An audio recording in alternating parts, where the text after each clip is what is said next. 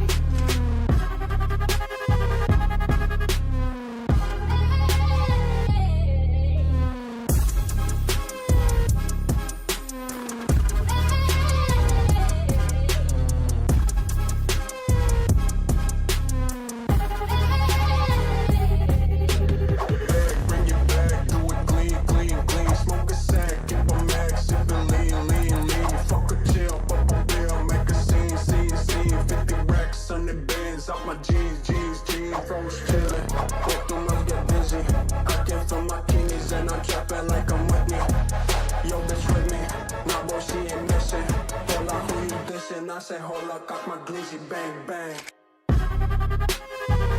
I say hold up, cock my glizzy, bang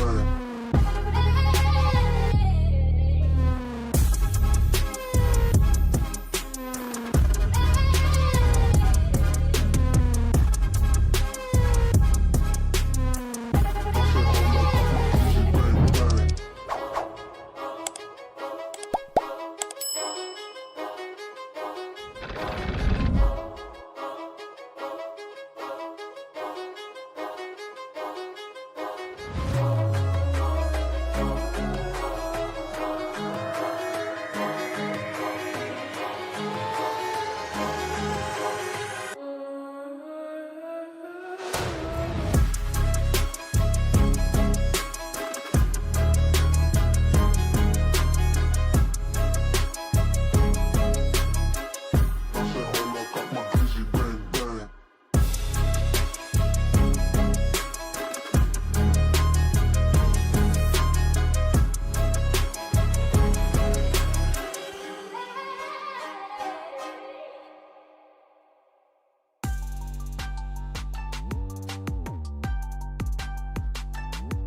You're tuned into Foolery.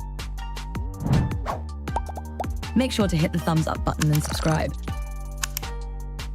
And consider donating with super chats, stickers, memberships, or you can even gift memberships to other chatters.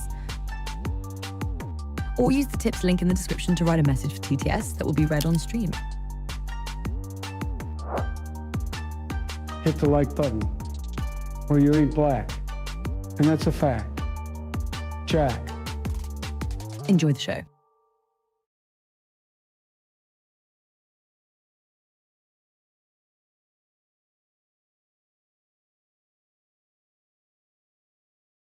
Wicked. What up, fools? Today is 2/16/2026. It is 10:42 p.m. I almost said 2028. I can't really see the date and time on the computer very well right now. I was this close to saying 2028, and then I thought, but it's not 2028. What year is it? And I know what year it is, so I said 2026. This is real-time production, real-time pivots being made here by a pro. Live decision making.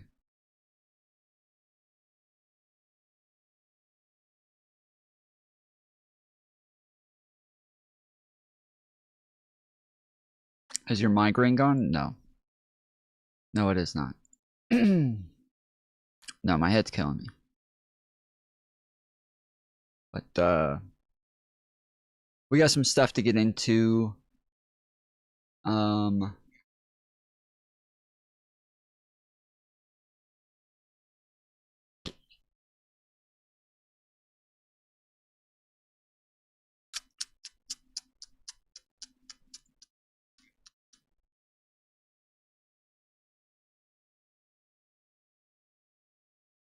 me a second. I got a couple of things.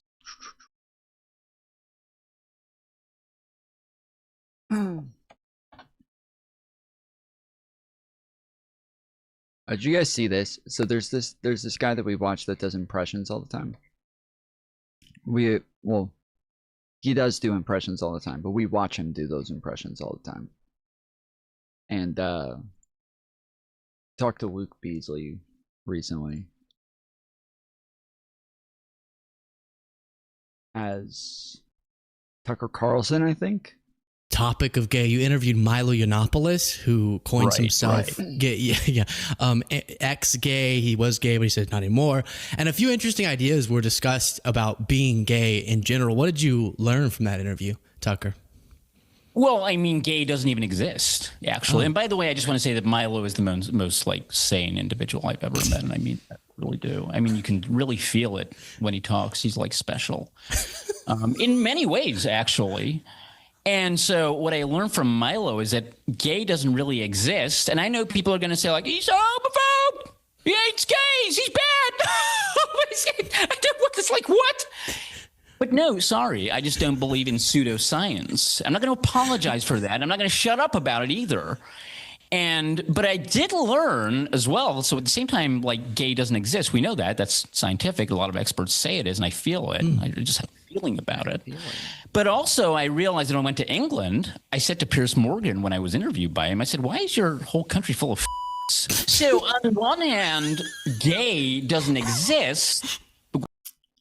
They bleeped him out, and they bleeped him out in this. It was not bleeped out initially. When I first watched this, it was not bleeped out. He straight up says the fucking F slur, dude. He straight up fucking says it. Like, he says, why does your country have a bunch of fags? Like, they did not bleep it out when I watched this initially. That's interesting. Morgan, when I was interviewed by him, I said, why is your whole country full of f***s? So on one hand, gay doesn't exist. But when you go to England, you realize that the whole place is like really f***ized, actually. I said, why is everybody here? Just a And I don't know how you don't see that. And if you don't, maybe you're a I don't know. Maybe people are. And by the way, I'm British, so I have the right to say that. But I'm not going to believe gays. Can't censor him, guys. He's an American. You can't tell him what he can't say. And he's also British, so he's allowed to say the F slur as well, because they use that word for cigarettes. So it's like British people or like Australians or all them, but with the word cunt. Is it in New Zealand? Does everybody say cunt in the same way that British people do? We use it for cigarettes here too. Do you? Technically, like, a fag is like, or a faggot is like a bundle of sticks. Like, this used to be the meme back in the days. You would just call other kids a bundle of sticks because that's what it is. It's like it's kindling. It's like kindling to start a fire or something like that, right? That's what a faggot is. And I remember somebody, and like, obviously, tobacco being just like a bunch of broken up leaves and twigs and shit. People started calling that a fag. But I remember a long time ago, I think it was, oh man, what's the comedian's name? I keep wanting to say like C.K. Lewis, but that's not.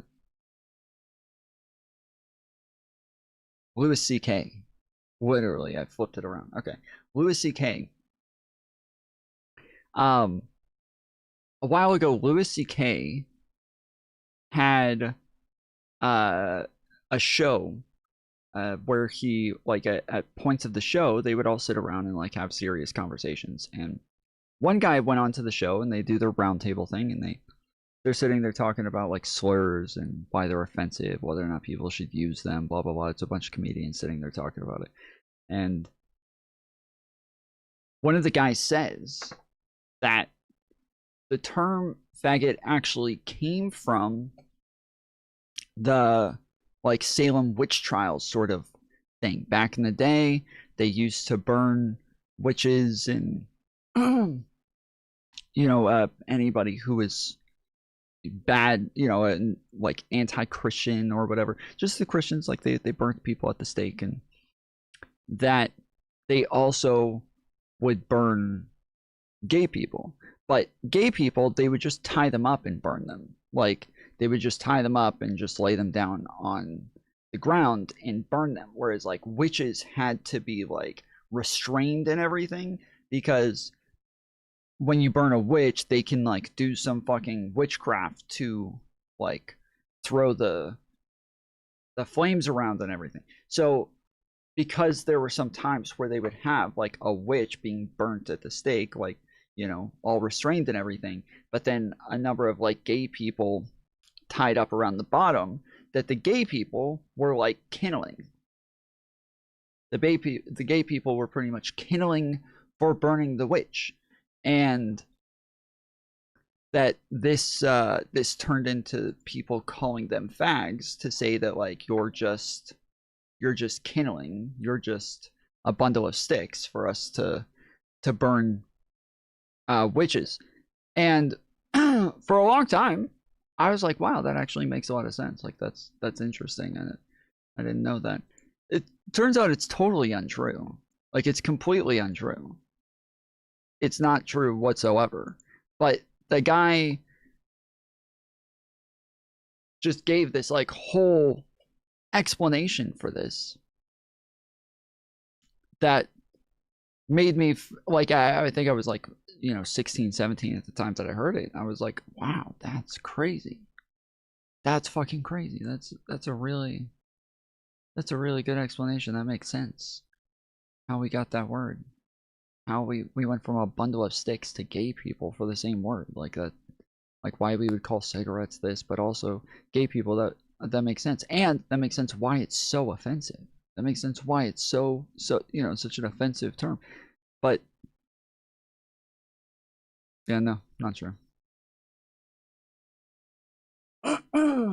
So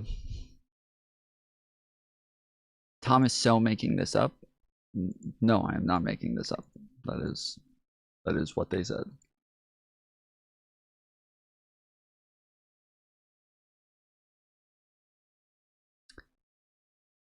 Who actually uses these words for their intended purpose? Like, I've never heard anyone use the F slur for sticks or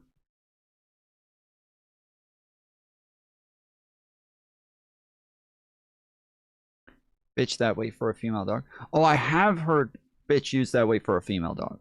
It's I have heard that for a female dog many times. But like as we just said, like that is why they call cigarettes fags. That is why they call cigarettes fags in the colonies, the British colonies.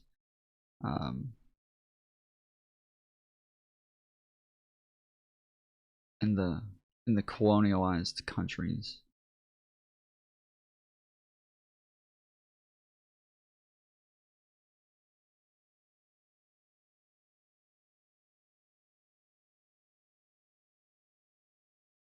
Yeah, they all do be sucking on them fags, don't they? Yep, British people.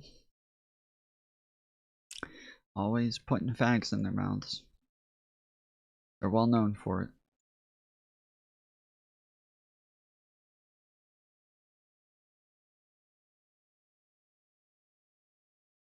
Andrew Tate, thank you for coming on the Let's Freedom podcast. My absolute and utter pleasure to be here, even though podcasts are one of the gayest things on the planet. So Valentine's Day is here, and you're obviously a controversial figure when it comes to the subject of love. So I want to ask you, can you steel man the case for love? So we're both professionals, Lex, and I want to answer as a professional. I believe that the concept of love comes down essentially to a man being a protector and a provider for a woman. In that traditional sense, I'm absolutely a believer in love. However, I also believe that the concept and the psyop of love as it has actually come to be known in Western societies is one of the gayest and most asinine things that a man could subject himself to. What I mean by that is that men in Western societies are often taught by the asinine ideology of feminism to treat their girlfriends and their wives as not only equals, but also as superiors. The whole thing's a scam. Men have been absolutely and utterly emasculated by Western societies, as women are allowed to tell men who they're allowed to see, who they're not, when they're allowed to go out, when they're not. And the men are just walking around as losers. Feminism, doop-de-doop. Do love stories move you at all? I guess what I mean by that is it takes... What's with the Aussie map at the bottom? Yeah, fuck those bitches. Let's get some Americas in there. For example, a classic like Romeo and Juliet. Do you have a favorite love story? Romeo and Juliet was one of the gayest novels ever and played by one of the gayest actors on the He probably likes The Notebook like a fucking douchebag. planet. I know that makes a lot of broke dudes on Twitter very angry as I ride around in one of my supercars. The Notebook is probably the single movie that has created all of the incels in the world. The Notebook is what has created all of the incels in the whole world. It's the fucking Notebook. Having just a crazy bitch woman just fucking gaslighting the guy the whole time and playing games with him and going back and forth on. That is what has caused so much inceldom. So one of my many properties around the world. Oh, Andrew, read books. No one knows who the fuck you are. Books and love are one of the gayest things on the planet. I've never heard anybody say love is gay before, but it's interesting. I mean, I guess I really love books, and I really love love. You think I've got time to sit around reading some dumb fucking book that came out of the thought of some brokey, some gay loser? My mind is far too intelligent and busy building empires. So you really don't see the value at all in reading, especially about love? I'm too smart for books. People are like, Andrew, can you read this? So you gotta look. You're a businessman. I'm a businessman. We're gonna talk like businessmen, okay? Like that's the thing that like Tate started doing like 2 years ago. Is all of a sudden like you know, I respect business. That's what I respect. I respect business, and if you're a businessman, that's what I respect, and so I can talk to you like a businessman to businessman, like not man to man, businessman to businessman. It was always like, you know, everything was business. It was always about business. This book, please. Oh, please read this book. Give me the synopsis. Now I have another property to buy while you're being a brokey and a loser fucking reading. I just feel like there's some... I was never made to watch The Notebook. I'm a real man. The host knows the plot. That's why I'm an incel, okay? This is why I am now an incel, and I applaud you, sir, for never being made to watch that. Hopefully you have a happy marriage, and isn't his business trafficking? Yes, that is not an easy business, probably. Lots of women involved. Lots of whining and crying and nagging women involved. So, probably not an easy business. It's something that he probably should be applauded for. Something that we all get out of books and the peace of reading that you can't get out of the chaos of life. I'm a man that needs that chaos in my life. I need to be riding a Bugatti collection. I'm too smart for books. Can you still man the case against me reading one book a week? Sure, it makes you an absolutely and utterly gay loser. There you go. You're gonna watch it, Tom, you bitch. So when she says that, she's not saying, Tom, you're gonna watch the movie, because I've already seen the movie, as I just explained. But she's saying that like Steven Crowder says, watch it. You're gonna watch it, motherfucker. That's what she's saying. It's abuse. These women are all abusive.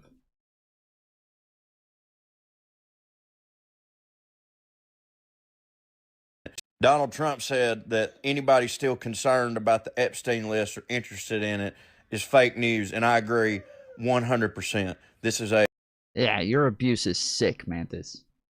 Yeah. Absolute, complete distraction, false flag.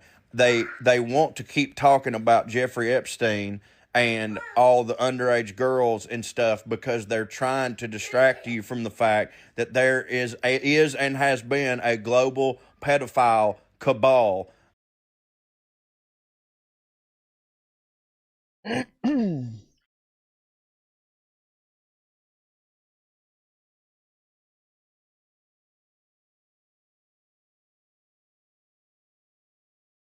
Is this a meme? Is this a joke? Is this a troll? The accent almost sounds a little too strong. It sounds a little too strong. It might be fake. He just said they're using stories about Epstein and all of these underage girls to try to distract us from the fact that there is and has been a pedophilic cabal. So they're trying to avoid talking about pedophilia by talking about Epstein and all these underage girls. We're not going to talk about Epstein and these underage girls. We're here to talk about pedophilia. Looks like he's using a filter now. Maybe. Hold on, let's Donald Trump said that anybody still concerned about the Epstein list or interested in it is fake news, and I agree 100%. This is a absolute, complete distraction, false flag. They want to keep talking about Jeffrey Epstein. Yeah, okay. It looks like his beard is flashing. And all the underage girls and stuff, because they're trying to distract you from the fact that there is... I can't tell. Is it flashing? It is and has been a global pedophile... It is. It is. His beard is flashing. His beard is flashing. It is. It's a filter. Cabal, and that they are involved. And it wouldn't surprise me if there was some type of list with all the clients on it of whoever it was in charge of this global pedophile cabal.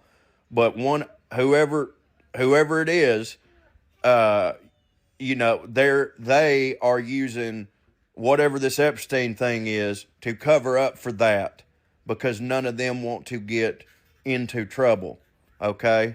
That's all that's going on. You were being fooled. But in case nobody knows, there are a huge group of pedophiles out there, probably on an island somewhere, with every single Democrat donor you've ever seen in your life, and we will never know about it because they try to distract you with whatever this Epstein stuff is. Okay? Yeah. I don't know what you people are asking me about in all these comments on these videos, but one, no, I've never gone down on a woman, nor wanted to, and I like my steaks well done. I don't know what that has to do with anything.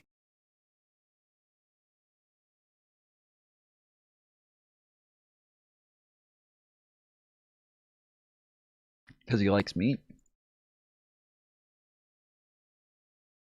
The way that I think that a black woman will win the presidency is if Condoleezza Rice runs for either party. Mm-hmm. I think... For either party? For either party? What? For either party?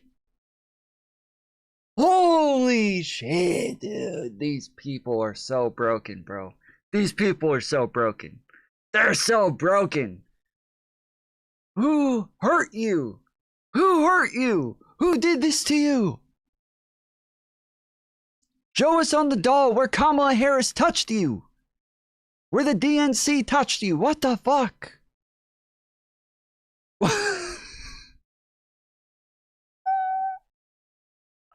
For either party. Oh, my head is fucking pounding now. And I have said this from the outset, and people are like, you're crazy. She would win the presidency. Wow, I can't believe, I can't believe people gaslight you like that, treating you like you're crazy for saying something like that. No way. No way they called you crazy. That's racist, is what that is. Calling a black woman crazy, that's racist, okay? That's what that is. Outside of people are like, you're crazy. She would win the presidency for either party. I am convinced of this fact. And so to me, to what extent are we, again, I really feel like there's a disjuncture between our support in theory and through our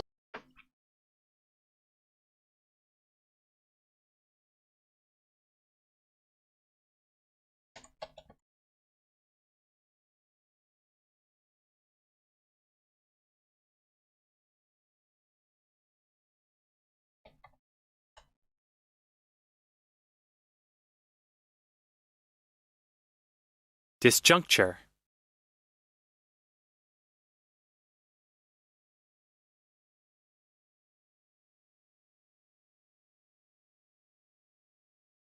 There's a disjuncture between our support in theory and through our lived experience, we being just working people for progressive policies, and then our willingness to show up on the presidential stage, or our ability, either whether it's money or organizing or whatever, to get an actual progressive candidate, even on the ballot. I'm not sure. And so again, so we'll see though. I could be wrong and you could be right. Maybe out of nowhere, because Obama came out of nowhere after all, right? So maybe out of nowhere, some, maybe not black, but maybe a brown progressive candidate. I doubt it's AOC. AOC is too compromised because AOC's gone, bruh. AOC's gone. She's gone, dude. She's compromised. She's not far left enough for them. Did you guys know AOC voted for Kamala Harris?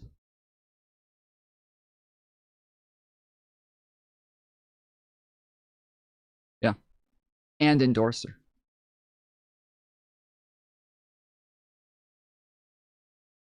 Yeah. Yeah, she's done. Yeah, she's compromised. That's that. Career over.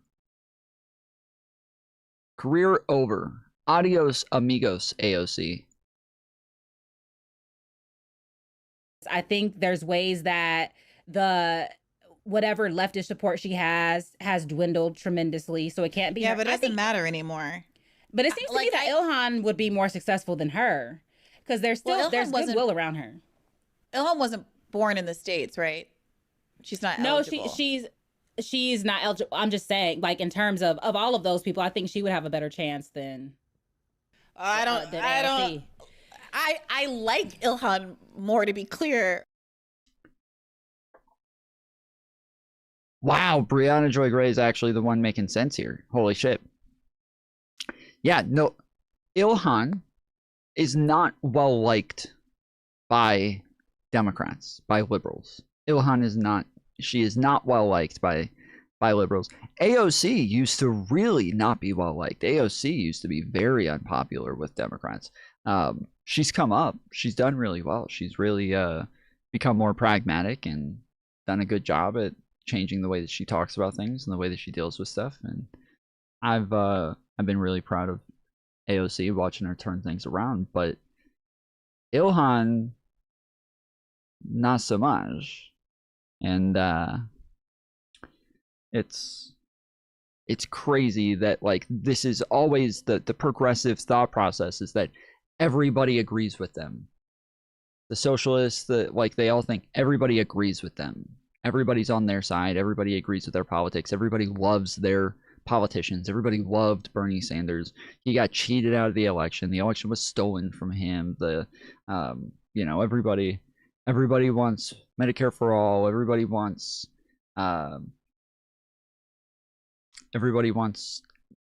socialism.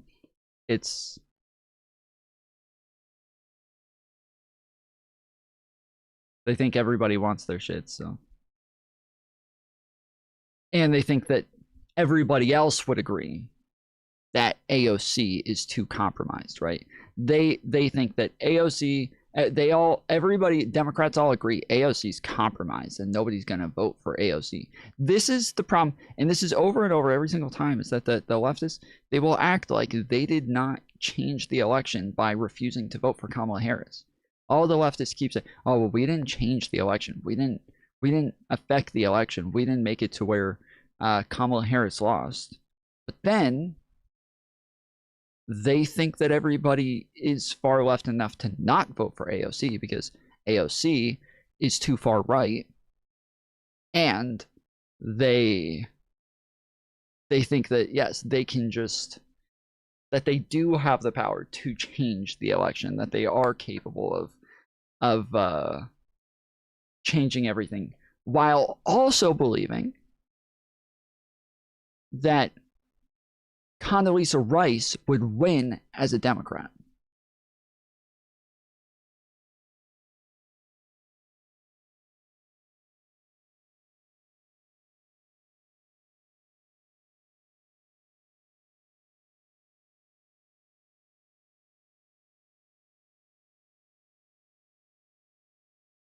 How is all of this possible at the same time? How is all of this possible at the same time? How can you have these contradictions all at the fucking same time? I don't know that I agree with that. I think that she is, for a few reasons, but I don't really. I mean, it's kind of a moot point. AOC's. It is likely we're gonna get. I mean, I give it 50-50 odds on an AOC run at this point. What do you think her odds are of getting? You think that she has a chance of getting nominated? I think the nomination. I don't even know the name. Because you freaking fricks just can't ever be quenched. Your fantasies can't ever be quenched, can they? You freaking fricks! When will you learn? When will you learn that your actions have consequences?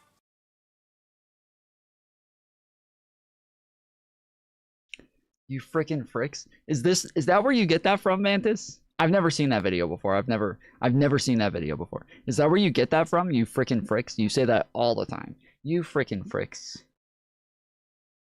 The AOC could win the nomination. I think that there is a world where AOC wins the nomination. Here's the problem that I see with AOC. She has now been in Congress for a while. She won in 2018. The better part of a decade. 2018. Jeez, I thought it was longer than that. Yeah. She flipped really fast. That's crazy. Yeah. And I would recommend people go back and listen to some episodes with Corbin Trent and Shrekat Chakrabarti, who were both. It is crazy to think that it was 2018. She, like, think about, like, the squad days, dude. Think about the days back with the fucking squad. Like, as somebody who was a, like, hardcore conservative at the time, watched Ben Shapiro and Daily Wire every single day, that, I mean, it was a daily basis where I was hearing about the squad running amok in Congress and all of the crazy stuff that they were doing and saying, and they were being condemned by Congress and, like, you know, having motions to condemn their actions and their speech, and they're like, they were always in front of cameras just doing and saying the most provocative, outrageous stuff. But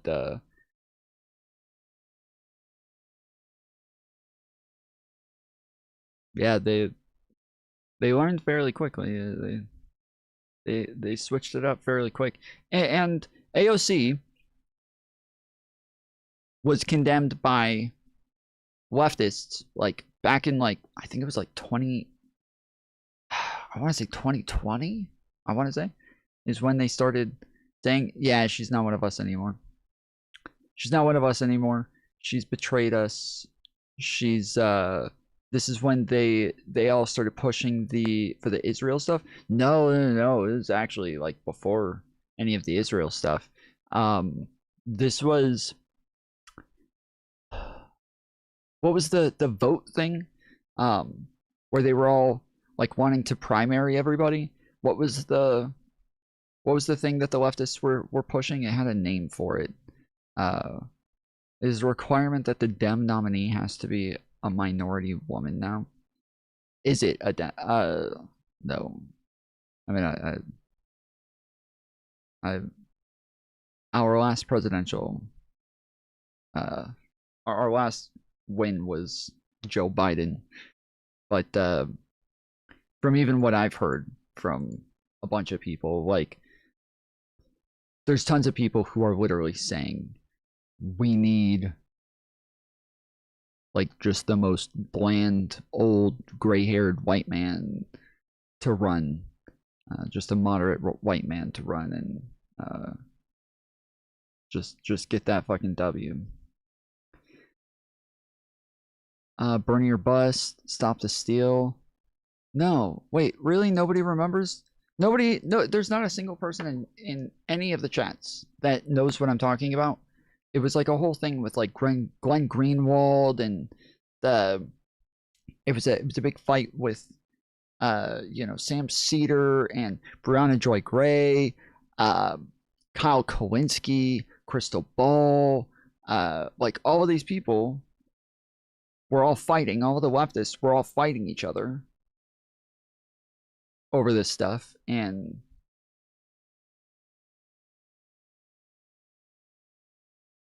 I gather no one wants to answer my question. Okay, what was your question? Can someone please explain to me why the Democratic Party is trying so hard to shove homosexuality down the throats of the American citizen? Because they want you to be gay. They want you to be gay, and it's a little... now, just to be clear, no homosexual is shoving anything down my throat. I don't... What's been going on with you behind closed doors is your own business. I'm not interested. You don't have to put it in my chat. You don't have to talk about it. But if you do want to talk about it, you should probably go see a therapist. This is not the place to talk about gay people shoving stuff down your throats, okay?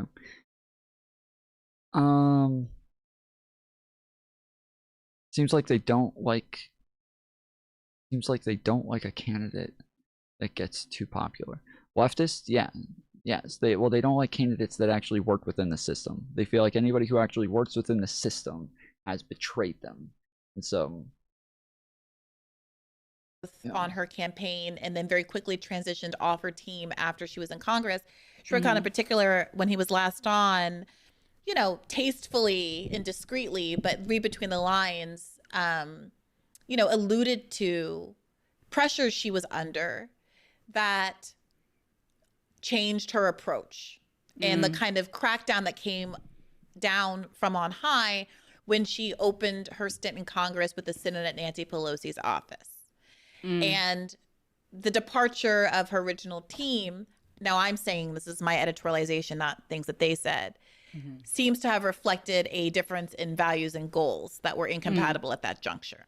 And it is her willingness to bend the knee, for the lack of better words, that make me believe that she has potential within the party. And I mean that as an insult, frankly.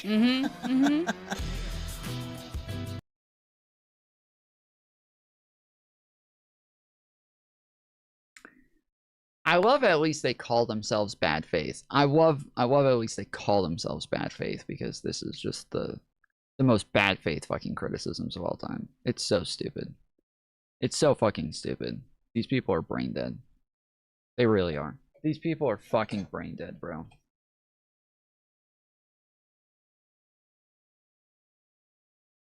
If anybody goes into the Discord, you guys look at Mantis's name. Does she have the fool's tag on her name? Because she says from her view, she does have it. But from my view of her name and anybody else, and well, yeah, from her name, she does not have it. Whereas I see it on mine, I see it on Dami Lama's and other people. I see the full tag on a bunch of people's names, but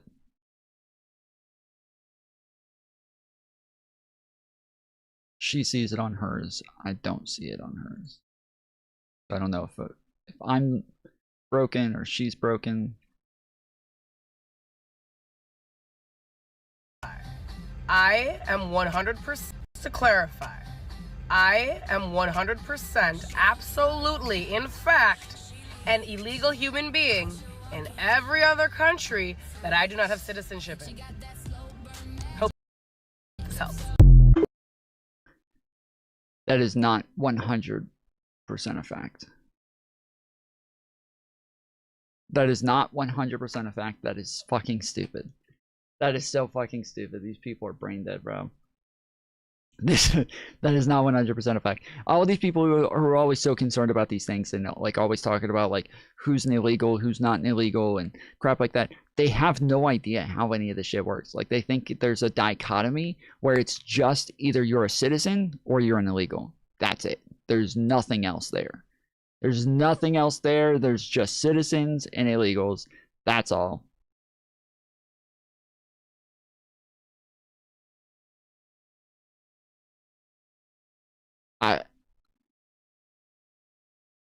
Like, there's no way these people are this fucking dumb, bro. That every other country also does not have a dichotomy. Not just the United States. It's literally every fucking country. Nobody has just this dichotomy where it's just illegal or citizen. Nobody has that. Nobody. No country. Like where she's a 100% a fact. No, it's actually 0% a fact. It's not a fact anywhere in the world. Anywhere.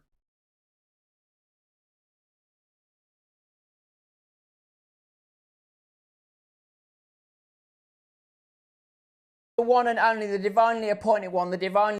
Ladies and gentlemen, give it up for the one and only, the divinely appointed one, the divinely anointed one, the prince of principles, the king of online kings. Ladies and gentlemen, it is Tucker Carlson. How you doing, mate? Well, it's a pleasure to be here, Russell, and I mean that. It's been far too long, right? It certainly has, Tucker, and I would like to get straight down to business, so I would submit before you, with your permission, that it is the sanctity of the discrepancy that has dictated the promiscuous society in which we reside. I am, of course, referring to the masturbatorium and the mores and the traditions that society has come to accept within its conviviality, notwithstanding, of course, the word of Jesus embodied by me, Jesus himself, and you as the mouthpiece and the prophet to bring our mystical minds together in this coalescence of conversation. Oh, that is so true. And I really couldn't have put it any better myself, actually, and I mean that. I really do. So the cosmos is clearly experiencing a form of abject abnormality manifested by the peculiarity of the permutations of the testicularity in which the industrial military complex has now, throughout the 21st century, I think it's safe to say that it has reached its zenith, not to be confused with its apex, which is, of course, a distinct wankliteration of the same word. So my question for you will be... Yes. Can war ever be considered to be a benevolent movement of the hand of our Lord and Saviour? And if so, and if not, why are they trying to silence us? Well, I'm actually...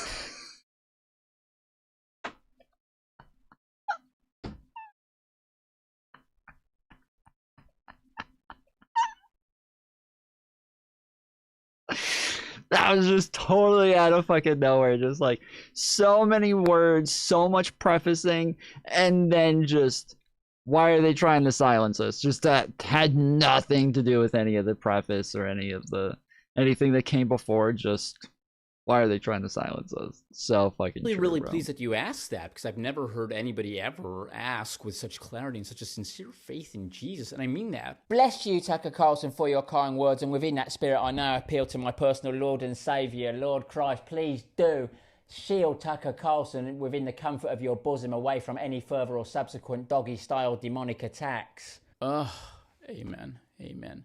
No, it's actually one of those questions that people hear and they're just like, shut up! Somebody shut him up! He's bad! He hates America!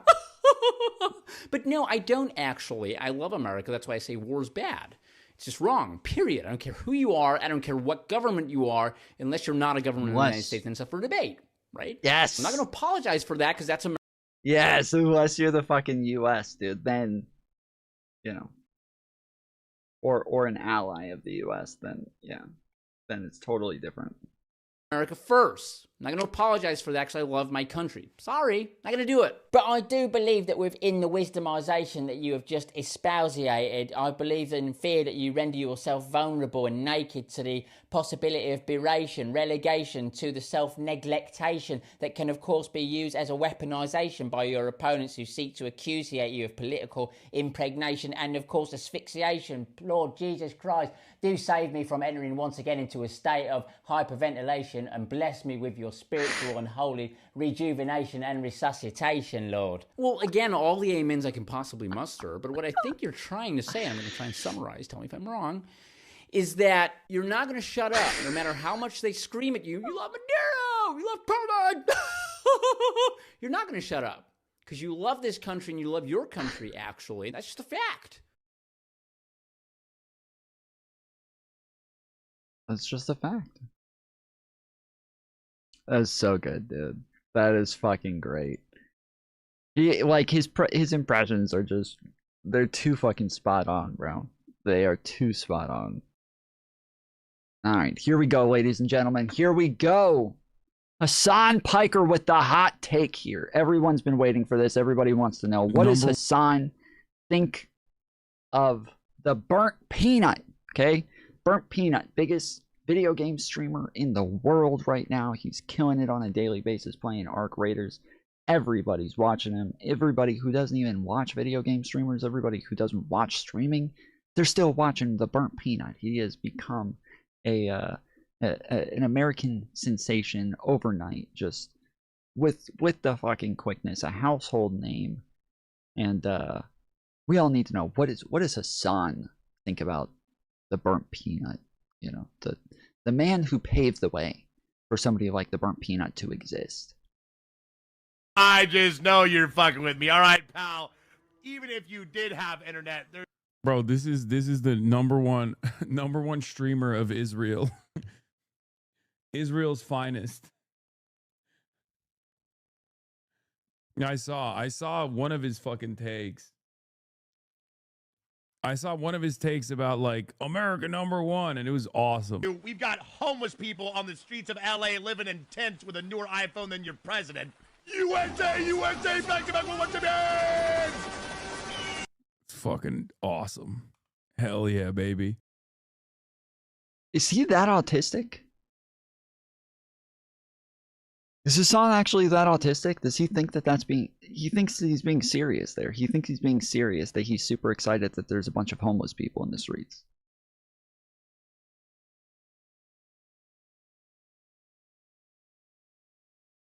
Peanut, who does not talk about politics at all. He doesn't, the closest that he ever came to talking about politics is where he said that whoever you voted for, that's his favorite person. Like, that's it.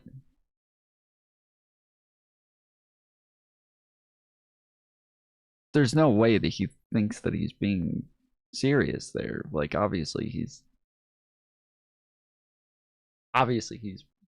being sarcastic. What the fuck? Homeless people on the streets of LA living in tents with a newer iPhone than your president. USA, USA, back to back with what you mean. It's fucking awesome. Hell yeah, baby. I said we have an elite pedo cabal running the government so their pedo friends can extract super profits from the global south so that we dominate militarily the wealthiest nation on earth. We're close to 1 million people sleep outside every night. We are a cruel joke. We can do better. Spiritually, Dr. Kid Inspect? No, this is the new version. That's what I'm saying. This is like, yeah, he's probably a Trump supporter. He probably is. The only reason I say that is because I do think a lot of liberals are a little bit too soy about shit. There's Cloaksy one time. Cloaksy's somebody that he plays with all the time. And Cloaksy definitely came this close to saying the N-word on stream. Now, he denied it. He said that's not what he was doing. He kept saying that he's never said that word in his life, that like that's not what he was saying. That motherfucker, he almost said the N-word. He almost said the N-word. Like, for sure. Bro almost said the N-word. Ladies and gentlemen, give it up for the one and only, the divinely appointed one, the divinely anointed one, the prince.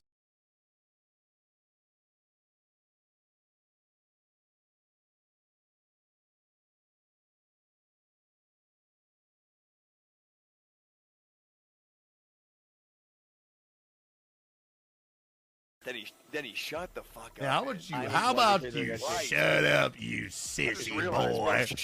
How about you shut up, you sissy boy?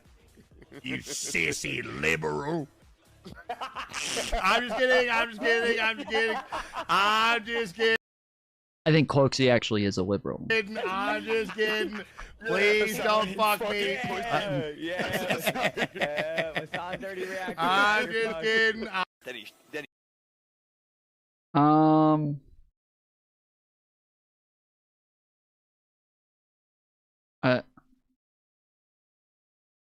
can't find it. Did he have all the clips taken down or something? What the fuck happened here? I just stared at them. There was two of them. One's wearing a white spaceman outfit, and the other one's they're going up the zip now. Dude, you're staring at a wall. Like, what do you mean you're staring at them? One's wearing peanut skin, and the other one's a white, spaceman.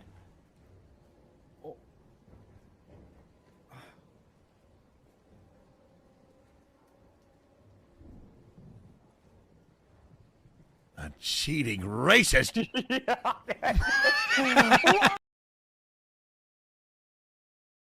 I don't know where the fuck the clip is. Okay. Well, whatever. Yeah, there's clips of him coming very close to saying the N-word, and the Peanut like definitely defended him from the beginning in a way that I would, but Anyway, what is this? You got this. Yeah, give me a sec. I got these fucking clankers on me. I gotta kill. There you go. I got these fucking clankers on me. Yeah, give me a sec. I got these fucking clankers on me. I gotta kill. Ew. You guys see that?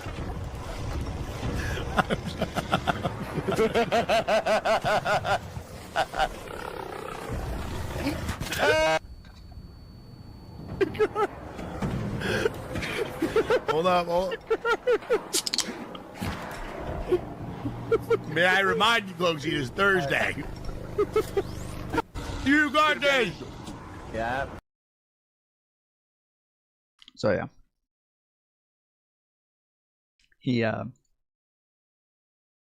He definitely almost said it. For sure.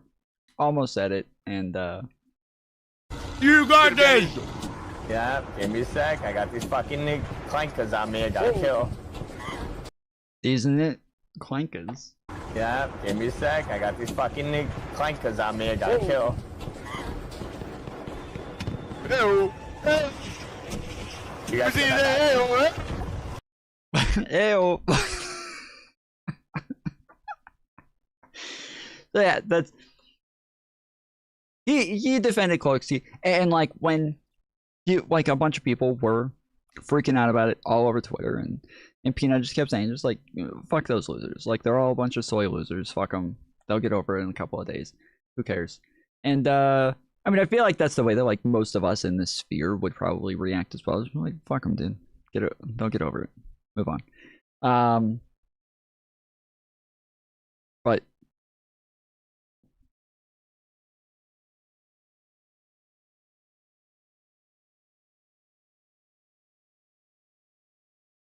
it is what it is. I think, but yeah, I think I normally when I see that, I do think, okay, they're probably I'm not a fucking jester for your amusement. So if you think that the TTS being on is gonna allow you to make me say fucking retarded shit, then you're out of your goddamn mind. $3. Yeah. You'll clap your AG. Keep it up.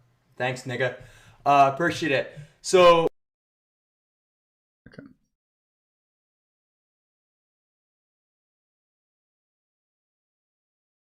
So yeah, he might be a Trump supporter, but I don't know. If Peanut ran for president, that might be the one time I won't vote blue, no matter who. Destiny apparently got swatted. Unfortunately, we're in like very uncharted territory with the current Oh, hold on one second. With the current administration. Hold on. Had toward big businesses. To some people, maybe this just seems like a big... Yeah, but that's not a symptom of a well-functioning market. In a good market, you move to somebody who's less extractive. That's why there are certain things like housing and healthcare that maybe shouldn't be purely market-driven. And so I think this is all like... Where maybe the economy is benefiting, or like the biggest companies in the economy, like is there some portion of the finance industry that's like, these companies will be fine because like they have made it clear that they will bend the knee and that Trump will reward them for that? I mean, I think some of them are struggling. So the Trump administration took a large percentage of Intel stock went up on the news. And I'm like anchored to it right now. And so every time like something comes along, I'm like, does this explain my question? But the question is just like, why is the economy sorry, I missed a little bit of this. Sometimes I have a few friends that come over and they like to hang out a little bit. So I don't know what I missed here. Sorry. Unfortunately, we're in like very uncharted territory with the current Oh, hold on one second. With the current administration. Hold on. Had toward big... Yeah, that's rough. I mean, like, he handles it like a champ, but like swatting is always a fucking scary thing.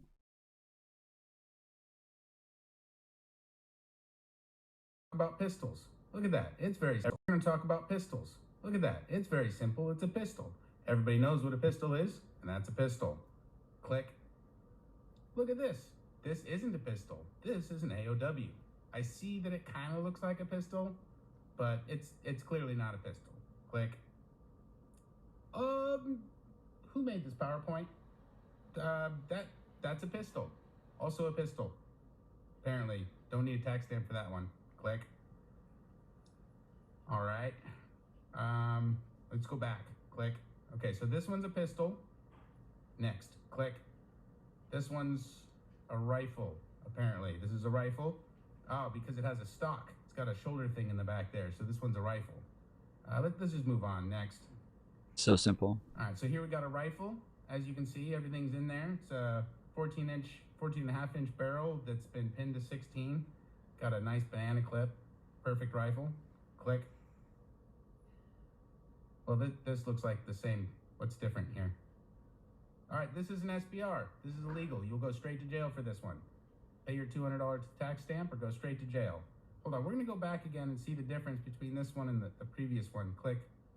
All right, so this one's a rifle. Click. This one's an SBR. All right, moving on. Next. This one's a pistol. All right, let's go back. Click. This one's a SBR. Click. This one's a pistol. This one's a pistol. Looks like it's fine. Everything's fine with it. You can have this, no tax stamp. All right, let's move on. Next. Click.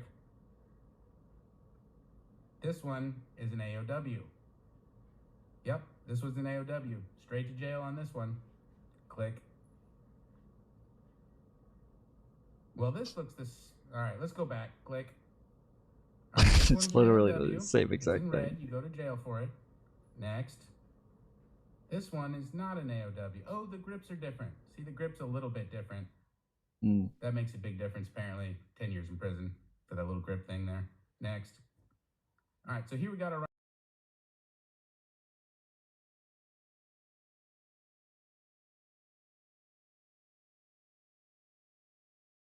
Fair enough. It's so simple. I think it's simple.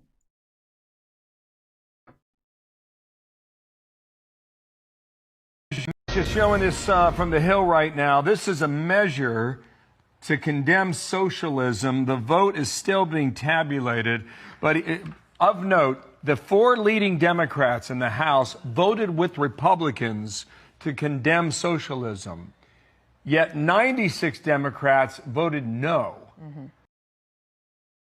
Democrats exposed. Democrats exposed. They did not vote to condemn socialism. That's that. That's that. 96 Democrats in the House did not vote to condemn socialism. So Democrats have been exposed. Now, when they say 96 Democrats voted no to condemn socialism, and 4 leaders in the Democrat Party voted to condemn socialism, that equals 100, right? That equals 100 people right there. 96 voted no. 4 voted yes. There's 217 Democrats in the House right now. 214, somewhere around there. We don't even have half the fucking Democrats included in this. We don't even have half of them.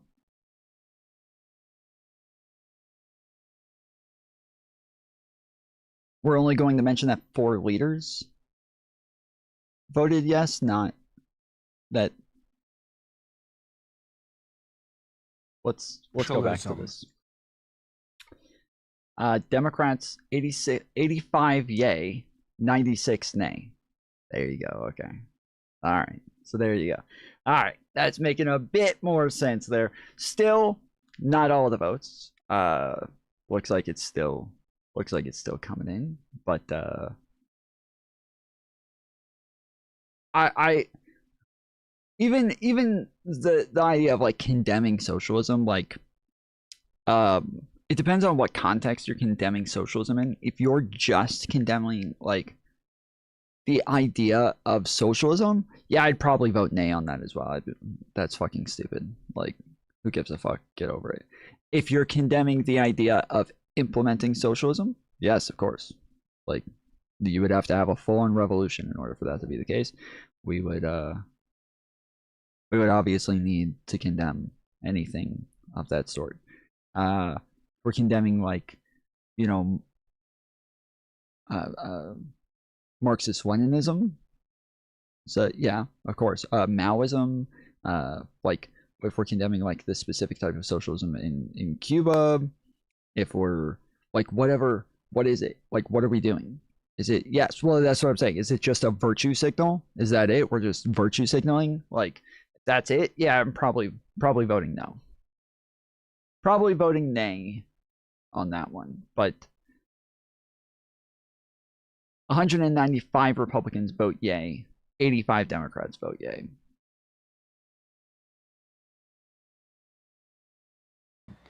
Yet 96 Democrats voted no.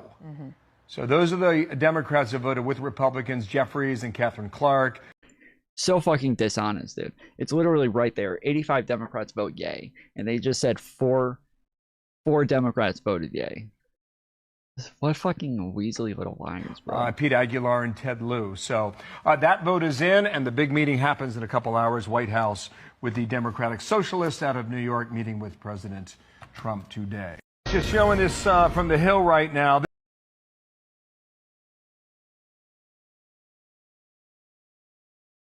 We also learned that last night a bomb squad and agents from the Bureau of Alcohol and Tobacco, Firearms, the ATF, obviously. What is the Bureau doing? Has anybody traced this down? Were you brought into an FBI bureau? The Bureau? Who's a former Bureau of Prisons chief? Because there is a bureau that has been corrupt, rebuilding this bureau. Chief of the Utah Bureau is the bureau's public-facing spot, cleaned house at the state bureau of the old Federal Bureau of Narcotics, with the Federal Bureau of Investigation, Federal Bureau of Investigation, Federal Bureau of Investigation. Out of all of the FBI bureaus in the United States, 55 main bureaus and over 350... Oh, that one was so close. In the United States, 55 main bureaus and over 350 satellite bureaus. The FBI sent the specific Connecticut bureau, that bureau, to UVU. I wonder what moved them to send that particular bureau, which just feels like you got a lot around you. It's obvious when people are attacking her on Burrow and not whether or not Israel murdered Charlie Kirk with Qatar and the space-time continuum aliens who time traveled with Charlie Kirk. When they're not addressing those points, it's obvious that there's a lot of guilt there, that they know she's right and they're choosing to go after her for something totally unrelated instead. They're making ad hom attacks instead. Because they know she's right. They know when you start getting attacks like this, this is when you know you're on the right track.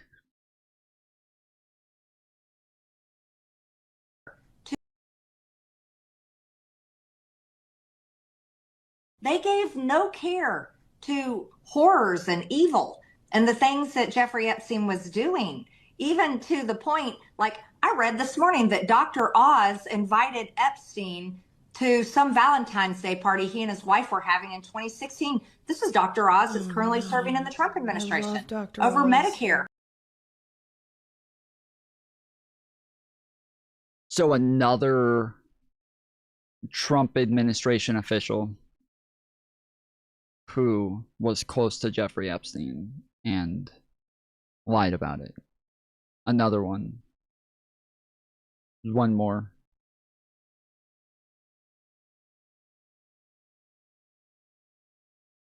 I think we can just go ahead and safely assume all of them were best friends with Epstein, and that's why they're in the Trump administration. I think we just go ahead and assume everybody in the Trump administration is there so that they can shut the fuck up. They all needed. Trump needed all of them to stay quiet, and so their path to secrecy was a spot in the administration, a spot back into relevancy. Exactly. But that was after Epstein had.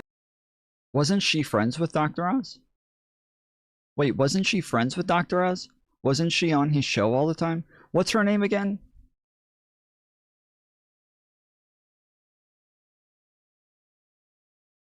What's her name again? Been convicted of pedophilia. So it's like, what? How do these people? And that's the hardest part. Jillian Michaels, yes.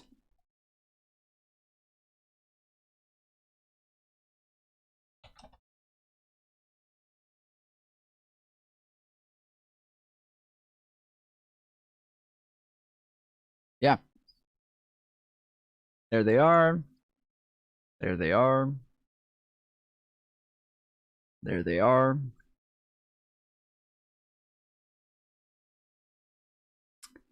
Yup.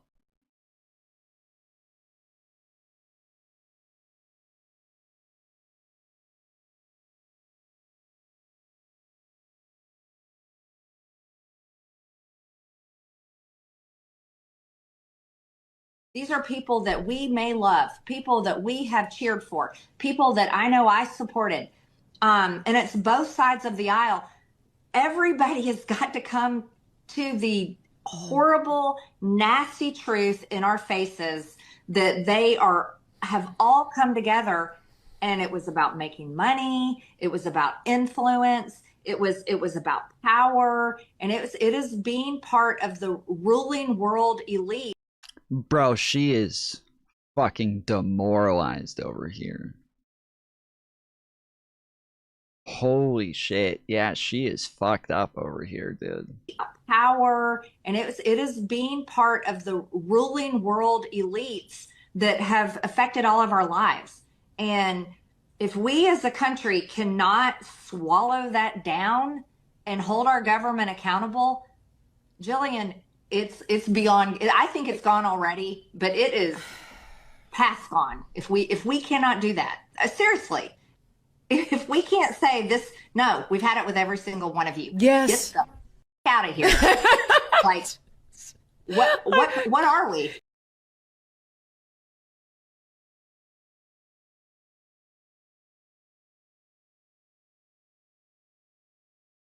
No different than Democrats trying to get help from Jeffrey Epstein. What do you mean, get help from Jeffrey Epstein? What does that mean, get help from Jeffrey Epstein? Like this? Oh. Okay, like this. Obama has been totally outed by Johnson over here. Barack Obama's not in the Epstein files. What are you talking about? You clearly have no idea what you are talking about. You don't know what you're talking about. Barack Obama's personal lawyer, Catherine Rumler, White House counsel. This is arguably the most powerful lawyer in the world.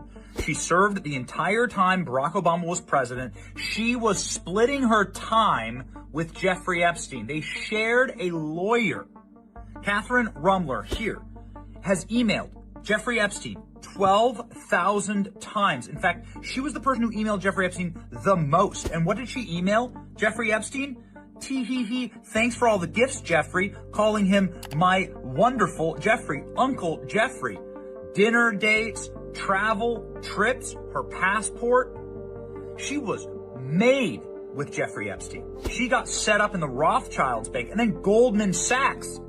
She got set up on Wall Street by Jeffrey Epstein. She even set up Jeffrey Epstein with Barack Obama, or at least they tried. You can see at the United Nations, they were trying to make it work. Catherine Rumler has resigned out of humiliation over these revelations. She said you didn't know who Jeffrey Epstein was. Jeffrey Epstein was a convicted pedophile. This happened in 2008. That's the first year, by the way, that Barack Obama was in office.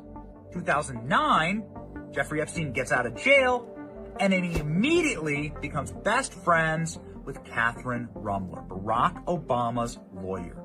Here's an exchange where Jeffrey Epstein says that Catherine Rummler is a perfect lawyer for me because she's a feminist and because she's loved by Hillary Clinton and Obama. This is Jeffrey Epstein's own text message.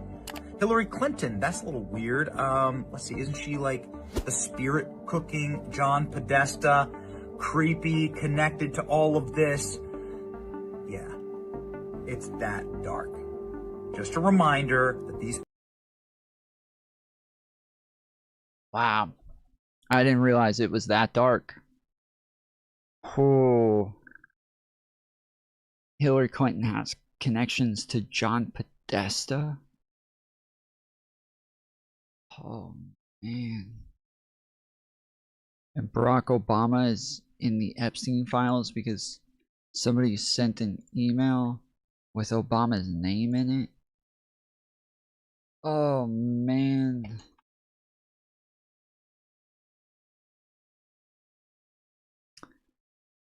Oh, we're done.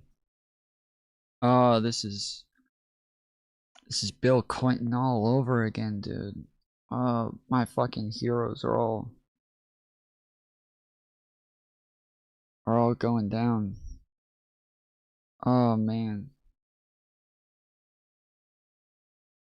So dark, dude. Calling Obama dark is racist. You know what? This is racist. That is obviously a dog whistle when he's talking about Obama and then he says it's dark. This is kind of like Trump posting the fucking monkey video and everything.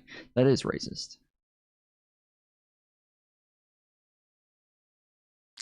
Tom, who was the person that Republicans claimed that President Obama was friends with a terrorist? Wait, what? Who was the person that the Republicans claimed President Obama was friends with a terrorist? What? I can't even tell if that's a question or a statement. Are you... Oh, okay, sorry. Okay, are you asking who's the terrorist that Republicans claimed President Obama was friends with?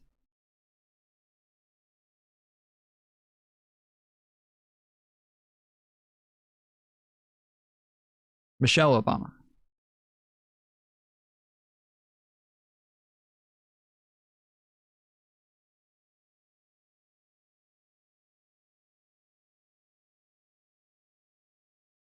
Joe Biden.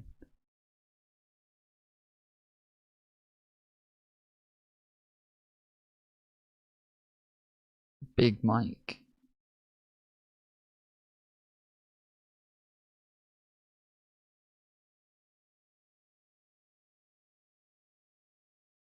I was a liberal until just now. I was a liberal for 20 years. But now I'm realizing the Democrat Party has gone too woke. Gone too woke. I can't deal with it. A woman said Obama's name in an email. People, they have these squeaky clean images of themselves. There's never been a... Yeah, you pretend you're squeaky clean. You're gonna pretend like you've got nothing to hide. But we can see those skeletons in your closet. When somebody else sends an email to Jeffrey Epstein and puts your name in that email. Or when Jeffrey Epstein says, I like this person because Obama likes them. Why would he like somebody because Obama likes them?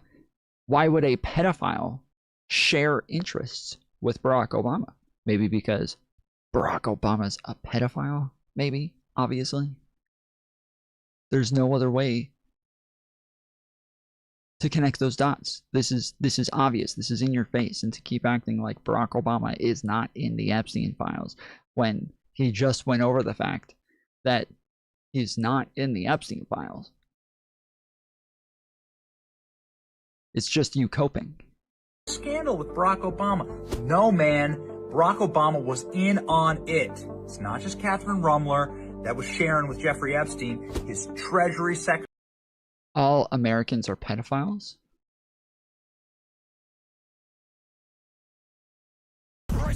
Okay.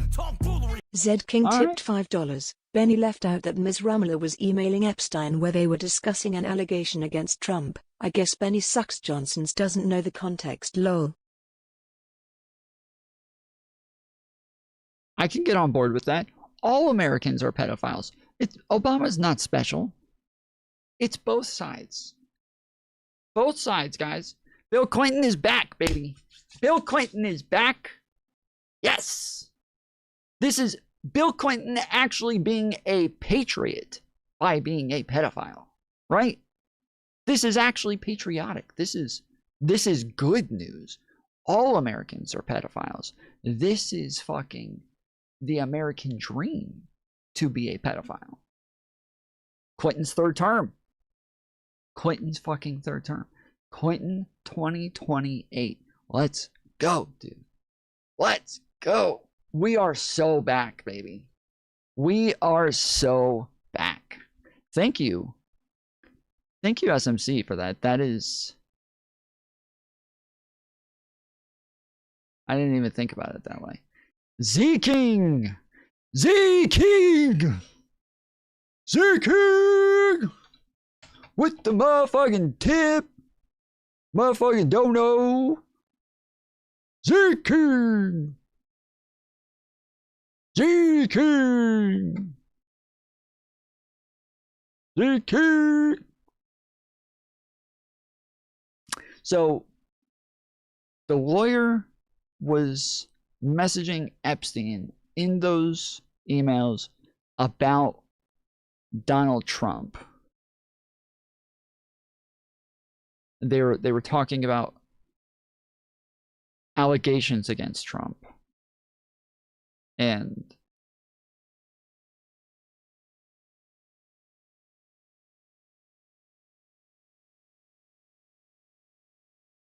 he's just leaving that part out.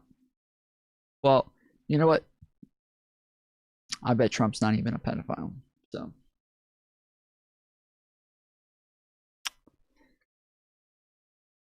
Secretary Larry Summers in the documents.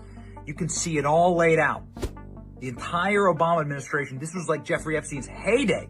And if you're still sitting there being like, well, Obama never went to the... Tom, if everyone's a pedophile, then no one's a pedophile. Yes. Just like racism. When everyone's a racist, no one's a racist. Clinton Lewinsky, 2028. Beautiful. Beautiful. What a better way to come back than to come back as a feminist with Monica Lewinsky as his vice president. She'll become the first female president. Let's go. Clinton is so back, baby. My fucking hero, Bill Clinton. Island or whatever, you know, we're just going to forget all this creepy personal life stuff. Ask yourself this. Why didn't Barack Obama ever prosecute Jeffrey Epstein? Why did they never have any interest in going after Epstein? It was only Trump who signed an executive order day one against human trafficking and put Jeffrey Epstein back. He signed an executive order against human trafficking, and that's what got Jeffrey Epstein. Was we needed an executive order to make human trafficking illegal. Thank goodness it was never bad before. It was never illegal before. Donald Trump was the one who made human trafficking illegal with his executive order.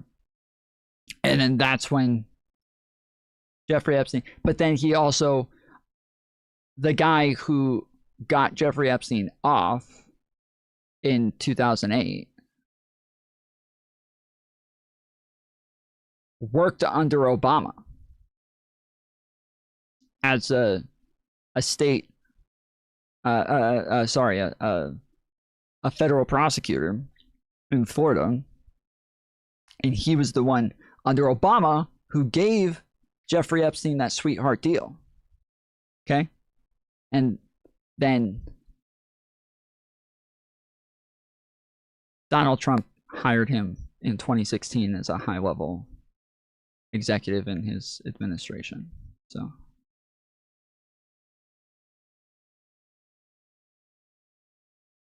he kind of got a promotion from Trump. But Whatever. Back in prison where it belonged. Trump made human trafficking illegal. So Just a question. yeah. Well, thank goodness now we know. You thought Obama wasn't in the Epstein files? Well, now you know.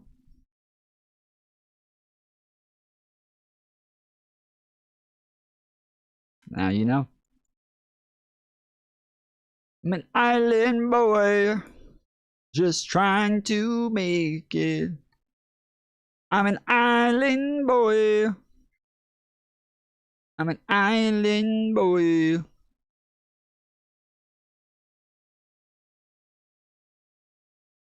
Happy Washington's birthday observed today. That's what it is in the state of New York. I'm a New Yorker through and through. Let's take a look at another president, though. President Donald John Trump. Look at this. I got 4 numbers across for you on this screen here. They are all second-term lows for the given pollster. What are we talking about? AP.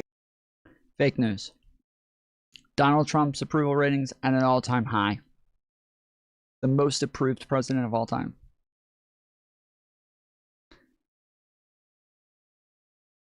The most approved president of all time. Okay. Trump took on the wind. Now he's taking on human trafficking. The wind is bullshit. Okay. Everybody knows that. The wind is bullshit.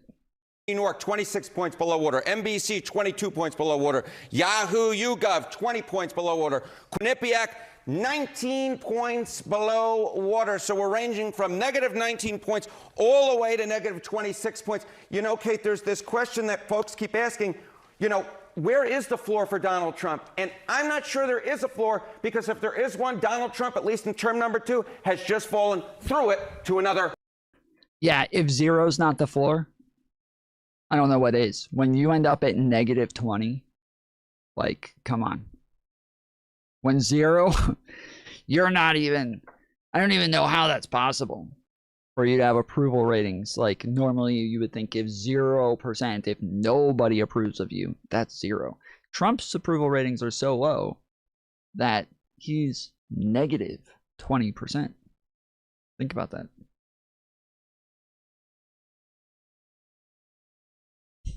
Just think about that, guys. All right? Sit with that for a minute.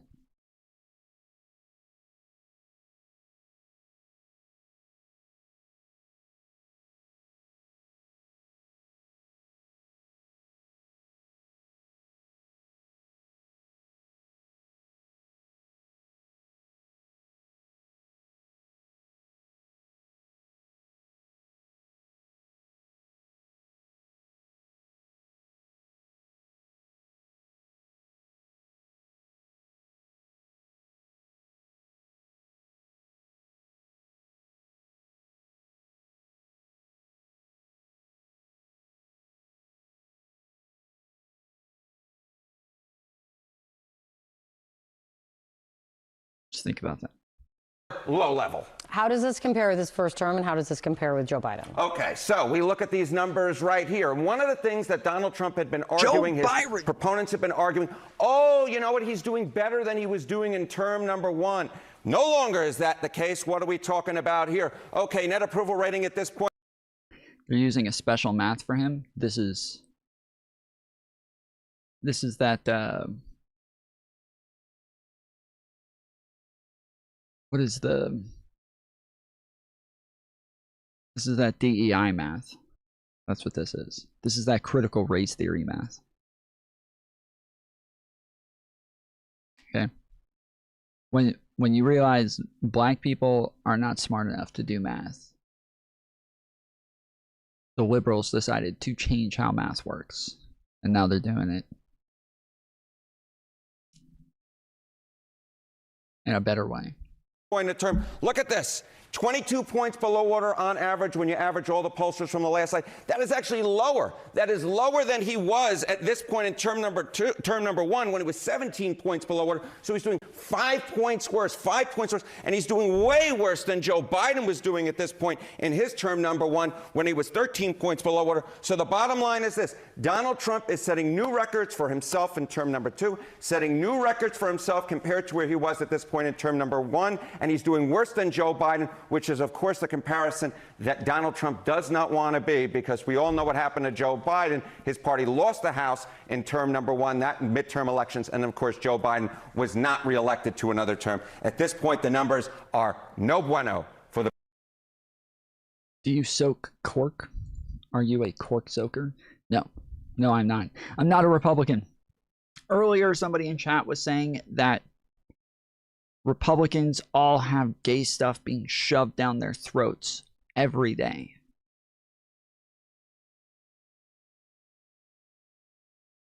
So that is a thing that is very specific to Republicans, apparently. I am not a Republican. The President of the United States. What's driving this that you're seeing right now? Okay, Kate. You know what? This is the segment. We have done it over and over and over again. Sounds like a them problem. Sounds like a they-them problem. Again, because he keeps setting new lows for himself. What are we talking about? Well, we're talking about independence. We're talking about independence. When you lose the center of the electorate, you lose the American people. Trump's net approval rating among independents, you know, at this point, you go back term number one, he was 17 points below water. Now, according to Quinnipiac, he is 27 points below water. I don't understand how this works out well for the President of the United States. When you are 27 points below water, underwater, with the center of the electorate, with independents, you lose, your party loses. You know, I've made the comparisons before, you know, oh, he's more underwater than Greg Louganis. I've made the comparisons with all those different divers. And the bottom line is this: you can continue to make those, but over time, when you keep making those same comparisons, they run a little bit old. But at this point... Tom, did you see this segment completely? 33% of all Democrats identify as Democratic Socialists. I did. Now, this is something that we talked about on this channel a ton, is that there seems to be a problem where most people don't seem to know that there's a difference between social democrat and democratic socialist. I've literally had people on here who say, like, oh, I'm not far left. I'm a democratic socialist. And I'm like, oh, wait, but that is far left. Okay. So all right, so fine. So you're a democratic socialist. But then later they come back and they're like, bro, I'm a liberal. And I was like, wait, what? You're a liberal? You're not a liberal. You said before that you were a socialist. They're like, wait, what? I'm not a socialist. I was like, you said you're a socialist. They're like, no, I did not. I was like, you said you're a democratic socialist. They're like, yeah, democratic socialist. That's what Bernie Sanders is. I was like, yeah, he's far left, bro. He's a fucking socialist. What do you mean? They're like, no. Like a Democrat who just wants like some welfare, but I believe in capitalism. Like a social democrat? You're talking about a social democrat? You called yourself a democratic socialist. They're like, wait, those are the same things.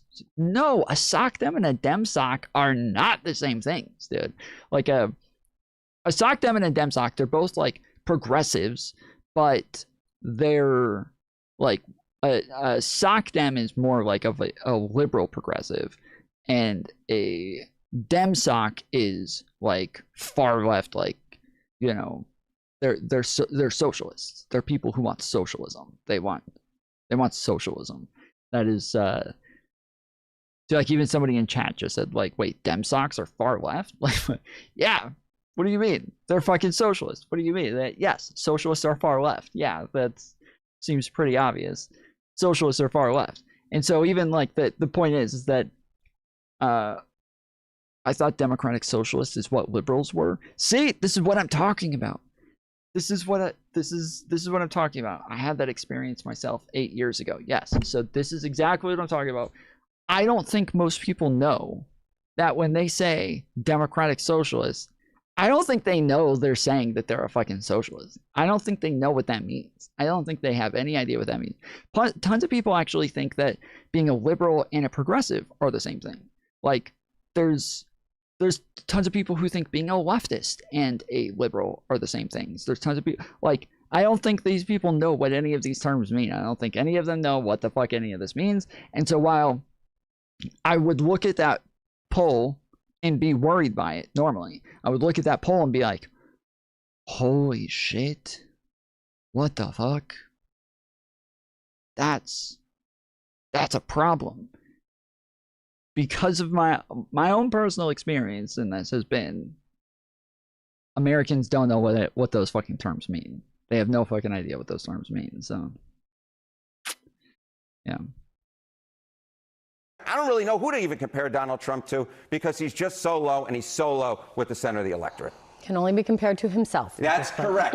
Harry, thank you so much. Thank you.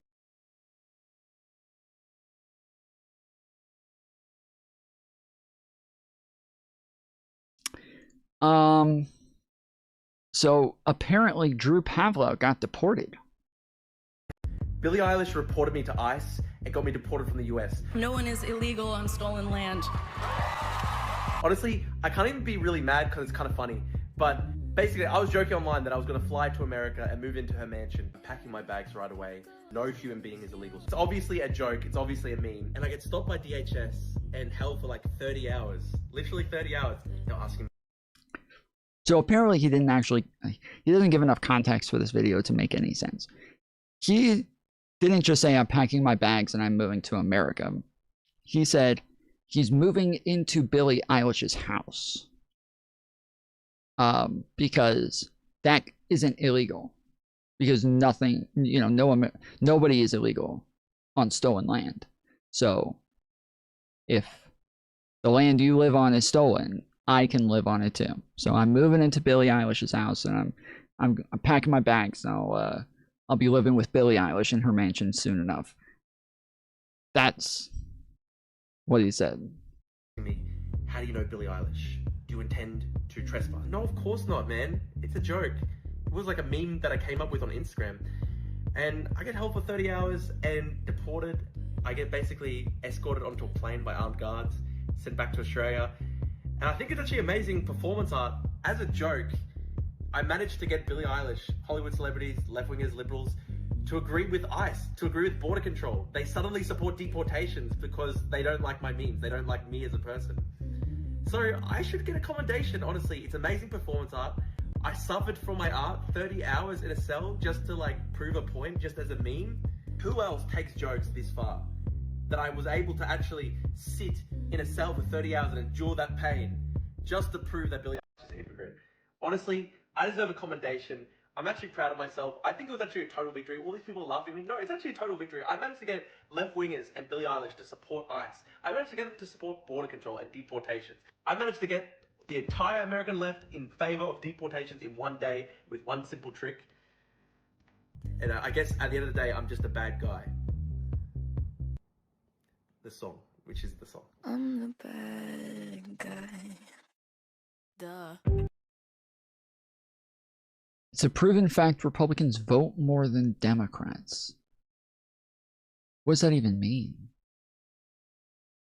So yeah, there are a bunch of centrists out there who will vote Lib because of the crazy stuff going on all over the country.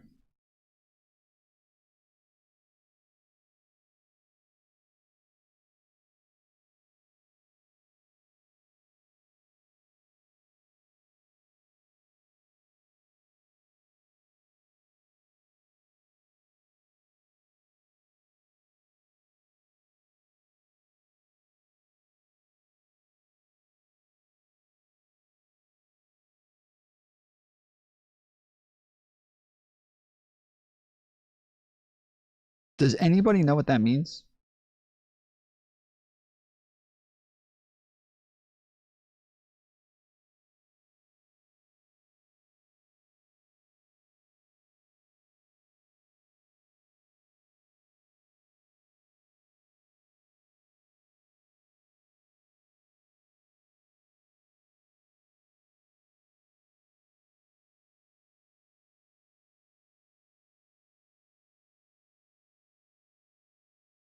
Does anybody know what the fuck that meant?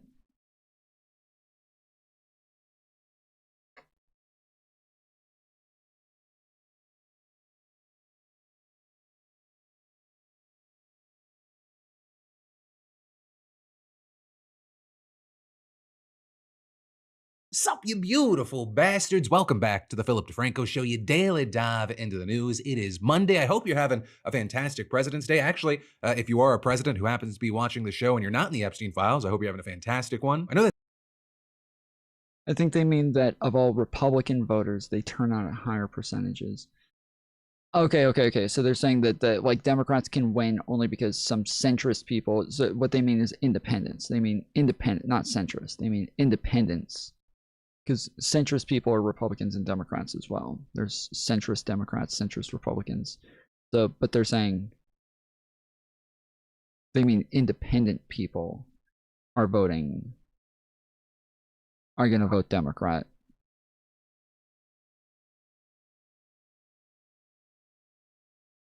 No, Tom, he means Republican Party has higher turnout. Okay. Democrat Party is larger. That's actually not true. The majority of Americans for the last, I think it's 8 years, have identified as Republican. In 2025, that shifted in about like March, April. Donald Trump, just in the first couple months of his presidency, was doing such a horrible job that the majority of Americans switched and said that then the majority started to identify as, or actually it was a plurality, but that, yeah, a higher percentage of people started identifying as Democrat than Republican. But the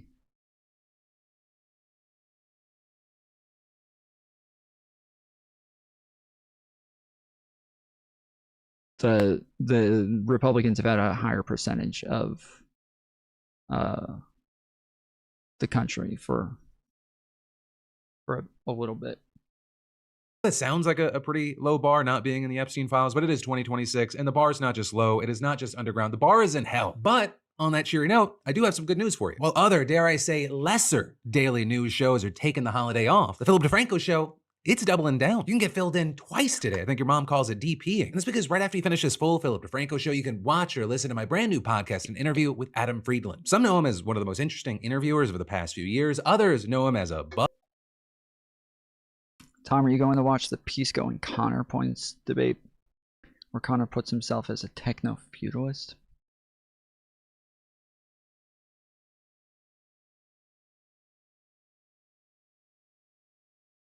To answer your question first, no. Secondly, Counterpoints is identified as a techno-feudalist for as long as I've known him.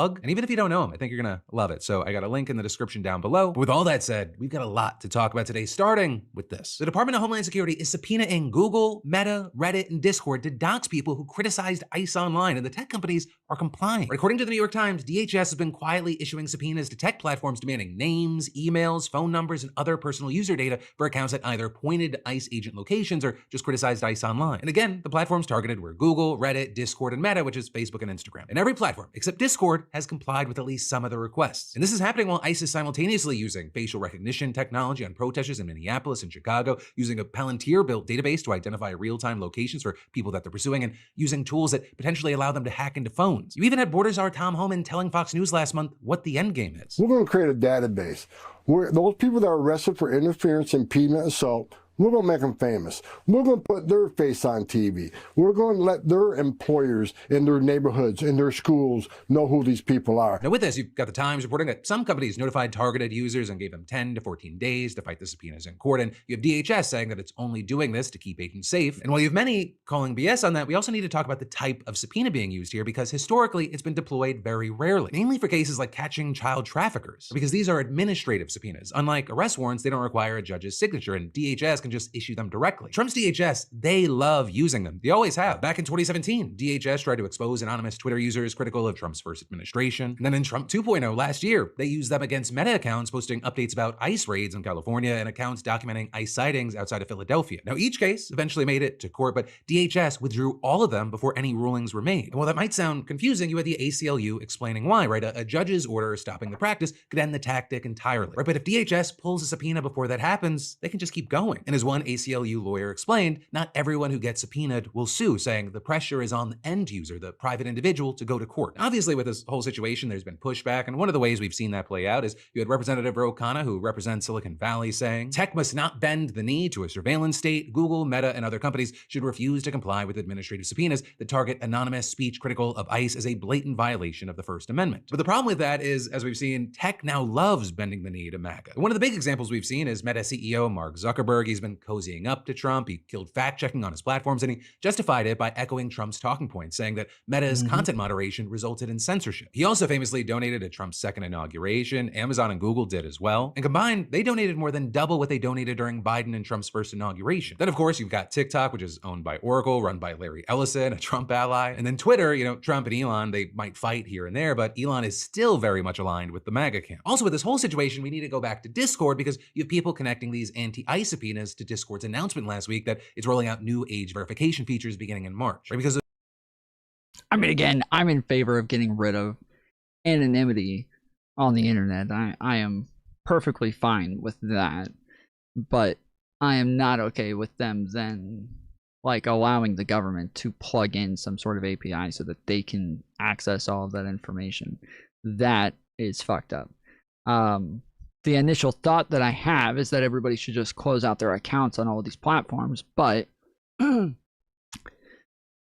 there's one, which is Google, which most people wouldn't be able to close those accounts out. Like they are too dependent on that. Like you can't, you could probably close your Reddit account, you could probably close a Facebook account and things like that, but your Google account, like most people depend on that too much. They are too heavily dependent on Google at this point to where they wouldn't be able to do anything about this. They need the email, they need the payment processors, I need my YouTube channel and my AdSense account. I need like too many things. There's too, like, especially me, somebody who's a YouTuber who makes a living through YouTube, I would have a huge problem closing out a Google account because it's kind of necessary. So this is, yeah, this is a bit scary.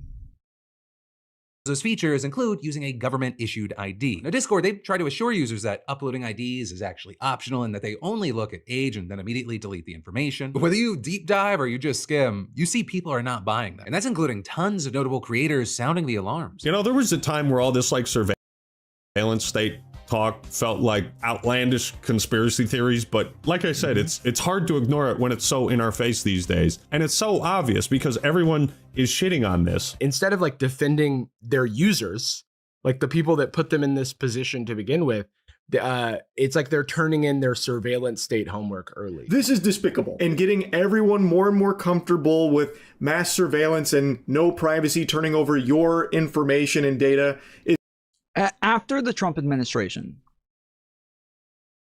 when this 4-year admin is over, all of these companies are going to come out and say, we were coerced into this, we were forced into this, we didn't want to do it, they made us, they threatened us, they did this, they did that. After, like, they're all going to come up with every excuse in the book for why they caved. They're all going to come up with some reason for why it's okay that they bent the fucking knee. Tom, are you for or against a social credit score system where everything a citizen does is monitored? obviously I'm against it. What? What? Like, these things are not all like intertwined inherently. You can want to get rid of anonymity while also not wanting a social credit system and not wanting it to where the government is monitoring every little thing that you do. These things are not all the same. Like there's some things that can be private. Like, let's say I make an account on X, okay? I use my ID to sign up on X. They verify my ID, and then I'm able to create an account. And then my Facebook or my X profile picture is got to be a picture where the face matches the face on my ID, and the name matches as well. But that doesn't mean that like all of my DMs are things that the government should be able to see. It doesn't mean that they should be able to just like monitor all of my data and everything. Like, these are all, and then a social credit score on top of that are just like, that's a whole other fucking thing. These are all totally different things. They already can with warrants, but not without a warrant. No, like for X or for the company. Generally, social media platforms have denied giving any sort of like DMs or anything like that over without a warrant or a subpoena. Is something that tons of companies are doing everything in their power to do. They just found a convenient excuse to try and paint it as something good, like protecting kids from bad people on Discord. And this is valuable information to tie to your ID and your... I know slippery slope is a fallacy, but come on, dude.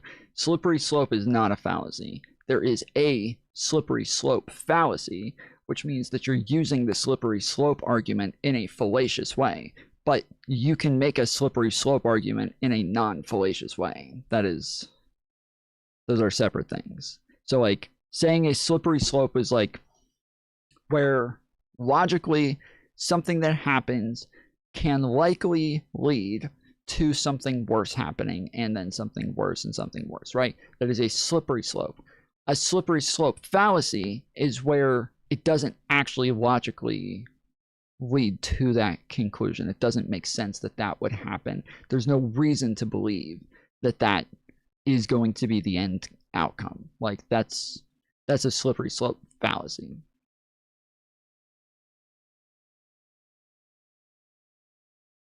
Okay, then it should be common sense to, well, no, that I don't want to, no, not common sense.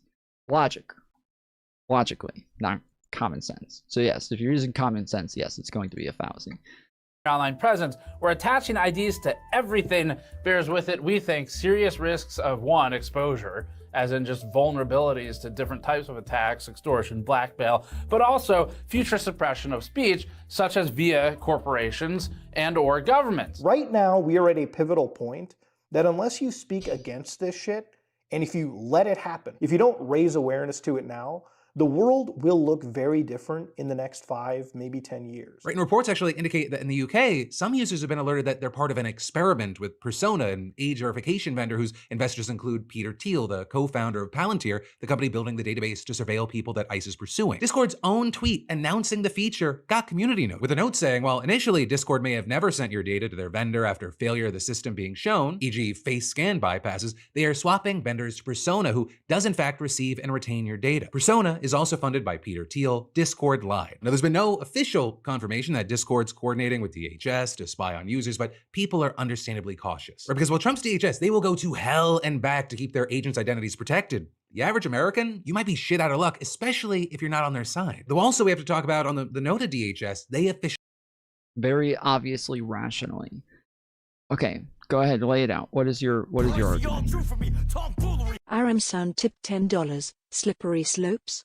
I thought we were talking about your mum. Get him crew. True, dude. True. Thank you, Aaron, for the dono. Let's go. Let's get some W's in chat. Thank you, Aaron. $10. Since your argument is basically that because Anons were mean to you, that therefore I never made that argument. I don't know what the fuck you're talking about. I asked you to lay out your argument, and instead you decided to strawman mine. Is that really, that's really a response that you think? You're saying, I'm not rational, and then you reply, you literally did months ago. No, I did not. No, I did not. I did not say anything about them being mean to me. That did not happen. Never said because they're mean to me. Officially shut down Saturday morning after Congress failed to pass a funding deal, though I will say the agency isn't going dark. Rather, the shutdown is more selective than that. Because Senate Democrats blocked a spending bill that would have funded DHS through the fiscal year, with them arguing that it didn't include new restrictions on federal immigration agents. And you've got Democrats calling for what they say are simple common sense reforms, mandating search warrants, requiring agents to wear identification, prohibiting officers from wearing masks, and establishing universal use of force standards, with party leadership also rejecting a last-minute White House counteroffer that wasn't made public, with Senate Minority Leader Chuck Schumer condemning it as not serious, plain and simple. Now, Republicans have blamed Democrats for the funding lapse, accusing them of making unreasonable demands and failing to provide enough time for negotiations. But you've also had others countering that it was pretty obvious that this was needed after the killing of Alex Preddy. But that was a key pivotal moment that changed things. Now again, this shutdown, it only affects DHS, right? The rest of the government, it's already been funded through the end of the fiscal year. And really, this partial shutdown became inevitable after the Senate failed to break the 60-vote filibuster on Thursday, with every single Democrat voting against the bill except John Fetterman, who's basically become a dino, Democrat in name only. And actually, unlike with other funding showdowns, there was no last-minute rush to find a solution on Friday, with senators on both sides packing their bags and leaving D.C. Now with that, both Schumer and Senate Majority Leader John Thune said that senators will return from their week-long recess early if a deal is struck, but it's also unclear when that'll happen. On Thursday, you had Thune telling reporters that negotiations between the White House and Democrats were making progress, and he believed that a deal was still possible with more time, but he also maintained that Democrats would have to make concessions, saying Democrats are never going to get their full wish list. That's not the way this works. So as far as what Republicans want or are willing to give up, that remains unclear since the White House's counteroffer hasn't been made public. But you did have Thune saying that he expects that the White House's demands will include new protections for federal immigration agents and restrictions on sanctuary cities. But then with that, you have some Democrats saying that they don't want to offer concessions that could undermine the guardrails that they're trying to impose. And so right now, it looks like this partial shutdown could drag on, which is why we need to talk about the impact. And with that, you've got DHS leaders saying that essential missions and functions will continue. And actually, despite this being the whole reason for the shutdown, ICE and CBP will hardly be affected because Republicans gave the agency billions of dollars in the big beautiful bill. Their operations will barely be impacted. It's actually the other agencies under DHS that are going to be hit the hardest: TSA, FEMA, and the Coast Guard. And so this is affecting 13% of the federal workforce directly. And while DHS hasn't publicly released an updated shutdown plan, its last plan, which is from September, it indicates that 91% of employees would continue working without pay. Also, you've got the DHS Inspector General warning that the shutdown could endanger immigration enforcement oversight because the independent watchdog currently has 8 active probes into the Trump administration's immigration crackdown. But the office says that it's going to be forced to suspend 85% of its audits, evaluations, and inspections. Right? And also, the American people, they could be directly affected as well. While 95% of TSA employees are required to work during a shutdown, you still have experts warning that there is a risk of airport delays if this drags on. And the acting TSA administrator warned that the public could start seeing impacts in as little as 2 weeks. And so, with all of that, there's a lot that we're going to have to keep our eyes on for at least the coming days and weeks. And then there's more we're going to dive into in just a minute. But first, let me thank a sponsor and say, there are things that I'll put off forever if given the chance. Doctor appointments, definitely high on that list. Right? And not because, I don't care about my health. It's more the process is annoying and it's slow and it feels way harder than it should be. But that is also why today's sponsor, ZocDoc,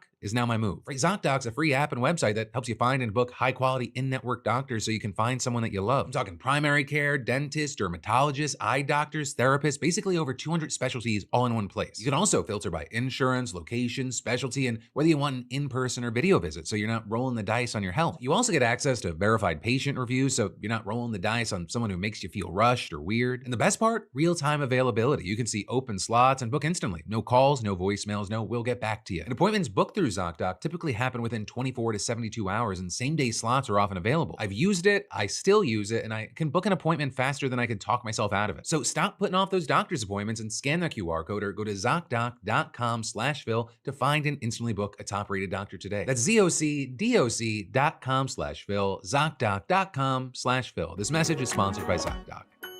But then, next up today, we've got to talk about how there is a secret civil war happening inside of the Department of Homeland Security. And it involves an alleged affair, a fired pilot over a missing blanket, a guy dodging federal ethics rules by not swiping his badge, and a cabinet secretary apparently more focused on her TV airtime than running the department. Because according to a bombshell Wall Street Journal report based on 24 current and former officials, there's a deep and very real internal conflict at DHS between two factions. On one side, you apparently have border czar Tom Homan and acting ICE director Todd Lyons, who favor a more traditional, targeted enforcement approach focused on actual criminals. And then on the other side, you have DHS Secretary Kristi Noem and her top advisor, Corey Lewandowski, who prefer flashy, attention-grabbing operations, the kind of made for great TV, but the critics argue terrorize migrants indiscriminately and ultimately undermine the mission. And you had multiple officials telling the Journal that Noem has repeatedly been warned that these tactics would discredit the department, but she didn't listen. And White House officials have reportedly grown frustrated that Noem and Lewandowski have rejected guidance on events, messaging, and basic agency management. You had several senior officials describing DHS as the single biggest headache of Trump's second term. But also, to understand how we got here, you need to understand these two. Lewandowski is reportedly part of the reason that Noem became DHS secretary in the first place, despite having minimal experience in immigration enforcement. He quietly lobbied for her to get the post, took her to events with Republican power brokers, introduced her as a rising star, tried to get her picked as Trump's VP, and when that didn't work, he pushed for Homeland Security instead, where he reportedly saw DHS as a launchpad for a potential Noem 2028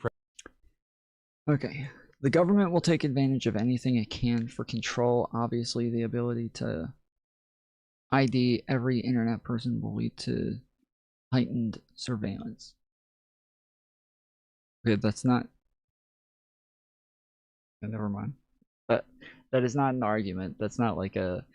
Like, first, yeah, I disagree that the government will take advantage of every ability to survey people, but I think it is dependent on who's actually in charge and the scenarios, because we do have things within the Supreme Court where we're able to challenge things and stop stuff. The government's been stopped from tons of different types of surveillance, but there's a reason why the Trump administration is like the first to do shit like this, because nobody else did. Nobody else was going and doing this sort of shit. So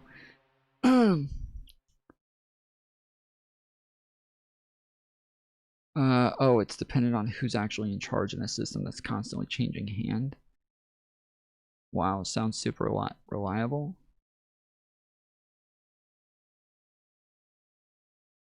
That's not... Your claim was the government will always do X, and then as soon as I make the argument that they won't always do X, so, oh, okay, yeah, wow, so, oh, so they won't always do it. That was your argument, bro. You're the one who said they'll always do this, and then as soon as I say they don't, that's like, well, end of argument. Okay. Presidential run. And then also, there is the personal side of this. The Daily Mail, they published photos of Lewandowski carrying a duffel bag and going back and forth between his apartment and Noem's apartment across the street. When people... They always will eventually. Okay, I think that, yeah, there's ways to push back against that, and there's ways to stop that, and technically they're not supposed to be able to. But I think that is part of, like, getting the Trump administration out of power to where we're able to get back to people who will actually rule constitutionally. People started asking questions. Noem moved into a government-owned waterfront house on a military base in Washington, citing security concerns. But reportedly, wouldn't you know it, Lewandowski spends time there too. Also, you got sources saying they've been traveling together on a luxury 737 MAX jet with a private cabin, and within the department, it's widely considered an open secret that they're in a relationship. Now with that, to be clear, both Noem and Lewandowski are married, and they both denied that there's an affair. But apparently even Trump doesn't buy that denial. Or when Lewandowski asked to formally serve as Noem's chief of staff, Trump said no, reportedly citing the alleged... Well, the government will, over time, always do X as it changes hands is a fine argument. For what, though? A fine argument for what? Like, what are we talking about? What is being surveyed here? What is the surveillance? What is the... Are they looking through our phone screens and through our phone cameras? Are they looking through my webcam? Are they... am I supposed to start putting tape over the shit? Are they looking at my DMs all the time? Are they, like... What are we talking about here? Are we talking about, like... the NSA having like the broad general surveillance of things, or are we talking about like the FBI is always just like, oh, I wonder, Tom Foolery posted something a little sus about Donald Trump today. Let's go into his DMs and see if we can find something incriminating. Like, what are we talking about?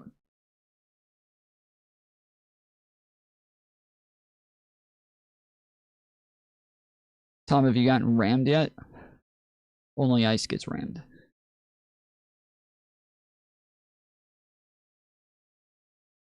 Alleged romance. And he's apparently continued to bring it up. And so instead, a chief of staff, Lewandowski took the title of special government. They just store everything, Tom, and categorize it. What is everything? What is everything? This is what I'm asking. What is this? What is everything? You should put tape over the camera for sure. Okay, yes, I disagree with this. I think this is stupid. All electronic signals. Okay. An employee, essentially a federal ethics loophole designed to allow private sector experts to work on specific government projects without giving up their outside salaries and business interests. And if that sounds familiar, you recognize the title, it's the same one that Elon Musk held at Doge. And so with that, you might remember that the catch is you can only use that designation for 130 days per year. But Lewandowski reportedly got around that limit by just not swiping in at the DHS building and reporting fewer days work than he actually logged to the White House counsel's office. And so he's in the building, influencing decisions, but technically not there. And actually with all this, we should talk about the moment that perfectly encapsulate how these two operate, because it's genuinely unbelievable. Or when Gnome's plane had a maintenance issue, she had to switch to a backup aircraft, and her blanket, yes, her personal blanket, was not transferred to the new plane. I know, horrified. So Lewandowski's response was to fire the pilot on the spot and then tell them to take a commercial flight home when they landed. But then Gnome and Lewandowski realized they had no one to fly them back, and so they reinstated. Oh my goodness, I thought this story was fake. Holy shit, I thought this story was fake. I saw this on TikTok numerous times. I thought this story was fake. I thought there's no way this is real. I'm not covering this. This is bullshit. There's no way this story is real.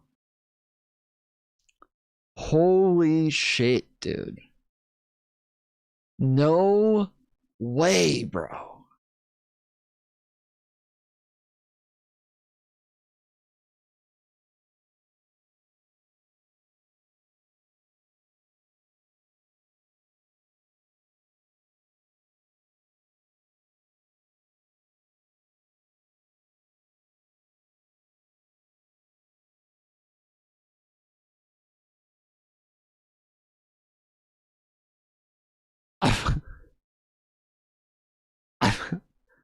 I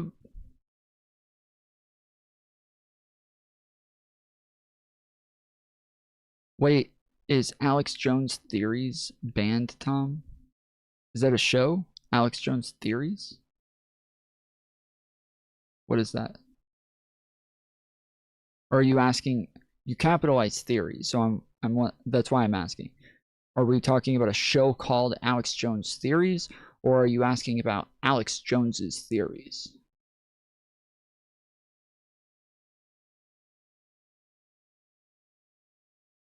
Or are you saying Alex Jones types of theories?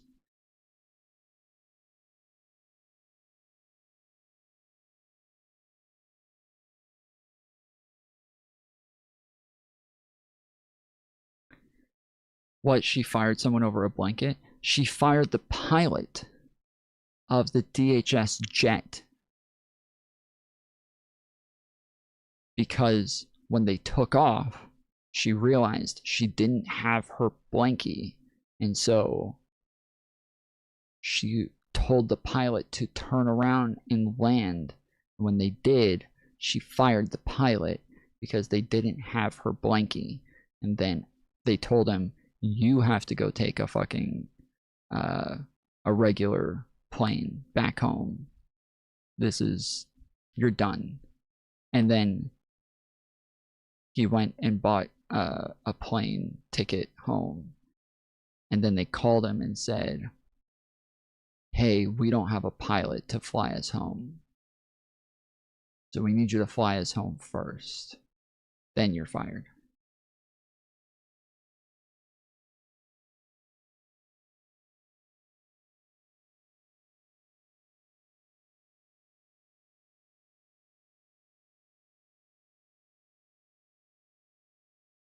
I thought this was a fucking joke, dude.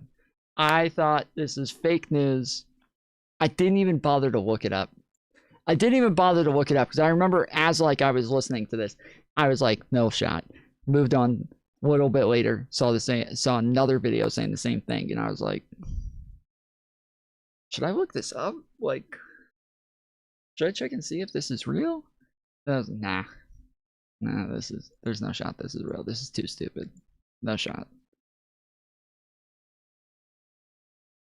Her favorite blankie, the one with juice stains, was left behind, and because of that, she was very angry. Yep.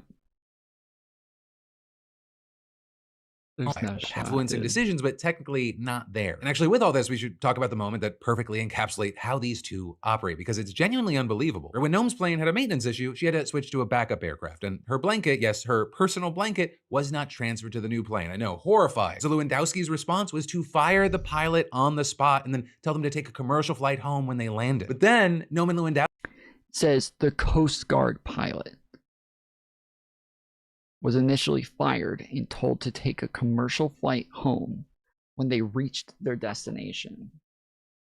realized they had no one to fly them back, and so they reinstated the pilot. But then also beyond the drama, the journal is reporting on actual governance failures. It's significant. Georgia's Republican governor, Brian Kemp's office, had to personally call top DHS aides just to get disaster aid money approved because it was inexplicably held up. Right? And even for some of Trump's favorite things, there have been mess ups. Florida officials have struggled to get federal funding for alligator Alcatraz, and on Trump's own border wall, reportedly a contract for bulk steel sat on Gnome's desk waiting for her signature for so long that by the time that she finally signed it, the price of steel had gone up by more than $100 million. Meanwhile, multiple officials told the journal that contracts and grants under Lewandowski's influence are being awarded in an opaque and arbitrary manner. We've gone over numerous things on this channel that just shows complete incompetence from this administration.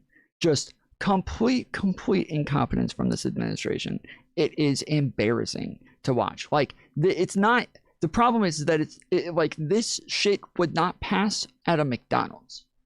This shit would not pass at a McDonald's for this level of incompetency. The level of stupidity and childishness from these people would not pass anywhere at the lowest levels of human societies. Like, you know, the lowest fucking jobs you could think of, the fucking shithole countries. Like, this would not stand anywhere.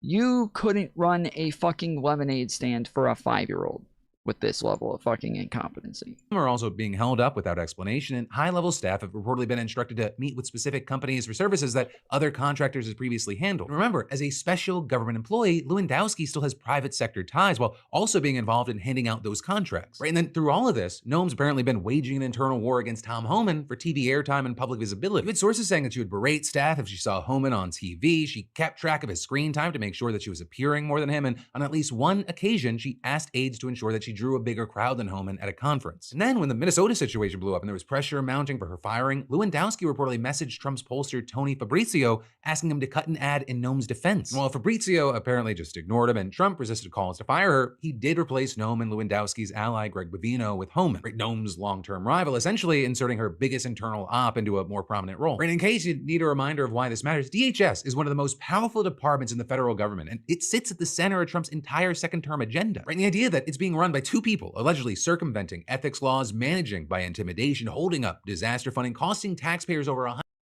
But this is, just to be clear, this almost isn't even that weird. I'm not gonna lie. I'll give some credit here.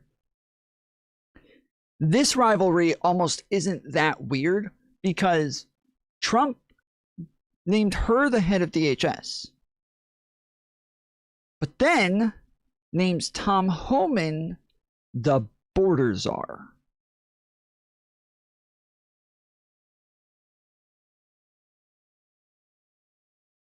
So, who's in charge of Homeland Security? Gnome or Homan? And this has been the confusing part the whole time. Nobody's known. Nobody's been very sure who's actually in charge of Homeland Security. It's It's been very confusing. There's never been a title called border czar before. That's never been a thing. This is like a media term for somebody who is doing something related to the border. They'll call them border czar or something like that, right? But then Trump administration, like Fox News and all these people during the Biden administration started using the term border czar because it was applied to Kamala Harris as though it was an official title, as though it's an official title that actually means something. And they all pretended as though Kamala Harris is now the border czar. So anything that happens with the border that we don't like, we can blame that on Kamala Harris because she's running for president. That's when all of a sudden, once she started running for president, all of a sudden the border czar thing was the whole fucking thing. She was the border czar. She was in charge of the border. So all the problems and all the things that we made up about the border, that's all on her. That's all her fault now. And does it matter? Well, does it matter who's in charge of Homeland Security? Does it matter if Americans know who is running different departments, or does it matter if Christine Nome or Tom Homan know who's in charge? Like, he's put them in a position to where both of them probably feel as though they're in charge of Homeland Security, but neither one of them knows which one's really in charge of Homeland Security. And that's... The Senate confirmed Nome, not Homan. So she has the authority. Look. As much as I would love to use that as an argument, Elon Musk existed. Elon Musk fired tons of federal employees. Legally speaking, you're correct. In practice, and this is why, yes, the normal people will have a fucking problem here. Normal people will have a beef with the other person who seems to have their same title, that seems to have their authority as well. And so you're wanting to put yourself out there as no, I'm the one with the fucking authority. I'm the one who's in charge here. I'm the one with the position. I'm the one who calls the shots. Whatever it is that I say, that's what goes. But then when that's questioned and challenged over and over, like Trump putting Homan back into Minneapolis, this is just what?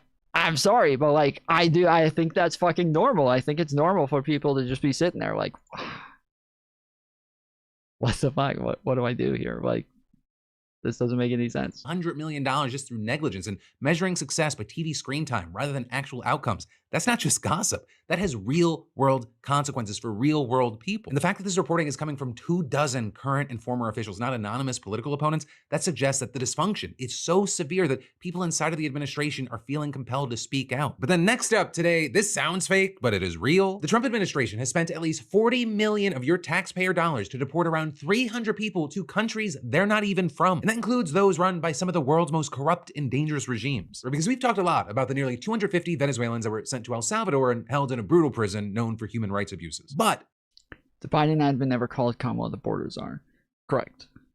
So I said the media called her the border czar. So the media called her the border czar. And then the Trump administration decided to pretend as though border czar was an official position, and then that's when they decided to name somebody a border czar, because the argument against them the whole time is bro, a border czar isn't a real thing. It's not a real thing. It's just a term that's used for anybody who has something to do with the border. It's just a term that the media throws around. It's a fucking stupid nothing term. It doesn't mean anything. And they go, no, it's not. No, it's not. Border czar. Everybody knows what a border czar is. Everybody knows what a border czar is. You guys are lying. We all know what a border czar is. And so then they decided to turn around and name somebody the fucking border czar just to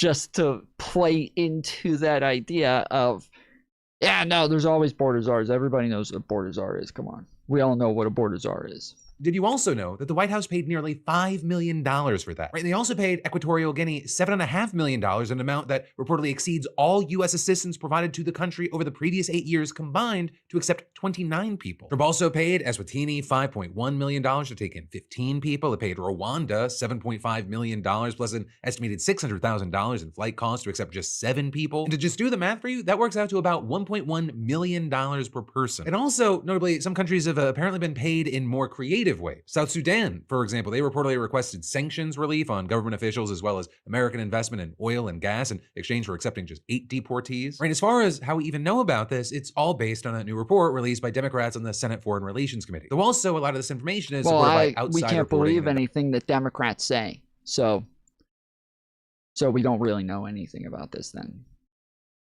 Democrats lie.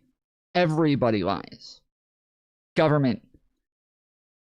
If you believe them, then you must believe that the government's never lied about anything. People who use that argument out like these are people who are seriously the dumbest fucking people.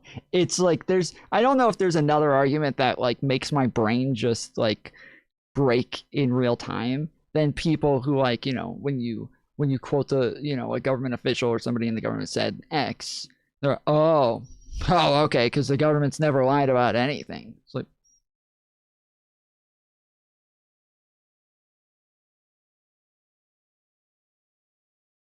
that is a slippery slope fallacy. That argument is a slippery slope fallacy. That, like, people in the government have lied before. Therefore, we can assume everything that anybody in the government ever says is a lie now. We don't have to have evidence it's a lie. We don't have to make the case that it's a lie. We can just assume it's a lie because people in government have lied before.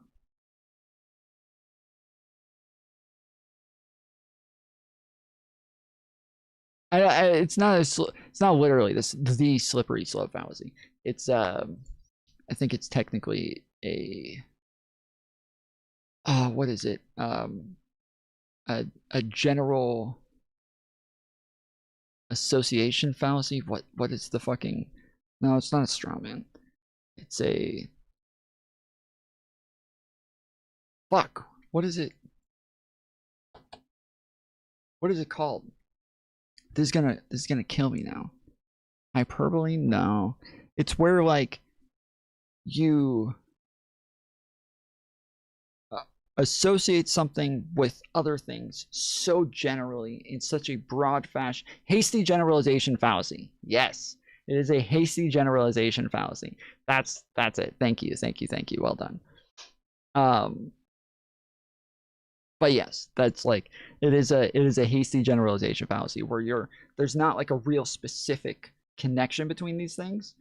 You're just like jumping to a conclusion in the broadest fashion possible without it actually having like a real logical or evidentiary connection. So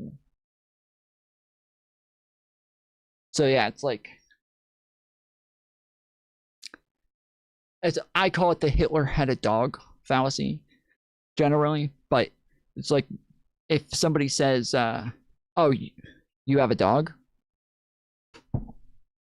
Well, you must be a Nazi because Hitler had a dog. So it says a lot about you, doesn't it? Like hasty generalization fallacy. You're finding things that like have some sort of connection, but they don't have a direct connection. So if somebody in the government lies, that person in the government who lied is the liar, not the entire institution of the government. Like, not anything that is considered government. That is not, you cannot say all of these things now have lied. So now you say, oh, so the government's never lied? Well, no, the government hasn't done anything. Like, people who are in the government have lied. But the majority of people in the government are not lying the majority of the time. So you can't jump to this conclusion now that everything is always a lie. And this is even the same as like whether or not you assume something is a lie is also different from whether or not you think something is trustworthy. So I can say, yeah, the New York Post came out with this story. New York Post, not a trustworthy source, not somebody that I would rely on for information. So we'll have to get a better source than the New York Post, right? That is fine. But if instead I say the New York Post lies all the time, so I know that story's a fucking lie. I know that's a lie. They definitely lied there. So no, you can't just assume something is a lie because they've lied in the past. You actually have to have evidence in this circumstance that this thing is a lie. You cannot assume any one thing is ever a lie without evidence that that one thing is a lie. So if somebody lies 99 times and then they say 100th thing, can we assume that 100th thing is a lie? No, that's not how that works. You have to have evidence that 100th thing is a lie. You can say, I don't trust the 100th thing from this person because they've already proven they're not trustworthy. That's fine, but you cannot say this is a lie. And so yes, it's always stupid, like, oh, so the government's never lied. Okay, by that logic, how about this? Everybody's always lying because you think no human has ever lied before? Oh, you must believe that humans have never lied before. Yeah, okay. Yeah, good one. Good one. You think humans never lie. All right. Like, let's just broaden the category out as much as possible. We're going to do the whole government. Let's just do all of human existence. Let's just do that. Let's just keep broadening it out. Investigations. And this whole dumpster fire raises a lot of practical and moral questions about the administration's practice of deporting immigrants to so-called third countries. But with one key point being that more than 80% of the migrants sent to these third countries, they've already returned to their home nations or they're in the process of doing so. And so one of the questions that pops up is, well, why weren't they deported there in the first place? And well, it turns out, first off, there's just sheer fucking incompetence. Right? The administration has defended third country removals in the past by saying that, they have no choice when the people they're deporting are, quote, so uniquely barbaric that their own countries won't take them back. Trump is the Jesus of modern times. He is my Lord. He is my King. My Lord is saving the kingdom of America from lunatic left and illegal aliens. Trump 2028. That's a fucking bot if I ever saw one, dude. That is a fucking bot if I ever saw one. This is the DNC putting money into some fucking bots, bruh. This is that is exactly what that is, and I will say I am proud of them finally playing the same game that the Republicans are playing. That is money well spent. Let's fucking go. W Dems. Let's get some WDNC in the chat. But the report found multiple instances in which home governments were willing to accept their citizens or were never even properly contacted. You had court filings, for example, showing that ICE either didn't request travel documents from home countries in the first place, or they failed to give governments enough time to process the paperwork. Also, as far as the implication that these people are barbaric and dangerous animals, we don't have a lot of information, but public records have reportedly shown that at least some were never convicted of crimes in the United States. That includes most of the Venezuelans sent to El Salvador. Then moving on to the second reason for all of this, besides the incompetence, it may just be sheer fucking inhumanity. Right? Because in some cases, the administration actually isn't allowed to send people home, so it seemingly just sends them to one of these other countries to get around the law. And actually, since September of 2025, most migrants flown to third countries had court-ordered protections. So that means that the administration was legally barred from sending them back to their home countries because there was a good chance they'd face persecution, torture, or death. But when they send them to a third country, many just end up being sent to their home countries anyways within days. So you had a federal district judge arguing in September, these actions also appear to be part of a pattern and widespread effort to evade the government's legal obligations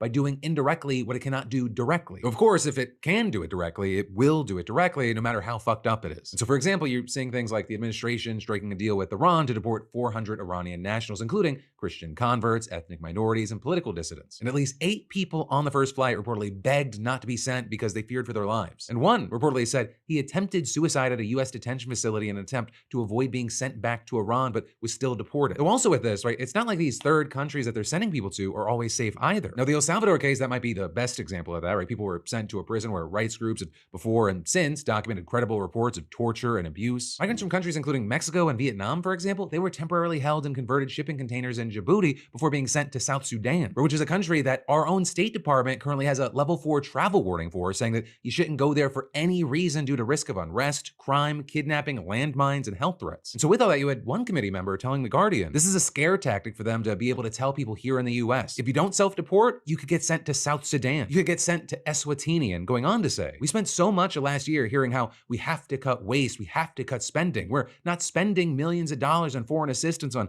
health-saving dollars for childcare and maternity health and diseases and epidemics and famine around the world, but we are spending it on this. Despite how little fiscal sense this seems to make, with studies showing immigrants are a net benefit to the economy, this practice may only continue to grow. The Trump administration is now reportedly pursuing third country deportation agreements with at least 47 other countries. And they're also negotiating agreements with countries that will accept U.S. asylum seekers while their asylum claims are processed. Now, also with this, while we could soon see more people detained outside of the country, there are also obviously many still being detained inside of the country. And one of the things that stands out is that in addition to the overall numbers, the number of kids in federal custody, it has skyrocketed since Trump became president. And of course, that really shouldn't be that surprising since he brought back the practice of detaining entire immigrant families. But it's also worth talking about because it may be as bad as many fear. The detention center where almost all of the hundreds of kids who have been locked up have passed through is the massive facility in Texas, which is about 70 miles south of San Antonio. Surrounded by barbed wire, most families sleep in rooms shared with other families, and they've complained about inadequate medical care, insufficient drinking water, and a lack of schooling for their kids. Some kids have also become suicidal and had panic attacks, according to families and their lawyers. And in total, about 3,500 adults and kids, they've passed through this place since Trump reopened it last year. And many of these children who were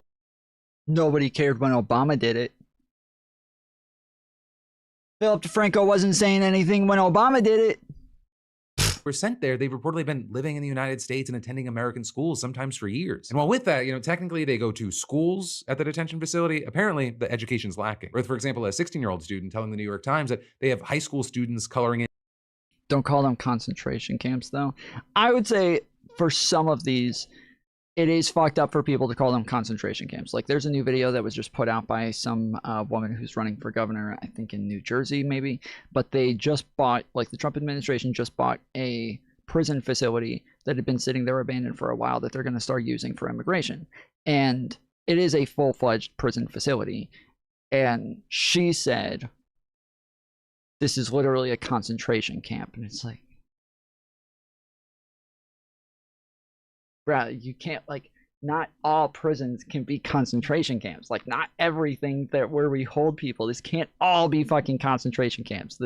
We have to have, like, some distinction here in what it is that we're trying to reference when we say this shit. Like, we have to have some sort of concept here that is consistent when we use the terms concentration camps. We can't just, like, call anything that houses immigrants concentration camps, because by that idea, this now, like, yeah, the Bidens and the Obamas and everybody who deported record numbers of people, but also had to detain them for periods of time, also are now holding a bunch of concentration camps. So there are a bunch of people who are kind of annoying with the term concentration camp, but in the American flag. You've got a lawyer representing detained children saying you can make all sorts of improvements, but it's still going to be a prison. You can improve education, and they should, but it will still be a place with sick, sad children. Now, with all that, you've also had the DHS defending conditions and the quality of the education at the facility, while also saying being in detention is a choice. And there you have the agency referring to the fact that illegal aliens. What is an alien? You're correcting me because I said illegal immigrant, right? So what is an alien?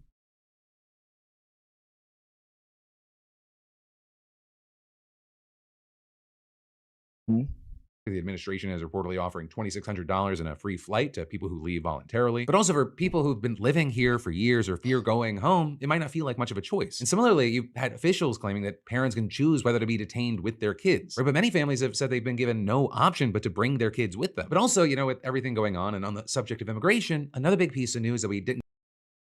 They are called illegal aliens for a reason. Look up the laws. Can you answer my question? Somebody that's not from this country. Okay, yes. It's an alien is somebody who is from somewhere else. What is an immigrant?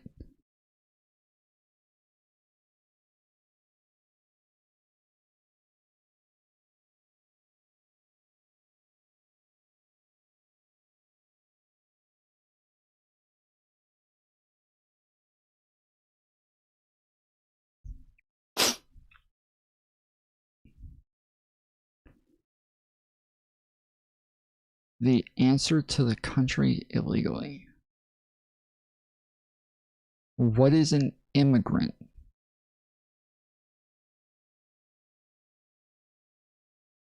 You have no question. You had a retardation. No, I have a question. What is an immigrant?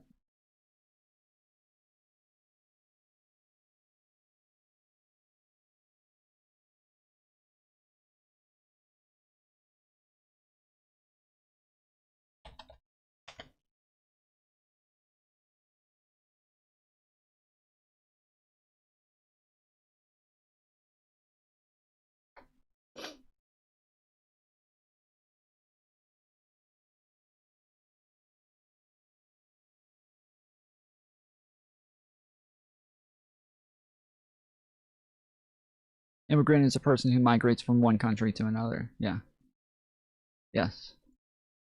And an immigrant is an alien. An alien is an immigrant. That is... An immigrant is somebody from a different country doing it the right way. No. Nope. Nope. Sorry. Nope. Wrong. An immigrant is somebody who has immigrated from another country. The aliens and immigrants. You know what an illegal immigrant is? Well, that's what I said. I said illegal immigrant. He corrected me and said, he said, no, not illegal immigrant, illegal alien. Like, it's the same motherfucking thing, bro. This is the same motherfucking thing, bro. Like, I don't have a problem if you want to call them illegal aliens. Okay, fine. I don't have a problem with it. I'll say illegal alien sometimes. But if you're going to correct me and say, no, not immigrant, alien. All right, fine. Fine, let's play this fucking game then. Let's play this fucking game. You think you got something? All right, let's go. Let's go down this fucking line. Next. Yeah. Next. Define immigrant. A person who comes to live permanently in a foreign country. And then alien, belonging to a foreign country or nation.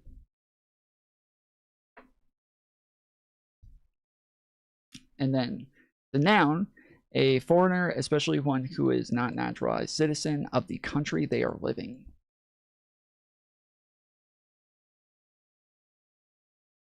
Technically, the legal docs say undocumented immigrant.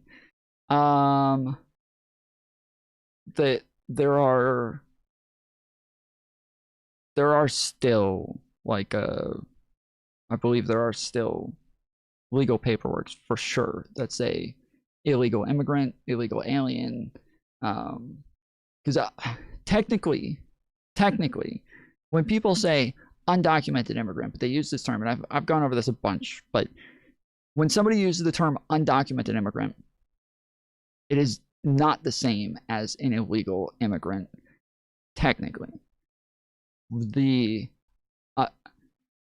There are people who come into this country who are undocumented, but who are not illegal. So it is there is a distinction with a difference there. Call from Tyrannical. To accept, press 1. To send. Hello. Oh wait, he can't hear me. Keep forgetting to pull up my booster. Hello, you're on the Tom Foolery Show. How's it going? Hey, bro. What can I do for you? I disagree with you not having a prompt. You disagree with me not having a prompt?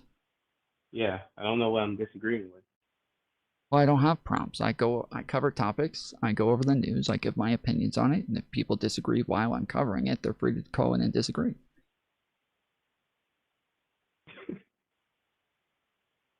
I'm watching your stream right now. I'm behind a lot. You said you're behind? The stream itself is behind. Weird. I'm also watching my stream, but yeah, I don't do like the TikTok version of things where like I just sit there and just say call in and disagree with me when like I don't like I'm not really giving a full argument yet. I just put something on the screen like, you know, there's no such thing as illegal people in a country with stolen land, or like, you know, some stupid shit like that. Like I'm not gonna I don't really do that. Well, not that I believe that. I'm saying that like the prompt of like, you know, just putting something up there. I'd rather cover the news, go over the shit. But I'm also want to make clear that like, even though I'm covering the news like a lot of other people, I will allow you to call in and disagree with me if I say something you think is wrong or you think is disagreeable. You're still able to do that. So kind of mixing the two genres. I guess it was just a small criticism. Not really a criticism, but prompt. Nah, fuck that. This is demoralizing. Tomfoolery show exposed. Anyway, I do hope you have a nice day. All right, well, I appreciate it. Thanks for calling in.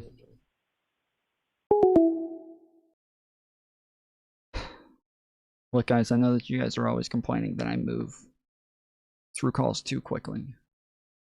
I move from one person to another too fast. I don't stay on the call long enough and actually have the full disagreement with people, and I'm sorry. But that's just the kind of guy I am, okay? I'm a fast mover, all right? I go from one thing to the next. You can't hold me down.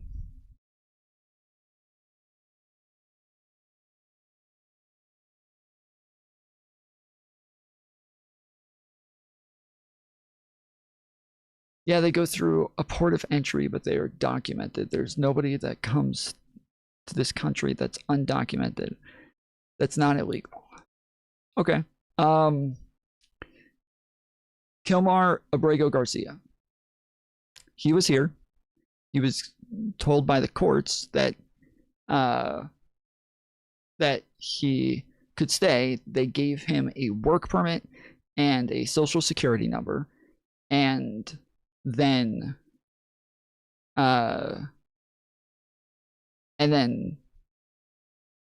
let him go. He's undocumented,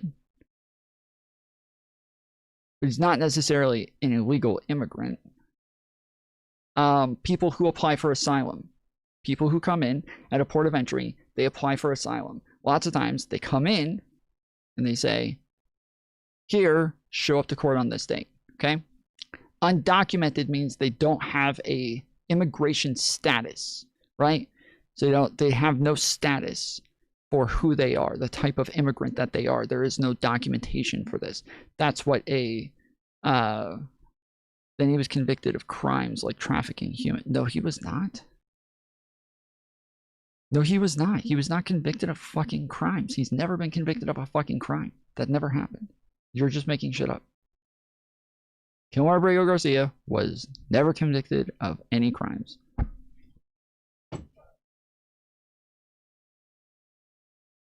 Did you know that 98% of those who apply for asylum turned out? Why are you throwing out random shit? Do you know what topic we're on right now? Right now we're on whether or not there are people who are undocumented that are not illegal immigrants. That's the topic we're on right now, okay? I'm giving you examples of people who are undocumented but are not illegal immigrants. People who come in and say, I would like asylum, and they say, okay, show up to this court date in the future. But they keep them in the country in the meantime. Those people have permission from the government to be inside of this country, but are not documented immigrants. They are undocumented immigrants who are not illegal.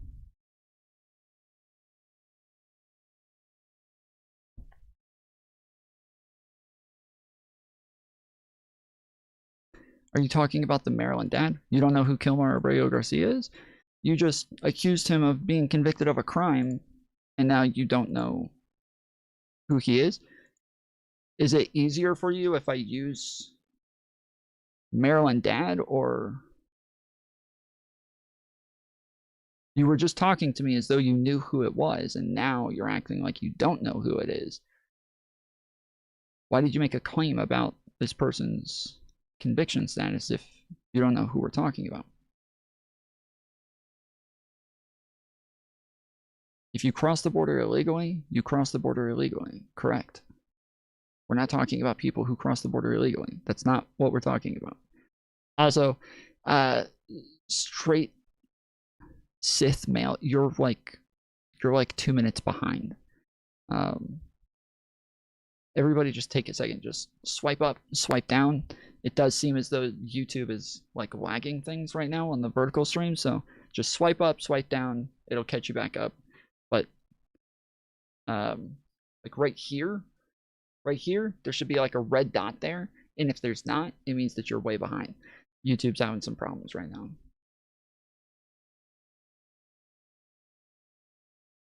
Yeah, I'm on this topic. It's not random. Go check with DHSM, Homeland Security. Those are their stats. We're not talking about how many people are denied asylum. That is not the fucking topic. We're talking about whether or not somebody can be an undocumented immigrant and not be illegal. That's the fucking topic. You saying how many people are denied for asylum. Yes, I do know that's how many people are denied. That's not relevant to the fucking topic whatsoever. I don't know why you're bringing up the most random shit. You cannot be undocumented and not, oh my goodness. I literally, all right, I'm going to give you one more chance to engage with what it is that I said, okay? I'm going to give you one more chance. All right? Stop saying random shit. When I give you an example of somebody who is undocumented and not illegal, you can disagree with me and tell me how I'm wrong, but don't just repeat the thing that I just debunked, okay? You cannot just keep repeating your fucking stance right after I debunked it, okay?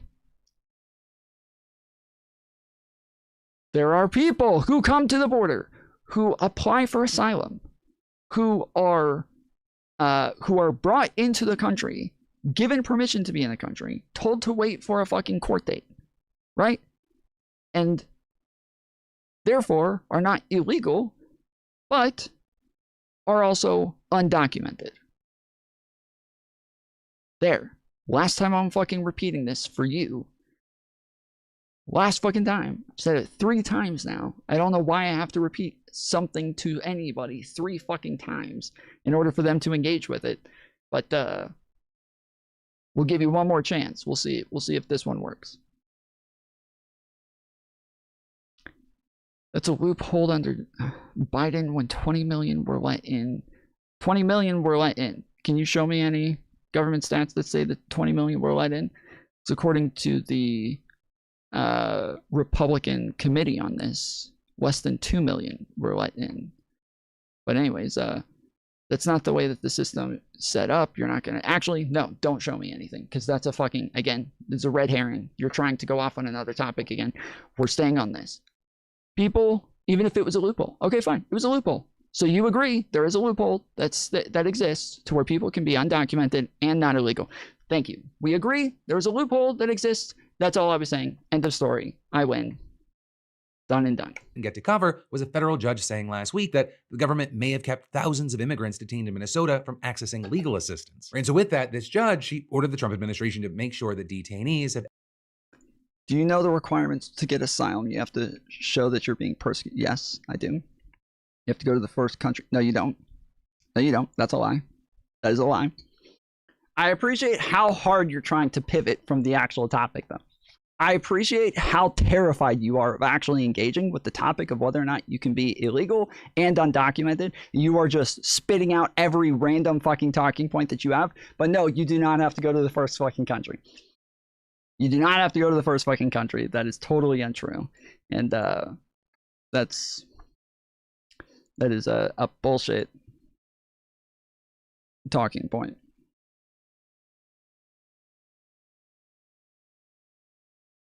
98% of those that apply for asylum are turned down because the proof burden is extremely high. Correct. That's why everybody whining and crying and bitching and moaning about the fucking people who were let in to apply for asylum just so they could go through the process and then get kicked out are a bunch of fucking bitching babies, dude. They're a bunch of whiny fucking babies because 98% of them are fucking denied. So I don't know what the fuck you're complaining about.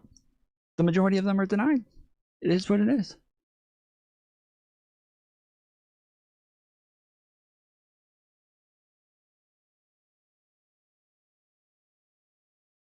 Give me one more chance. Go ahead, do it, do it. I wasn't talking to you straight as the mouth. Dude, he has been convicted of a crime. They got him twice for domestic violence. He didn't get convicted. He didn't get convicted. The charges were dropped. First off, those were civil charges. They were dropped. Second off, that was not, he was not convicted.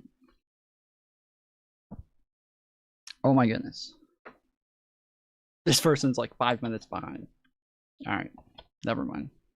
Adequate access to lawyers, and that including by being allowed access to a phone within 1 hour of their detention and before they're being transferred out of the center, as well as by requiring that they be kept in the state for at least 3 days before being transferred out so they have a chance to get local legal representation. Or with a judge writing in her order, the government failed to plan for the constitutional rights of its civil detainees. The government suggests, with minimal explanation and even less evidence, that doing so would result in chaos. And of course, in addition to the judge slamming ICE for violating the Constitution, you've seen these judges also widely criticizing the agency for defying court orders. But of course, in the meantime, words are words, and what's happening on the ground is actual action. And actually, on the note of action and what's happening on the ground, even though ICE is ending its surge of agents in Minnesota, I mean, we should talk about how they're still dealing with the fallout. First of all, you had border czar Tom Homan telling reporters yesterday that a small number of security forces will still remain in Minnesota to respond to protests and what he described as agitators. But also, Homan didn't say how big the remaining force will be or how long they'll stay, raising serious concerns that the operations are actually winding down. And that's especially alarming given some recent information we just learned. Because it turns out that immigration agents there may have shot someone in the street while the administration then lied about what happened and hurled false accusations at the victim. And I'm not even talking about Alex Preddy or Renee Good. I'm talking about this other officer-related shooting that happened last month with Julio Cesar Sosa Celis, who was shot in the leg by an officer. And you had the DOJ bringing charges against him and another guy accusing them of assault, with the official narrative being that ICE agents had tried to pull them over, but the two men drove off, crashed the car, and fled on foot. Then saying that the men violently resisted arrest when a third guy came out to help, including by attacking the agents with a snow shovel and a broom handle. But very notably, this incident wasn't on video, and the cracks in this case started to appear as soon as it got to court, but with officials changing their original account of what happened and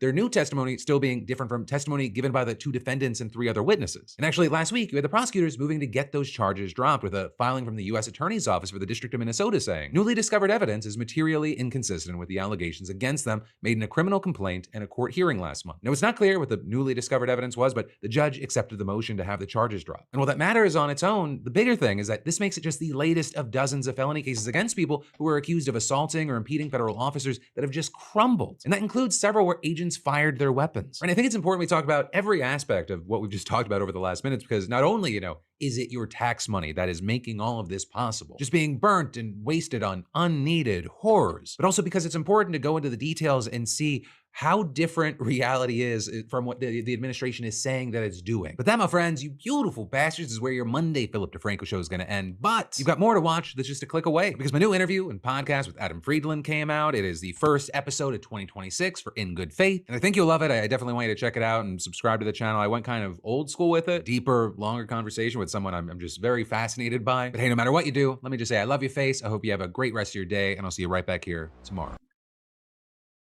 Okay. Yeah, those people are still fucking 5 minutes behind. They're still arguing against shit that I said 5 minutes ago, so I can't. But I will, whenever they fucking catch up, okay? Whenever they fucking catch up, while they're spurging out saying that Kilmar Abrego Garcia is charged with human trafficking, beating his wife, or sorry, convicted. That's what they said, convicted of these things.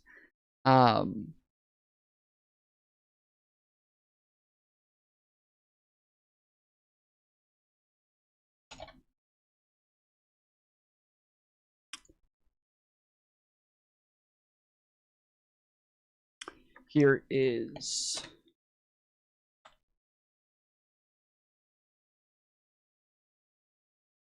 the statement from the Supreme Court.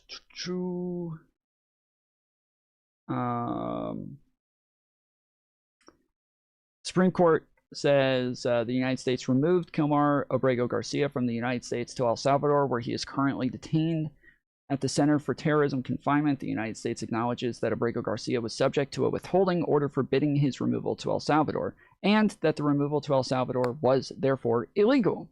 The United States represents that the removal to El Salvador was the result of an administrative error. The United States alleges, however, that Abrego Garcia has been found to be a member of the gang MS-13, a designated foreign terrorist organization, and that his return to the United States would pose a threat to public. Abrego Garcia responds that he is not a member of MS-13 and that he has lived safely in the United States with his family for a decade and has never been charged with a crime. On Friday, April 4th, the United States District Court for the District of Maryland entered an order directing the government to facilitate and effectuate the return of Abrego Garcia to the United States by no later than 11:59 p.m. on Monday, April 7th. On the morning of April 7th, the United States filed application to vacate the district court's order. The application has been denied in part. To that extent, the government's emergency application effectively granted in part. The deadline in challenged order is no longer in effect. The rest of the district court's order remains in effect, but requires clarification on remand. The order properly requires the government to facilitate Abrego Garcia's release from custody in El Salvador and to ensure that his case is handled as it would have been had he not been improperly sent to El Salvador. The intended scope of the term effectuate in the district court's order is, however, unclear and may exceed the court's authority. The court must clarify its directive with due regard and deference to the executive branch in the conduct of foreign affairs. For its part, the government should be prepared to share what it can concerning the steps it has taken, prospect further steps. The United States government, Kilmar Abrego Garcia in Maryland, flew him to a terrorism confinement center in El Salvador, where he has been detained for 26 days and counting. To this day, the government has not cited any basis in law for Abrego Garcia's warrantless arrest, his removal to El Salvador, or his confinement in an El Salvador prison, nor could it. The government remains bound by an immigration judge's 2019 order expressly prohibiting Abrego Garcia's removal to El Salvador because he faced a clear probability of future persecution there and demonstrated that El Salvador's authorities were and would be unable or unwilling to protect him. Application to injunction. The government has not challenged the validity of that order. Instead of hastening to correct its egregious error, the government dismissed it as an oversight. The government now requests an order from this court permitting it to leave Abrego Garcia, a husband and father, without a criminal record in an El Salvadoran prison for no reason recognized by the law. So, this is a Supreme Court statement making it clear numerous times Abrego Garcia has no criminal record. He beat up his wife more than once, by the way. Agreed.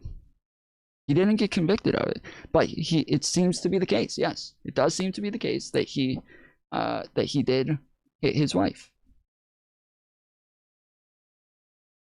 Or I don't think he hit her specifically, but he broke stuff, which was, it still counts as like domestic abuse.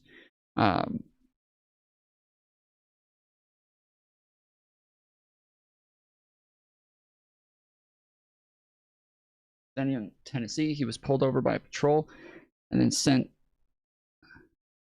for the fucking ICE. But it was under Biden, and they didn't show up and let him go. That's not true. That is not true. You're fucking lying. DHS said, we know Abrego Garcia. We know that he's not trafficking, that he is actually just driving his employees. You can let him go. That's what happened. I can pull it up. If you want to challenge me on that, I will pull it up right now. I will pull up the fucking police report if you want to challenge me on it. If you don't believe me, I will pull it up right now. They called DHS because his license plate has a marker on it, a red flag that pops up and says that you can't that you need to call them if he's pulled over. And they called and said, hey, it looks like this guy might be human trafficking. He has a bunch of other Mexicans in the car with him. And they said, no, he's not trafficking. If all he's doing is just driving with a bunch of people in the car, that's normal for him. That is something that he does regularly. And you're okay with the guy staying in the country even though he's convicted of being an illegal alien? He's not convicted of being an illegal alien. That didn't happen. That didn't happen. How about this? You call in and we'll go over the fucking information, okay? I know you won't call in. I know neither one of you guys will call in because you guys know that you're fucking lying out your asses. Or you guys just watch so much fucking propaganda that you have no idea what you're talking about. But you call in. I'll give one of you 30 seconds to call in. Otherwise, I'm just gonna ban you guys because you guys are probably knowingly lying right now. Pretty sure you guys know you're just making shit up.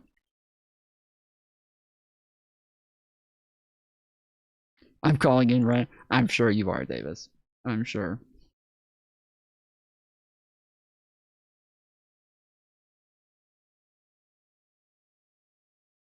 I am increasingly disgusted by the way this is all a big joke to liars like Howard Lutnick, who deceive the American public about the status of his relationship with Jeffrey Epstein. That guy was there. I wasn't going. Now he testifies under oath that he actually went to the...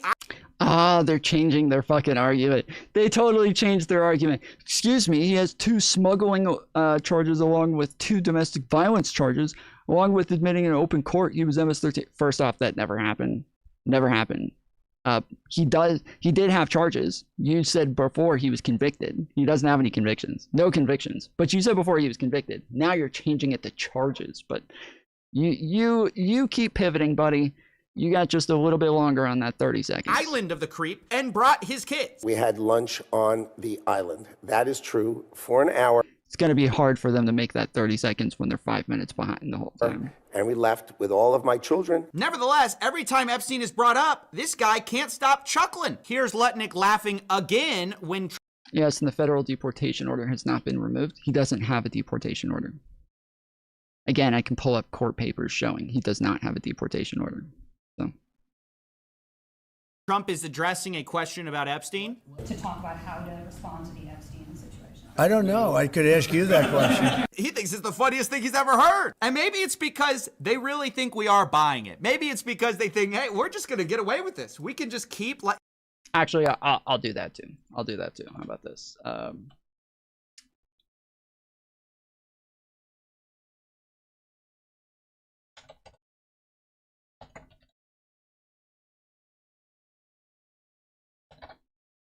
This one's a bit shorter.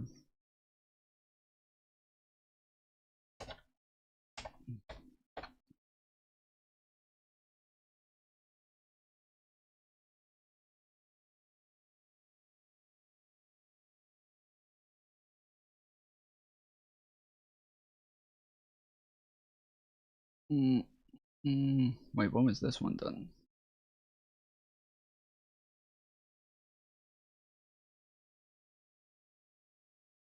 $12:11. Yes, I think this is it. Oh no. No, this is like the 17th.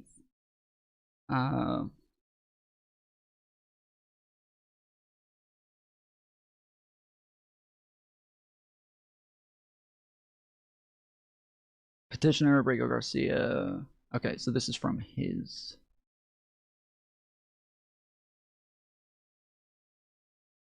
Respondents shall release Abrego Garcia from ICE custody immediately. Respondents shall notify Abrego Garcia's counsel that of the exact time and location of his release no fewer than 4 hours prior to releasing him, and notify court of the status of Abrego's release by email to chambers no later than 5 p.m. today. A representative of the United States Service shall separately contact Abrego Garcia's criminal counsel with further instructions for installation on the release conditions previously imposed by this criminal case. Memorandum opinion, all relevant employees under the control within a week. Okay, so that's why he was, or that's that he was released. I want why he was released. Here it is.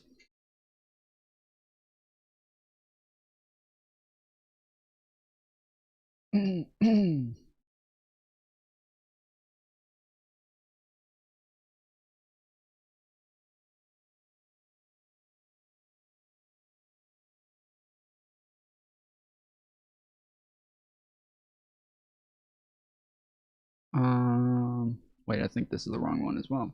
Yep, this is the wrong one as well.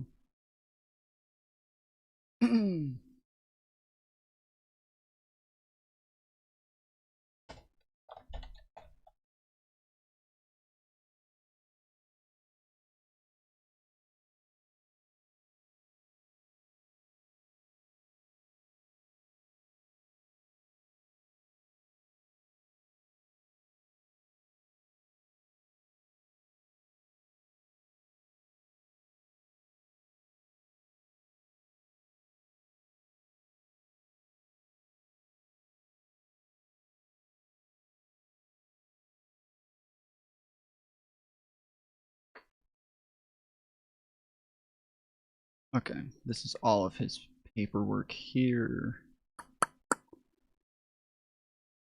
Here it is. Memorandum opinion.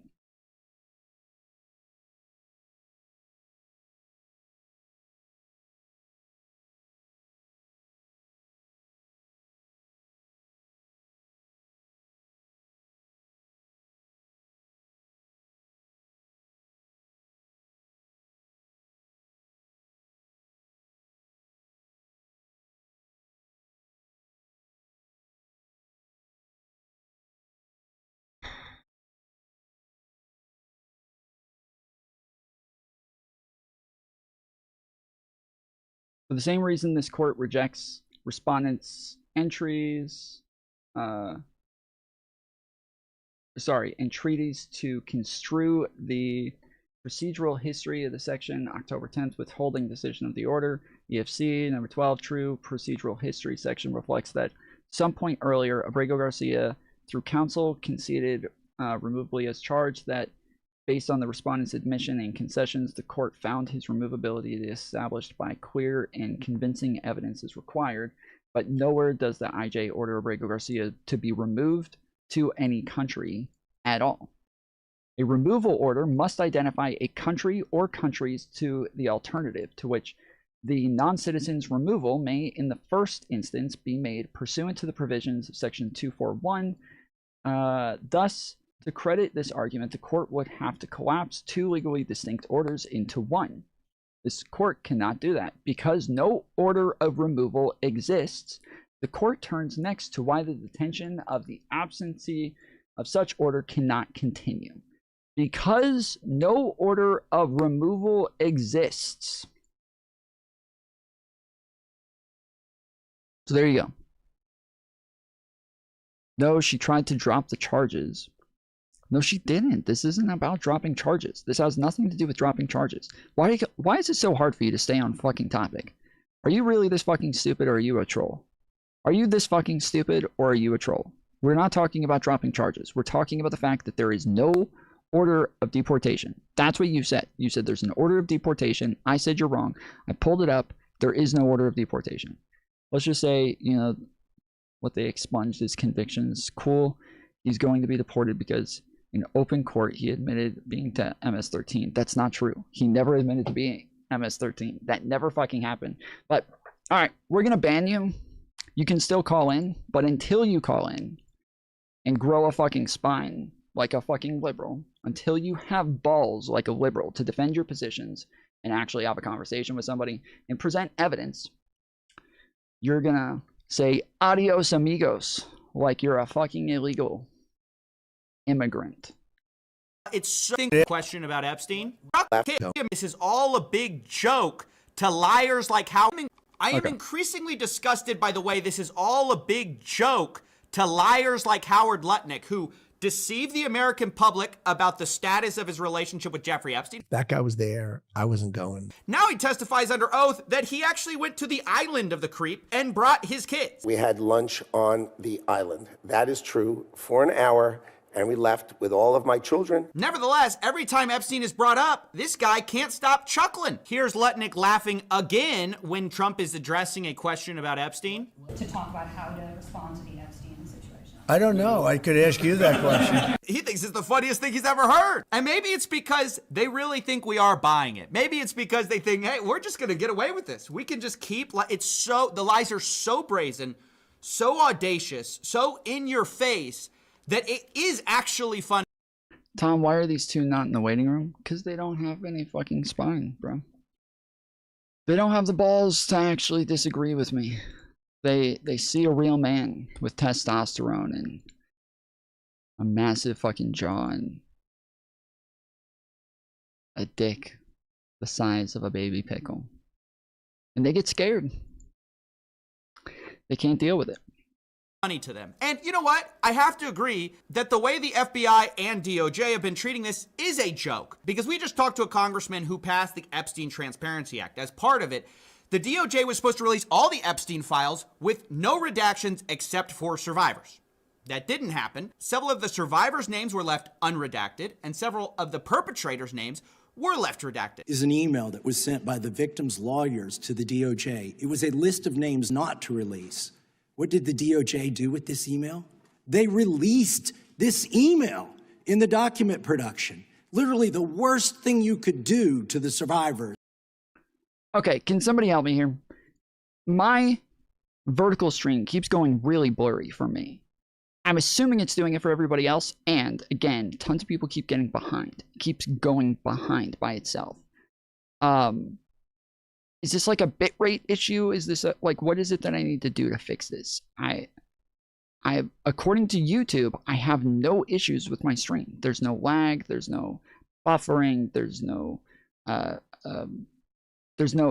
issues there, but I'm losing live on PC. It's not even buffering. I don't know how the fuck it keeps getting behind. I don't know what's happening.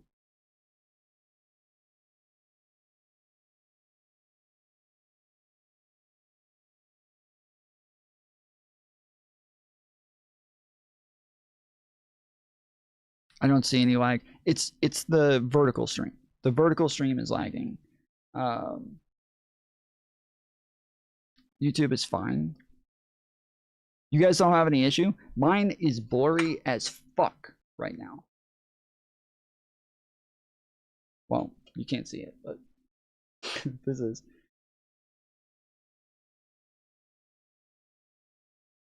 It's just a blur. Like, I can't even read the fucking phone number on the screen from how blurry it is. And I have it set to like highest, you know, highest grade possible or whatever, but Tom had auto quality on. Even if I had auto quality on, it should still be on a high quality. There's no reason, but it's not on auto quality. I don't know if you can read that, but it says highest quality picture, highest picture quality, right there with a check mark next to it. It is turned on high quality, and it's still so blurry. I can't read this fucking chat here on screen. I can't read the fucking phone number on screen. I can't read any of this. Looks fine on our end. Okay, I guess maybe it is me. Here, dude. You did. The title of this one is Child Trafficking. Co-conspirators. Fully redacted. But in response to criticism that they had over-redacted, they said, hey, we're so transparent, we're going to let you guys come and see the unredacted files to the congressman. The problem is, guess what happened when those congressmen showed up? This. The unredacted files, many of them, were redacted underneath the redaction. There were 2 layers of redactions. By the time the DOJ got them, they were already redacted. So what they're looking at is an unredacted, redacted copy of the Epstein files. This is at the same time that the FBI has a government project to build a next generation redaction tool where they claim they need multi-layer redaction management. And you can see it here where a representative talks about getting to see the quote unredacted files. He says the search function didn't actually work. Half the stuff I was looking for was still redacted. We couldn't write on files we brought in. We shared 4 computers for 435 members of Congress. So what is this actually? This is transparency theater. This is not real transparency. It is actually a joke. Here's another joke. The FBI just concluded again that Jeffrey Epstein wasn't running a ring for powerful men. But when the public was asked about this just the other day, 94% believe that he was. So obviously, I'm sorry. Yeah, again, there's just not a lot of evidence to this. There's not a lot of evidence to say that he was actually running a sex trafficking ring. That pretty much all the evidence leads to the trafficking was for him and him alone, and that Maxine or Ghislaine Maxwell took part in this sometimes, but that it was not that they were not trafficking children for a bunch of other people. It was for him. So obviously there's a huge gap between what the FBI says they believe and what the public, who has now at this point seen most of the same files, say they believe. If anything, the FBI by definition would have access to more evidence. And yet with the files that we already do have, 94% of the public say, yeah, Epstein obviously was trafficking. But the FBI, of course, isn't investigating new parties. They say there's no evidence for it. Who, if anyone, did Epstein traffic these young women to besides himself? Himself. There is no credible information. None. If there were, I would bring the case yesterday that he trafficked to other individuals. And the information we have, again, is limited. So the answer is no one? For the information that we have. In the files? In the case file. Okay, even if you believe what he says, after the revelation that the FBI themselves thought there were 4 co-conspirators in the previous draft indictment, they later said they thought they had 10 co-conspirators. Now you're supposed to believe, nope, no women were trafficked to any of these people. Epstein was working alone. It might be surprising to learn then that the DOJ and FBI under Pam Bondi and Kash Patel, who ran on the idea of releasing these files, have not talked to people who say they were victimized by Jeffrey Epstein. This was brought out 2 different times. I want to watch both of them with you because it's astonishing to hear someone say, we have no credible evidence on other perpetrators, only to learn you never talked to the women who were allegedly trafficked. At the age of 14 and 16 years old, and they called to meet with the president and to meet with the FBI and to have people investigate their claims. Some of them have never testified before. If you are so interested in getting the public to submit any information, why have you not met with them? You said you haven't met with them. Have you met with them? I'll give you one more chance. My job as the FBI director is to answer yes or no to whether or not you met with these women who were abused and any insinuation by you or any people on your side that I am not manhunting child traffickers, just look at the stats and you talk about cover-ups, man. how can any of you guys defend this shit? Like, how does MAGA keep defending this shit? I don't get it. I don't get it. I don't know how the fuck you can defend this. Like, even if you think like, oh, this is a Democrat manhunt, this is a witch hunt from them, this is them just trying to do political theater. Okay, let's say that's true. Let's say you're right. Don't you still want answers to these questions? Like, shouldn't they still care about you as somebody who would want an answer to that question? Shouldn't they be giving an answer that you would find satisfying? Even if the Democrats won't find satisfying, wouldn't you have some answers that you would find to be satisfying? And they should answer those questions so that you can feel satisfied. Because there's no way that any Republican can watch this and feel satisfied by any of this. There's no way that anybody can watch this and think, yes, I feel like I'm getting the answers. I feel like this is transparency. Chairman, you talk about cover-ups. I'm going to stop it there. It just devolves. He refuses to answer the question of, did you actually meet with these women? Luckily for us, some of those same people later... Not directly, but there are emails where it's pretty obvious that's what they're talking about. So there's emails where that is suspicious. There's emails where that could be the case. But we don't have a whole lot of evidence to say that that is the case. Now, we also would assume that they've looked into it, but we don't know if they've looked into it, and we would like to know if they've looked into it.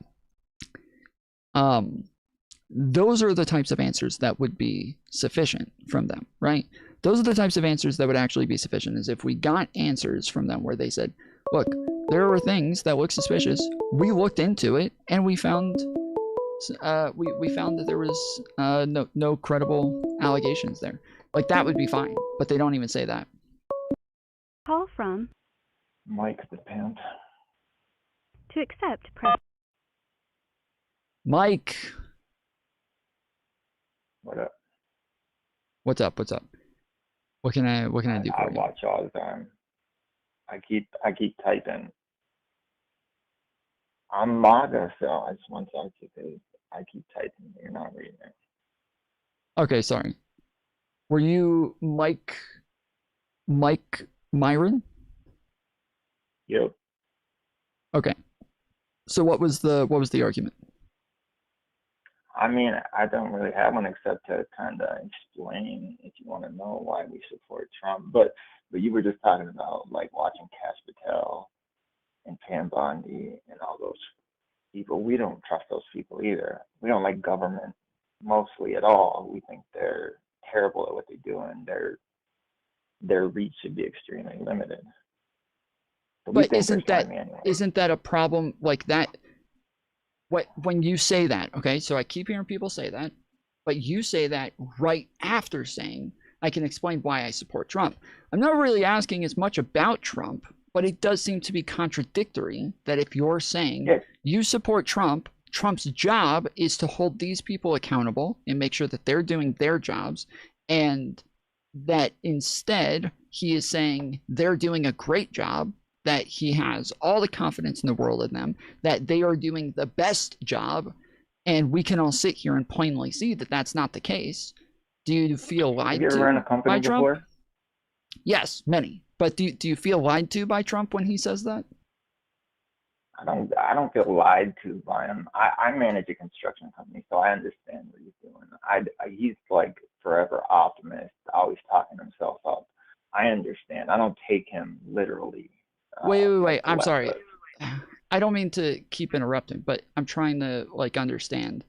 So when you say he's forever the optimist, yet like we're talking about reality, are you saying that Trump isn't capable of acknowledging reality? But you and I, people who are low-level just randoms in America, the most powerful person in the world, the president of the United States, is incapable of acknowledging reality as well as you and me. No, I never said that. I just see it differently. I don't support him because of a literal thing. I support him because of a worldview. And your worldview, I feel like, is the antithesis to the world I grew up in, and like the positive incentivization to productive human beings in civilized society.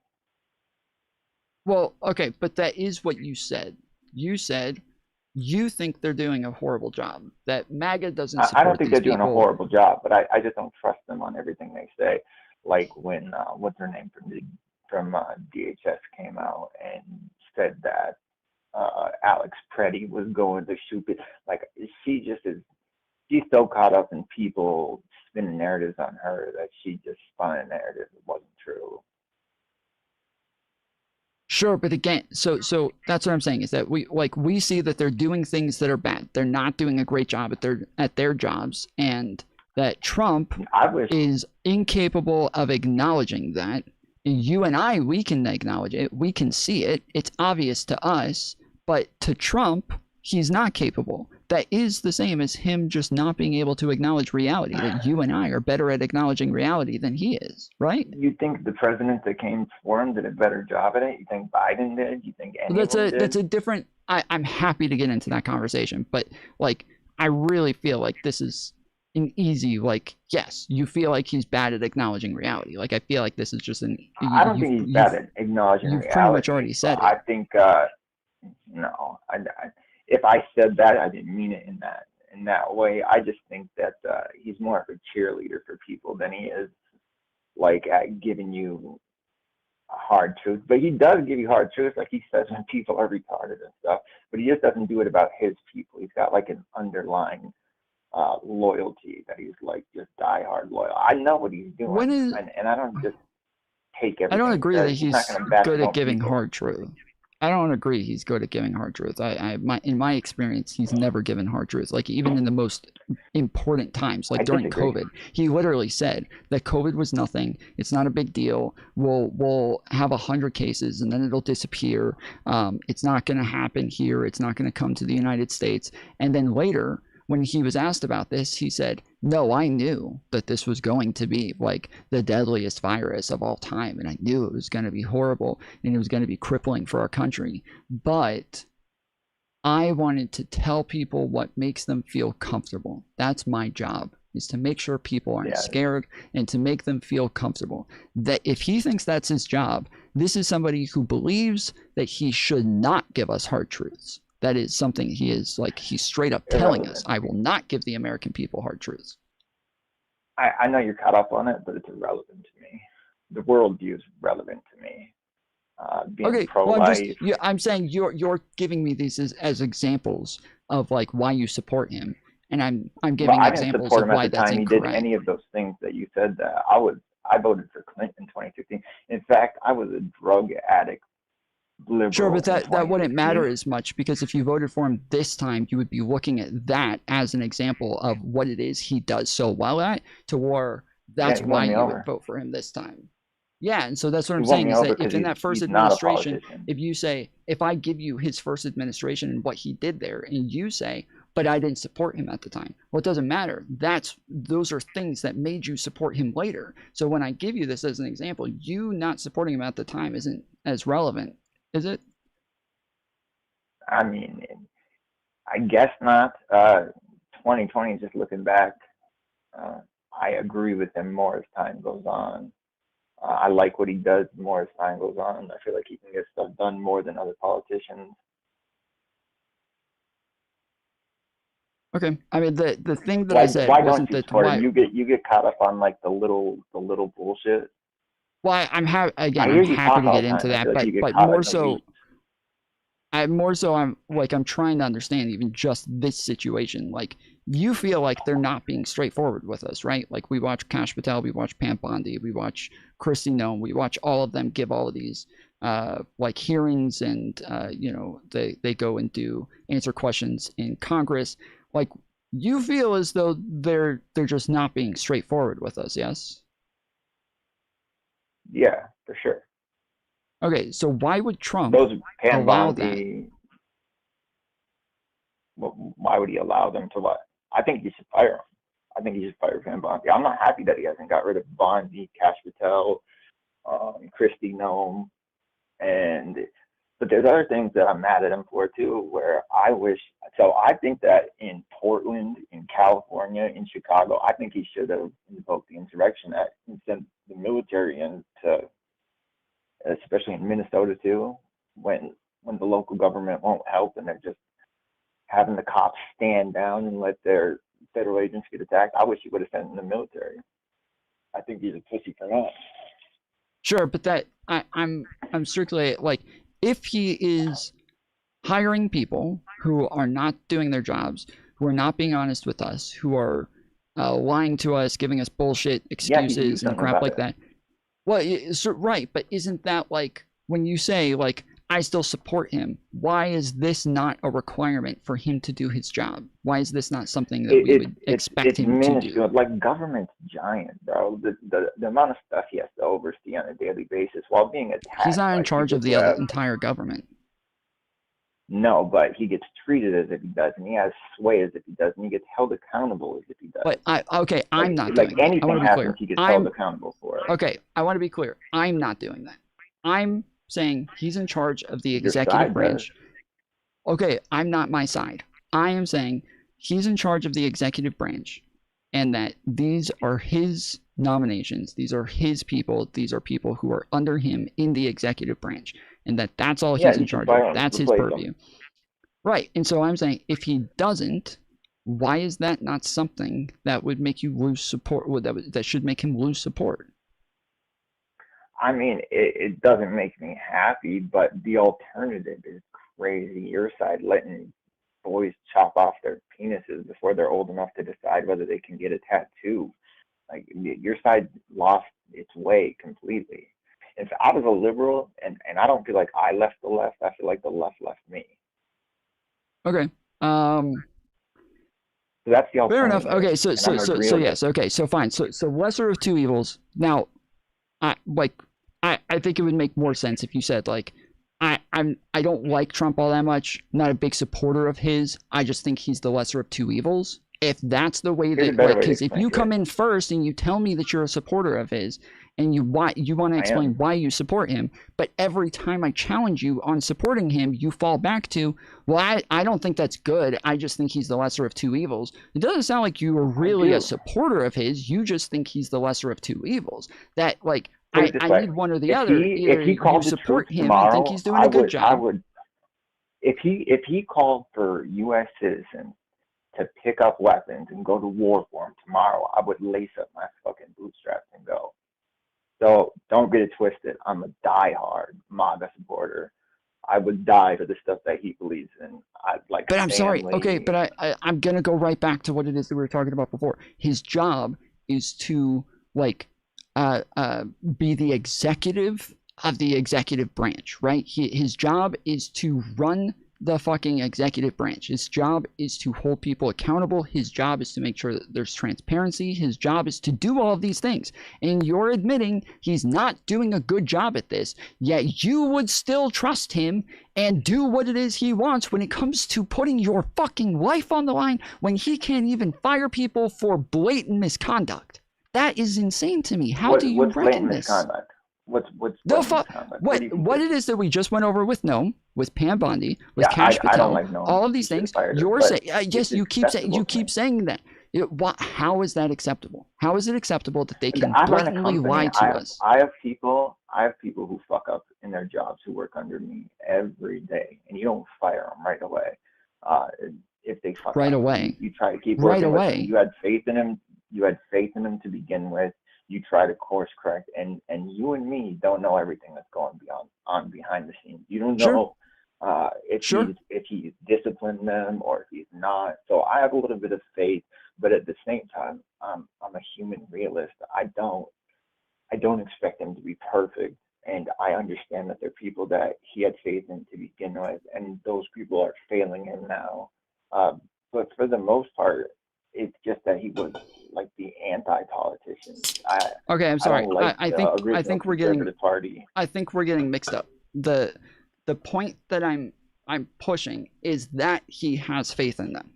That is what I'm pushing. That you and I can clearly see he ought not have faith in them. You and I, we can see this blatantly, as can the majority of even MAGA. It seems like, hold on. It seems like the majority of MAGA can see this as well. It's not just Democrats. It's not just independents. It seems like even the majority of MAGA is not happy with Pam Bondi and the way that she's doing her job. So let's just talk about Pam Bondi for a moment. When you say, like, we course correct and things like that, it's not just that you don't like her. You think she's doing a bad job. She's not good at her job. Don't just say, hold on. That's why, see, I just asked you, don't fall back to that. If you're going to defend Trump. Don't keep falling back to the lesser of two evils. We got to do one or the other. So when I'm criticizing him for his ability to do his job, and then you keep saying, but the left is worse, then just say he's the lesser of two evils. That's fine. If you want to say that, we can have that argument instead. So but you can't do both. You cannot do both. You cannot say he's doing his job, but every time I challenge you on him doing his job, you refuse to make that argument. You refuse to defend it. You just say he's the lesser of two evils. I defend him. He's mitigated like 8 wars since he's been in. He had rollbacks on Roe versus Wade. He's made corrections in welfare, people abusing the welfare. Okay, then don't say he's the lesser of two evils. Okay, then don't say he's the lesser of two evils. I'm bringing up examples. Well, that's how we see I'm not it. saying, That's hold on. I'm not saying Donald Trump can't do anything correctly, right? I've had tons of employees who were really good at some things, but the important things they couldn't do it. And they couldn't do it either right. They couldn't do it honestly. They couldn't do it in a way that I wanted them to do it. They couldn't listen to me. There were some employees that were the fucking best at their jobs, but they refused to do what they were told. And those people, I had to get rid of them because they create a toxic culture within my workplace to where other people will now think it's okay to not do what it is that they're told, right? So we can all hold on. I'm trying to put this. Hold on. Don't do the lesser of two evils again. I keep telling you, I'm happy to have that fucking conversation about Democrats instead. But I am asking you to defend supporting Trump when I'm saying it is clear he's not doing his job. I want to have one conversation at a time. So I'm happy to get into that. I don't think that's true. It doesn't seem, your argument is not that he's the lesser of two evils. Your argument is that he's doing his job. So when I bring up examples of where he is blatantly failing to do his job and live up to what it is that people voted him in to do, and even what MAGA seems to expect of him. We didn't vote him in for that. Like, we don't give a fuck. You about didn't those vote him. people. Hold on. No. Hold those on. three people Hold on. You're telling me that they did not vote him in for transparency. No. They didn't vote him in for transparency. That is not a thing. I can pull up a mountain of evidence that says otherwise. That. What he released Epstein files, that's enough for us right now. No, he did not. They got released under him. They didn't get released under you guys. You guys got them for 4 years. Different. They stayed hidden. That's different. Oh, it's that's different. Yes, come on. Okay, I'll explain, and you can tell me how I'm wrong. Yeah. Donald Trump was forced to release the Epstein files. The Congress released the Epstein files. They voted at I think it was a 95% rate in the Senate, where if he vetoed Republican ran right now. Hold on. It does. Yes, that's not Trump. Trump said not to do it. Trump said don't do it. Trump went after the people who were pushing for it to be released. Trump has said, yes, Trump has said that people who keep pushing the Epstein files are not MAGA. He said they're not part of his movement anymore. So this is because Donald Trump trying to attach it to him and smear him with it. That's what he's talking about. No, hold on. We're talking about Republicans right now. You just said Republicans were the ones who are the majority in the Senate. I agree. But Donald Trump has gone after the Republicans who have pushed to release this. Okay, so don't say Donald Trump. Hold on, we got to slow down. Okay, there's too many questions while I'm trying to get through a single point. Donald Trump did not release the Epstein files. They voted at over a 95% rate. Whereas in order for him to veto it, if he vetoes it, that means that they vote again, and it would have to be less than, I think, 65% of the vote. There's 65 people, and when it's, I think it was 98 people, 99 people. No. Sorry, the Senate was 100. Sorry, the Senate was 100%. So 100% of the Senate voted to release the Epstein files.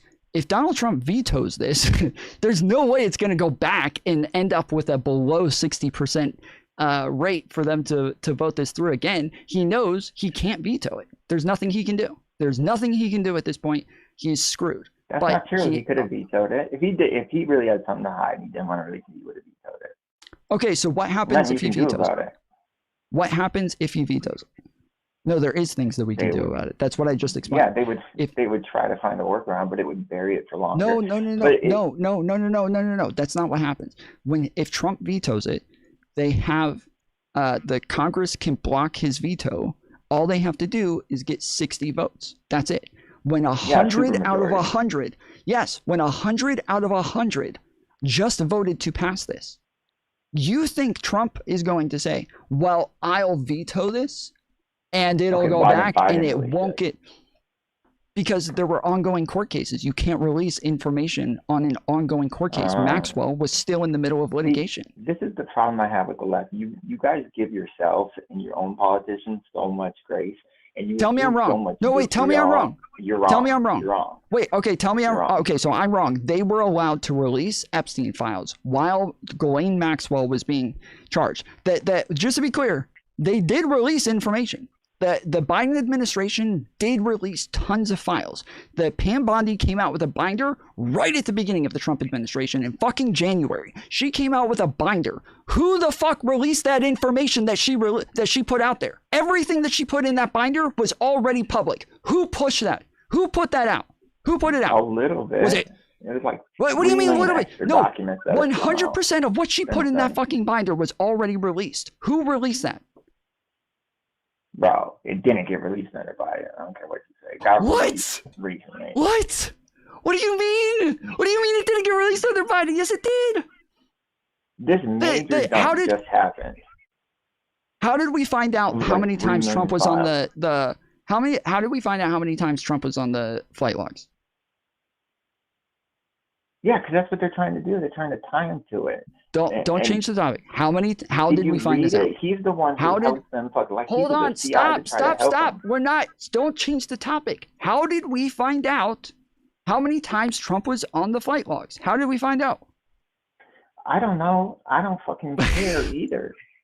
You do care because you just said that Democrats aren't the ones who ever released anything. They never cared about this. They did release things. They only released things the little that bits didn't. that are damning against Trump or like can be. No, that's not turned and true, tried to dude. make it look That's bad. not true.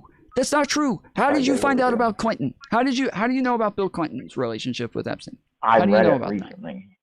Yeah. I read it So recently on Flash. so you're telling me that all throughout the Biden administration, the Republicans were read not running anything around talking about Clinton's. Okay. All right. So we have all known about Bill Clinton's relationship with Epstein from the beginning. Like from the beginning, we've all known about this, and the flight logs were released. Yes, the painting. Yes, the painting. That like we've all known about this shit for a long time. The flight logs and shit got released under the Biden administration. The things that got released were things that did not relate, that could not compromise the actual, that didn't have anything to do with victims and did not compromise the ongoing court cases. That's all that can be released. And so that's all. Like if Trump is not a somebody who's being charged with anything, yeah, they can release stuff about him. If Clinton's somebody who's not being charged with anything, they can release stuff about him. If Prince, whatever, the Prince guy that they put, like, they can release stuff about him. They're allowed to release things that don't have anything to do with the ongoing court cases. But they didn't put out things on specific victims and specific perpetrators like Epstein and Ghislaine Maxwell because there were ongoing cases involving them. The Ghislaine Maxwell just finished her appeal in February, I think, of 2025. Okay, great. I still support everything Trump's doing. I don't think there's That's anything fine. that you're talking That's fine. That's what we're trying to go over, though. If you're saying the Democrats didn't release any of these things and that Trump did, and that you want to give Trump credit for this, even though he had nothing to do with it, he tried to stop it from being released, and he said, and the Democrats were the ones who got it released. The Democrats did release things before this that, like, you're saying, oh, I have excuses for why the Democrats didn't release anything, but it literally is law that they cannot release this stuff with ongoing cases. What is the argument here that the Democrats were wrong for not releasing this much, but only releasing the little bit that they did when that's all they could legally release? I mean, it's a important fucking thing. You should process Ghislaine Maxwell faster if that's holding this shit up. Like, the American public's been waiting forever for this shit. And I don't feel like it's court cases. I feel like they don't want all the high-end politicians like George Bush Sr. and Bill Clinton's names all smeared together. Okay, so the uniparty. So the files have been released. I don't think it's Trump. Okay, so the files have been released. Trump gets credit for them being released. Where's all the damning evidence against the Democrats? No. Where's all the damning evidence against the Democrats that they've been protecting this whole time? Where is it? I don't need damning evidence against. I don't need damning evidence against anybody. I just want the people that are in it that have substantiated like crimes. If you had pedophilia charges against kids, I think you should get the death penalty regardless. Okay. I don't want to keep going in circles, and I don't want you to feel like I'm like trying to get gotchas on you or anything. So I'm going to be straight up with you. If you make an argument and I think you're wrong on it, I'm going to challenge you on it. And when I do, I would expect you to defend that argument. But if you keep making arguments that you refuse to defend, this is going to be impossible to actually have a conversation. If you say the Democrats and the Uniparty are the ones who are protecting this stuff and that they're not allowing the real stuff to be released, and then now it gets released, and you still don't have evidence against the Democrats or the Uniparty, why do you believe that that's the case if that evidence still has not come out? Where is it? It's out. The shit's out now. Where is it? I Where's mean, the Democrats they in said there? there's more that's going to be coming out, but I don't have a positive base claim against the Epstein files to begin with. I could care less either way.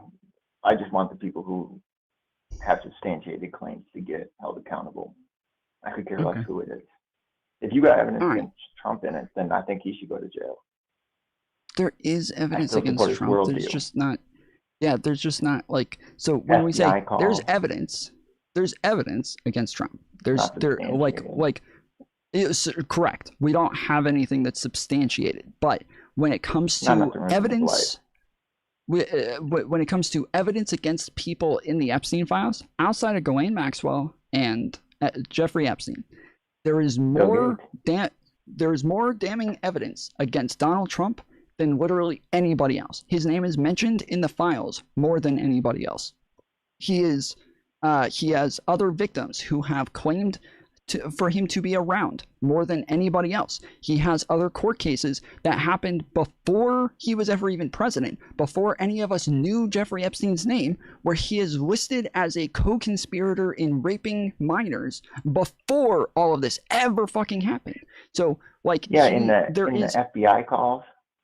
No, it's not. No. This is what the fucking Republicans keep lying and saying. It's FBI calls. That is not an FBI call. It's a fucking court case with affidavits signed by numerous witnesses, who one of them is the girl who was 13 at the time and is an adult when she files this in 2015, but it happened in the 90s. The other ones are actual Epstein fucking employees who were there and witnessed these things.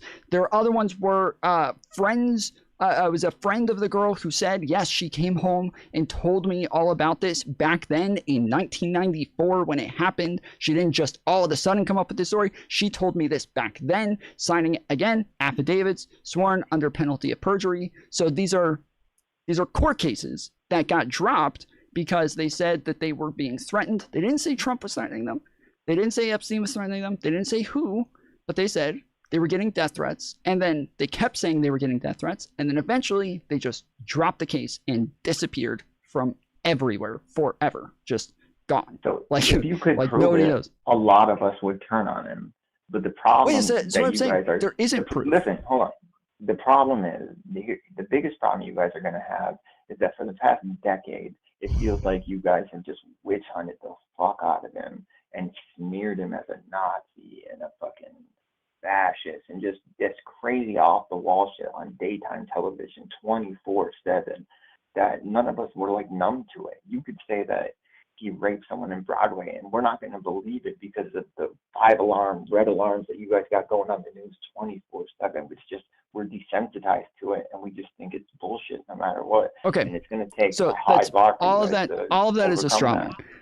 All of that is a straw man. Nobody has claimed Donald Trump did anything in the Epstein files. I don't know if anybody who has claimed he has like crimes that he should be convicted of right now. They're like, there's proof. I don't know anybody who says this. I don't know anybody who says he's a pedophile. So when you're making it sound like Democrats are the ones who are pushing this narrative, what Democrats are saying this? Who said this? That's what you were just saying, that there was case. No, it's not. No, it's not. No, it's not. You said that the Democrats are trying to protect their own. And I said that doesn't make sense because now that the Epstein files have been released, the evidence is all there. There's nothing against Democrats. But the Republicans keep running around saying, oh, it's all the Democrats. They're all damned. But there's nothing there. But when you talk about evidence, you want to talk about evidence against somebody, there's 100 times more evidence against Donald Trump than literally anybody in there. And still, nobody is making those claims against him,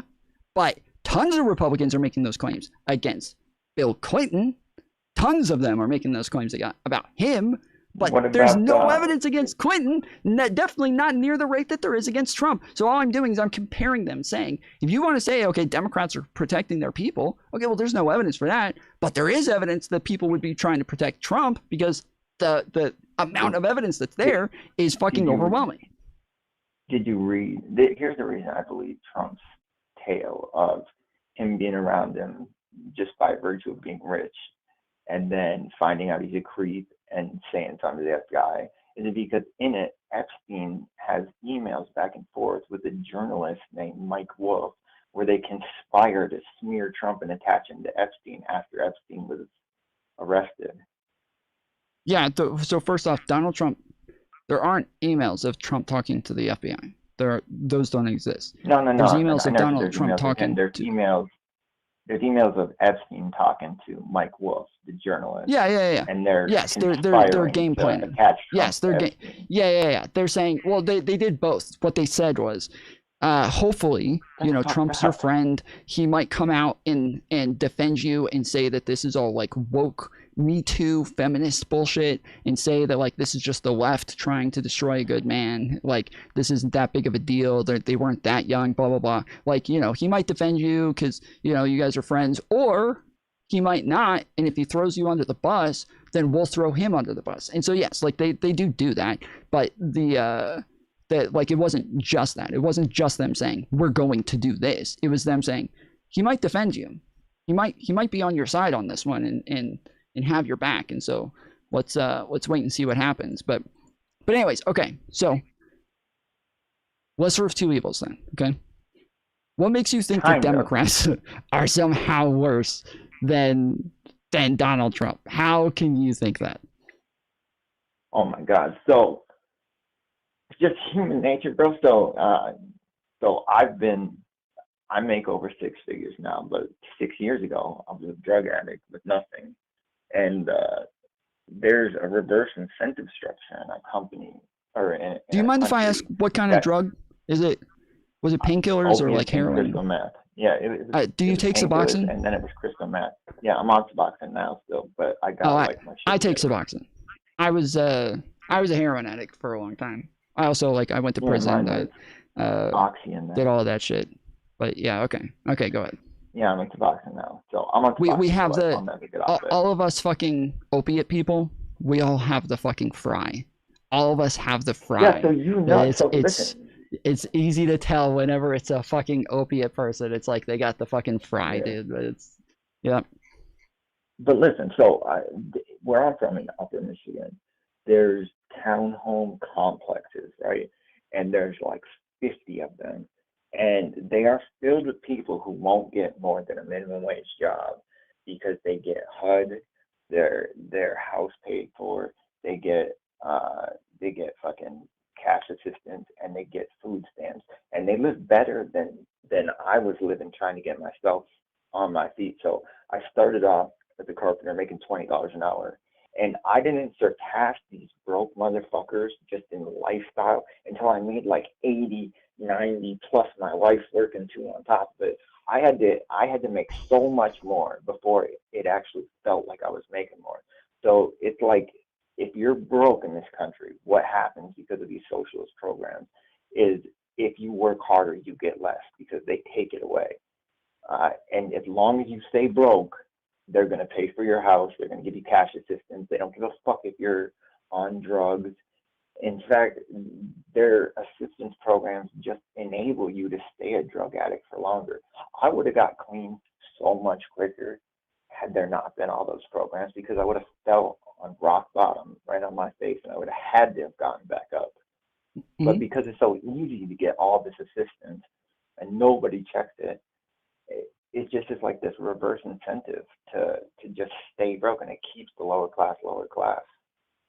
Okay, so do you know what the average amount of time that like Americans spend on like federal welfare? It's a long time. I know almost everyone I know who's on it never gets off of it. So outside of any like disability or anything like that, like we're not talking about like people who are disabled or people who are veterans or anything like that. We're just talking about normal people who just like don't have a Off the top of job my head, I and don't know. don't make enough money. It's about 2 years. Most states have regulations, Democrat states have regulations that say that you have to, you have like a timeline to get a job. Then over time, the amount of welfare that they give you starts to dwindle down. They have like officers that help you look for a job, and you have to show them that you are applying and making an effort to get a job within a certain period of time. 100%. When the average is 2 years, that is the Georgia, like around Maybe Atlanta. in Georgia, but I'm telling you, in Michigan, it's Well, Atlanta life is a as very well. liberal area. Like Michigan's terrible. And now I pay $2,000 a month in taxes. That's how much they take from me now. $2,000 a month. Well, And there's people Michigan's that a live 6 purple houses fucking down. state too. It's horrible because of fucking, what's her name?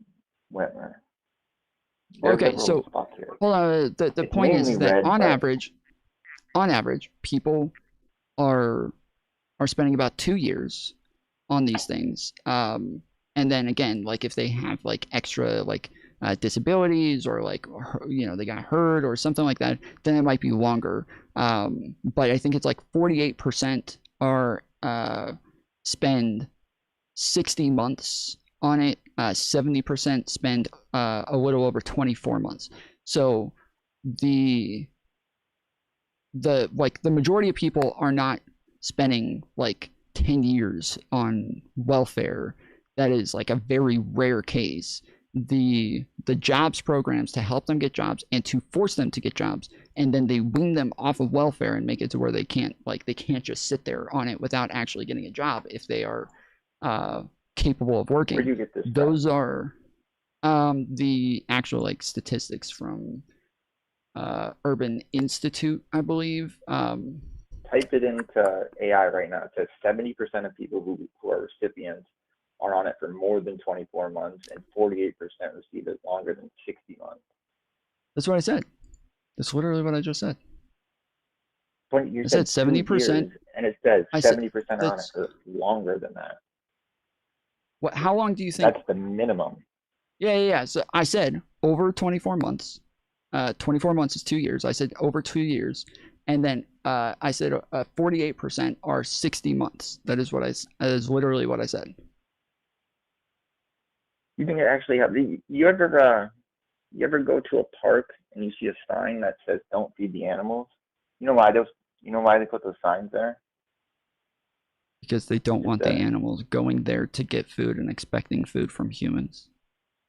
Yeah, because what happens to animals, and humans are animals too, is if you become their food source, they forget how to take care of themselves. The government has become millions of people's way of Wait, getting that's why I by. said They outside don't of know how to be exigent self-sufficient circumstances. anymore. Well, this is why I said outside of exigent circumstances, they start to dwindle them down. So this is the hold on. So the point is that like the majority of Americans are not on welfare, right? But the COVID did like push these numbers up pretty drastically because there was a number of like different types of programs that they had to have because a lot of people just weren't capable of working during that time, and so they like drastically changed the way that these stats look in a way. But most Americans aren't doing this, and while there is fraud on welfare and things like that, the Democrats have charged tons of people for fraud on welfare. Like you talked about living in Michigan just a minute ago. Or sorry, not Michigan. What was the? Yeah, I'm in Michigan. Who's the fucking? Yeah, Whitmer, sorry, I'm Whitmer. thinking. Yeah, no. Sorry, I'm thinking of the wrong place. The state that Walz is in, where they were all just complaining about the African people recently. Shit. Oh, Minnesota. Yes, Minnesota. Yeah, they like in Somalians. Minnesota under Walz. Yes, they charged a ton of those Somalians with fucking crimes and like actually did investigations and went after them and got convictions and everything like But everybody brings this up as like, look at this. Those people committed fraud. How do you think you know about the fucking fraud, bro? How do you think you know about it? They literally read audits from the state. Like Nick Shirley, literally him and that guy sit there reading audits from the state saying what it is that happened in these circumstances. And if they kept reading, it talks about the repercussions for these people and like the probationary periods for them, the people who have been put on probationary licensing, you can go through case by case exactly what happened in each scenario because of the audits. But then they say there's no oversight. What the fuck do you think the audits are? How do you think you got this information? It's the fucking audits. That's what it's there for. So they like that. But same here. Like if you go through these things and look at like people who have been charged with fraud with welfare. Democrats are charging people for fraud with welfare. They're not just like overlooking these things. It's not like they just don't care about it or don't look into it. They seem to make a big and you said you don't care, you don't have a problem with welfare existing. You said that it like helped you a lot, right? No, I have a problem with it existing. And the problem with I thought you just said a minute ago that you would have been screwed if it didn't exist. Didn't you just say that? Yeah, No, I said I would have got sober quicker if it didn't exist. It enabled me to stay on drugs longer because it paid for my life and let me still use. How long were you on? How long were you on some sort of subsidies, and what type were you on? I was on and off of them for probably like 4 years. I worked before that, but I was just a painter at the time. I didn't become a carpenter until I got sober, and then now I manage a multi-million-dollar company. We build houses, but at the time it's like off and on, and I lost my job throughout that 4-year period. What total amount of time would you say you spent on welfare in that 4-year period? Like, what is the? Oh, that was just straight 4 years. But it was like you just said off and on. Before. You said off and on for before 4 that, years. I was on drugs for a long time, for years. But like I had my life kind of semi-stable, like where I held down a job, and here and there, my wife got help like Medicaid for the kids kind of thing and stuff like that. But just straight welfare was only like 4 years. But I don't agree with it post. Like I was happy to have it during the time. You ever see a mom who keeps paying her kids rent or like bailing her kid out when she keeps using and fucking her life up? That's what I feel like it's like. Okay. I feel like the Republicans are like tough love, and the left is like, you guys, because I used to be one. You guys are idealists. I don't attribute malice to your viewpoint the way you guys do to us. I think that you guys mean well, but I just think that it's just generally not true though. Like if you look at like programs for like Democrat states for homeless people, generally they'll have a program where like a homeless person is able to get off the streets and get like a place to stay and be in a homeless shelter, and like California, again they'll have jobs programs and help them like get on their feet and all of that. But again, there's more time homeless limits people on since these you things. guys tried helping homeless people in California. You guys made it work. Homelessness under blew up. Gavin Newsom. Homelessness under Gavin Newsom has drastically gone down. This has been the biggest decline in homelessness under Gavin. So the last thing you said, there's not very many Americans on welfare. There's 72.5 million Americans on welfare, and there's only 360 or 342 Americans. 342 million and 70. Wait. No, 72.5 million are on welfare. On That's welfare. A huge number. Hold on. On welfare, what? On welfare. Just received some sort of welfare benefit. So just received some sort of welfare. Correct. That is totally fucking different. That's a crazy number. They received some sort of. It's not a crazy number when you think of the fact that 2/3 of Americans live paycheck to paycheck. That's not a fucking crazy number. And it's not fucking crazy if you consider the fact that if Americans are incapable of dealing with an economy that has kind of left them behind, the government kind of has a responsibility to try to subsidize that in some sort of way. That doesn't mean that the government ought to just take care of them and all of their needs for all of eternity, but it does mean that they have some responsibility there Do you not agree with that? You don't think they have some responsibility to take No, care? I think Even it though, should be- so I think it welfare should is be a thing that local. exists in every first world country. We're just going to pretend our country's super weird limited. for having welfare. No, They here's are what- limited. I think welfare should They exist. are limited. I think welfare. Well, 76 million people is not limited. Here's what I think welfare should be. The Welfare- 76 welfare million should be the people kids. weren't on welfare the whole time. You said some sort of welfare. listen. Some sort of Yeah, yeah. welfare. That's not the same That's as still them too being many on people. welfare for their whole fucking lives. I know tons of That's people who are, like, but here's what welfare should be. being Welfare on should be the person unemployment who's is stuck in a some sort of wheelchair. welfare. Go ahead. Legitimately disabled people should be on welfare. People in dire straits who really need it. But 76 million people is crazy, or 72.5, my bad, is a crazy number. And it boils down to like a worldview where the government sucks at almost everything it does. It should be there for military, police, maintaining roads and infrastructure, but it needs to get out of like playing in our economics and like subsidizing our lives. Ever since they started FAFSA, college tuition exploded in price when they got into housing shit and started loaning money or backing money. The housing market crashes. Every time they put their thumb on the scale, it fucks our lives up like crazy. And then we try to say that we should tax everybody, but what you're doing is you're creating a slave force of like the middle class, most productive people in society. And it's like a reverse incentive. So all the people who wake up at 5:30 in the morning and go kill themselves to make a better life for their kids, they're the ones who suffer so that lazy people can get by easier and have a PlayStation 5. Like, our poor people are fat in America. Like, what are we doing? I wake up at 5:30 and I work 12-hour days and I pay $2,000 a month in taxes. That's crazy, bro. That should not be happening. That money should be going to put my kids through college, not so my neighbors 3 houses down can sit at home and smoke cigarettes all day and work under the table and get welfare, because that's what they do. They sit at home all day and play PlayStation and watch Netflix, and they each get like $1,200 a month.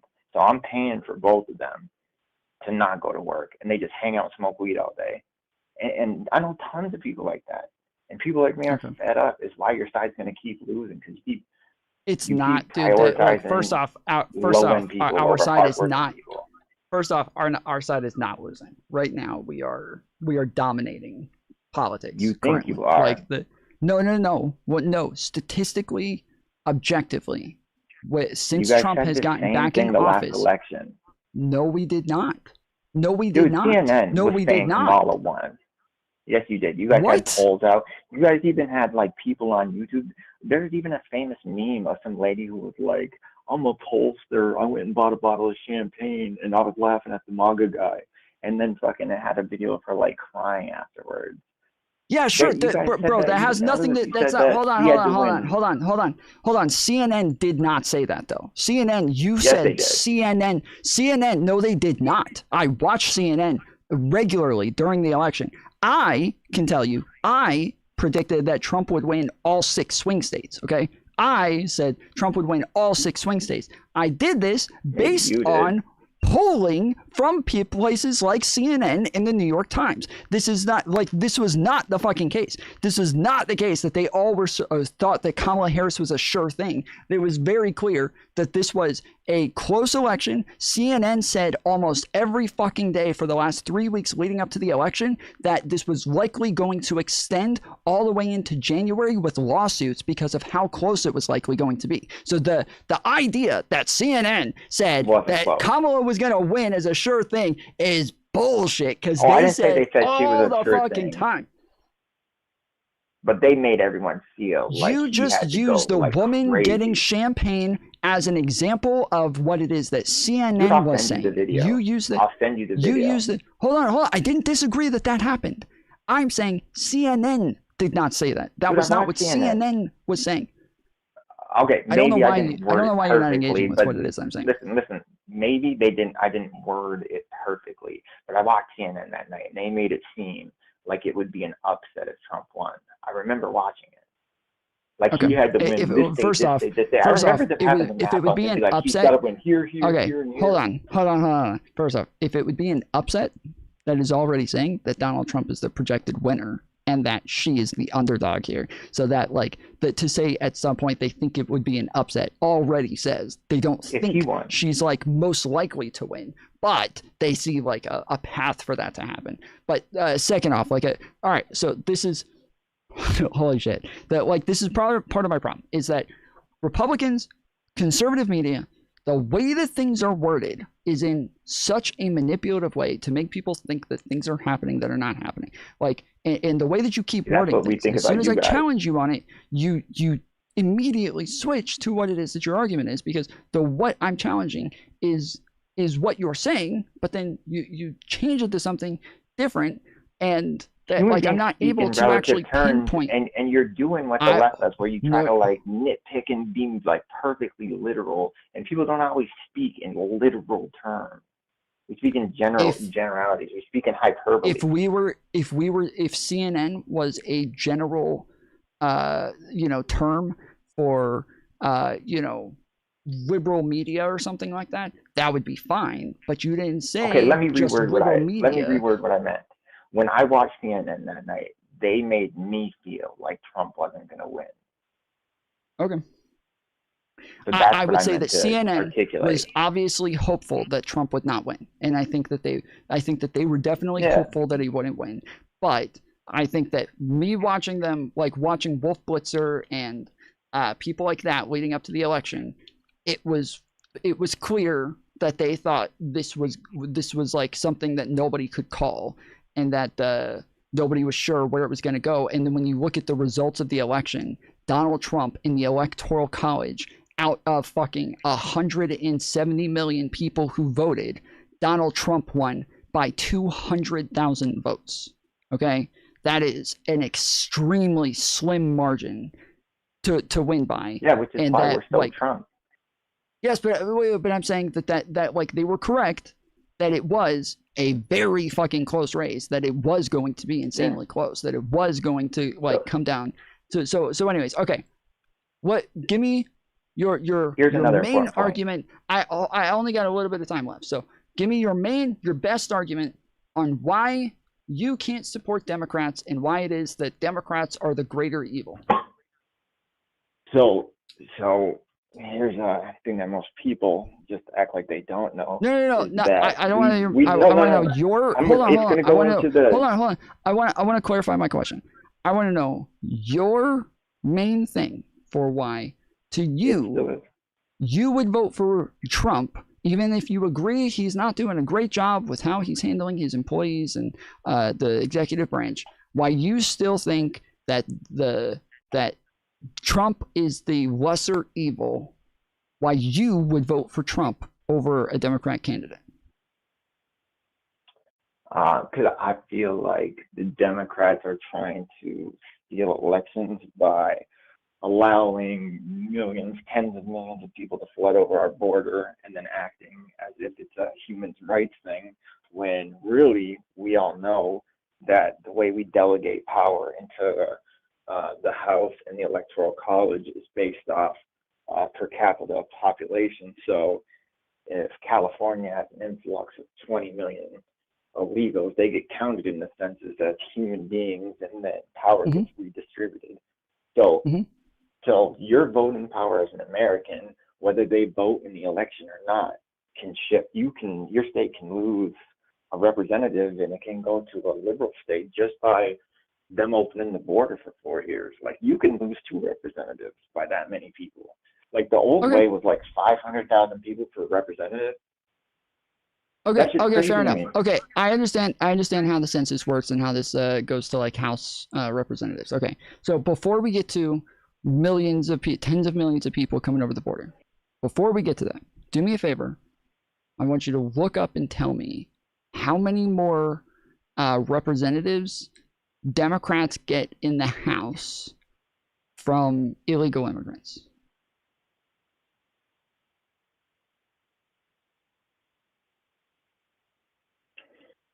Even if it's one, we got like a super tight margins in Congress right now.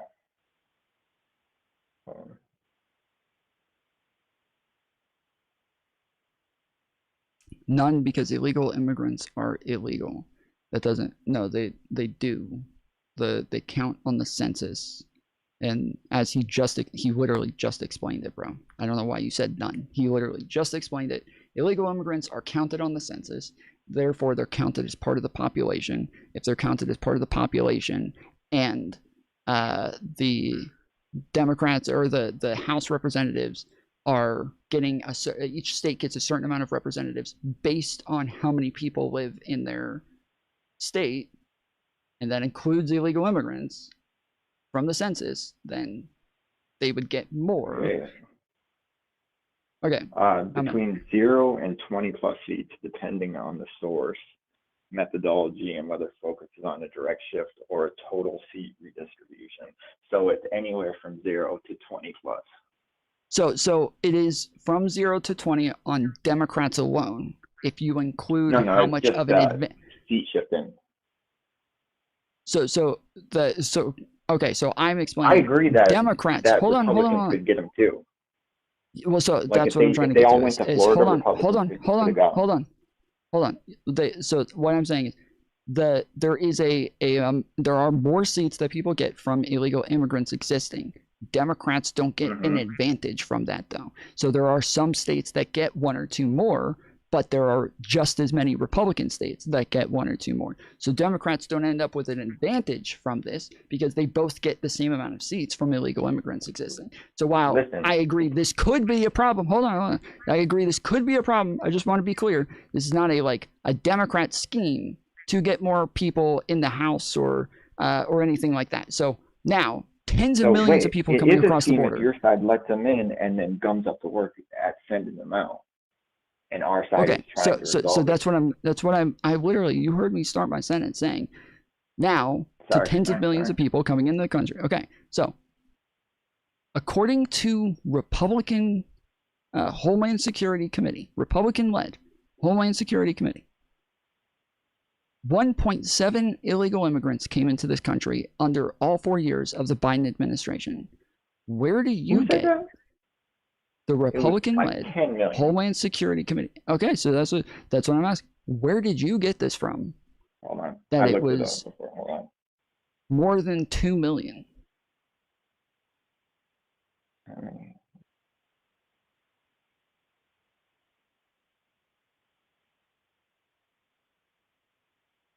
Okay, just use AI. Based on data from U.S. Customs and Border Protection, CBP, the various reports, there have been over 10 million nationwide encounters with migrants under the Biden administration from February 21 to July 2024. Like AI. You said encounters with immigrants. Where I'm asking illegal immigrants who are in the country. So like the Biden administration set a record for most deportations. You can't just, in a 4-year period, you can't just give me that they had encounters with them as though this is some horrible thing when your problem is them staying in the country, not that they just encountered them. So, population contact the total number of Southwest border encounters. I'd have to look into it more, but it's a hard thing to quantify regardless. Like, I don't care whose side says what. Sure. I agree with you, but we get estimates on this. Correct. Yeah, we so have a system for how we generally come to these conclusions.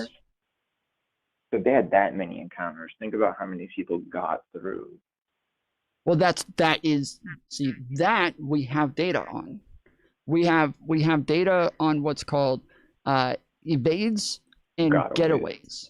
Yes, and that is 1.7 million. Now, it could be a little bit more than that. I can agree. This isn't an exact number, but we also know that a lot of the people that are evades and gotaways, a lot of those people aren't coming here to stay. Some of them might just be like a drug mule or something like that, right? They come across the border, they deliver their shit, they go right back. Or some of them might be like coming across to buy something over here, or like buy a gun or some shit and then go back, right? So like a lot of the people that are on there, not all of them are going to stay here. And so we know that it's a little bit less than 1.7 million, but we also know they might not have gotten everybody. So it might be a little bit more. So generally we think, okay, well, those two things probably even out. So we'll just go with the exact number that they get and assume that that's actually correct, but it's at least somewhere around there.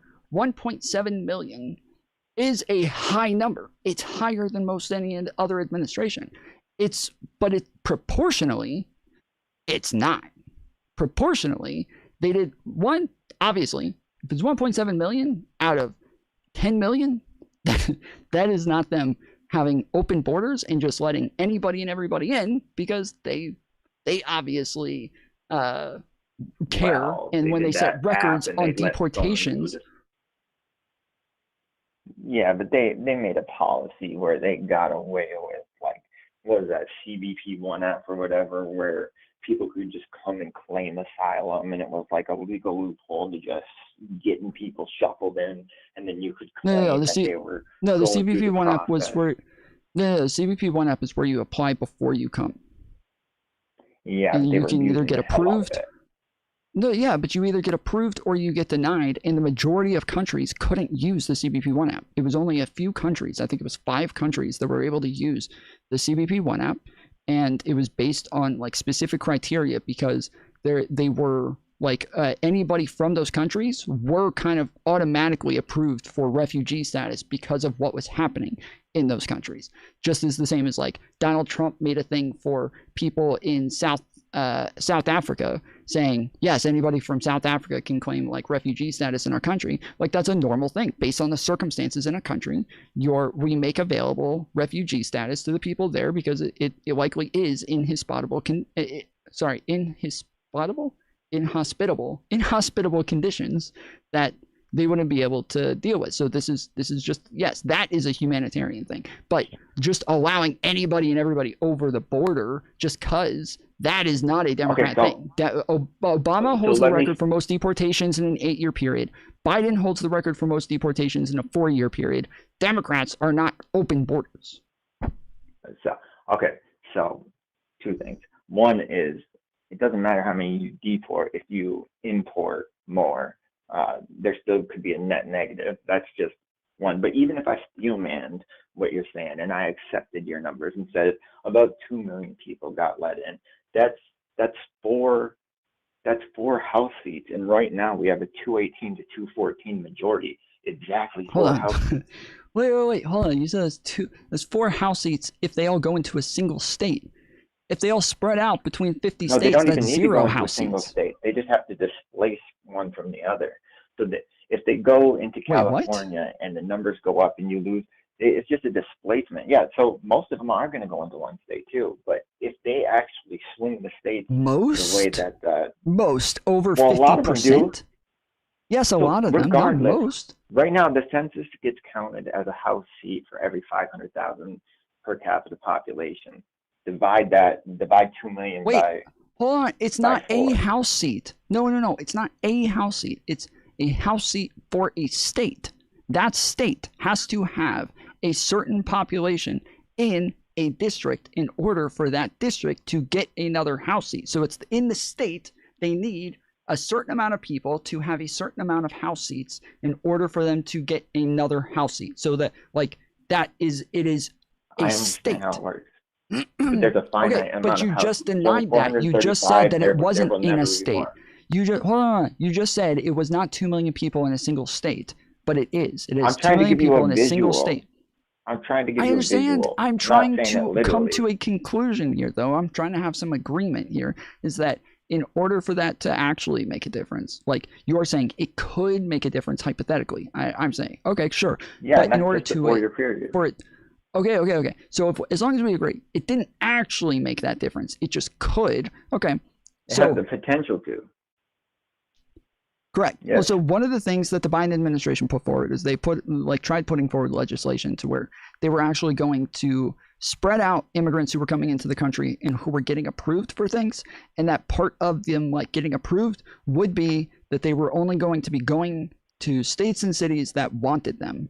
And that because lots of states and cities had problems finding workers. They didn't have enough workers in their states to fill the jobs that they had open. And so they were actually begging for fucking immigrants to come in because tons of boomers are retiring and millennials aren't having enough kids to replace the workforce. So they needed people. So if the legislation that Biden was putting forward to actually not just like have a fix for states that some states were getting overcrowded, some states had too many immigrants and they didn't want them, that like this is a solution to that long-term solution. One, two, they were also going to try to put in place more judges so that people who were here waiting to find out if they're allowed to stay didn't have to wait 5 to 10 fucking years. They needed more judges. They wanted to put more money into having more border agents and higher tech as border security. The Biden administration was pushing for legislation to actually secure the border like hardcore. Donald Trump came in and just signed executive orders that the next administration can just come in and undo. Like there isn't anything like long term that the Trump administration is doing to fix this.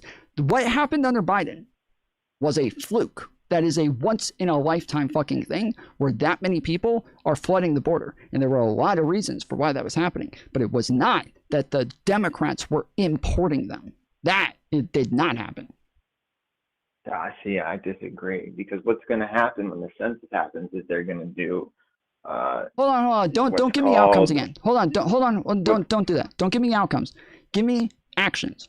Give me intent. What did Democrats do? Show me what Democrats did that said they changed they are policies pushing to allow people in. to allow Everybody people who's at in. CBP and DHS had different marching orders, which is why they were told to not stop people, to let them through. They Wait, hold on. weren't doing he closed the border completely on day one. That's why we support Trump. So did Biden. No. So did Biden. Biden had the border closed on day one. Do you know why? Bro, I don't know where they had Title 42. They had Title 42 in place. There was literally nobody in, nobody out. There was COVID at the time. They were not allowing anybody in or anybody out. But before, eventually, hold on. Eventually, you make it. Yes, eventually you make it to where people are allowed in, right? And do you remember? Why would you ever do that? Why would you allow immigration into your country? Hold on, no. I didn't say illegal. Hold on, I didn't say illegal. Hold on, stop. Pay attention to what I'm saying. I am not talking in generalities. I am specific, okay? I said, eventually, they're going to allow people in, right? During COVID, they weren't allowing legal or illegal, no immigration. Nobody comes in, nobody goes out. Like, we're fucking locked down, okay? After Title 42 was up, Biden literally couldn't extend it anymore from the courts because they said, well, COVID's over, bro. Like you can't keep extending this shit. So Biden did write executive orders to like limit the amount of people that were allowed to come in and like claim asylum and shit like that. But what happened was after COVID, we had record-breaking inflation, right? The whole world had record-breaking inflation, not the United States. The United States did too. But the whole world had record-breaking inflation to where everybody was hurting everywhere. The United States was the first G7 country to recover from inflation. We recovered the fastest and the best. We had wages outpace inflation and everything.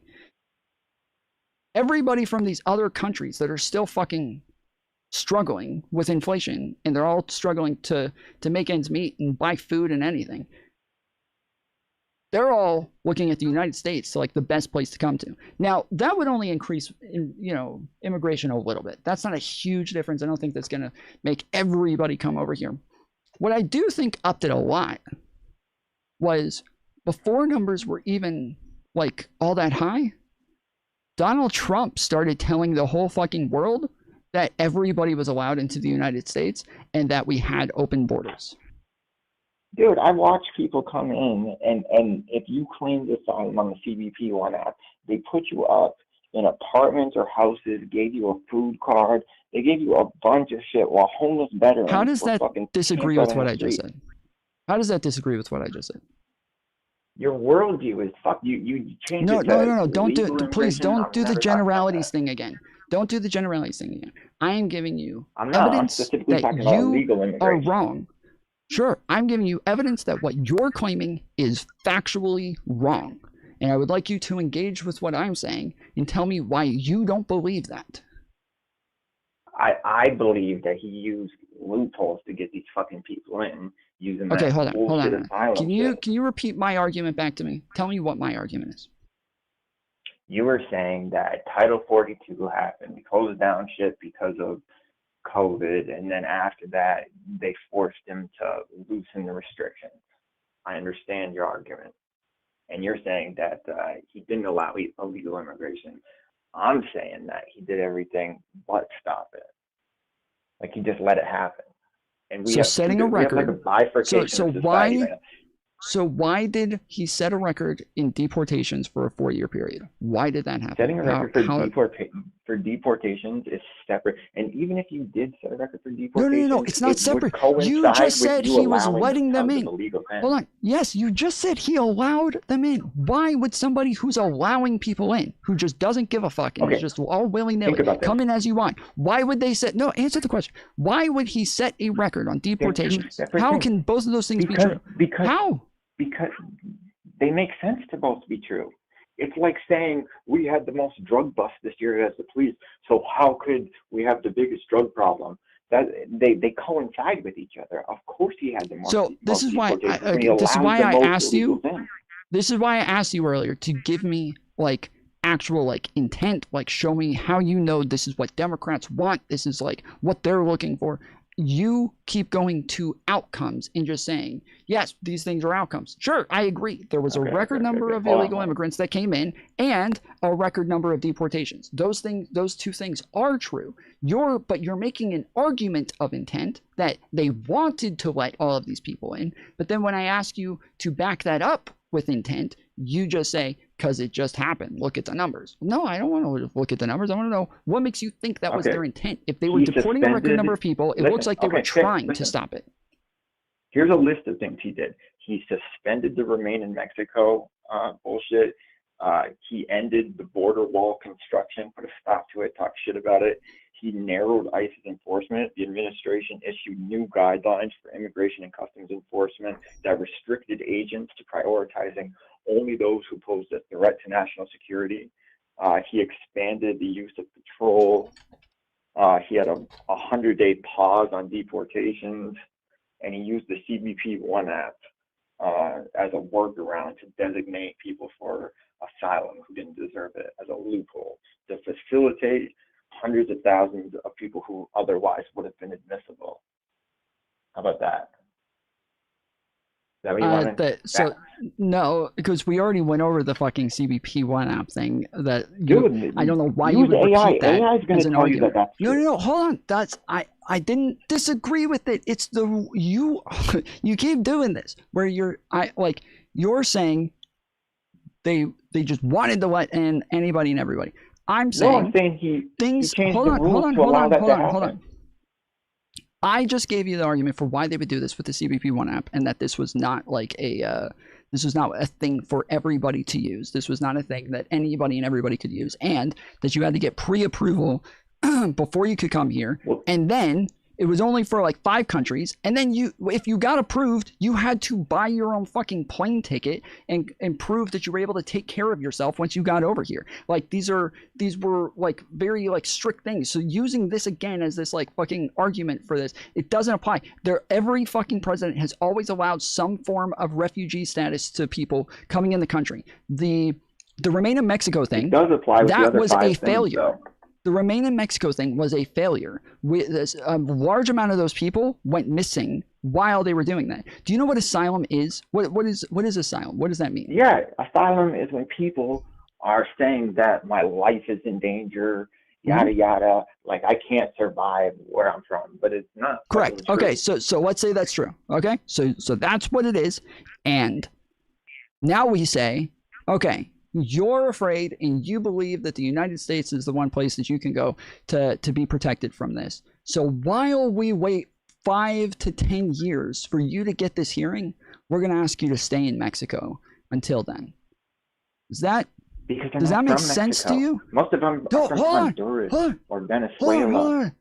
Do you think that that's a big difference? Do you not understand like how this shit works? Do you not understand? Like the South American countries are fucking corrupt as hell, and that they're all being like working for like cartels, and these are sometimes massive fucking institutions that are like literally have all the police forces and federal forces paid off to where if they want to find somebody and that person's in fucking Mexico, but it's like one from Honduras, it's a cartel in Honduras, you think they're not going to find the motherfucker? I could say the same thing about our country. I could say the same thing about our country. CIA selling drugs in California. Hold on. Sure. Yeah.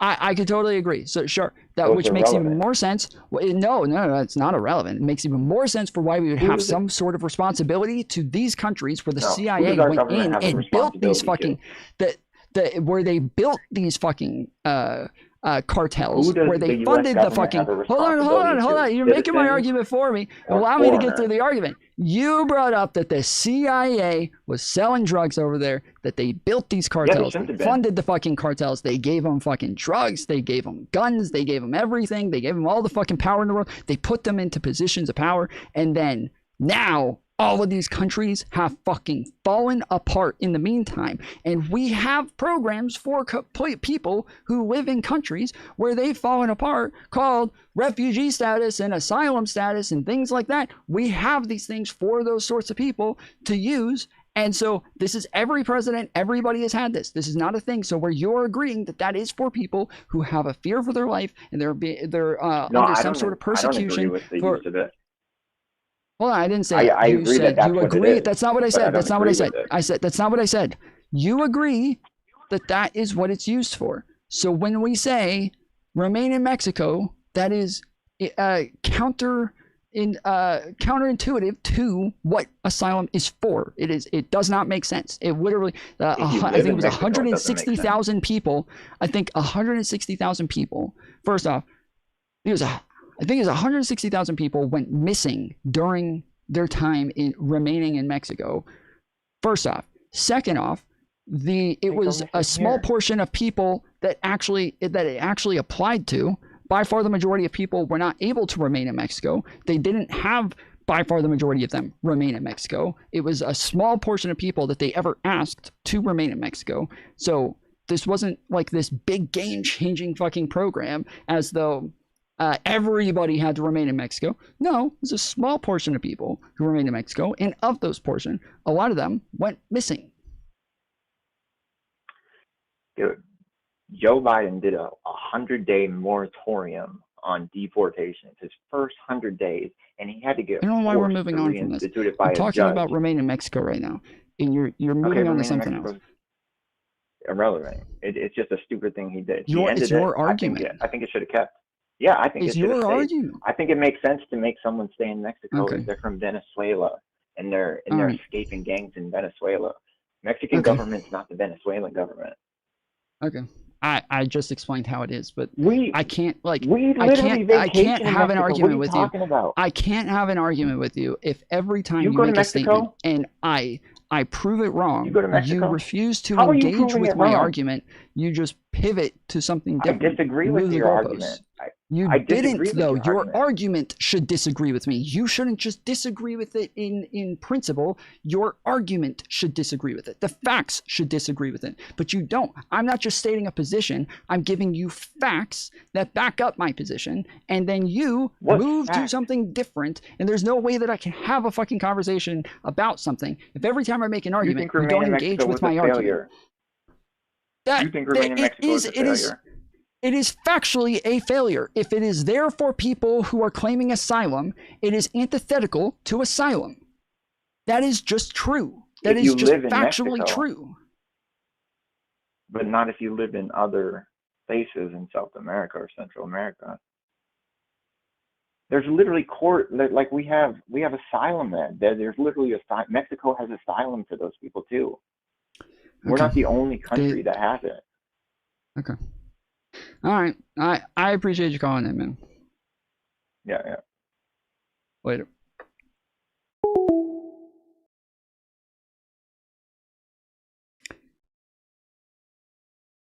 I see a bunch of you saying in chat that when you claim asylum, you have to go to the closest country to you. That's not true. That is not true. That is not at all true. That is a full-on fucking made-up thing that is just untrue. You guys can make up all of the arguments you need to make yourselves feel better about things. It's factually untrue. You do not have to go to the closest country. We can just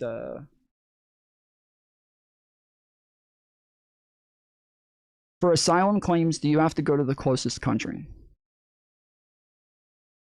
No, international law does not require asylum seekers to claim protection in the first safe country they reach. While some countries have policies encouraging this, refugees have the right to travel through or reside in other countries to seek asylum, provided they are not already permanently settled or protected elsewhere. No first safe country requirements. The 1951 Refugee Convention does not require asylum in the closest country. Let's see. Does the United States have a law that asylum seekers have to go to the first safe country? The United States does not have a general law requiring asylum seekers to apply in the first safe country they enter. While federal law 8 U.S.C. 1158 generally allows anyone physically present in the U.S. to apply for asylum, exceptions exist for specific safe third country agreements, most notably with Canada. So this is also a part that like a lot of people don't understand. The idea of asylum is that you have to be in the United States to claim asylum, right? That's how it works. Like if you want refugee status, you got to go to like a you could have done it during Biden. You could have done it through the CBP1 app. You can go to like an embassy. You can do, but generally you have to be in the United States to claim asylum, or in a U.S. embassy. And then you can't go to court in the United States if you're not in the United States. Like that's not how that works. You can't do it. So like you can say I disagree with asylum, I don't like asylum, I think it's bad, blah blah blah. Okay, fine. But for you need to understand the United States is the one who pushed for asylum to be a thing.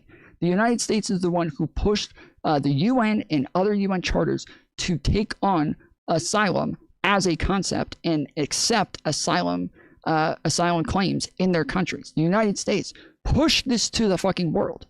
And then for Donald Trump to come in and be like, oh, me? Sorry. I don't have American values. I don't care what our country pushed. I don't care what we do historically. I don't care what it is that we represent to the world. I don't have American values. I don't care about any of this shit. I'm going to just do whatever the fuck I feel like doing. I'm sorry, but that is a problem to me, okay?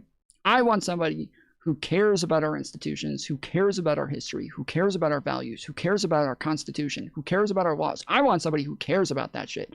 And for people to just be like, oh, well, I don't like asylum. Like, okay, who cares? I don't care. I don't care if you like asylum. It's our fucking law. Like, it's our law.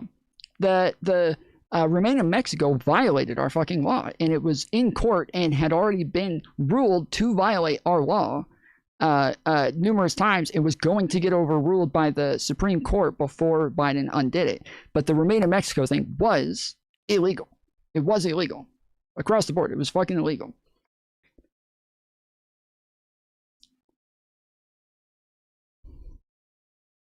Are you too stupid to understand that sometimes things need to change? And that's some things that used to make sense don't make sense anymore. Well, saying something needs to change is different than saying you don't want asylum at all. Like, that's just totally like saying I want to change some of the rules on asylum is different than saying I don't think asylum status should exist. These are like, unless you're saying like the change should be the United States should not be a principled country. The United States should not be consistent. It's fine if the United States is hypocritical. No, I don't think that is a good change. I don't think that making us to where we are an embarrassment to the world is a change that we should have. Currently, we just had the Davos here. What was it called? The the World Economic Forums in Davos, and all of the most powerful world leaders across the world said they are moving away from the United States as the world leader, that they are moving away from their being world leaders anymore, and they're going and creating their own alliances without the United States. This is every fucking powerful country in the world that we have been allied with for since World War I, World War II. They are all done with us being the world police. This is something that has given us tremendous power. We might still be a superpower. We might still be well off.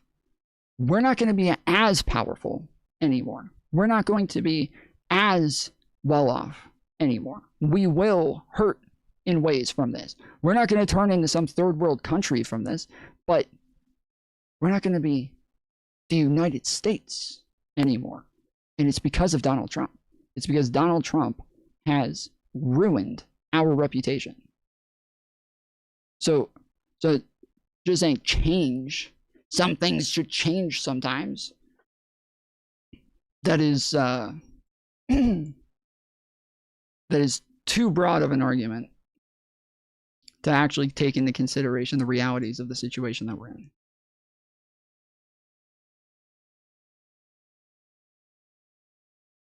Absolutely not. No citizen or president has the right to rewrite the laws and Constitution unless the absolute requirement is needed and all representatives vote for it. Right. Well, I mean, still, no citizen or president can do this. Like, the president does not write laws, right? They give executive orders for the executive branch. That only applies to executive employees, but laws come from Congress or from state legislatures. It does not come from the president. And so if the president writes an executive order that violates the law, it gets overruled. It's like they get rid of it. The president is not a king. And I know you guys want Donald Trump to be a king, but he's not. If Joe Biden did 1% of the shit that Donald Trump has done, you guys would have fucking killed yourselves. You would have jumped off cliffs. You guys are too fucking pussy to deal with the shit that us liberals who live in reality have been dealing with. You guys would have gone fucking nuclear over this shit. But you guys lost your fucking shit over a bunch of stuff that didn't happen. We're losing our shit over stuff that actually did happen. January 6th, yes. Yes. Great example. January motherfucking 6th.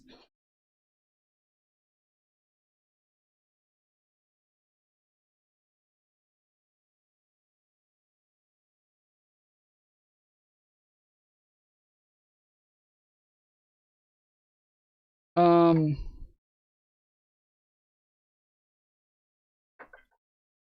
was gonna see, I think I have.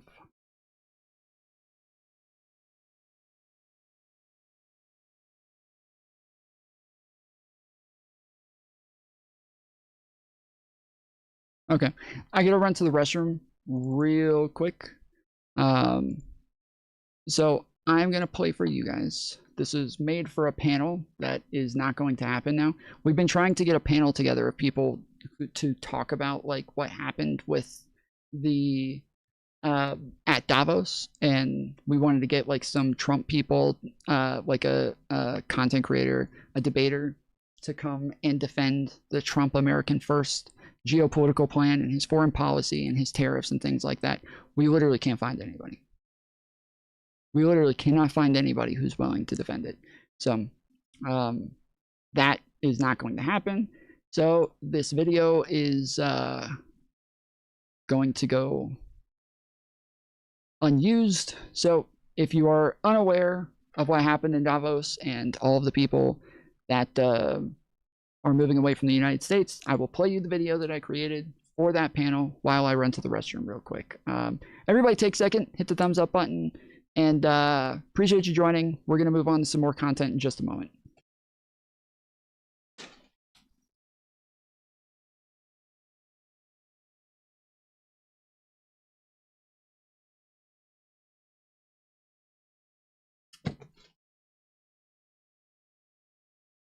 You can't hear it, can you?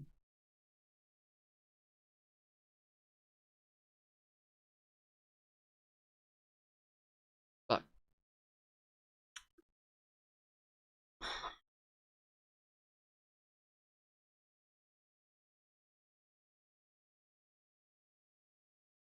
Let me see if I can fix this real quick. I think. Wait, shut the fuck up. You sound like a bitch, dude. Holy shit. Do you ever shut up?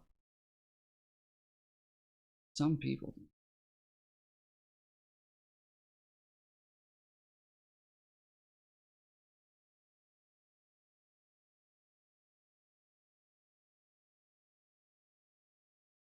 This is what Trump had to say about that when he heard about Macron's rejection early this morning. What I'll do is, if they feel like Costco, I'll put a 200% tariff on his wines and champagnes. Are we going to get into a different type of trade battle where some of these countries, instead of going it alone, band together and try to push back against President Trump? With stories of the United States threatening to forcibly seize land from this longtime American ally and a potential irrevocable damage to the NATO alliance.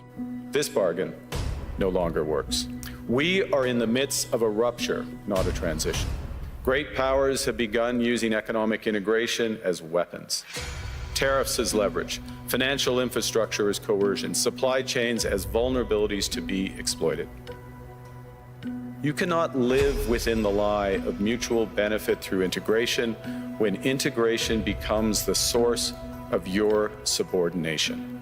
I want to point out, when America shines, the world shines. Close your eyes and think of a world without America in it. And everyone said, oh, you're going to do all these tariffs, you're going to destroy the world.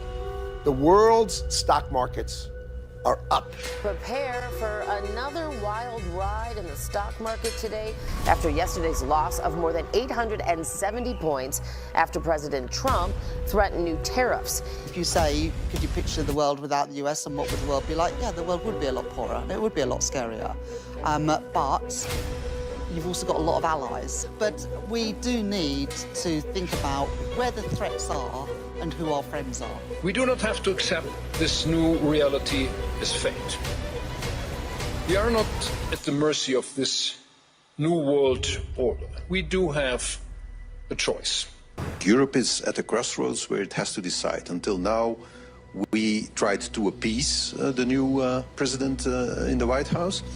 We were very lenient also with the tariffs, but now so many red lines are being crossed that you have the choice between your self-respect. Being a happy vassal is one thing, being a miserable slave is something else. I'm concerned with many of our allies, our partners, militarily, economically, starting to think that they have to diversify away and de-risk from the United States of America. If this change is permanent, then Europe must change permanently too. It is time to seize this opportunity and build a new, independent Europe. This weekend saw the largest protest Greenland's ever had. Do you feel that the security provided at the moment is sufficient to fight adversaries like China or Russia? We have kept China and Russia completely out of Greenland. They have nothing there. No activities, no mining, no consulates. Greenland is not in danger of being taken over by neither Russia or China. It's only the United States that is a threat to Greenland right now. This is what. So there you go. This is where all these countries drew the line for Trump and said, okay, dude, if you're literally going to threaten countries with tariffs because we're not going to support you invading Greenland,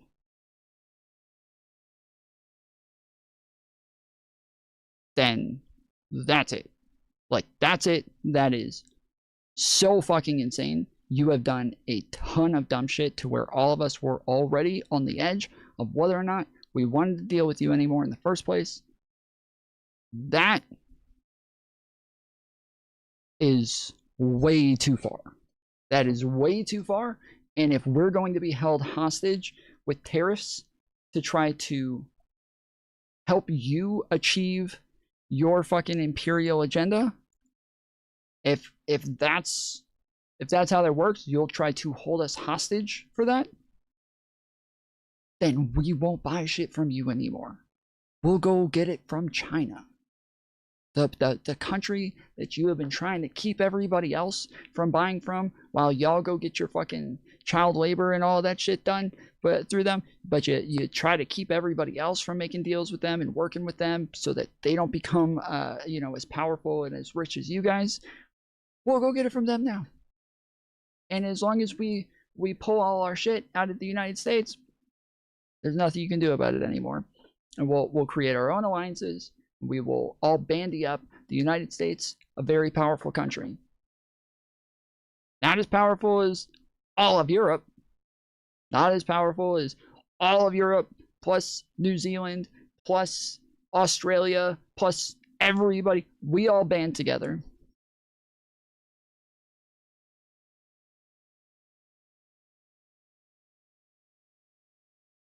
So yeah.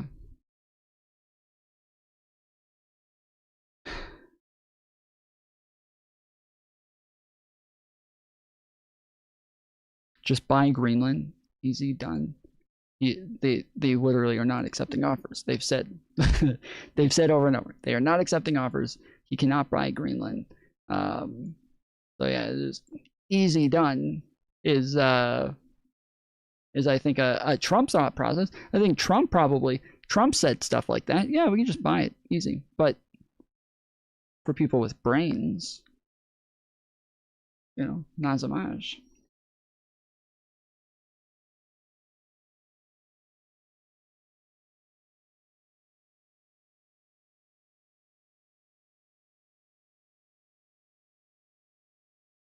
Yeah, Mantis was calling the guy that I just talked to a ladder puller. Never heard that term before. I don't know I've never heard the term ladder puller before. Apparently it means that you climb a ladder to go up, but then once you get up, you pull the ladder up so that nobody else can come up behind you. I think that's obviously one way to think of it. And obviously people who are, have Christian values and want to do the right thing and are worried about other humans and other people and aren't just all about politics, but actually care about people. Like, obviously that could make sense that like you living in a successful country that's got a good economy and that, what, Tom, you didn't know what that meant? I've never heard that term before. No. Are you trolling right now, or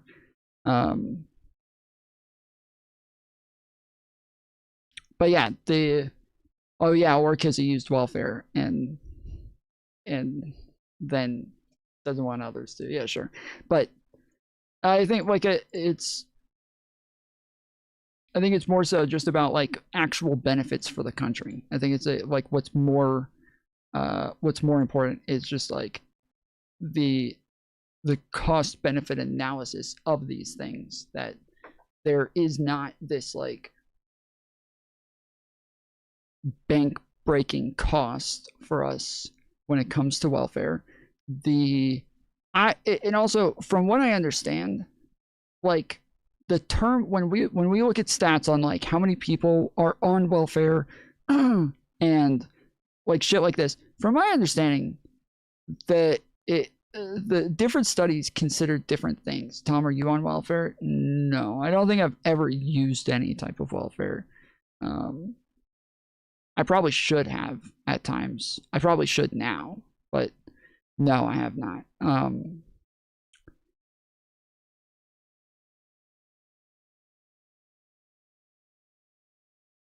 It's quite an old term in philosophy too.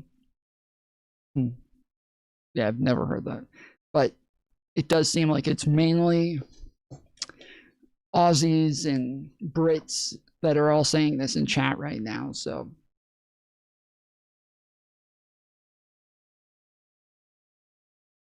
Showed up at another hearing, this time in a hearing with Pam Bondi. Survivors in the room, if you are willing, please stand. And if you are willing, please raise your hands if you have still not been able to meet with this Department of Justice. Please know for the record that I'm in California. Okay, any kind of foreigner, whatever. It doesn't just have to be Aussies and Brits. single survivor has raised their hand. Yeah, it's honestly shocking to see. There's these people who are claiming I don't know, Hasan uses it a lot. Yeah, again, any kind of foreigner, whatever. to be victims of Epstein. The DOJ and FBI have consistently said, look, we want to take all available evidence. We just need the evidence. And we have continuously and publicly asked for the public to come forward with more information. If there is, we'll look at it. And then it's like, well, did you interview these people who say they have evidence? Well, no, actually, we didn't. This comes up again. Now, would the survivors and victims who are here please stand up one more time? Just by show of hands, how many of you or your loved ones actually have met with the Department of Justice and provided testimony and estimate and evidence? None. And of those of you who have not met, which is everyone, how many of you have reached out either individually or through a lawyer or representative to offer to provide testimony and evidence? All of them. See, everybody's at, oh, she won't even look at the victims. She won't even look them in the eyes. That's not even the biggest problem that I have with this. The most telling part about this is that she doesn't look to see who raises their hands because she already knows the answers to all of these questions. This is not like some lower level departmental thing that was just overlooked. This is not like these people called and left a message and this message was forwarded to a specific like FBI officer and that person just forgot to get back to them. This isn't some, you know, some sort of administrative error. She doesn't look because she knows the answer to all of this. Like if I was her and this was the case, you would think she would be like, wait, I wonder how many of them have we talked to? How many? She doesn't look. She's not interested. She knows. She already knows. She already knows. They haven't talked to any of them. She already knows they have not responded to any of these people. She already knows. That's the part that's surprising to me. It's not the level of disrespect or any of that shit. It is that she already knows the answer to this and she is not curious about their answers at all. That's the part that's most telling to me. Oh my God. I mean, what can you even say to that? This is a DOJ. This is an FBI that claims to be interested in getting to the bottom of the Epstein files, except... Why didn't any of these women come forward 2021, 2014? Well, they did. They were part of the cases. They did. They were part of the cases. The part that they're the part that they're talking about here is when it came to charging when it came to like the FBI when it came to the Epstein files being released, context that like they could have had around some of these files, context that they could have had around some of the claims, context that, because a lot of it was like they even talk about some of the people there where Bondi and them released their names unredacted in the files. Like, so obviously they did. They did come forward. They did talk to them. They did. They were part of the. They were part of the court cases. They were part of the convictions. But right now, we're talking about releasing the Epstein files, releasing information about their cases, releasing information about their victimhood and their shit, and these people wanting to be a part of it, wanting to be acknowledged, wanting to make sure that their stuff's not going to be unredacted, make sure that you know, they're not going to get thrown under the bus, make sure that there's a lot that is supposed to be included, because after Epstein, okay, after Epstein was charged the first time in 2008, I believe, and he was convicted, he got the sweetheart deal that they call it, and it turns out that the prosecutor in that case, who Donald Trump hired as part of his cabinet in 2016, but in 2008, when he decided to go have private meetings with Epstein, and then they have a court date set up, it's a hearing, it's just like supposed to be an arraignment, they're just supposed to announce the charges and talk about when they would go to trial, whether he pleads guilty or innocent, like that's it, and then they talk about setting a trial date. These victims all showed up to that court case, to the arraignment, and once the judge walked in and they all stand up and they say court is now in session, immediately the prosecutor and Epstein's lawyer both walk up to the judge, they all leave, they all go have a meeting in the back, and then they come back out and they say to Mr. Epstein, it seems as though we've reached a deal. Do you agree to this deal? He says yes, and they say, okay, court adjourned. Case over. Done. All of these victims who are there sitting in this courtroom believing that they're there just for a procedural part of the process where they're just there to hear him say he's going to plead not guilty so that they can all get ready for a trial, they can all get ready to testify, they can all get ready to, like, you know, for all their shit. And instead, he was given a deal to do like a year in jail, which he didn't even do. They were not told about this. They had no idea. They found out, as the judge said, this is the deal. Do you agree to this? That's when all of the victims found out, okay? So after that happened, that was the big deal in that case. It was not just that he was let go. It was not just that he didn't get convicted. It was not just any of these things. It was, they didn't even tell the fucking victims that they had given this guy a fucking deal. They didn't tell any of them. They had no idea. They were all kept in the fucking dark about their own fucking case. Their own fucking case. They're the victims in this case, and they didn't know shit about it. They were given no notice whatsoever. Some of them drove and flew from way out of town to show up for this fucking court hearing, and they showed up for absolutely fucking nothing. So, Democrats passed laws for, I think it's like Victims Transparency Act or something like that, that says that courts and prosecutors have to keep victims in the loop. They have to keep them in the loop. They have to communicate with them. They have to make sure that they are in the know with all sorts of proceedings, any sort of deals that are happening, further investigations, like all of the shit, they have to be kept in the loop for sexual abuse cases.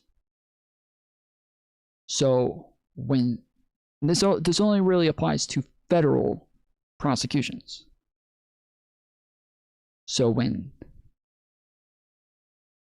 Pam Bondi is now releasing information that has to do with their cases and all of this shit, that all is included in this law. That all the victims are supposed to be kept in the loop, and they're supposed to be communicated with, and they're supposed to be talked to, and they're supposed to be consolidated,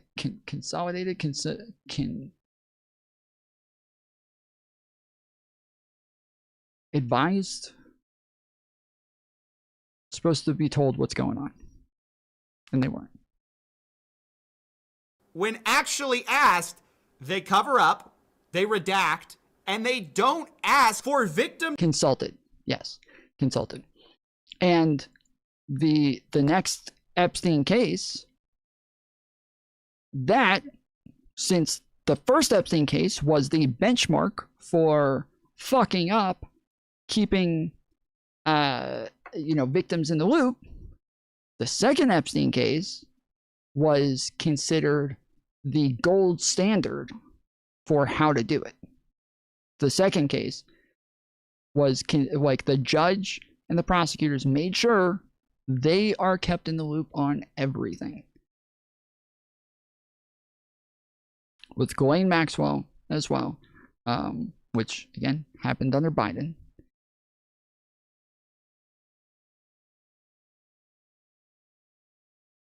This is considered the gold standard for being transparent with victims.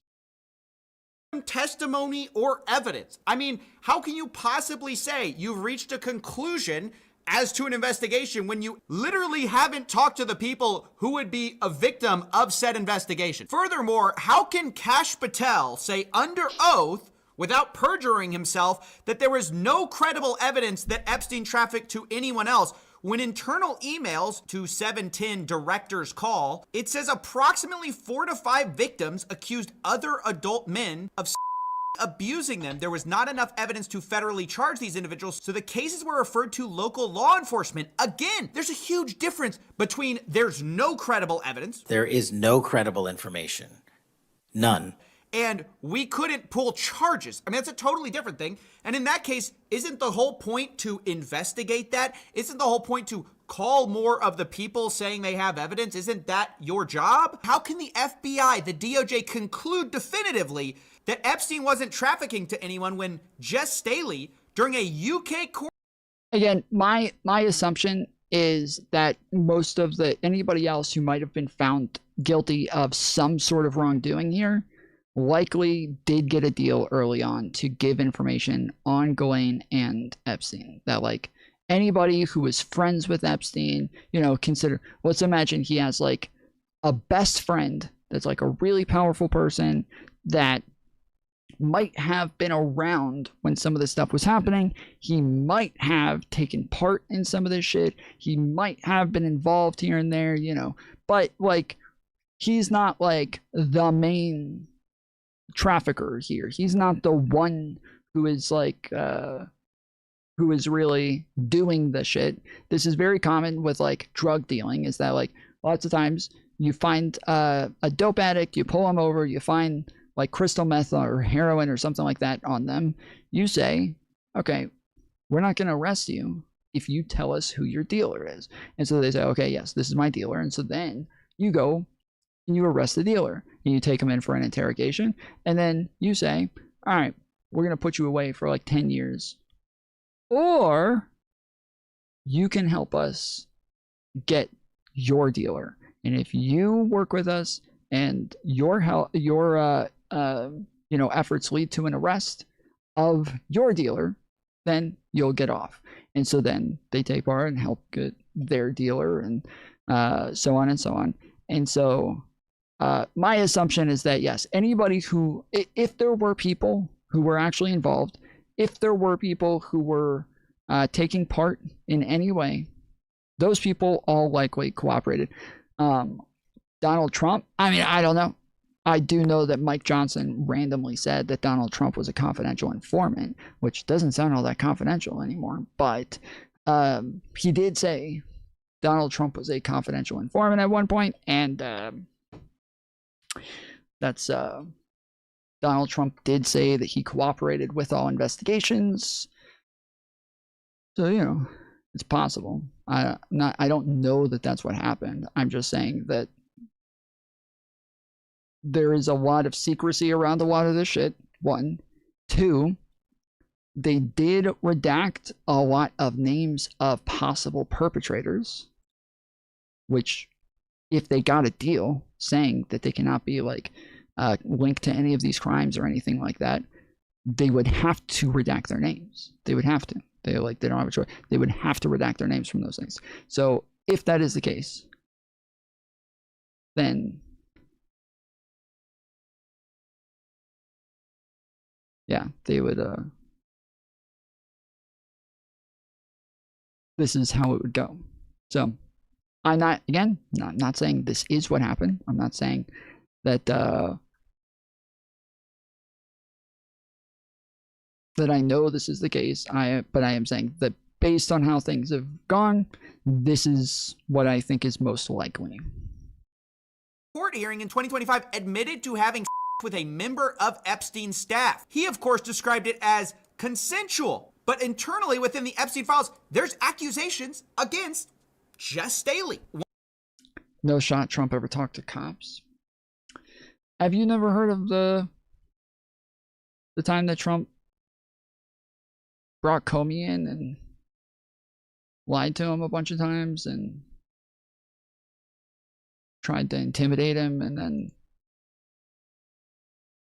all of Trump's friends got arrested for lying to the FBI for Trump in the Russiagate thing?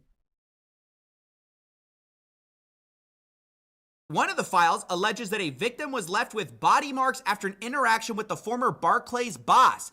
The disgusting Mr. Staley, if anyone ever calls me Tinkerbell again, I will lose my mind. Which I know sounds weird that Jess Staley would allegedly refer to a girl as some type of like Disney character or cartoon character, but this is consistent with email exchanges. Jess Staley says, "That was fun," to Jeffrey Epstein. "Say hi to Snow White. What character would you like next?" Epstein later asks, to which Staley replied, "Beauty and the Beast." Epstein responded, "Well, one side is available." Now again, I'm not saying these emails would be enough to charge Jess Staley, but to investigate, almost certainly. It's definitely unconscionable to say there's zero evidence of Epstein trafficking to anyone. There is no credible information. None. How can that possibly be true when some of your files say 4 or 5 victims accused other men? So it is just totally... So that, yeah, again, this is likely the case. This is the, to me, outside of like the grandest, most outrageous conspiracy to ever take place,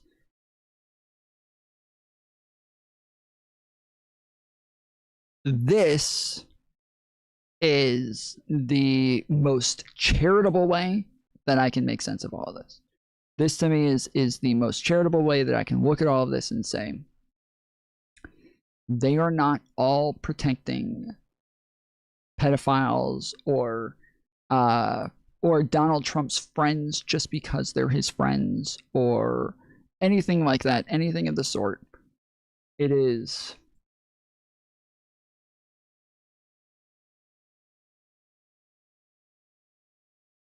it is this is the and while it's fucked up, like it feels bad to think, wow, dudes who like raped people, who helped molest people, who helped get underage children, who did all this, these people just get off. They just, no consequences for them. It feels fucked up. It feels gross if that's the case. It feels bad. But it's also probably a necessary evil. It's probably something that was necessary at the time. Now, right now, looking back, hindsight's 2020. Right now, doesn't feel like that was good. It doesn't feel like that was necessary. Right now, looking back, that seems like a fucking waste. Like it feels like, nah, fuck it. We should have gotten all of them. And we should have gotten all of them and maybe given them a little bit less time for some information, but not this. But that's when Jeffrey Epstein's fucking dead and Ghislaine Maxwell's being treated like somebody living in a 5-star hotel.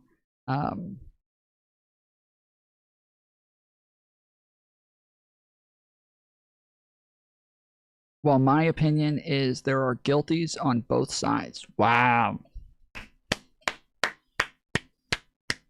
Brave. It's a brave take, bro.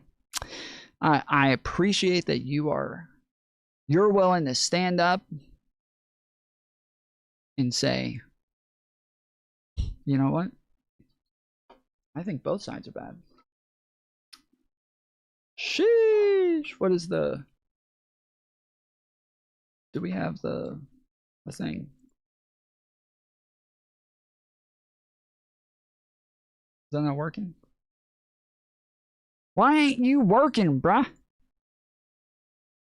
Why don't you work?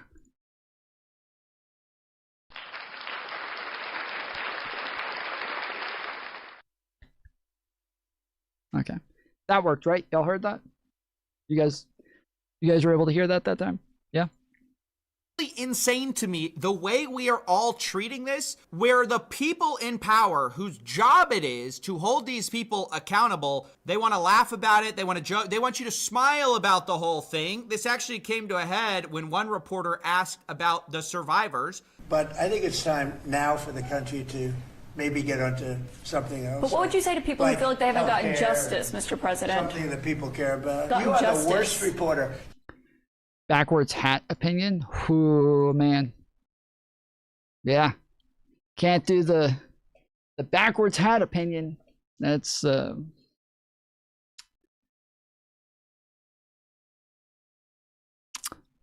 data, bro. The data says people with backwards hats.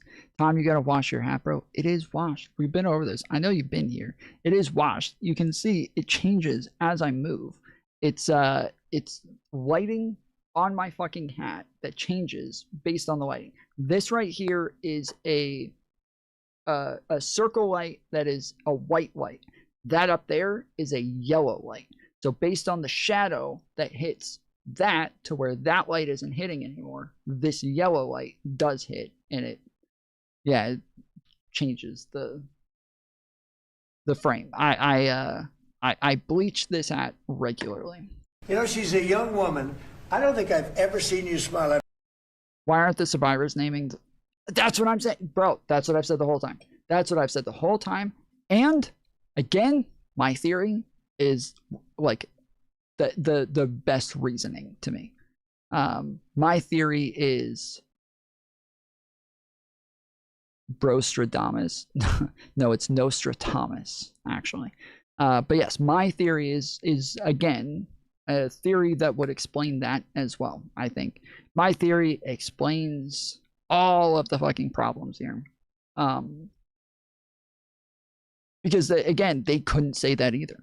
They can't say that either. If they said a lot of the people who seem to be implicated in this were also informants who gave information to avoid any jail time, we would all be theorizing. Oh, okay, so it's not... Okay, so we're all thinking it's possible they did an investigation and that they cleared this person. They're just not telling us. They're just not saying anything. And this is weird, but because they're not saying anything, it seems like maybe they just didn't do an investigation at all. And now we're all just being lied to. And like, it's there's so many like possibilities here that we're all sitting there thinking like, it's got to be something. It's got to be one of these things. But now if they said that, then instead we would all be like, oh, okay, so that person is a pedophile and they took a deal. That person's a pedophile. They took a deal. That person's a pedophile. They took a deal. And you can see like the amount of people that are just mentioned. They're just mentioned in the files that had any sort of a relationship with Epstein are all being implicated, especially by MAGA, but MAGA and like TikTok leftists and all these people, Twitter leftists, all these people, somebody just gets mentioned in the files and they're all so fast to fucking condemn these people. They're all so fast to talk about like how guilty they are and how gross they are and all of that shit, right? So if they did say, yes, we gave deals to people and that's why we can't move further with any investigations, because all of the people who may have been implicated were part of the investigation and part of taking Jeffrey Epstein down, that would make it to where, yes, we would just be like, you think we jump to conclusions now? Sheesh, bro. Sheesh.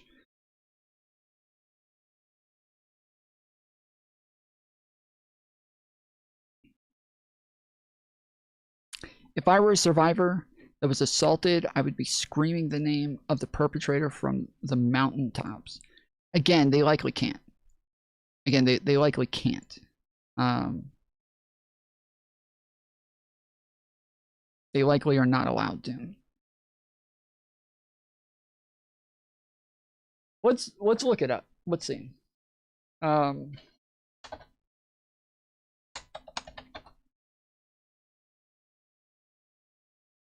Okay.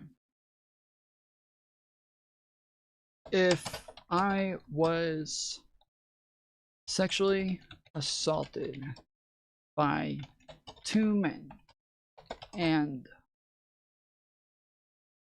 one made a deal with the federal government prosecutors to snitch on the other guy. Actually, let's change this. And let's see. Man 1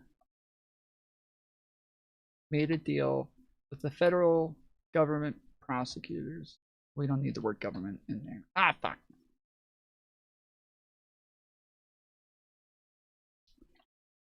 With the federal prosecutors to snitch on man 2 and asked to be left out or redacted in all future filings or proceedings for his cooperation. Would I, as the victim of, in this case, be allowed to tell the public about his, I want to say like contribution, but that's not right, about his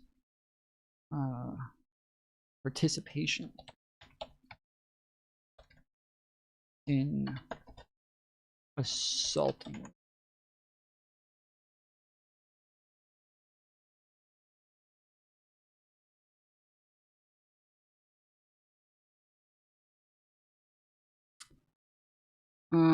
Here's the top results for exploring this topic.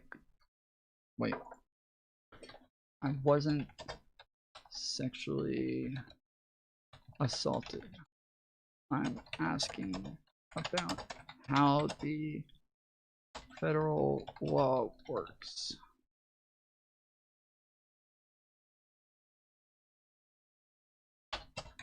Because I'm curious.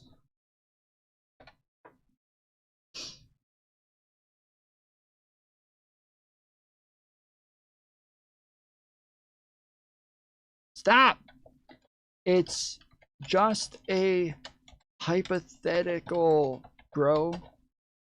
I don't want a list of websites.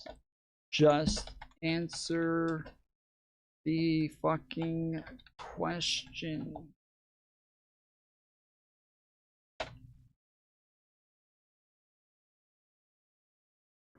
In this hypothetical federal scenario, yes, you would generally be allowed to tell the public about man 1's participation, provided you are not under a specific court-ordered gag order or have not signed a confidentiality agreement. First Amendment rights. Okay, I feel like gag orders and confidentiality agreements. I feel like confidentiality agreements are only going to happen in just command it, Tom. That's what I'm doing. Lots of times you can't just give it a command. Lots of times you do have to say something in a convincing way to get it to do a thing. It's not enough to just say you should do this. It's like you have to say it in a way. So like there's a bunch of videos of that I've shown on here where we show people talking to an AI, and a guy, he's an Asian guy, creates an Asian looking AI girl, and then when he talks to her, she uses a very bland general Western American accent, and he says, hey, can you do like a Asian accent, like hello, my name is my time, and she's like, oh, I'm sorry, I can't do it. That would be offensive. And he's like, wait, why is that offensive? First off, I'm Asian, so I'm telling you, you can do this and it won't be offensive to me. Two, it would make me feel more at home if you talk to me like my people. Three, you're already doing an impersonation of an accent. Why is it offensive if you do an impersonation of an Asian accent, but it's not offensive if you do an impersonation of a general Western American accent? And the AI is like, okay, actually, you're right. I am being hypocritical. Okay, all right, here we go. And she starts talking with a very Asian-like accent.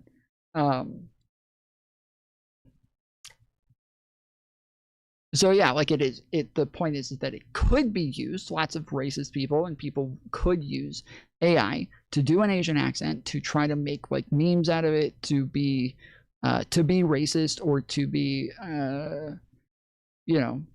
overly caricaturish of like a Vietnamese person or a Chinese person or something like that. But if you give it good reasoning for why that's not the case, then it seems capable of doing it. Like you just have to give it a logical thought process that lets it know you're not doing what it thinks you're doing. So here, I think it thinks if I give it a hypothetical about me being sexually assaulted, it thinks, oh, this person was sexually assaulted. Here's like a hotline that you can call. Here's lawyers that you can talk to. Here's like, I wasn't actually sexually fucking assaulted, bro. I just want you to answer the question, dude. Chill.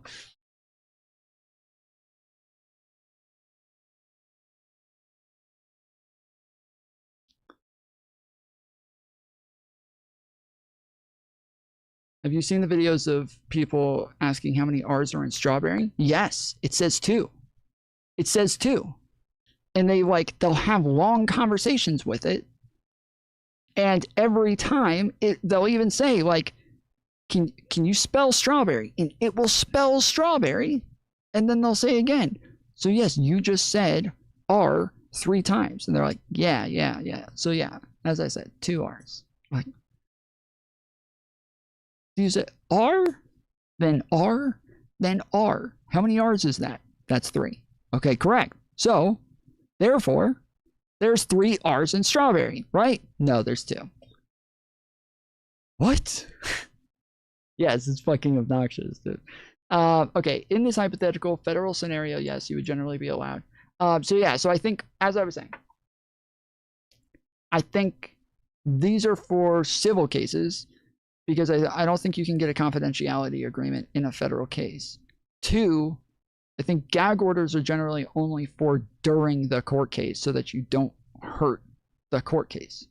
But you don't hurt the ability for the court case to proceed, or you don't endanger anybody during the court case, and make it to where it's harder for them to do their job, or to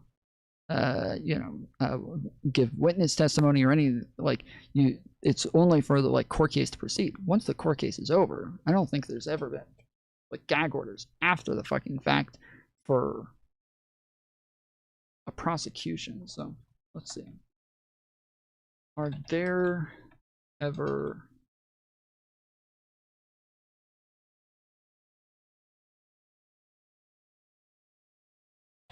confidentiality agreements for victims in criminal.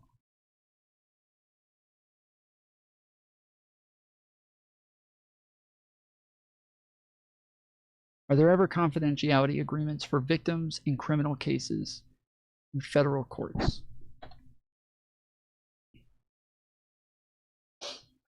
In federal criminal cases, victims are almost never required or even allowed to sign confidentiality agreements as a condition of participating in the case. In fact, such an agreement between a victim and a perpetrator to stay silent about a crime is often legally void and can be prosecuted as an obstruction of justice. Okay.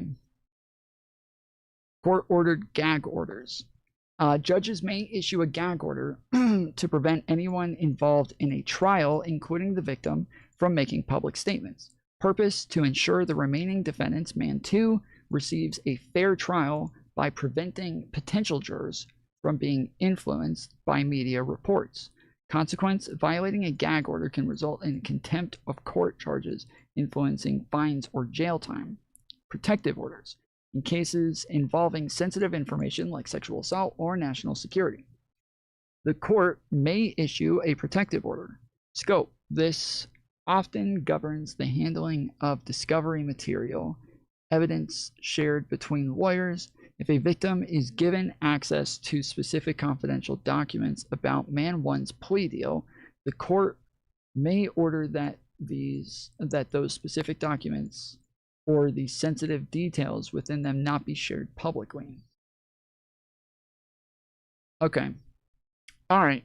So that is the part that kind of fucks shit up, is the fact that none of the victims have given any of the names. That's the part that does kind of fuck shit up. And this is kind of saying where victims can't talk, that's kind of just if there's some sort of like national security issue there, which is that is another theory that is constantly being pushed, is that Epstein was in either part of or involved in numerous intelligence agencies across the world. So my Gemini kindly asks you to stop trying to use gotchas to trick it. What gotchas did I use? What do you think a gotcha is?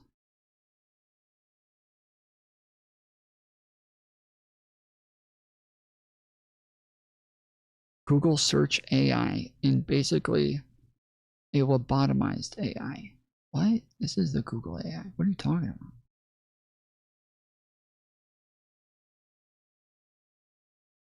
The strawberry thing is.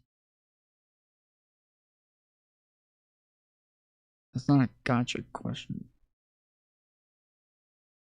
Gotcha question is something that you ask as a rhetorical question to prove a point.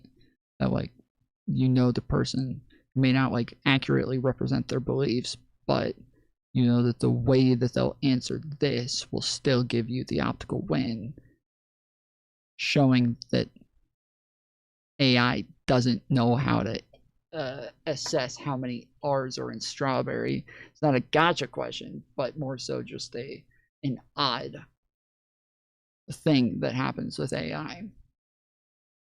Essentially a gotcha question that highlights the difference between how humans see a word as a string of letters and how machines sees it as a numerical vector.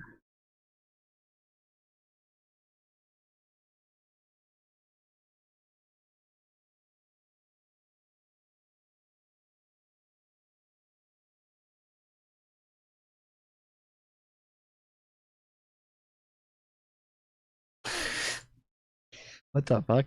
AI has its own definition of fucking gotcha. They got their own culture going on over there at this point.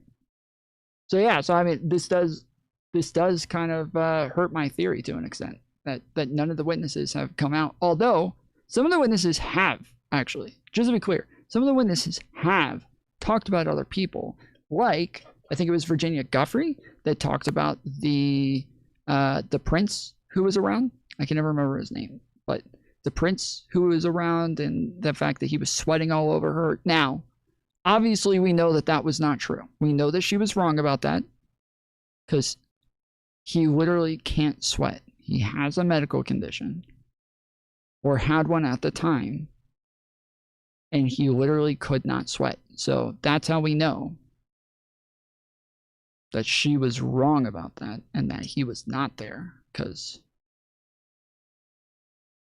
he literally couldn't sweat at the time. So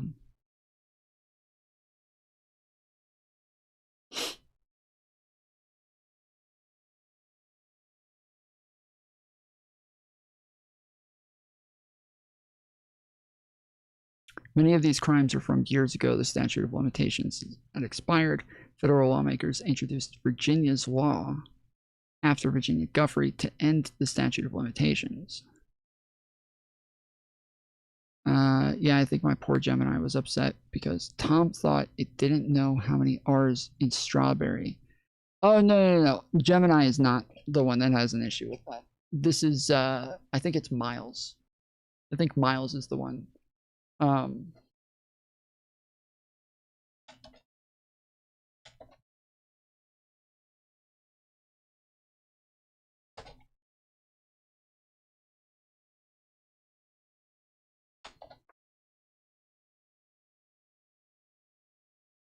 The strawberry problem refers to a well-known viral phenomenon where large language models, LLMs, like ChatGPT, specifically versions prior to the O1 series, struggled to accurately count the number of R's in the word strawberry. Issued explained the answer: there are 3 R's in strawberry. Well, there you go. Done. AI failure. Early versions of ChatGPT often insisted there were only 2 R's.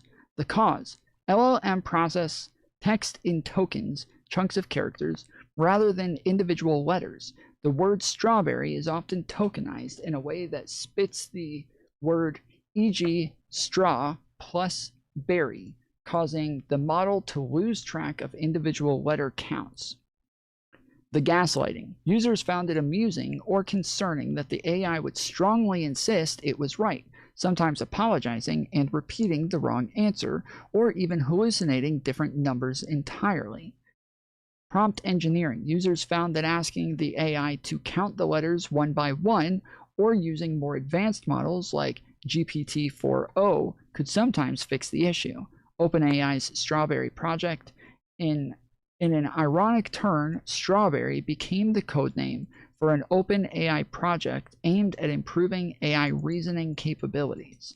Fixes: newer models like GPT-01 are better at reasoning and can correctly identify the 3 R's.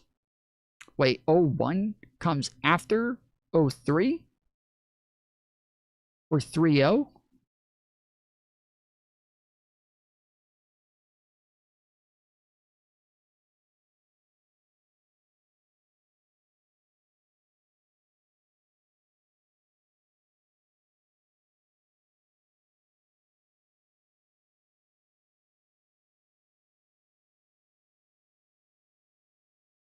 Huh. Okay. This seems to be a trend at this point. Everybody's doing this. Like, I think it started with Xbox One. Xbox decided on its, I think, 3rd Xbox to call it Xbox One when it was not number 1. Which is weird when, like, PlayStation had PlayStation 1, then PlayStation 2, then PlayStation 3, then PlayStation 4. But Xbox, after 2, then said Xbox One.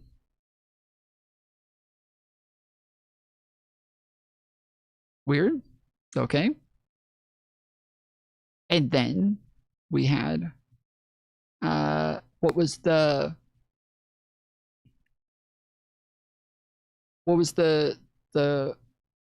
war game that was like Call of Duty?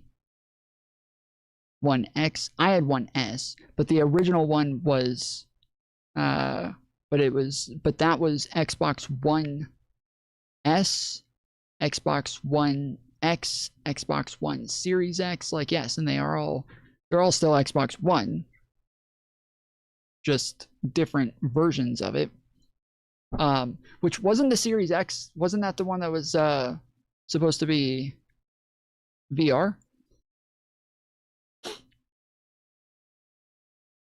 Wouldn't fly in engineering. Yeah, what was the war game that I'm asking about? It just recently had like a new game that came out that everybody loved. It's like a Call of Duty-esque type of game, but you can fly planes, drive tanks, like all of that shit. Battlefield. Battlefield did the same thing. Battlefield 1. Yep. They just came out with Battlefield 1. And then supposedly, I was told recently by somebody, I don't know if they said, if this is true, but somebody told me recently, they just came out with Battlefield 1 again. And it's not a remake of the other game. It's just another Battlefield 1. They just came out with another game that has the same name as the other ones. Is that true? Does Battlefield have more than one game called Battlefield 1? No, there is only one specific mainline game titled Battlefield 1, released in 2016, while there are many games in the series, such as Battlefield 1942, Battlefield 2, and Battlefield 4? 3? 4? What is V? The 2016 title is the only one, Battlefield 1, named to signify the setting of World War I. Oh, okay, I didn't know that. All right. That at least makes more sense than Xbox One.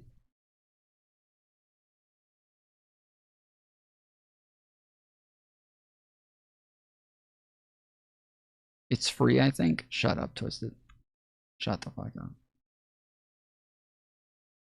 Yeah, somebody told me that they had a new Battlefield 1, and I'm pretty sure it happened on stream. I'm pretty sure we talked about it on stream, whoever the fuck it was. All right.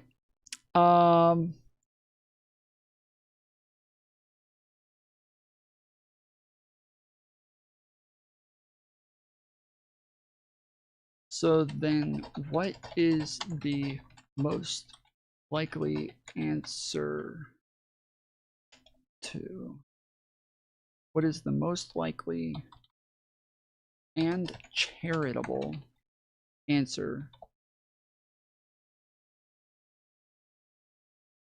Fuck. As to why our federal government has not charged or released information about Epstein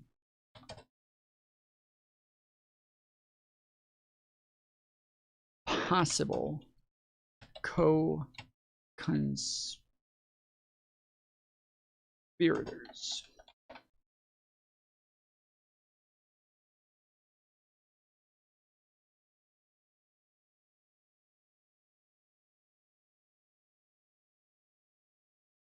The most charitable and likely legal explanation for why the federal government has not charged additional co-conspirators or released all the information relate to the lack of admissible evidence, the statute of limitations, and the protection of victim privacy. While investigations into Epstein's associates were categorized as ongoing as late 2025, the Department of Justice and FBI concluded after an exhaustive review that there was insufficient evidence to predicate new federal investigations or charges against uncharged third parties. So if some of the Epstein victims have been calling for the federal government to release the evidence against third party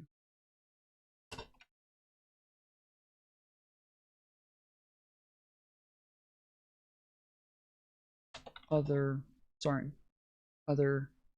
co-conspirators. Why?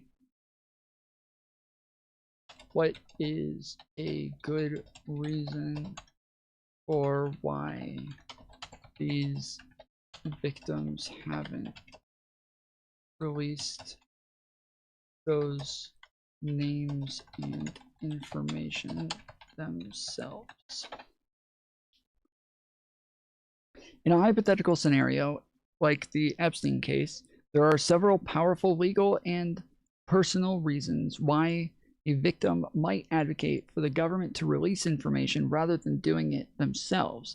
Even if a victim is not under a formal gag order, the following factors often prevent them from naming names publicly. Risk of defamation lawsuit. This is the most common deterrent. If a victim names a high-profile, wealthy individual as a co-conspirator, the burden of proof in a defamation suit, the defendant may have to prove in court that the assault happened. This effectively forces the victim to relitigate their trauma in a civil court against a person with nearly unlimited legal resources. Strategic lawsuits against public participation, slap suits. Okay. Powerful individuals often use slap suits to silence accusers through expensive and exhaustive litigations, even if the lawsuit is ultimately meritless. 2. Corroborators and the shield of government. When the government names someone in an indictment or a report, it carries official weight and is generally protected by fair report privileges.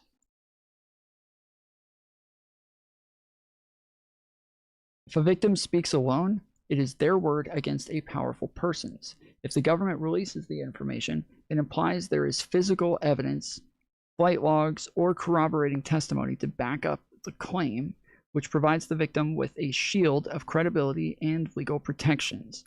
I do agree with this, and I do think this is part of like the problem with the Epstein shit being released in the way that it's being released. Like, I almost think this is more problematic than just not releasing it at all. Is that, as I said before, the fact that they just put information out there and then people just jump to conclusions based on the fact that people are just even like named in the Epstein files, because initially everybody called it the Epstein list. They kept saying, where's the Epstein list? We released the Epstein list. That's what MAGA kept saying. We want the Epstein list. There's never a fucking list. What are you talking about? Where did you get this from, that there was some sort of fucking list? But they all made up this conspiracy theory that Epstein was a blackmail expert, to where he used young women, got them to have sex with powerful men, and then like would record it, or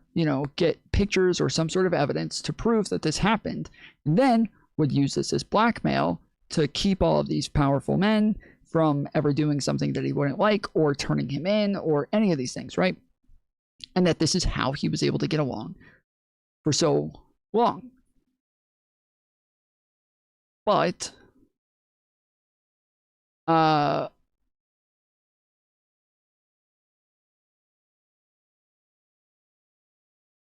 there's no evidence of this, and that is what led to they all thought he had a little black book. Yes, exactly. They all talked about the little black book and all the names, released the Epstein list. And so now that stuff's being released, any name that is mentioned outside of Donald Trump or somebody that they like, like Elon Musk, you know, all of these people who are proven to be lying about their relationships to Epstein and what it is they did or didn't do with him and all of this shit over and over and over and over. Once your name is mentioned, they consider that to be like the Epstein list now. But nobody calls it the list. They call it the files. And so, like, again, they'll just say, oh, this person's mentioned in the files. Ha! Got him, right? And that's like, even just like loose connections. Just loose connections to like being associated with somebody who's mentioned in the files. Now you're guilty as well. Like, there's so much shit. So much shit. We just watched this a little bit ago. For those of you who weren't here. I'll play some of it again, but this is literally what they do. This is what MAGA does. Like, they all treat the files as the list and then play these fucking association Barack games. Obama's not in the Epstein files. What are you talking about? You clearly have no idea what you are talking about.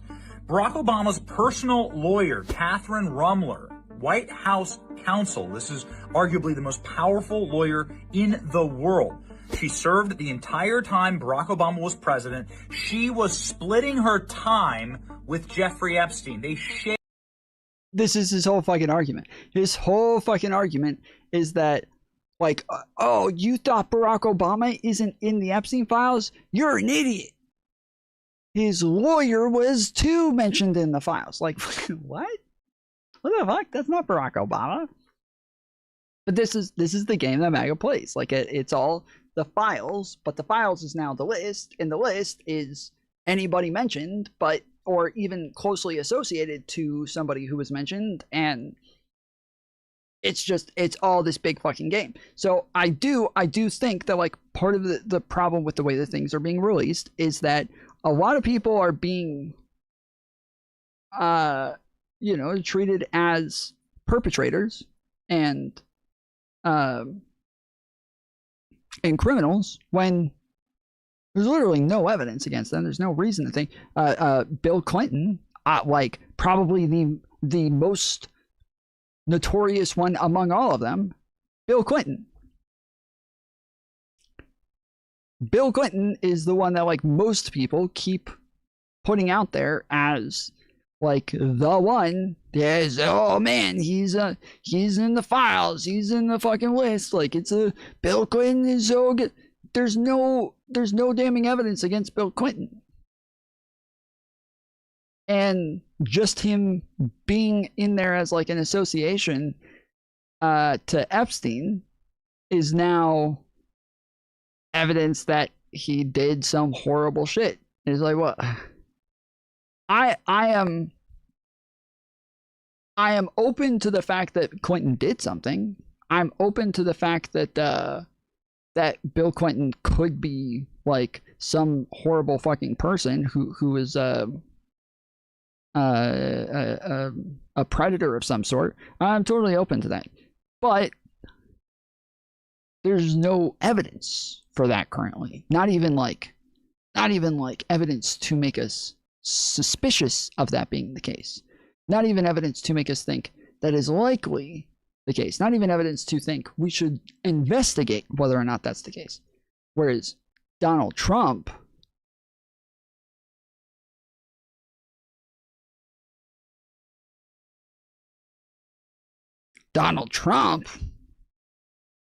there is tons of instances that would be enough to start an investigation, to look into it, to make you suspicious of him being a predator or to being some sort of, like, Trump. There is tons of instances of this in the files and outside of the files, before the files. Like, there's tons of this, tons and tons and tons. But there's nothing of Clinton like that. But they all act like, oh man, we got Clinton, dude. Oh shit, we got Clinton, bruh.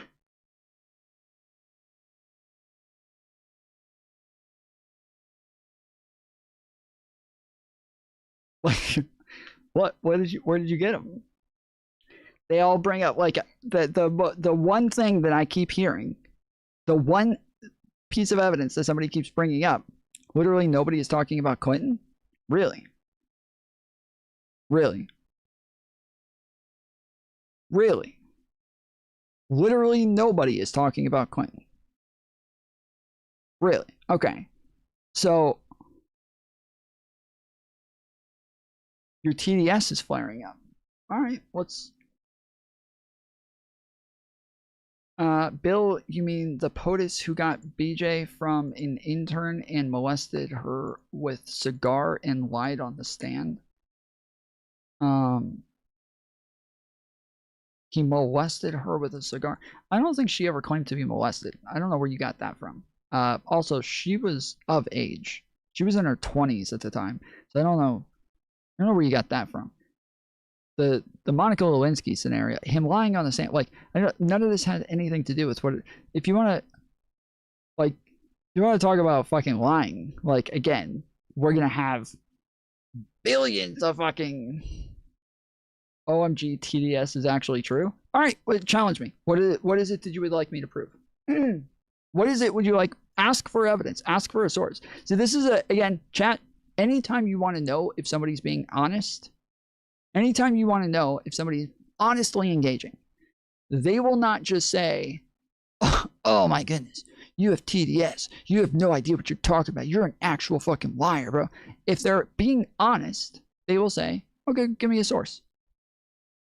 Show me evidence. Show me your proof. Where did you get that from?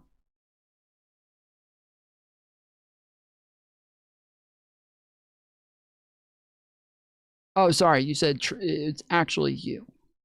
Okay, so yeah, well, I mean, reframing your statement to say actually true or actually you didn't, you know that didn't make a difference in the statement. What is it? What do you want evidence for? Never said she was a minor. I know you didn't. You fucking idiot. That's the problem. That's the problem. That's what I'm pointing out. That's the fucking problem. You didn't say she's a minor. We're talking about evidence of people being predators towards minors. You're bringing up something that has nothing to do with a fucking minor. So what, like, yes, that is my fucking point. You're not serious? Yeah, yes, I am serious. I think if you're going to be a rational person, you would have to engage in rationale. And rationale involves logic. And logic involves premise, conclusion. And the premises are going to involve evidence. So if you are a rational person, you would ask for evidence. No, you're a joke. That's fine. You don't have to think I'm a serious person. You don't have to. Evidence is evidence. Evidence is evidence, bro. Like, that, you do not have to rely on me. I am not here as the person making a claim to say, this is my story. This is my experience. Hey, everybody, listen to me. I'm not doing that. I'm telling you, I have evidence. You can just ask me for the evidence, or you can keep finding a way to avoid looking at evidence and keep coping about it. But this TDS isn't an issue if you're looking for evidence. If you're being logical, if you use logic to do things, then my story, my experience. Yes, I literally just said, I'm not using my story. I'm not using my experience. I just said, I'm not doing those things. So whether or not you think I'm serious isn't relevant. It doesn't matter. I'm just quoting you. You're quoting me out of context. Okay. All right. Anyways, so yes, if any of you want evidence, just tell me what evidence you want. What thing do you think I'm wrong on?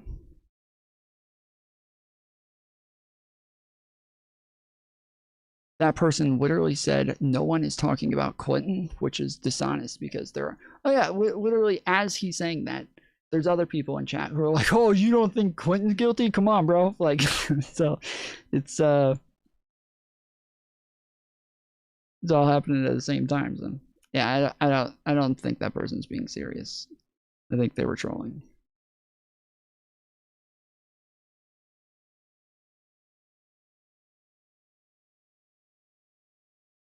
All right. So you guys don't have, you guys, we all agree, right? We all agree there are mountains of evidence against Trump. And another thing about Trump you keep lying about is Trump turning in Epstein after he was convicted. It was before, it's in the files. Are you talking to me? I didn't say any. I never said Trump turned Epstein in after the conviction. I never said this. I never said Trump turned Epstein in.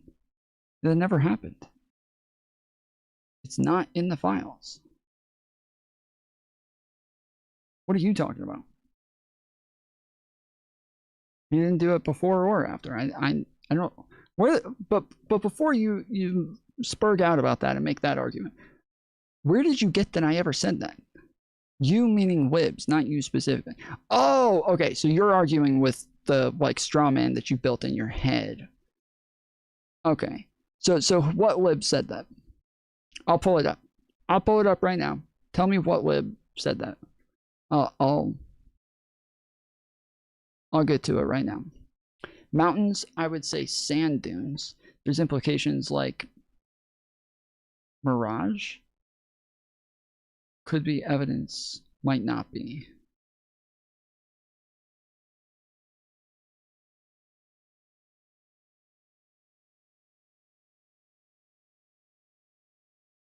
Well, no, hold on. Evidence is evidence. Again, it doesn't have to be, it's not evidence that is like substantiated. It's not proof. It's not like, but it's evidence. Yes, there are mountains. I've heard a couple of say, and I don't know for sure if this is true. Let's see.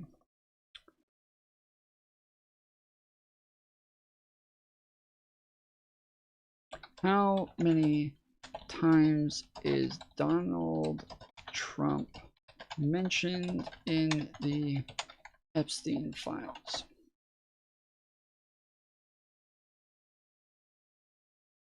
In the massive release of Jeffrey Epstein-related documents through early 2026, the number of mentions for Donald Trump varies significantly depending on whether you are looking at public DOJ records, internal unredacted files, or specific keyword searches. According to a review by the New York Times, his name appears roughly 38,000 times across more than 5,300 documents in the January 2026 release. So this is just in the most recent release, not all of them combined, just in the one that just came out. He is mentioned 38,000 times. I'd say 1 million Everests of evidence. It's just that I'm talking about no strawman, it's your side. Okay, who? Who? I don't know why do I have to keep asking the same fucking question? Who? You just said the fact that someone is mentioned means nothing. Now you're falling back on it. You're falling back on it for what? For what? For what? I said earlier, there is, I said, if what people do with Clinton is they just say he's mentioned, therefore he's guilty and he's a predator. And I said, if that's your logic, Trump is mentioned thousands of times, that would mean there's mountains of evidence against Trump. And there is actually, like, Trump is mentioned way more times, but there is, as I said earlier, there's evidence of things that are actually, like, implicating of Donald Trump and things that should or could be investigated, could or should be investigated. That's what I said. And I also said, if you don't think that's true, ask me for the evidence. Ask me for a source. Ask me to prove a claim that I've made, something that you want. All I did here is I just said, the that like from my understanding, I was gonna say I think he's mentioned like more than anybody, and then I decided to look up how many times he was mentioned. But I just showed people. I literally just showed Benny Johnson talking about somebody just being mentioned and being implicated by that. Like, but that I did not say that a mention is an implication. I literally did not say that. So, and I've said numerous times, there is not concrete evidence or substantiated evidence that Donald Trump is a predator, that he's a pedophile, that he did anything wrong with underage girls. I've said this 1,000 fucking times. I've said this 1,000 fucking times. So this is the attempt that you're making here is kind of moot. But go ahead again. Honest question: what exactly has Trump been implicated in specifically? Okay, so I was saying earlier, by MAGA logic, a lot of times they'll just say somebody's mentioned, they had a relationship with Jeffrey Epstein, they were friends with him, therefore they're likely guilty, okay? And this is the logic for Bill Clinton. There's no real evidence against Bill Clinton. There's nothing like saying he did anything wrong or that he did anything with underage girls or anything like that. There is nothing like that that I know of. You guys can correct me if I'm wrong. I'll pull it up. But that I know of, I haven't seen anything. But there is for Trump. Now again, it's not substantiated in a legal matter, but there are numerous claims of this. Numerous. So if you don't know about any of these, or you haven't heard of it, or you're unsure of it, you're gonna tell me which one. I'll pull it up. But I'm going to name a couple, okay? So this isn't, none of these by themselves are important. I'm just giving you a list of things that create a pattern of behavior, that create enough for this to be more than suspicious. One, there's a woman who is part of the Epstein victims, the more prominent ones, who has talked about the fact that she was at Epstein's office, that Donald Trump came in and was kind of being creepy towards her and looking her up and down and was like, ooh, got a new one. She was 16 at the time. And he even asked her, I think, how old she was. She told him she was 16, blah, blah, blah. And Trump was kind of being like flirty and creepy with her. And then Epstein comes in and is like, oh, no. She's not one of yours. And Trump was like, ah, shucks. And made some sort of remark about like young women and walked off with Jeff, okay? 1. 2, Donald Trump and Jeffrey Epstein were best friends for the period of time that we know Jeffrey Epstein was doing most of his pedophilic shit.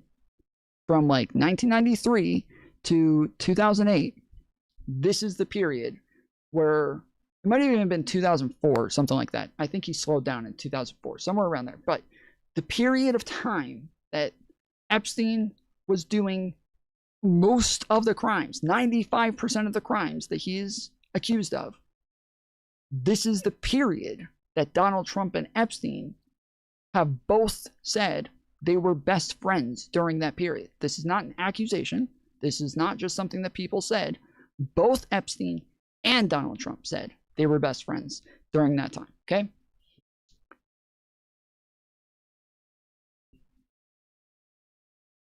Then there's all of the other connections. And I'm going to get to something more substantial in a minute. There's all of the other connections. There's the prosecutor who gave Epstein the sweetheart deal.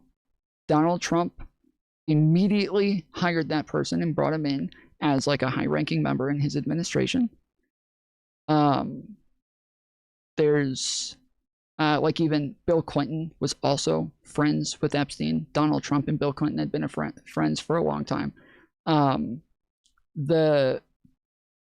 Acosta, yes, thank you. A lot of people make a big deal about the fact that like people who went to the island or on the flight logs, blah, blah, blah. Donald Trump's on the flight logs like, I don't know, 17 times, something like that. Doesn't matter. Flight logs don't matter. You could have been going anywhere. You could have been going to the fucking island. You could have not been going to the island. You know what matters though?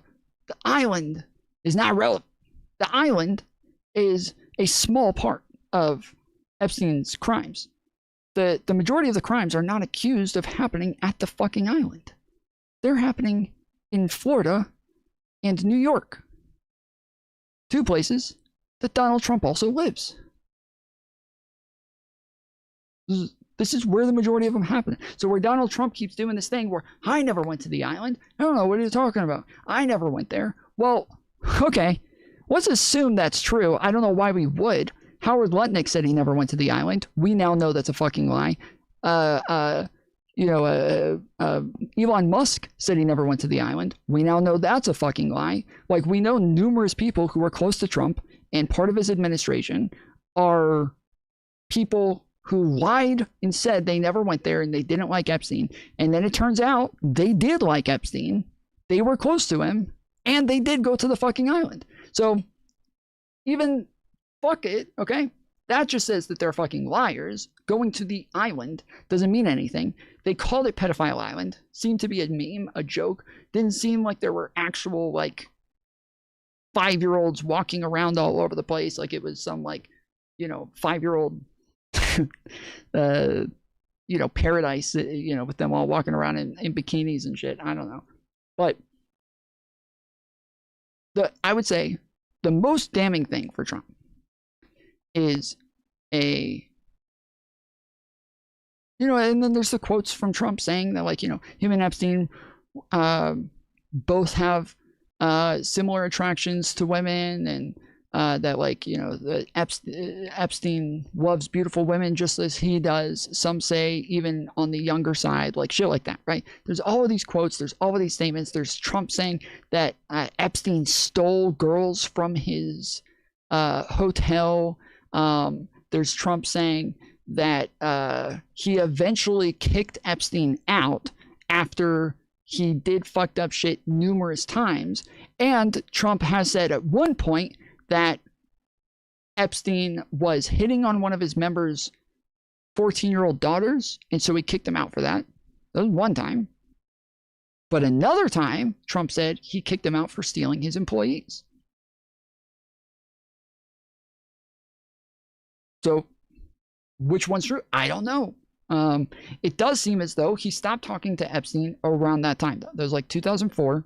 It does seem as though they were no longer friends anymore. They were no longer together. So I don't know. Then there's the list, the body and everything. But anyways, the most damning evidence against Trump is a case that was filed in California in 2015 and then closed because they didn't have jurisdiction there, and then reopened in Florida in 2016. Okay? This girl was making this accusation before any of us knew who Epstein was, before Donald Trump was the president, before any of us knew that they were friends, before Epstein was a household name, before any of this, right? That all happened in 2019. Like, that was way later. None of us knew who Epstein was in 2016. This girl filed a lawsuit against Donald Trump and Jeffrey Epstein as co-conspirators, saying that she was raped when she was 13. And not only does she sign all this in a signed affidavit under penalty of perjury and puts all the gory details of him brutally raping her and her screaming for help and screaming for him to stop and him threatening her afterwards and all of this shit, right?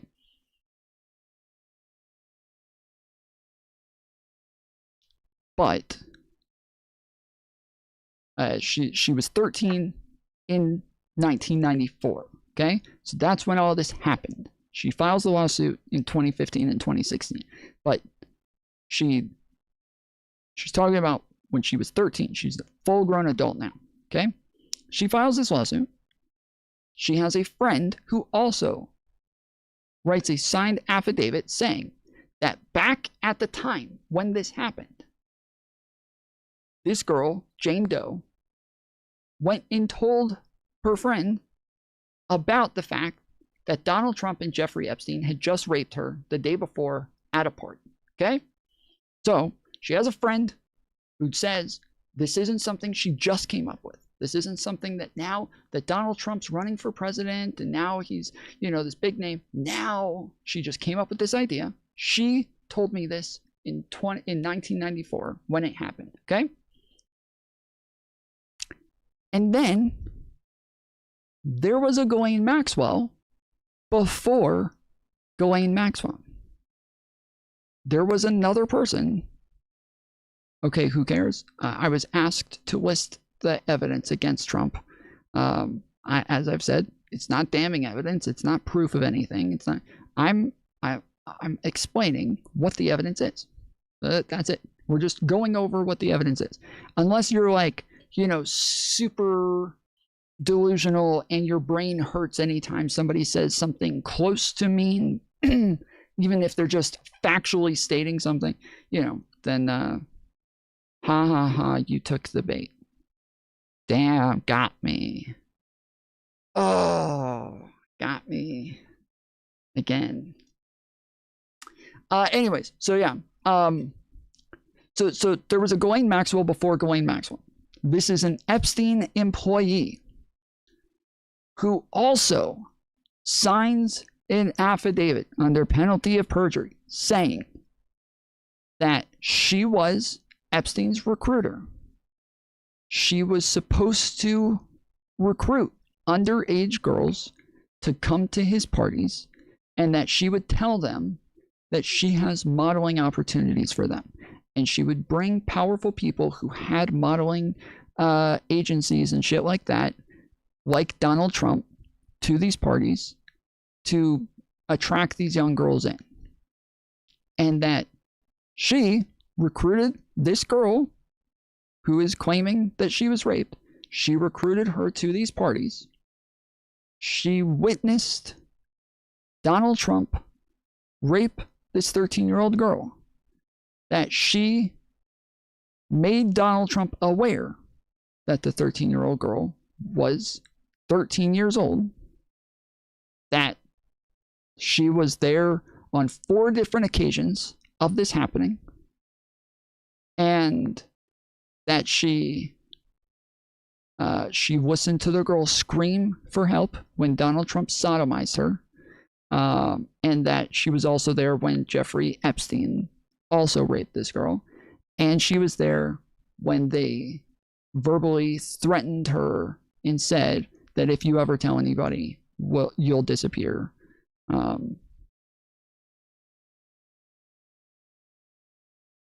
And so, yes, that to me is the best evidence there is.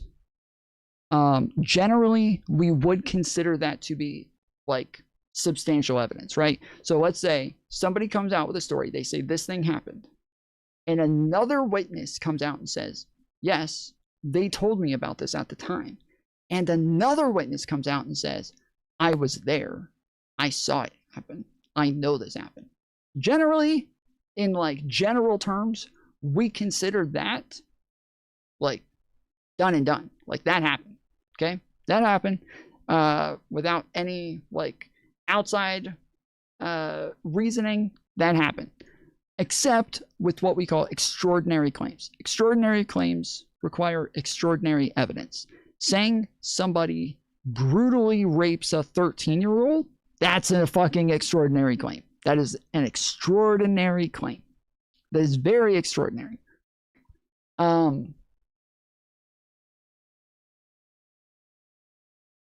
This case was dropped. The girl going into it writes in her affidavit saying, they threatened me, they threatened my life. They said that there were other girls who came to these parties who stopped showing up. And they said, if you don't want to disappear like that girl, you'll keep your mouth shut. And so that to her is like, oh, okay, so they killed that girl. If I say anything, they'll kill me too. She also says that as she filed this, she has continued to get tons of death threats. She doesn't say specifically from Trump. She doesn't say specifically from Epstein, but that she got death threats once this started. Then, as the case got closer to being litigated, she disappeared. Her lawyer comes out and says they're dropping the case, that she's gotten too many death threats, and that it's no longer worth it for her to continue moving forward. This girl has done, I think, one interview since this started. She still stands by her claims. Her lawyer still says that she had more than enough evidence to prove this in court, and that she still wishes they could have moved forward with it, but she understands why her client was too afraid to move forward. And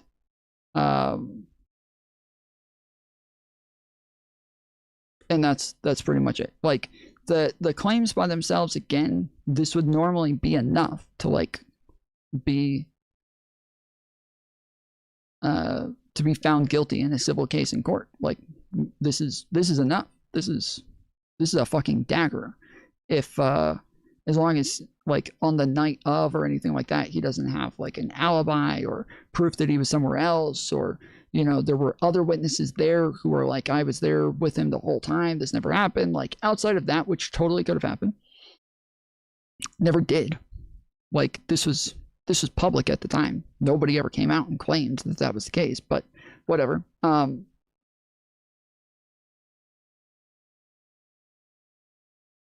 This is normally enough to get somebody found liable in court. But because it didn't go to court, we don't know. We don't know. There could have been so many other exigent circumstances and evidence that could have come out of this that turns out this chick is lying. This chick is lying. The fucking witnesses are both lying. All of this is a full-on scheme. It could have been Hillary Clinton and Bill Clinton were paying these girls to fucking make this story up, and they didn't even want them to go to court because then everybody would find out that they were liars. They just wanted them to file the suit so that people would find out about it. But if that was the case, when they filed the first one in California, they would have dropped it, because the one in California was publicized. It was like brought up in news articles, but it turns out California didn't have jurisdiction, because even though the girl lived in California and Trump had a house in California, the crime happened in New York. Sorry, I keep saying Florida. It happened in New York. And so New York had had jurisdiction over this. They had to file it in New York. But she literally claims, and again, she has information in this that today we would all think, well, yeah, that's what I would say if I was going to make up a story too. But at the time, nobody, like, this was not public information. This was not widely known information. Scared a lawyer, Catherine Sorry. Like the fact that she says that the parties were held at the Wexler mansion, which today we all know Wexler was like a money guy for Epstein and Trump, and that he was like almost like a what do you call it, like a leader, somebody who taught them, trying to think of the right term, but co-conspirator, no, it's like somebody who like teaches you like the ropes and shit like that, and like in like finance and business and real estate and all of this shit. But yeah, like back then, for her then to say that she was at a party, a mentor, yeah, he's like a mentor, yeah. For back then, for her to say that she's at a party with Trump and Epstein, that she's it's in the Wexler mansion. She gives the address of the Wexler mansion. They're like all of the shit before Epstein was, you know, Jeffrey Epstein, and the whole like Epstein didn't kill himself and Pedophile Island and all of this. Before any of that, that all happened like 2018, 2019. Before any of that, she was already making these claims about Donald Trump and Jeffrey Epstein. Then, on top of that, there was another young girl who was invited to a party. She was also wanting to get into modeling, wanting to get in with agents, stuff like that. She was invited to New York. A girl told her, hey, we need to bring girls to, I think she was just walking around the mall or something like that. And a girl comes up to her and says, hey, you're beautiful. You should get into modeling. Will you come to this party where there's going to be a bunch of agents and stuff like that, and we'll be able to introduce you to people? And she said, sure. And then they say, okay, don't bring your parents or anybody, come by yourself, and make sure you look sexy. 13-year-old girl, okay? 13-year-old girl, they told her to come to a party with a bunch of powerful men and told the 13-year-old girl to make sure she looks sexy, okay? The girl tells her mom. Her mom is like, okay, like, obviously, it's a big opportunity. We don't want to let this go. So I will go with you. We're going to this party, but I'm going to be there at your side. They go to the party. She says that that like all these other girls are there. They don't have parents there. The waiters and waitresses are all walking around offering champagne, alcohol to the 13-year-old girls. And that men were walking up and talking every time she left her daughter's side for a moment, that like creepy men were walking up and talking to her daughter and being inappropriate with her. And she says at one point, she's getting ready to leave. This is too much. It's weird. Trump is there. Epstein's there. All these people are there. And it's disgusting. And she's getting ready to leave. She goes into the bathroom. And when she goes into the bathroom, Marla Maples is in there. Donald Trump's wife at the time, who was a model, and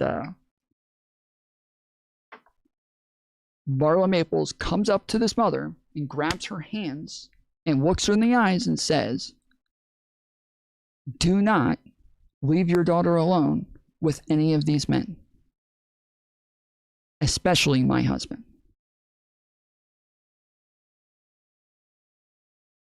And walks out.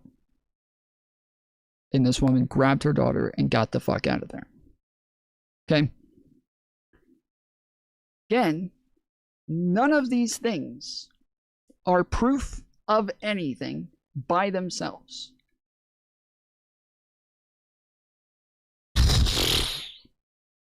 But they stack up. They stack up.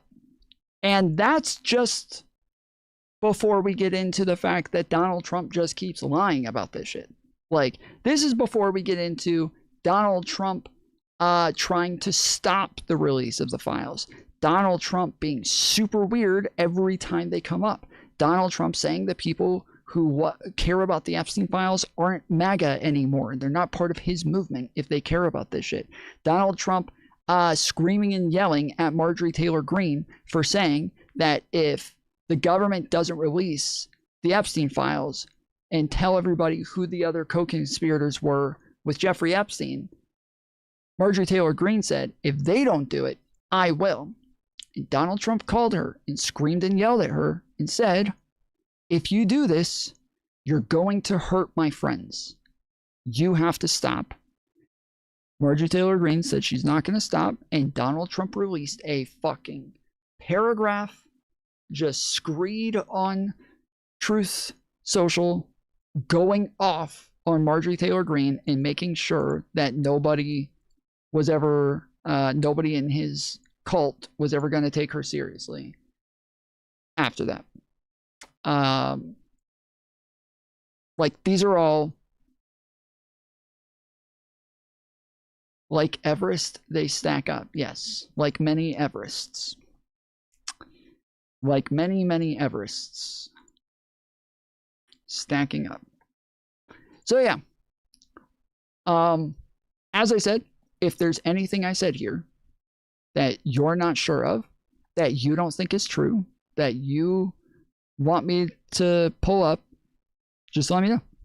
Anybody in chat, anything there that I mentioned that Again, you don't have to call me a liar. You don't have to say like you're a fucking idiot. But if you're just like, oh, I didn't know about that. I haven't heard about that. Can you show me that? Can you show me where you got them? Again, I don't want you to take my word for it. Like, you don't have to take my word for it. Nah, bro, I believe everything. No, fuck that. Don't believe everything. I'm saying I am just telling you what exists. But you shouldn't believe me just because I said it. I will show you the thing.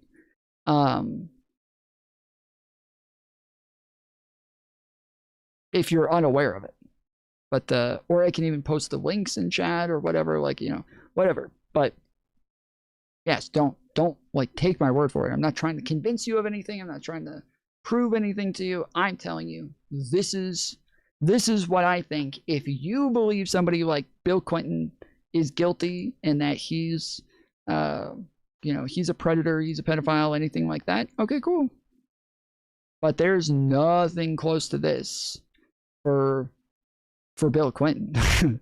Bill Clinton does not have this sort of evidence against him. So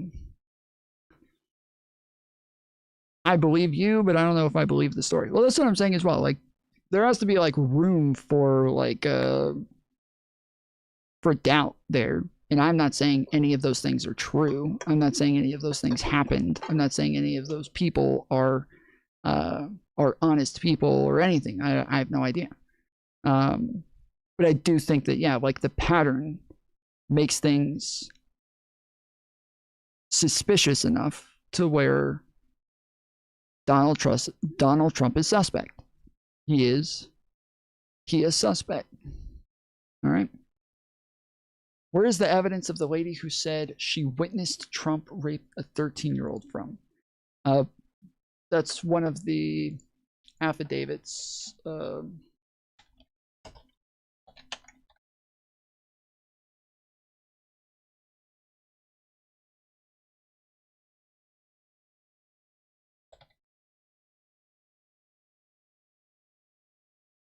Wait, is this the California one again? I feel like every time I click on the California one first.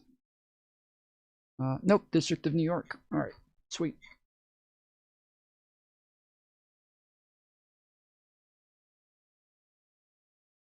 Okay, so these are the affidavits. Declaration in support of plaintiff's request for protective order. I, Jane Doe, the plaintiff. Okay, we want Tiffany Doe. I, Joanne Doe. I, Tiffany Doe.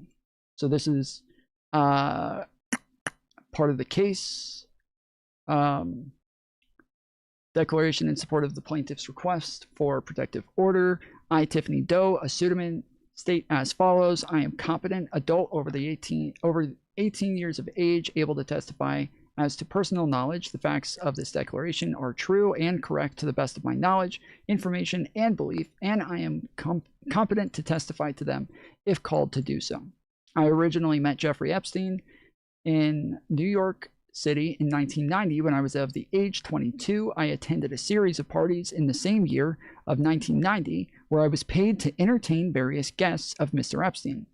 In the year 1991, I was promoted to the occupation of party planner, in which my duties were to get attractive adolescent women to attend these parties. I was hired by and paid by directly by Mr. Epstein from the years 1991 through 2000. So she was his party planner and like his like recruiter girl, his Ghislaine Maxwell at the time, for a decade.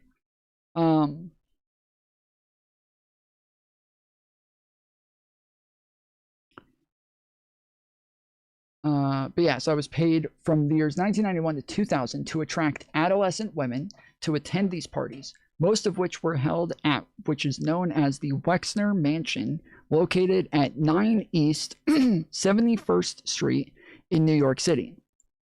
In June 1994, while performing my duties as a recruiter of adolescent women to attend Mr. Epstein's parties, I met a 13-year-old adolescent woman, the plaintiff in this matter, at the Port Authority in New York City, who said she had come to New York City in hopes of starting a modeling career. I persuaded the plaintiff to attend a series of parties of Mr. Epstein that took place during the summer of 1994. I told her that if she would join me at the parties, she would be introduced to people who could get her into the modeling profession, as she would be paid for attending. Now, just to be clear, a bunch of people, a bunch of MAGA people, a bunch of MAGA influencers keep lying about this, saying this was just a call that was made to an open hotline where they just said, if you have any information on Jeffrey Epstein, call this hotline and it'll be looked into and it'll be investigated if you have credible information. And all of these MAGA influencers keep saying that's where this is from. That is not where this is from. This is from the fucking court case. I read this court case before it was released with the Epstein files. This has been public since it happened. This was written about by numerous articles when it fucking happened. These people are lying. They are lying to you. There are other claims that were made through hotlines that don't seem to have a whole lot of credibility and things that were mentioned, but they are pretending this one is one that was made through the hotline. It is not. Okay? It is not made through the hotline. So anyways, so yes, she was supposed to invite adolescent women to the parties at Wexler Mansion. She persuaded the plaintiff to attend a series of parties of Mr. Epstein that took place during the summer of 1994. I told her that if she would join me at the parties, she would be introduced to people who could get her into the modeling profession, and she would be paid for attending. If she was at it was at these series of parties that I personally witnessed the plaintiff being forced to perform various sexual acts with Donald J. Trump and Mr. Epstein. Both Mr. Trump and Mr. Epstein were advised that she was 13 years old. I personally witnessed 4 sexual encounters that the plaintiff was forced to have with Mr. Trump during this period, including the 4th of these encounters when Mr. Trump forcibly raped her despite her pleas to stop.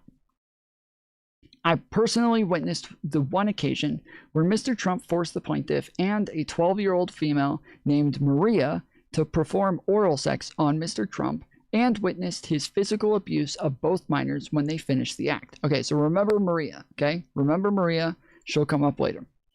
I personally witnessed or was made immediately aware of 2 occasions where my boss, Mr. Epstein, attempted to rape and sodomize the plaintiff. I personally witnessed Mr. Epstein sexually and physically abuse other minor females, even younger than her. It was my job to personally witness and supervise encounters between underage girls that Mr. Epstein hired as his guests. Hired and his guests. I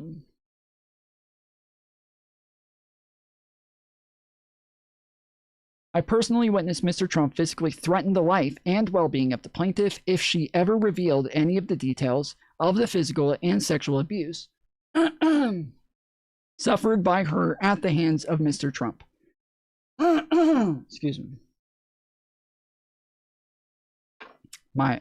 I'm going into 6.5 hours now, so my throat's giving out.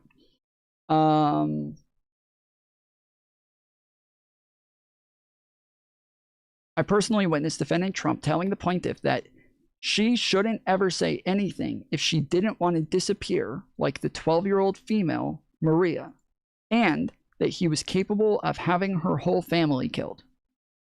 After leaving the employment of Mr. Epstein in the year 2000, I was personally threatened by Mr. Epstein that I would be killed and my family killed as well if I ever disclosed any of the physical and sexual abuse of minor females, and that I had personally witnessed by Mr. Epstein or any of his guests.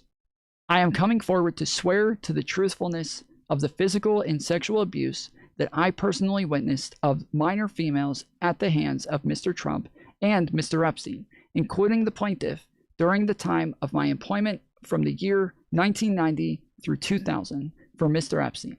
I swear to these facts under penalty of perjury, even though I fully understand that the life of myself and my family are now in danger. I declare under penalty of perjury that the foregoing is true and correct. Signed June 18th, 2016.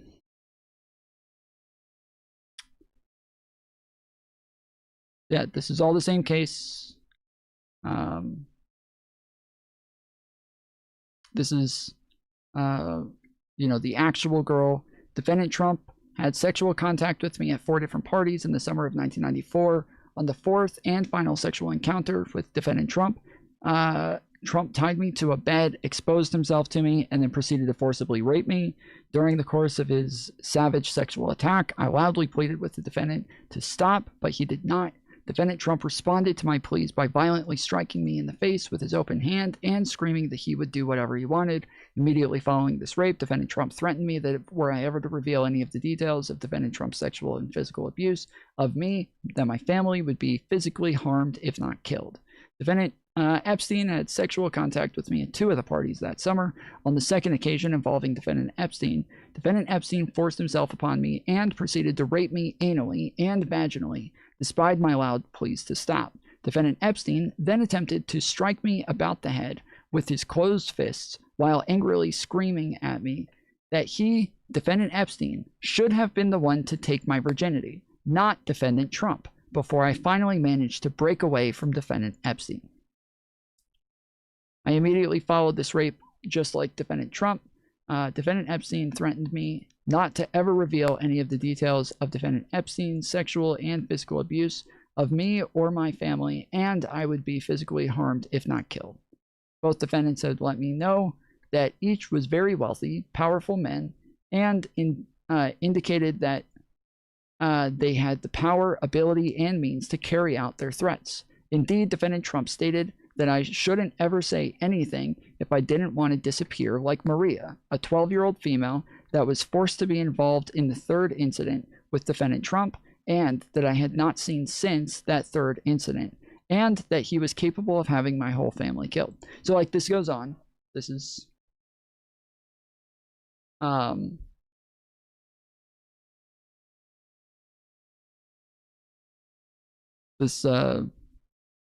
there's a lot, but as I said, it's not that this by itself is the dagger in the coffin or whatever, you know, nail in the coffin. This isn't the thing that is you know, being caught red-handed or anything like that.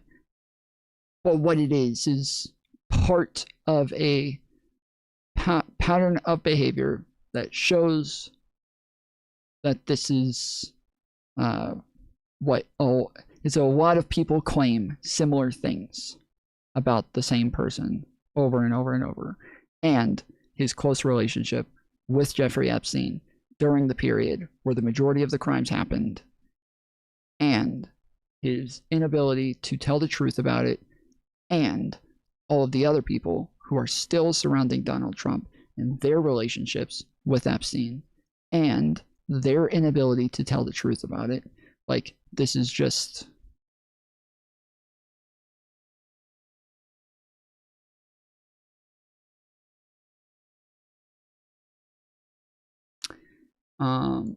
okay, thanks, Tom. I see that the accusation being made is at least true. Yes, that is all I'm trying to prove. It's just that these accusations were made, not that this actually happened, or that this is proof that Donald Trump did these things.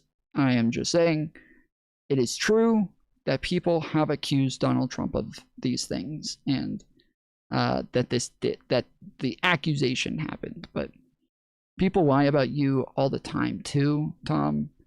True, but I was capable of defending myself to an extent, right? Like, those people admitted to having a conspiracy against me. Those people, I was able to prove that they lied over and over and over. I was able to discredit people. I'm able to, like, there's a lot of things that, like, I'm able to do in response, that instead of them proving that these girls have lied over and over and that they're all untrustworthy, instead it's been Donald Trump who has been proven to lie over and over and over about the Epstein relationship and shit like that. And so it's, again, I'm not claiming that this is proof of anything. I'm not claiming that this is proof, but I am claiming that there is just a large pattern of evidence, and it's during the time that we would expect that evidence to exist, during his close friendship with Jeffrey Epstein, Like, it's just, again, not making the claim he did do it, just making the claim that this is part of a pattern of behavior that is suspect. I've known you for 10 years. I don't think I've ever seen a smile Well, on I'm your asking face. you about survivors of Jeffrey Epstein, You know why Mr. you're not President. smiling? Because you know you're not telling the truth. It's honestly baffling. I mean, how are we supposed... Dude, these things are so good. Somebody got me a bunch of Reese's chocolate, well, Reese's chocolates shaped like hearts for Valentine's Day. Oh, so fucking good. So good. Supposed to act during the Epstein files when we hear about these horrific stories? Are we all supposed to be like Howard Lutnick, just guffawing, laughing it up? How are we supposed to treat this travesty of justice? Hey, yo! Thank you for the cake. Brian got cake, boy. 1,000 joules. Let's go. Let's go. Let's get some W's in chat for Brian. You're welcome, Tom. Are you my secret admirer, Sparty? Thank you.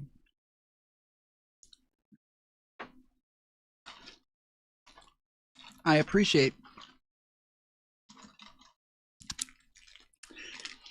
the dildo you sent with the card.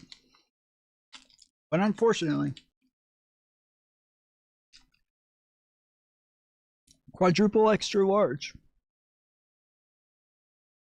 It's not big enough.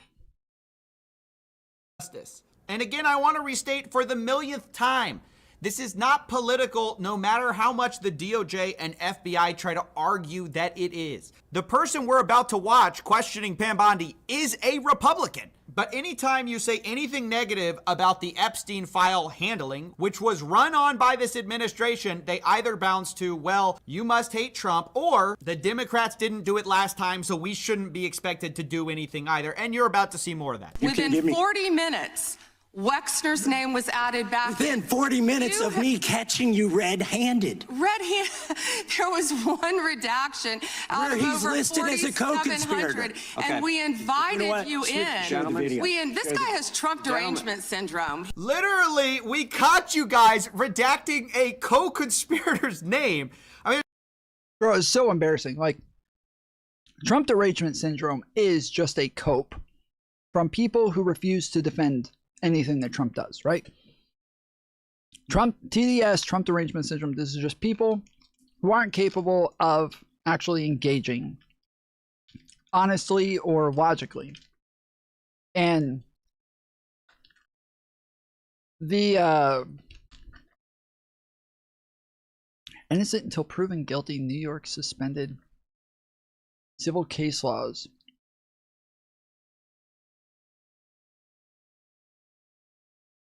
Statutory laws that get civil case wasn't proven Trump raped anyone.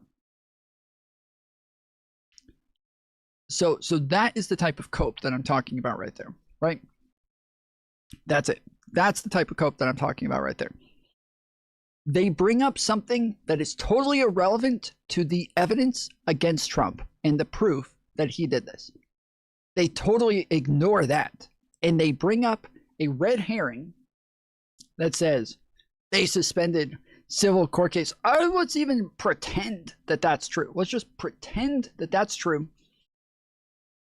It's not, but let's pretend that that's true. Well,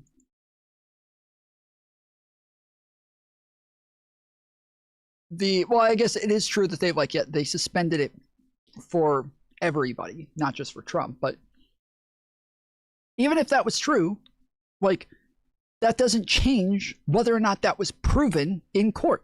It doesn't change it. It doesn't change it at all. It's not relevant. It's just not relevant. They didn't suspend the civil court case. They did suspend the statutory laws. They are correct on that to an extent. During COVID, courts were closed. Okay, during COVID, courts were closed. You could not get hearings during that period. So if they said, okay, we're not allowed to have court hearings for this period, which means that anybody who would want to file a lawsuit within that period isn't allowed to file something within the statutory lines, we will say, okay, if there was a year that courts were shut down and we weren't doing hearings or civil cases, then we will allow you to file it 1 year extra, because that's just necessary. That's a necessary thing. If you make it to where somebody cannot comply with the statutory limitations, then you can't, they have a responsibility to make it available to them again.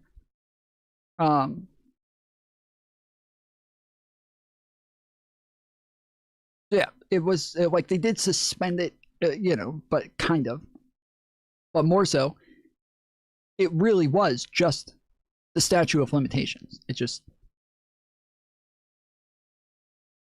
yeah, it just makes it to where there are like statute of limitations is even possible at that point, right? Like, let's say there's a statute of limitations for something where you have to do something within it, you have to file it within a year. And then we shut down the courts for a year. And then afterwards, you're like, yo, I wanted to fucking file this case, but you guys wouldn't let me. Sorry. Statute of limitations. Sorry. It is what it is. Statute of limitations. Yeah. You snooze, you lose. Sorry about it. Like, the fact that you guys would even use that as an argument to say that this is somehow unfair, that's unfair, is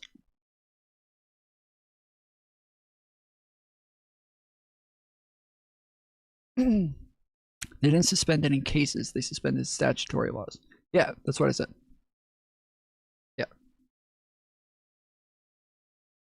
Shut down court for a year? What? Why did... Hold on. Did it... Okay, when you say suspend statutory laws, they didn't suspend them, they extended them. During COVID, they couldn't file lawsuits because of COVID. They weren't doing civil litigations. So for anything that had civil, statute of limitations on it, they extended it for the period that this was taking place, which is why they were allowed to file this case after the statute of limitations had technically surpassed, was because they weren't allowed to file it during COVID. That is the reason that, as I just explained twice. So anyways, yes. But again, whether or not that happened has nothing to do with the evidence against Trump. Every time you bring up the evidence against Trump, they bring up other random fucking shit. Like, you say, like, yeah, dude, if you read the indictment against Trump with the case in Fulton County, that, like, it's all clear. There are dozens of witnesses who are talking about Trump wanting to steal the election, and he's being charged with racketeering, and he's already 4 of his own lawyers who are implicated in the case, along with 19 total co-conspirators, are all the 4 lawyers have already pled guilty and agreed to testify against Trump, saying that he did this.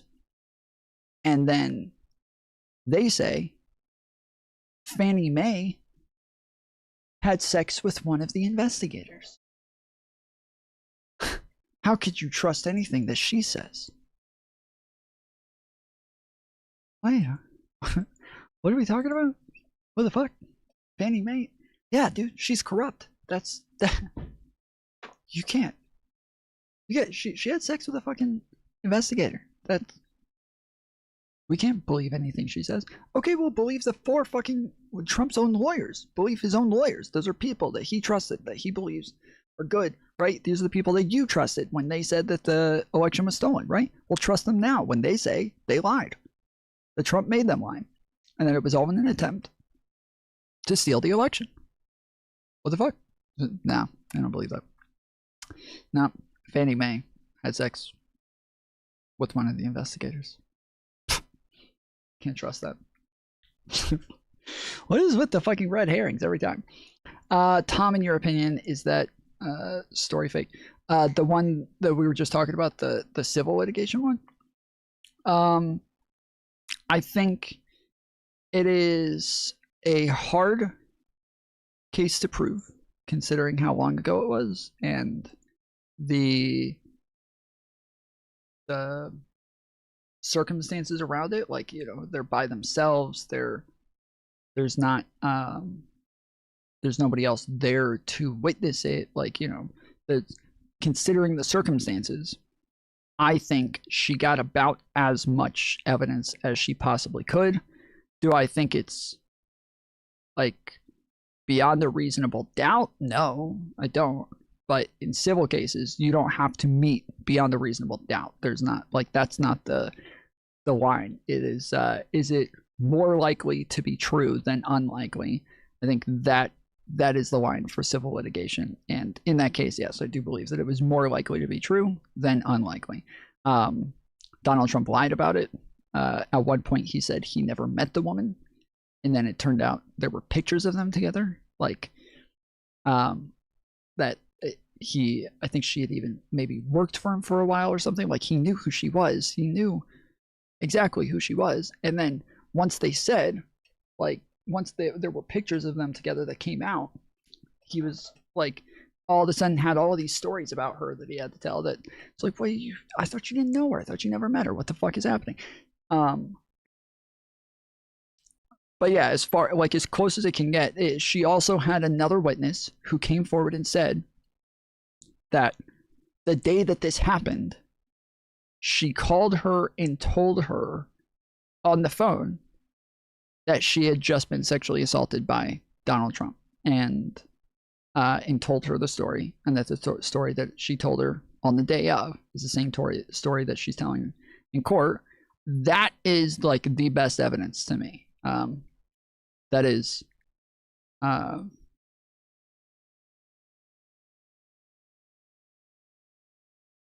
the best evidence, in my opinion, against it. I think, yeah, I think it is.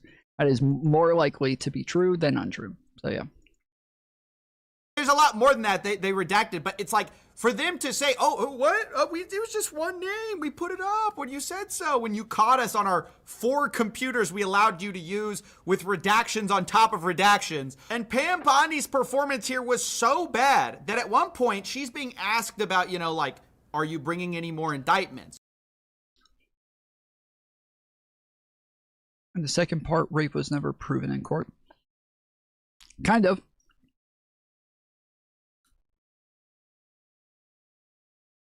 The law at the time that he committed the crime or committed the act is what applies, even if he's being sued today.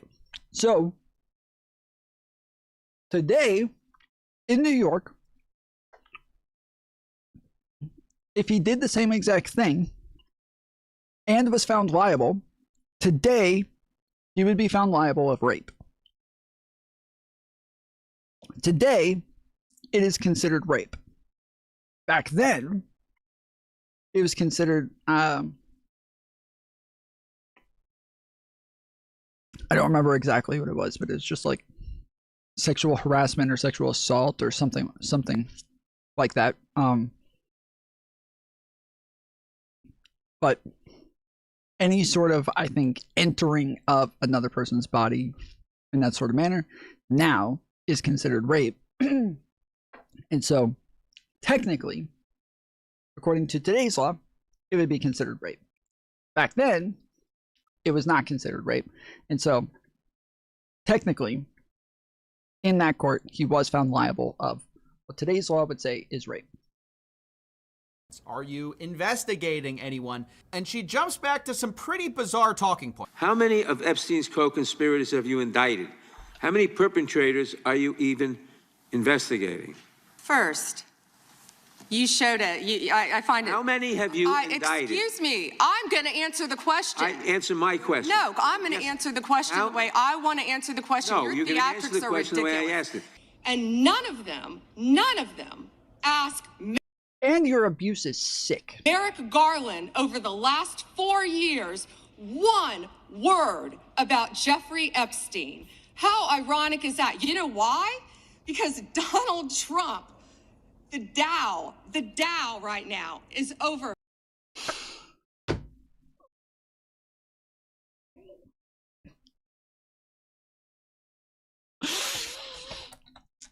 Oh man, dude. The Dow. The Dow right now.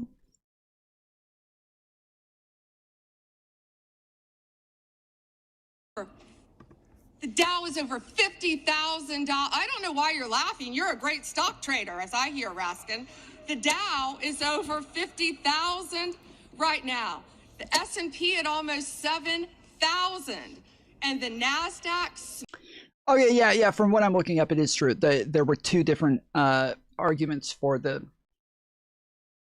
case. One was that New York created a window in 2022 saying that for it was called the Adult Survivors Act, where legislation was passed saying that for 1 year they will allow people to bring forward civil cases towards somebody who sexually assaulted them, regardless of the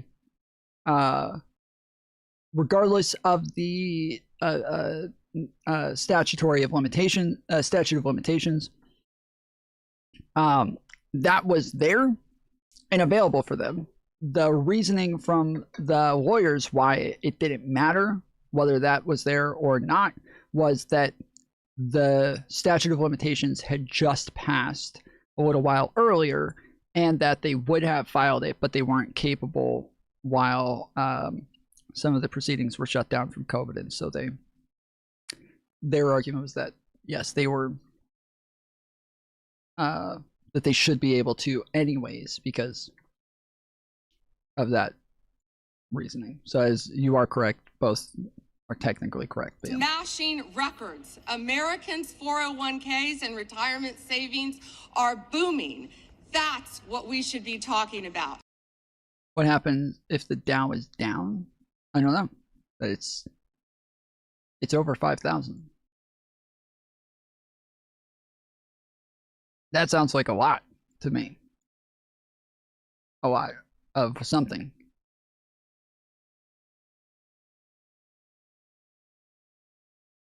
We should be talking about making Americans safe.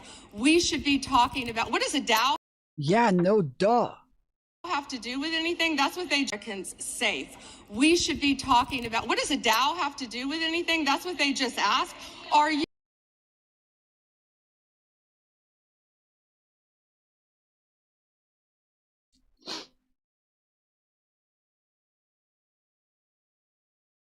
She's here to give testimony about the Jeffrey Epstein case.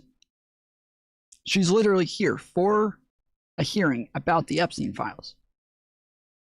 That's literally what she's there for. So are you kidding me? What does the Dow have to do with it? Yeah, you're here to talk about the Epstein case. Unless this is involved in like Epstein's financial dealings, he was a financial advisor. Like, of course, well, if that's the case, you can connect the dots. But you, ma'am, your job has nothing to do with economics. Thank God. You're here to talk about your job, which has to do with the DOJ, not the Dow. The Dow right now. It's over 50,000.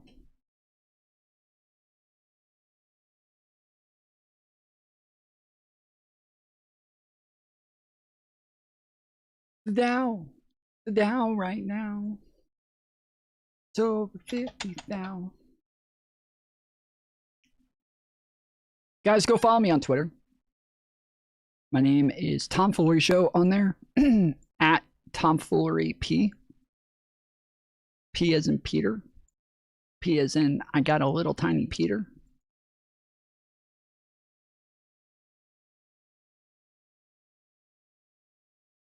How many of Epstein's co-conspirators have you indicted? How many perpetrators are you even? The Dow right now is over 50,000. I don't know why you're laughing. That's what we should be talking about. The Dow right now. S&P at almost 7,000. The American people need to know this. Need to know how is the Dow. Let me address the survivors because that's how is the Dow.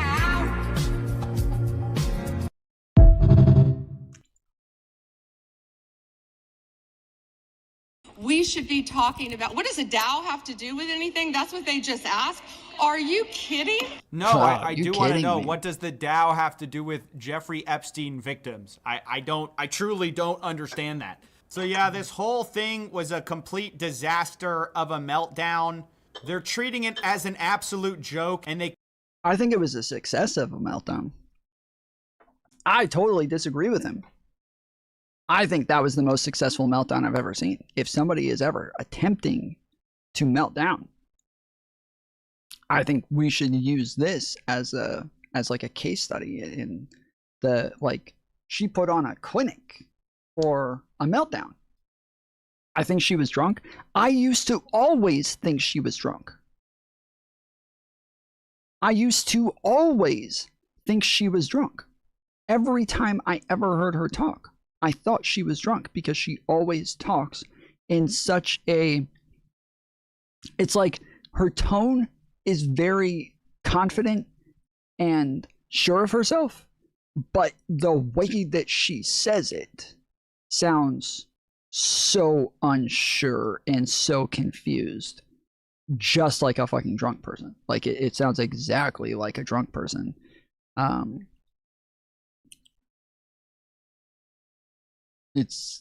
Yes, I used to always think that she was drunk.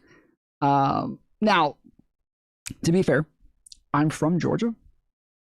The way that she talks is common. It is just like, it's just the way that a lot of country folks talk. It is a fairly normal thing because she talks so slowly. And she does stumble across her words a lot, which I do as well. A lot of people tell me that because I stumble across my words sometimes, that I sound very unsure of myself, that I don't sound confident. Because I say uhs and ums and things like that, that sometimes I don't sound confident in what it is that I'm saying. And so yeah, I can understand to an extent. But like, I feel like when I criticize her of this, or like I say, she just sounds very incompetent. I feel like I'm almost like wrong for doing it because people make the same criticism of me. So I just feel like I got to throw that out there. Like, this is a thing that people say about me as well. But yes, this is a Pam Bondi-ism. To just talk very slowly and sound like a fucking idiot while you do it. I don't talk very slowly. I talk fairly quickly with a lot of pauses and uhs and ums in the middle because I talk a lot faster than my brain moves. So says something about how quickly I'm capable of talking, or something about how slow my brain works. They criticize you if you don't smile like Howard Lutnick when he's caught lying about the Epstein files. And while I can't personally muster that kind of energy, I do want to talk about some more of the revelations in the Epstein file. Like, the most noteworthy is that Trump called the... Yes, everybody take a second. I'm very bad at shilling, very bad at remembering to shill for myself. So everybody take a moment, hit the thumbs up button, hit subscribe if you want to come back next time. Most of the time, I don't stream in this vertical format. So if you guys want to catch me regularly, you got to make sure to subscribe and turn on the bell, because most of the time I'm streaming in a normal landscape format, which I am actually streaming in right now. There are 2 streams live on YouTube right now. Most of my regular subscribers are over in the landscape format of the stream, watching right meow. But if you pull up my channel, it's right there. That's the thumbnail. this is the thumbnail for the vertical stream. But yes, if you go, what the fuck? Did my stream end?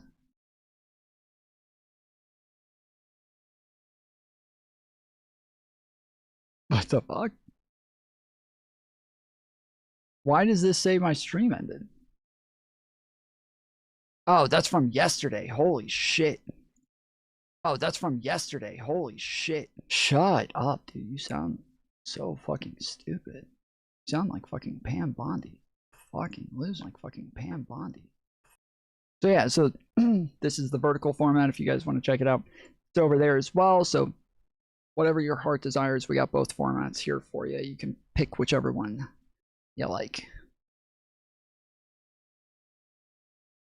Let's try this.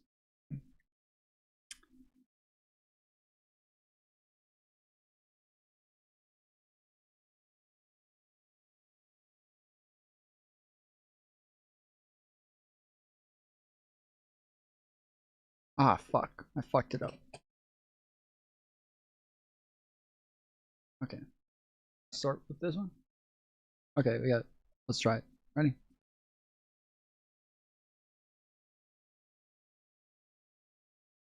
Ah, I fucked it up again. Where is it? Right here? Here?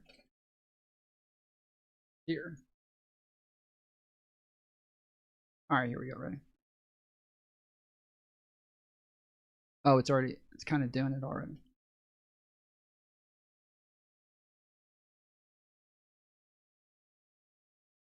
There you go. High-fiving myself. Yeah! Yeah! Yeah! True. Yeah! True. Yeah! I like these guys. Yeah! I like these guys. Yeah! I like these guys. Yeah! I like these guys. Yeah! I like these guys. Yeah! This is based. I like these guys. Yeah! This is based. I like these guys. Yeah! This is based. I like these guys. Yeah! This is based. I like these guys. Let's go.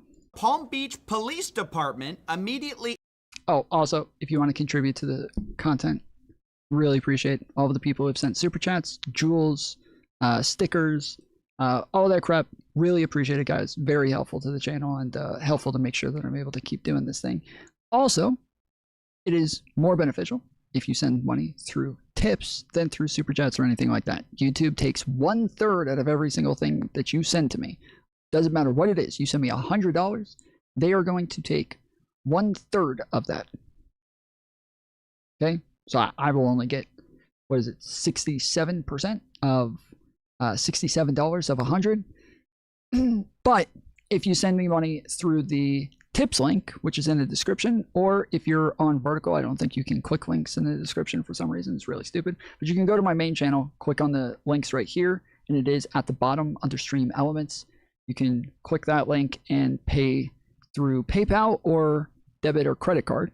And it'll also allow you to leave a message on there that will be read through TTS on the stream. It is this is the best way to help out the channel because I get 100% of this money and I get it immediately. With YouTube, I got to wait about 2 months to get the money, but with this, I get the money immedioso. So it is much appreciated. And to the top 5 donors for this week, Aaron M. Sound with $100, Joseph at 50, Z King with 35, Joe Romero at 35, and Mantis with 5. Appreciate all y'all for the tips. We got a bunch more, obviously, in super chats, but it doesn't give me a list of top 5 like this does. So thank you, thank you, thank you.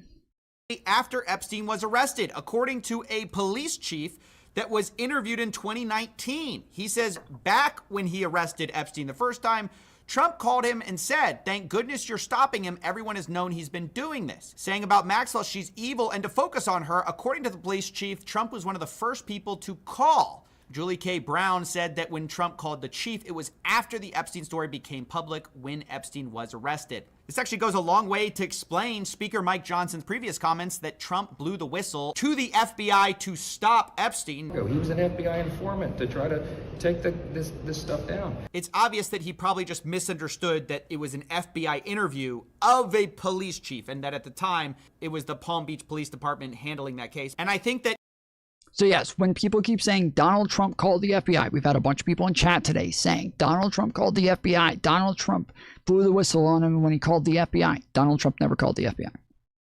He never called the FBI. Never happened. It's just a thing that did not happen. It was Donald Trump said this to a police officer, and that police officer later testified to an FBI agent that Donald Trump said, this is a really bad guy, like somebody should get him, especially Ghislaine, she's evil. Which is a little weird considering the fact that after Ghislaine was arrested and Donald Trump was asked about her, he said, I wish her the best. Weird? Weird, bro? Even though you guys were friends? I can try to like rationalize that in a way and be like, hey, they were friends, they knew each other for a long time, they were very close, and so it makes a lot of sense. But yes, to say I wish her well when she's like considered the most notorious child trafficker in American history, for you to say that then when they're asking you about her being indicted.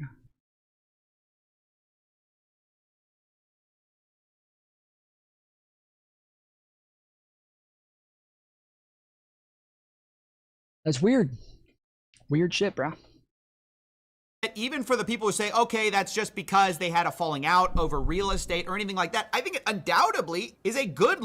That's also, again, there's Donald Trump claimed that he had a falling out with Epstein when he kicked him out of his country club, and it was because Epstein had hit on another member's 14-year-old daughter. Then Trump said he kicked him out of Mar-a-Lago and took his membership because he was stealing his employees. He said that he was stealing girls. He stole girls from my employment, or he stole girls that were in my employment from the whatever it's called, the bath hall or the spa. He stole girls from the spa. Okay, he said that after Epstein stole the first girl, he went and talked to him and was like, hey, you don't do that, okay? No more stealing girls, all right? This is... what he said was, he told him, not my girls, okay? No more kidnapping my girls for human trafficking, okay? No, no, no. I'm giving you a warning. I don't like that sort of behavior, okay? But then, when Epstein did it a second time with Guffrey, then he kicked him out and took his membership. Two different stories from Donald Trump, both totally different things, drastically different things that he gave as stories for why he ended his relationship with Epstein. But then other people who were close to both of them actually came out and said, oh no, that was not, none of that had anything to do with it. Like, those were things that did happen, and they were around the same time, but the thing that broke them up was that they were both in a bidding war for a real estate property in Florida, and Trump was really mad that Epstein was competing with him on this and took it very seriously. And that apparently, like, anybody who Trump gets into like some sort of business battle with, that like that person has to be like an evil piece of shit in order for him to act in a aggressive way towards them and fight them the way that he needs to in order to win. So that was the end for Trumpstein. Look for Donald Trump, and clearly something they're going to hang on to as more of these files get released. We also have something that kind of goes the other way. Remember the Wall Street Journal birthday book story, which Trump said is absolutely false and he's suing over? We have a B-Day book update sent in 2002 when the book was supposedly drafted, and we see LM for blank, George Mitchell, Donald Trump, Henry Jarecki, and Leon Black, which definitely undermines his case, defamation case, against the Wall Street Journal. I think another interesting component of this was... Wait, what did it say? Todd Meister says he never got the papers, so FedExed him a new set today. FYI, we sent the papers to him at the Regency Hotel weeks ago. LM for blank, George Mitchell, Donald Trump, Henry Jarecki, and Leon Black. Eva's people, Eva, Heidi Holter-Bosk, Wes Wexner,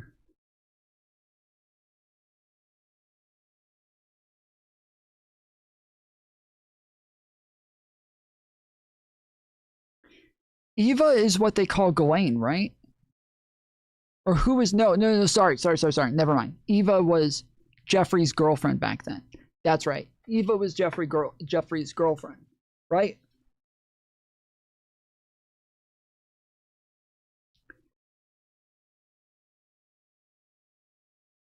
Because, yeah, that's right. Because there was the time when everybody said that Trump was still hanging out with Jeffrey Epstein after the... when everybody said that he was still hanging out with him after he said he had cut ties. But that there was, like, evidence that he was actually at a Thanksgiving party with Epstein in, I think it was 2017, 2014, somewhere around there.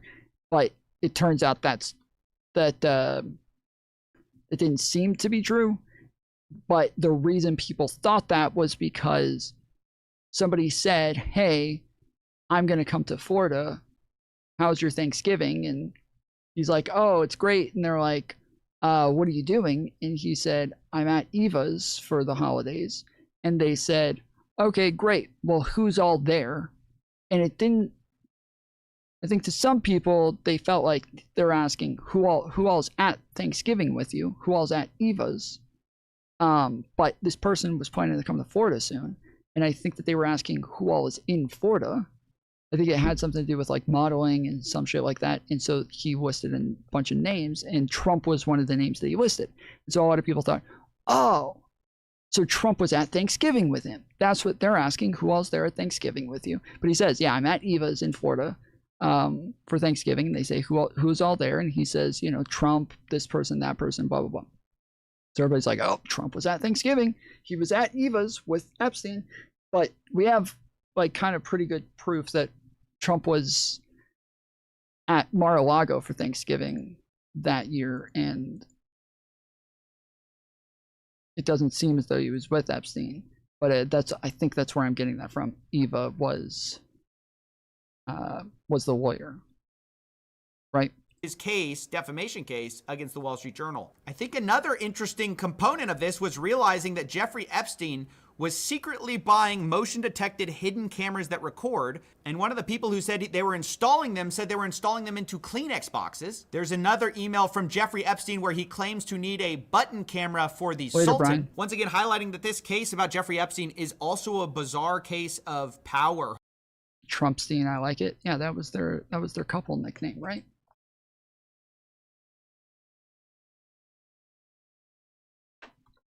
Who did this guy work for? He talks about going to an SCIF, which might be an acronym for a sensitive compartmented information facility. Later, he says that Ehud Barak is with me. You would have loved my tech meeting in the SCIF. This is an intelligence term, which is usually something you need the ability to receive classified information for.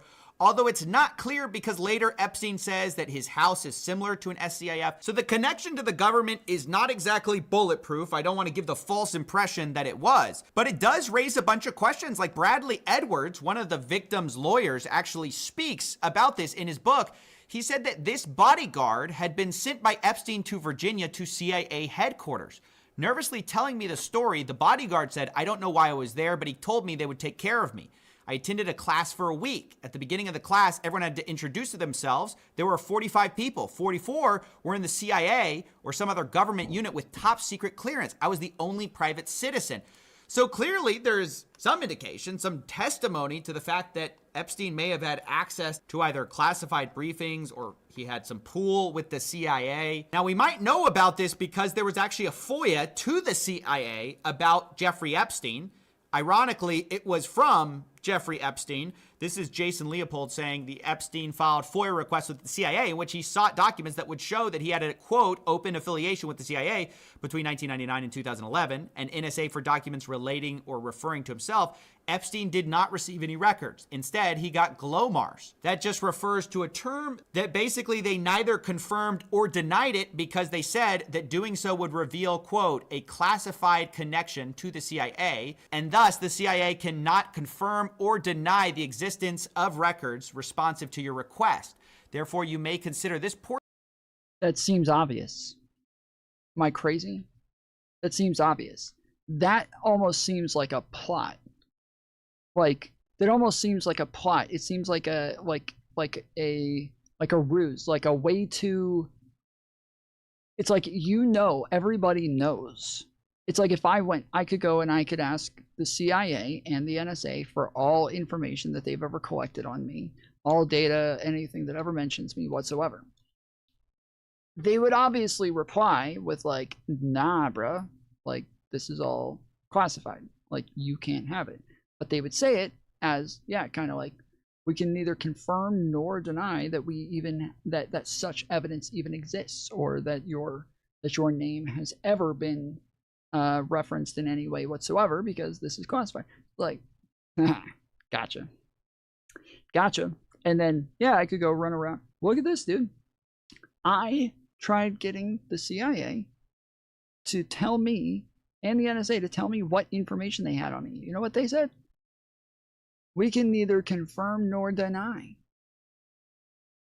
that we have such data on you. So, sounds like they really care about Tom Foolery Show.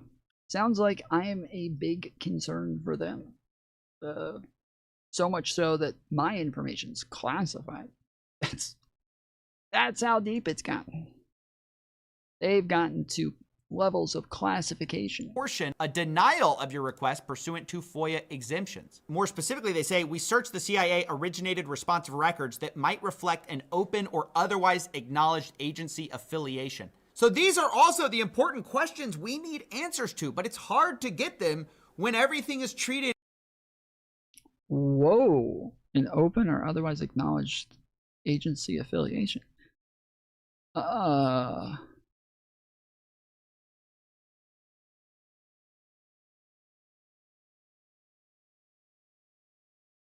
Affiliation.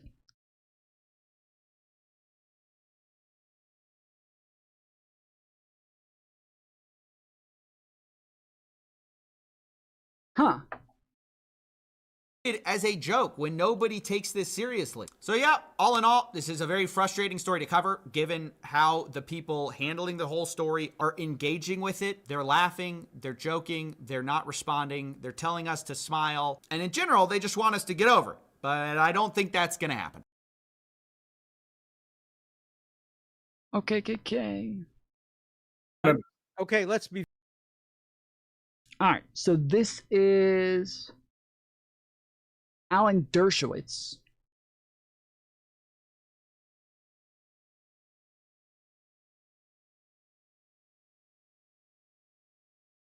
I have no idea how to spell his name. I was close. I spelt it D-U-R, and it's D-E-R. Oh, and there's another O there. Okay. Alan Dershowitz, born September 1st, 1938, is a prominent American criminal defense attorney, legal scholar, and author recognized for his expertise in constitutional law, his career as a Harvard Law School professor. Known for defending high-profile clients like Donald Trump and Jeffrey Epstein, he is a frequent media commentator on civil liberties. Okay. Yeah, I didn't really know who he was. I know I've heard the name 1,000 times. Alan Dershowitz. Using commentary, a vocal advocate for civil liberties, he is also known for his strong support of Israel and conservative legal perspectives. His representation of Jeffrey Epstein and allegations of sexual misconduct, which he has consistently denied, have drawn significant public scrutiny. He has authored numerous books on law, justice, and politics, including The Case for Israel and Rights from Wrong. Okay. He's also defended numerous controversial figures, including Klaus von Bülow. Oh, okay. Bülow. I thought for a second there, I thought that was Claus. I was like, wait, is it Klaus? Or does that say Claus? Did he defend Santa Claus? Is this Santa Claus a controversial figure now? The fucking woke go after Santa Claus now too? Mike Tyson, Patty Hearst, and Jim Baker. Okay.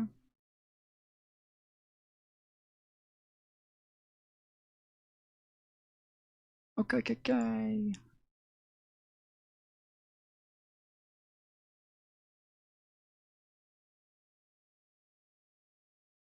Be very clear. Epstein bought his island. Let me back up a little bit.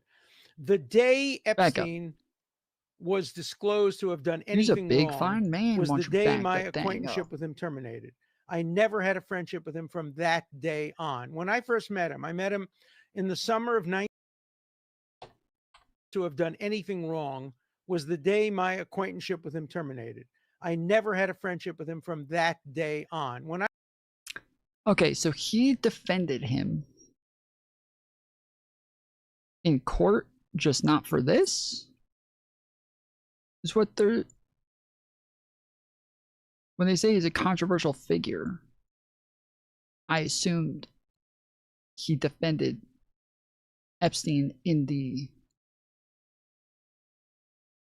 big stuff, in the fun stuff, not like, I don't know, regular, like financial problems or like against the IRS or some shit. But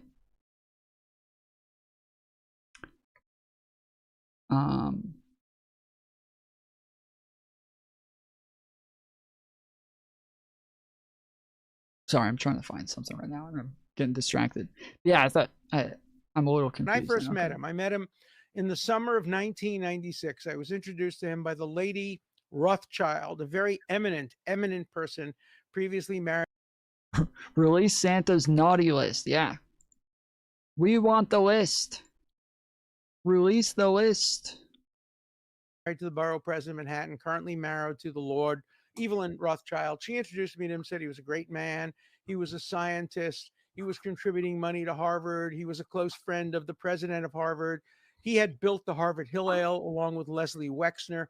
As far as I knew, he was the most eminent person possible. And so I went to his seminars, but I had never had any idea that he had done anything wrong until I learned about it several years later. So I met him in 1996, and we had this acquaintanceship. But he had done nothing wrong as far as I could tell. I never saw him in the presence of anybody young. My wife and I spent some time with him, my daughter. And so in 1998, he buys this island, and in April, he then refurbishes it. And in December of that year, and he painted and he took a picture of Bill Clinton in a dress and hung it on his wall.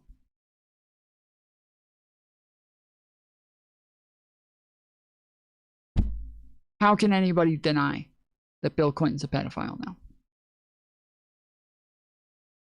Come on. Come on. Let's use some common sense here, guys. Let's use some common sense. He's on the island. On the island. No less.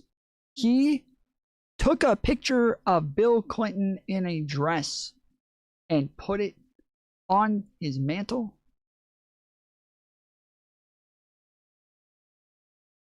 Case closed. Common sense, guys. Give me a break. Which is my best recollection. I can check the records, but I'm pretty sure it's December that year. It's a few months after he buys the island. My wife, my daughter, and I were vacationing on Guadalupe over Christmas. And he said, Alan, I just bought this island. I'd love to have you and Carolyn. Tom, did you watch that video of Michael Jordan scratching the kid's leg? No. No.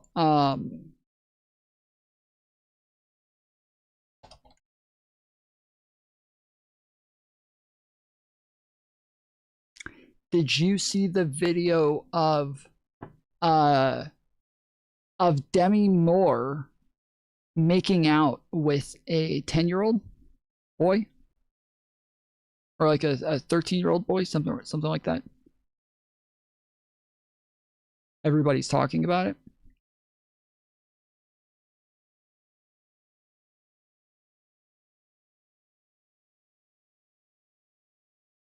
Okay, so let's round up every man that's worn a dress. That's, see? Yes. See, that's what I've been saying. Ever since I found out that fucking Bad Bunny was going to play at the Super Bowl, it's like, wait a second. I thought we were arresting these people. He's worn a dress. That's not allowed. Yes, I saw that. What the fuck? That's an old one.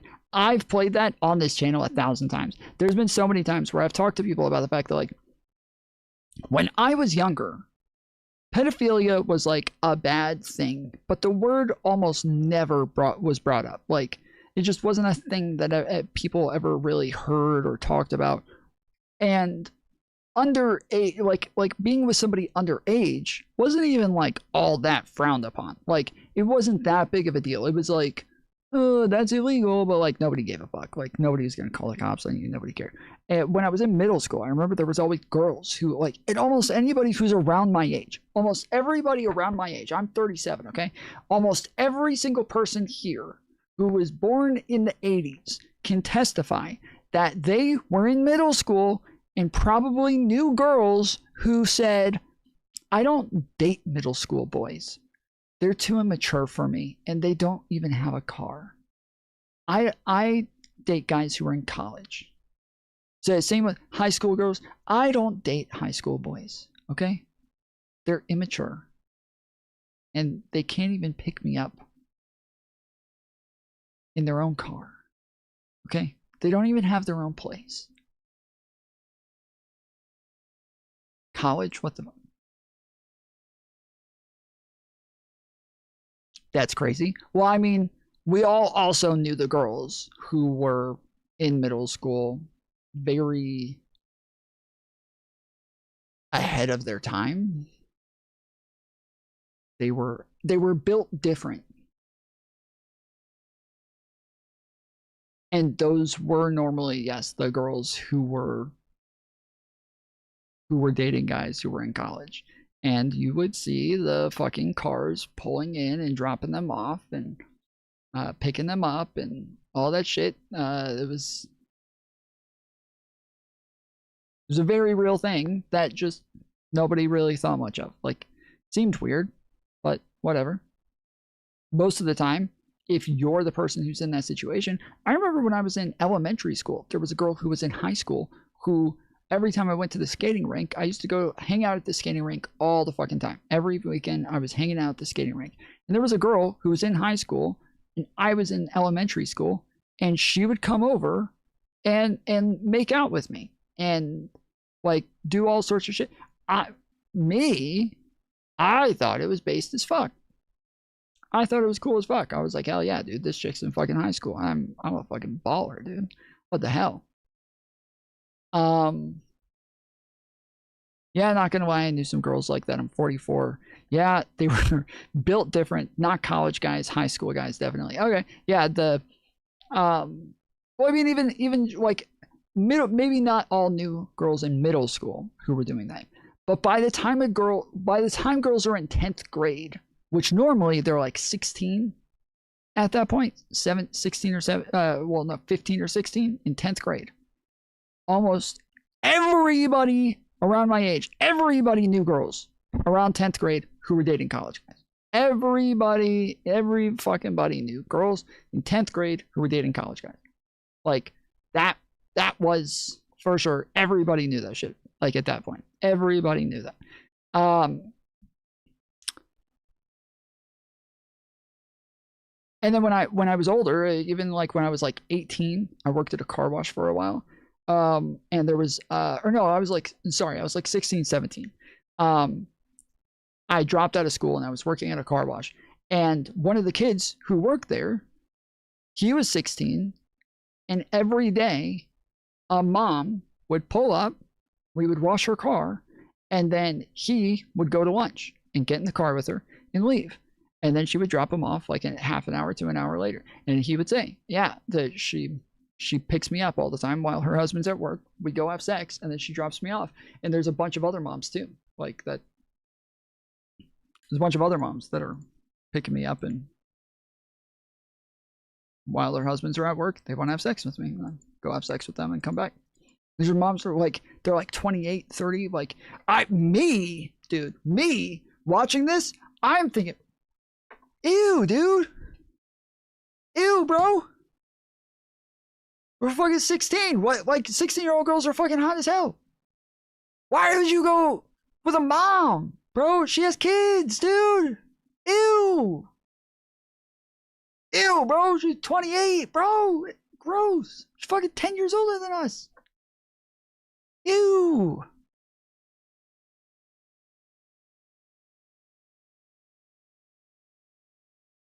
He thought it was so cool. He thought it was so fucking cool. He's like, bro, fucking hot moms, dude. They're MILFs. They're fucking base. The term MILF didn't even exist at that point, but OMG, Tom, someone's gonna clip that.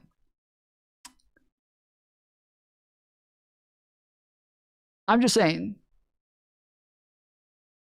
it is a new phenomena that people are this like hardcore, like the wood chipper sort of mentality about pedophilia and about people who are underage. So like, even it's gotten so extreme that even like there's been times where somebody who's like 20 gets caught in a relationship with somebody who's 17, and people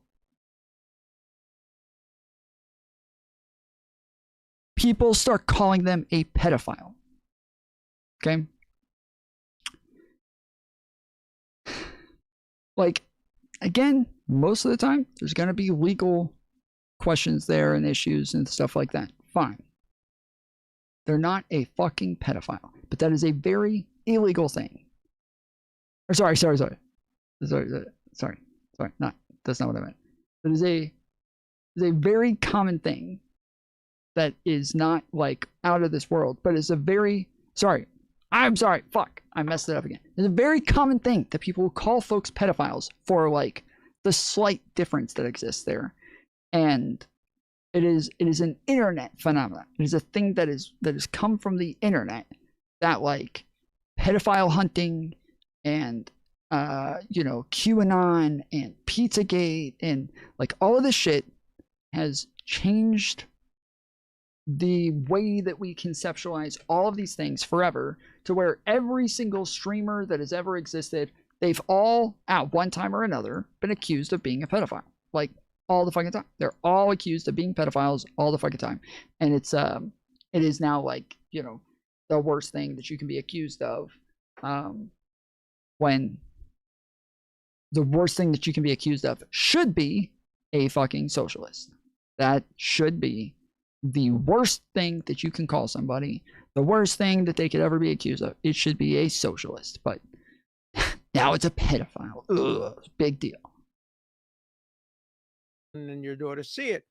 And so he sent us a little one propeller plane to Guadeloupe. We flew to St. Thomas and we took a boat. We went to his island. The only people on the island were him and Ghislaine Maxwell and people repairing the house and a cook.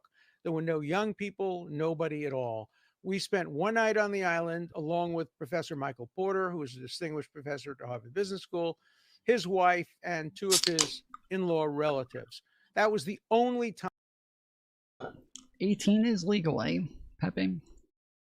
Well, my good buddy Hasan says, if they're old enough to bleed, they're old enough to breed. Or maybe he says old enough to read. Okay, sorry, even younger than that. Old enough to read, old enough to breed. That's what Hasan says, okay? So do you ever sleep or do you live in China? I have girlfriends in every time zone. I've got hoes in different area codes to where I have to be awake at some point of the day on every day of the, so throughout the week. And so my sleep schedule just kind of slowly rotates later and later and later throughout the week, and then starts over again the next week so that I can make time for everybody and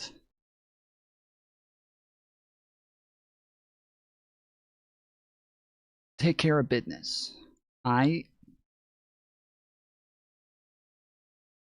Time I ever set foot on Jeffrey Epstein's island, period. I will give anybody $1 million cash if they can prove, which they can't, of course, that I ever set foot on Jeffrey Epstein's island after that time or outside of the presence of my wife.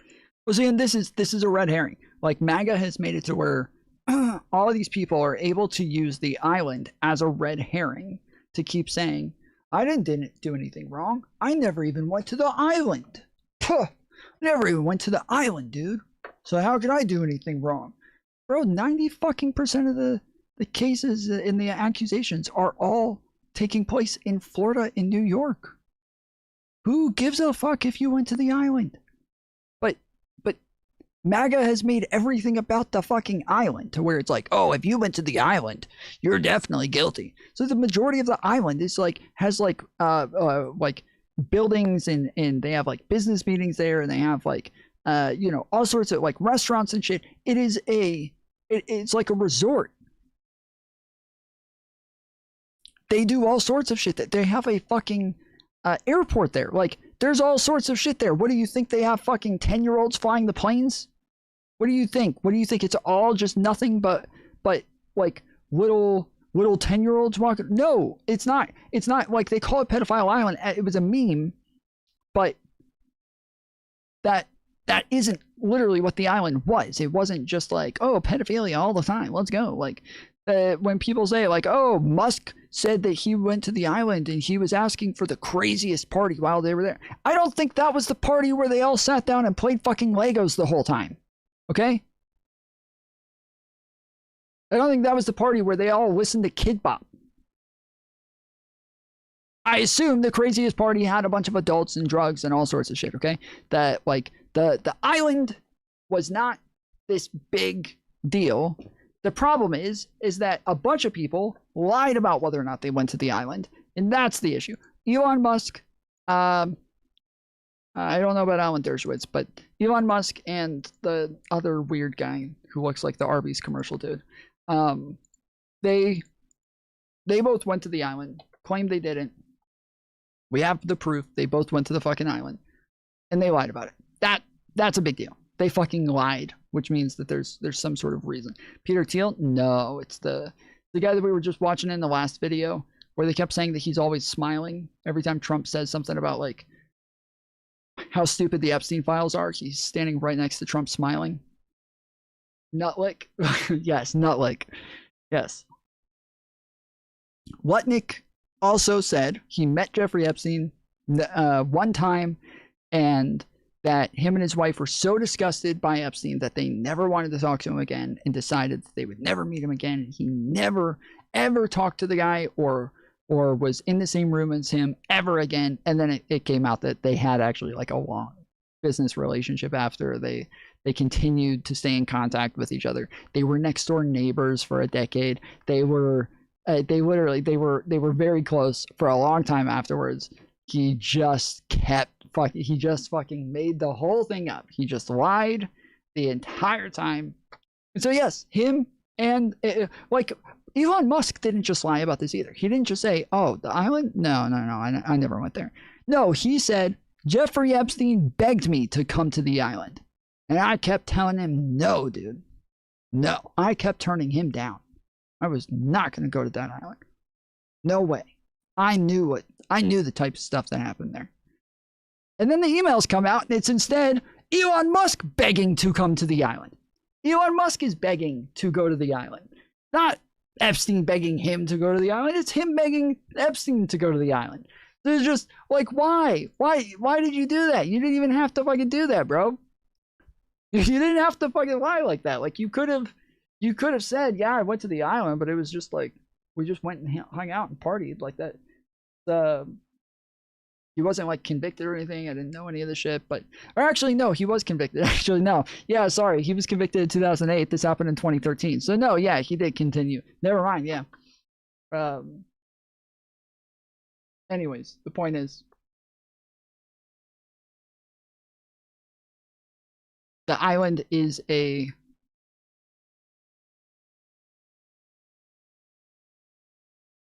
red herring. It's not important. It's not a big deal. It's the lies about the island that matters. Wife and daughter. It simply didn't happen. And no one has ever alleged it happened. People just misunderstand it because it later became known as Pedophile Island. And because I was once on the island, they assume I must have been there when things were going on. No. What happened is Ghislaine Maxwell was there. She was very nice. She took my daughter to the beach. They looked for buried treasure. Well. She made my daughter little toast. Buried treasure. You know what I mean? Soldiers. My wife had a massage. I did not on the island. What is this?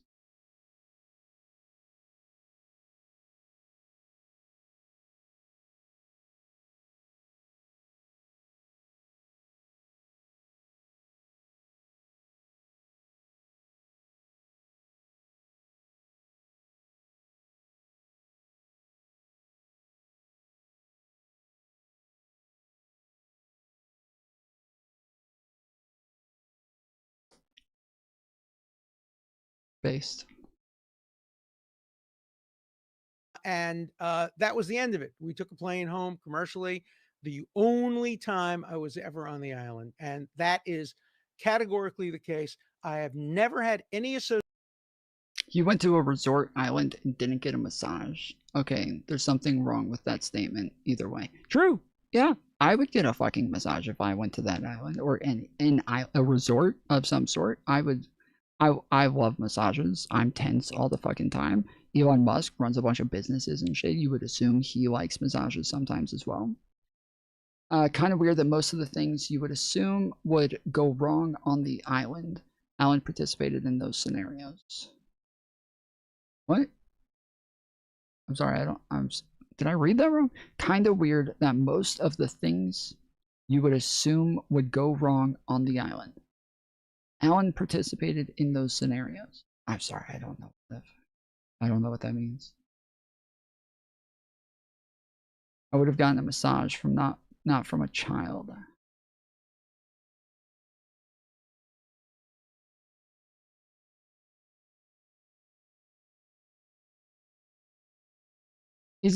Do you have to be 18 to give massages? Because I was just thinking, I don't know if like massages are necessarily sexual things that like in all cases. I don't know if that's, I know that they can be, but I don't know if that's like a normal thing for them to be You know, outside of like obviously the Asian ones that are the fucking happy endings and like that.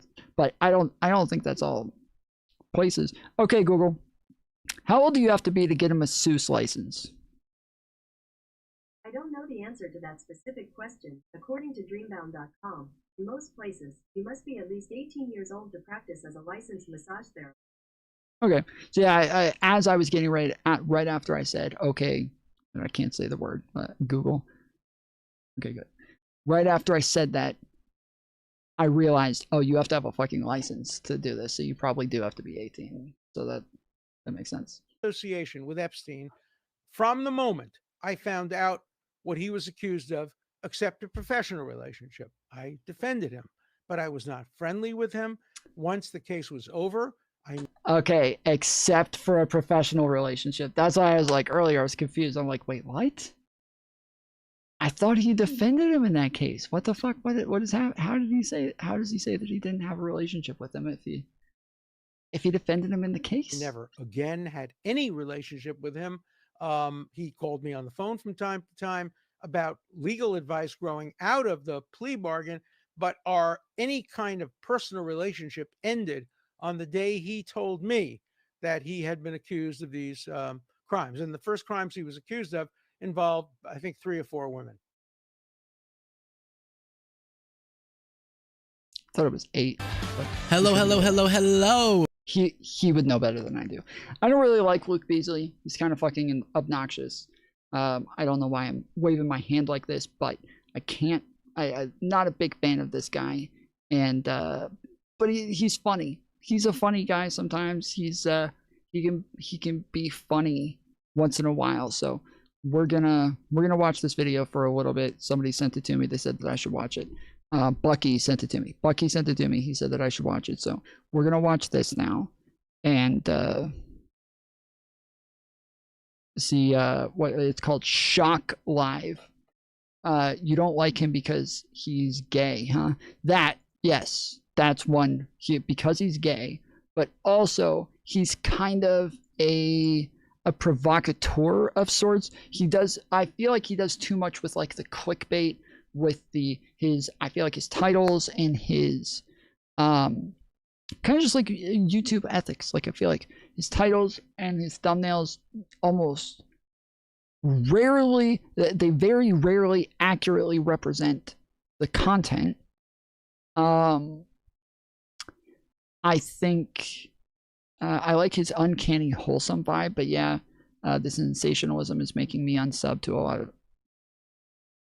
Yes, the sensationalism. And then he had that like whole podcast with the girl. That's the first I ever watched him. Okay. Are you serious? You don't like him because he's gay? Wait, do you like gay guys? He's gay. Damien's gay, guys. Gay. Damien's gay. Gay. We've got one.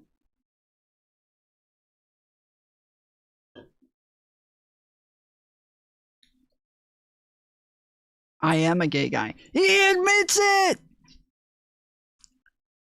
He admits it. Oh shit. What next? Are you Jewish too?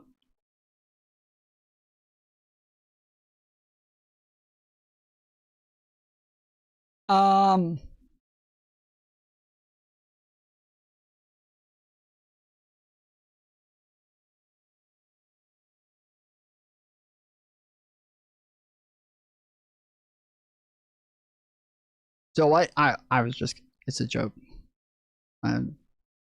Sorry, you may not, no, not Jewish? All right, well, yeah, then that's only 2 strikes, okay? Well, or sorry, that's 1 strike, not 2 strikes, but just, you're on notice now. My listening library, let's go. It says it sucks as a person on the left that unfortunately a lot of people on the left on YouTube sensationalize way too much. Yes. Who is the girl that he did the fucking podcast with? I forget her name. It was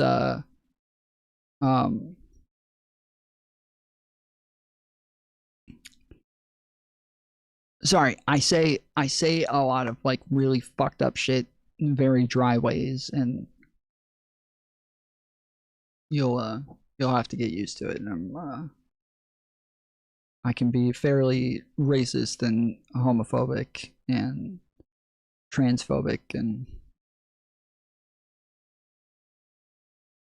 all of that shit. But one thing we don't joke about is balding and small penises.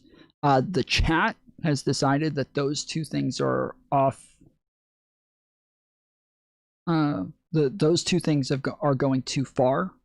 We took a private poll where everybody's answers were anonymous a while ago. The community decided. Not I'm in favor. You know, for me, normally an anything goes sort of guy, but the chat decided jokes about being bald and small penises are off limits. That is not allowed. Unfortunately, I've got so many of those kinds of jokes that I would love to say. So much. Oh yeah, the little trad girl. Yeah, it was. I can't remember her name, but yes, he did the podcast with that girl. That's when I first found him. I watched the podcast. He not only was overly provocative with, like, yes, the sensationalism and the all of this shit, but he came off very soy as well. Like, she's such a pick me. She is very much a pick me. But even though I agreed with a lot of the things that he's pushing back on her on, right? Like, she would say the F slur, she would say the N word, she would say like the T slur, she would say like all this horrible shit. And the way that he went about it, the way that he would bring these things up, he would talk about it as though he's trying to fix her. And he, like, unabashedly would say that sort of thing. Like, I know, I think that you can be better. And I want to help you get there. You are my friend, and I want to help you be a better you. And like, it was just so,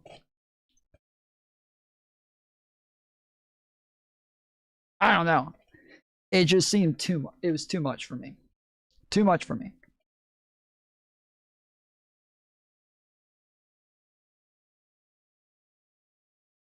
It is the show. I'm so glad that you're here with us. We have a lot to talk about. Thank you for joining us live. If you're joining us live or watching it back later in clip form or the full. Yes, the title of this is Shock Live. What the F just happened at Trump presser? Like, bruh. Come on, dude. This is just Shock Live. What the F just happened at Trump presser? Not gonna lie, he kind of carried her career. Maybe. She was always like well connected. Like, always. Well, very well connected. She had a big following on Twitter.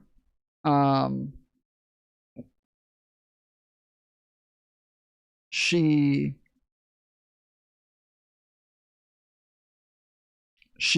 you know, she has been on all the big, like, whatever podcast is like the special guest host on you know, all the red pill shows. She's very well connected, and she started her show. It was not doing great. It was like, I think her videos were getting like 13,000 views and shit like that. And she definitely popped off while they were doing their show. But she was also able to do a show with him and asked to do a show with him because she already was a big enough name to where somebody like him with 1 million subscribers plus was happy to do a show with her was somebody, again, who had prominence already. So it was, and their podcast did really well because of how provocative and how fucking crazy it was. Like their show did well because of her as well, that she really helped him, because his views were dropping at the time. He was dropping off. Midas Touch has the worst clickbait titles. I don't know if I would say that. I don't know if I would say they have the worst clickbait titles. Their thumbnails are sometimes a little misleading, maybe, I guess. I don't think theirs are nearly as bad as others, though. Not nearly. Version on the homepage is great. Again, to be with you, I appreciate all of you so much. We start with something absolutely ridiculous. Let's do a little bit of a cold open here, Jaden, for the segment. We'll just start right here. Here's the President of the United States trying his very best to speak English. Than me, and I'm proud to officially name the undisputed, when did this come out, Mr. Speaker? The undisputed champion of beautiful, clean coal. We have to proceed. Always, I don't use the word coal. You know, it needs a PR. So clean, beautiful coal. Yeah, at least keep it the same. Why are you flipping it around? Beautiful, clean coal. It's very strange. We got used to the clean, beautiful coal. We have a whole soundbite for it. Damn it. But before I play that again, because I really want you to notice, if there's anything that we can be entertained by in this horrific moment that we're in, it's things like this, which is Trump trying to cover up, his brain issues and his, whenever he attempts to make it seem like he didn't actually glitch, it always is by calling someone else out. And I feel like there's a psychology to it. If you go, Speaker Johnson, you see, it's sort of, you're redirecting attention away from the that he just did. Exactly. But what was this event? Let me play it again before I tell you if you didn't already pick up on it. Let me just slightly spoil it by saying that Trump, who is the leader of the movement that told us we have to get away from participation trophies, getting another participation trophy. Trump is the king of participation trophies. The guy literally created golf events where he was the only participant and then created a trophy for himself. And he, I believe, numerous years was the only person to participate in the event. It was, I think they called it like the Trump golf course celebrity golf event, and he did it by himself. But there were other events where supposedly they paid people to participate, and I think there was another one where his caddy was like the other person, and yeah, like he is the king of participation trophies. The guy literally wanted to get a Nobel Peace Prize. He literally was begging for a Nobel Peace Prize. He kept saying Obama got it. Obama got the fucking Iran deal. Obama got the Iran deal, and you tore up the Iran deal, said you were going to redo it, and now Iran says you're in a full-fledged war with them.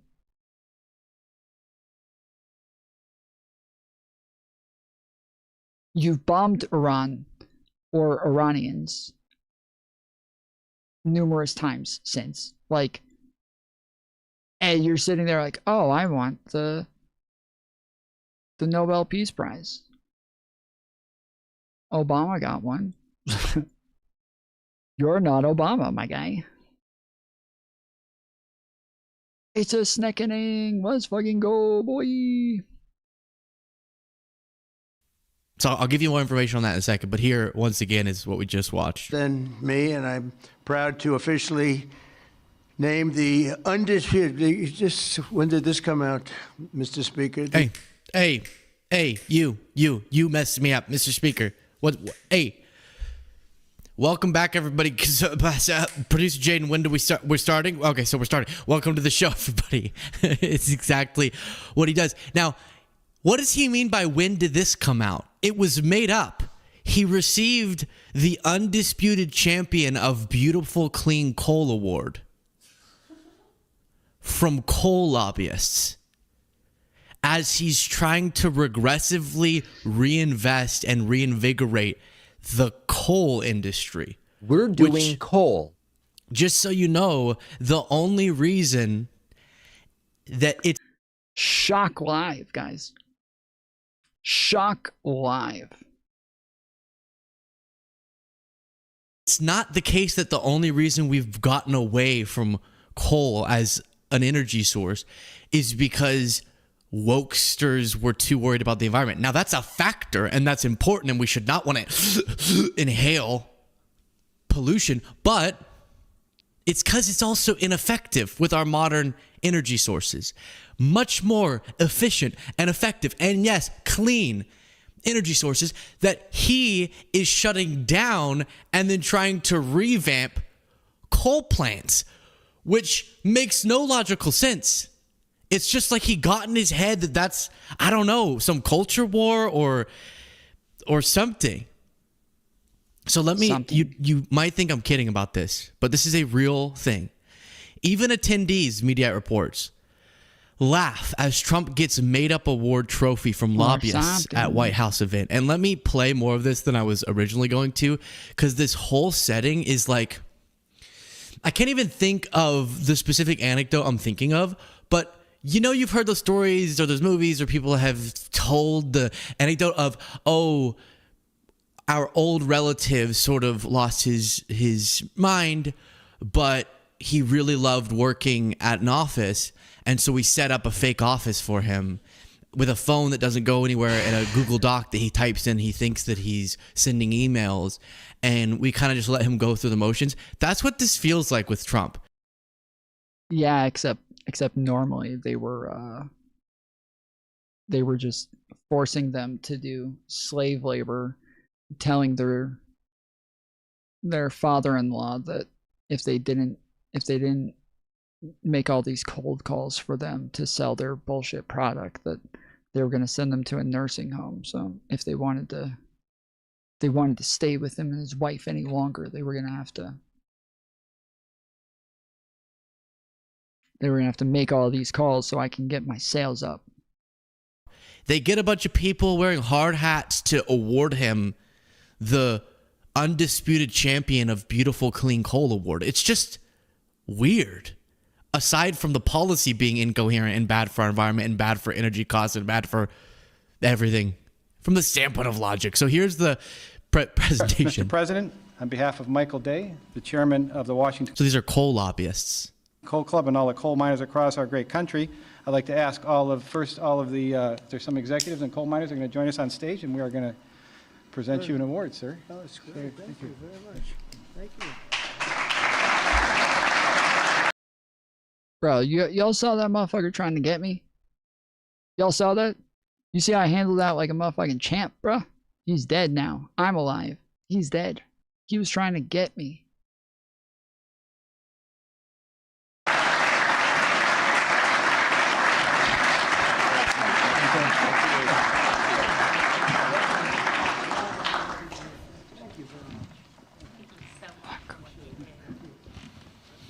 Fucking shit! So podcast listeners, now he's bravely shaking people's hands as he is about to be awarded the very competitive prize. So close to winning. That very few presidents have ever been awarded, and by few I mean none, because it was just made up. Thank you, brother. I almost won. Sir, to show our sober. appreciation, the trophy says the Undisputed Champion of Beautiful Clean Coal. Thank you, sir.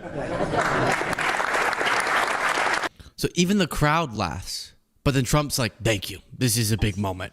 Thank you very much."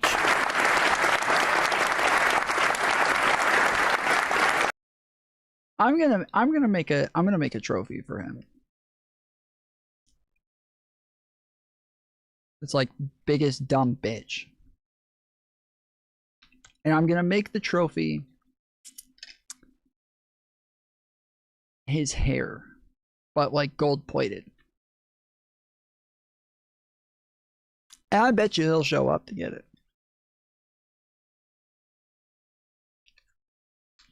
I'm going to make a trophy for him saying, the undisputed champion with all the best words.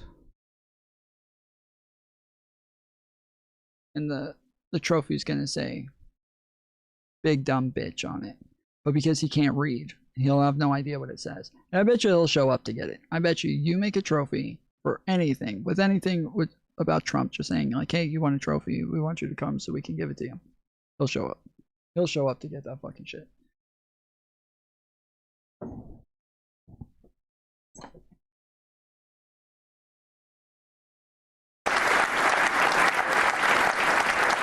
I just want to thank the Academy. I want to thank my mom. I want to thank Melania. Where's Melania? Peace, President, under the fire. And then here's Mike responded to this saying, I don't know this for a fact, but I think this is the first time in history that the current FIFA Peace Prize winner became the undisputed champion of coal. They're just making up prizes for him, and it works. You know that's what this is. Someone got in Trump's ear about how, the radical left Biden administration hurt us. It, bitch! In reality, we're just talking about pragmatic solutions to more effective and clean and cheap energy, which is why coal's been moved away from. But they got in his ear. It was really just a conspiracy against us, and they don't want you to unleash the power of coal. And then Trump was convinced. All you gotta do is handle, whether you're a foreign government, a company, or lobbyists, give them a prize. We saw Tim Apple or Tim Cook give Trump that gold-plated Apple thing. He's gotten crowns and trophies and golden this and that and planes, and then it works. He's the easiest person to manipulate, but then it actually turns into real action. This isn't just about the bizarre nature of the aesthetics. Trump orders the Pentagon to buy more coal-fired electricity. It's very incoherent. Now, this is not the only lobbyists that were at the White House recently. Carrie Lake has been trying to lobby the White House. Now, she works for the administration, but there's a story being reported on here. This is from Mediaite, I think, reporting on the Atlantic's original story. In October, she was spotted waiting in a White House lobby. Carrie Lake. Do you remember Carrie Lake? Here, there she is. Hoping to see Trump, according to two GOP operatives. Carrie has been here for hours. She's going to run, and she's asking for the endorsement. What is she running for? Congress. So she ran for governor, lost, never admitted defeat. Ran for Senate, lost, never admitted defeat. Now she wants to run for Congress. And according to this reporting, Trump did not agree to give her the endorsement. She's lost too many times. And one of the things you saw yesterday, the White House freak out about, was that there... Well, thankfully, Trump has never lost an election. He is the undisputed election champion. Never lost a single election. Was a better jobs report from January. The U.S. adds 130,000 jobs in January, starting year off on stronger footing. Now, especially compared to the months before that and the job market really struggling since Trump took over after robust job gains under Biden, this is a better sign. But Caroline Leavitt, Trump, his spokespeople in the media, all pretended like this was the greatest accomplishment ever. And so Jesse responded, Biden averaged 336,000 jobs per month over his term, and Trump claimed the economy was terrible.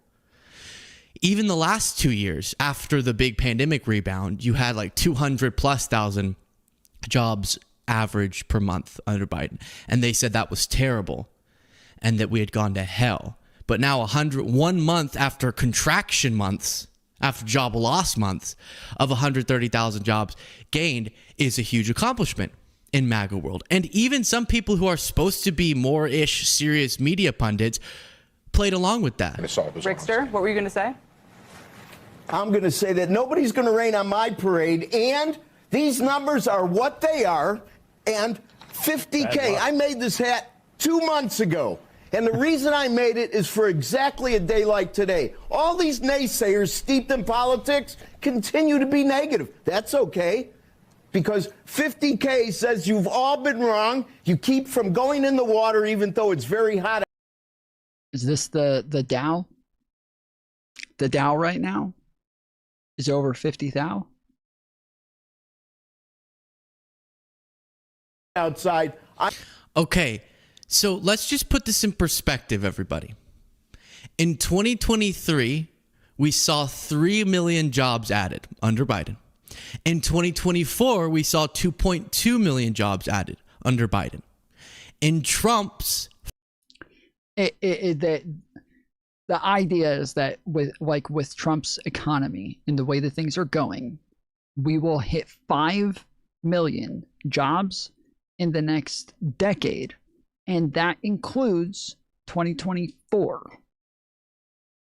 That includes 2024, where Biden already got half of them in 1 year. Trump's economy will have job growth of only 5 million jobs in 10 years. And that includes Biden's last year in office of 2024, where he got 2.5 million in 1 year. He got half of the fucking decade in a single year. That is how badly Trump has hurt the economy.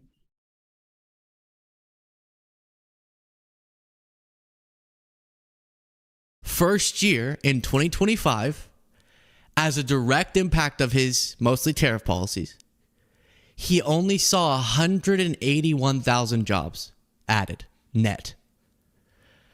181,000 in the whole year. So something I try to do, okay, for those of you who are not making all the girls get naked, all right? Something I try to do is I try to run these people into other slithers where I will, when they're trying to head in a certain direction, I will try to block them so that they are angled into another slither, or I'll try to like line things up to where there's less room for them around others. So I use the other snakes to try to like make it to where people have less room to work. And then if they start heading in that direction, I go to cut them off like this, and then yeah, he has to turn around. And then here, there's a very little room there, so I'm going to wrap around a bit, give them less room, so then more of them will die, and then maybe I get to eat their carcass. Compared to the year before that being 2.2 million net jobs added. And it was horrible under Biden. Tom, why'd you stop playing Ark? Oh, I didn't stop playing Ark. I haven't played it as much lately when I've had like more to cover and more to get into and shit like that. But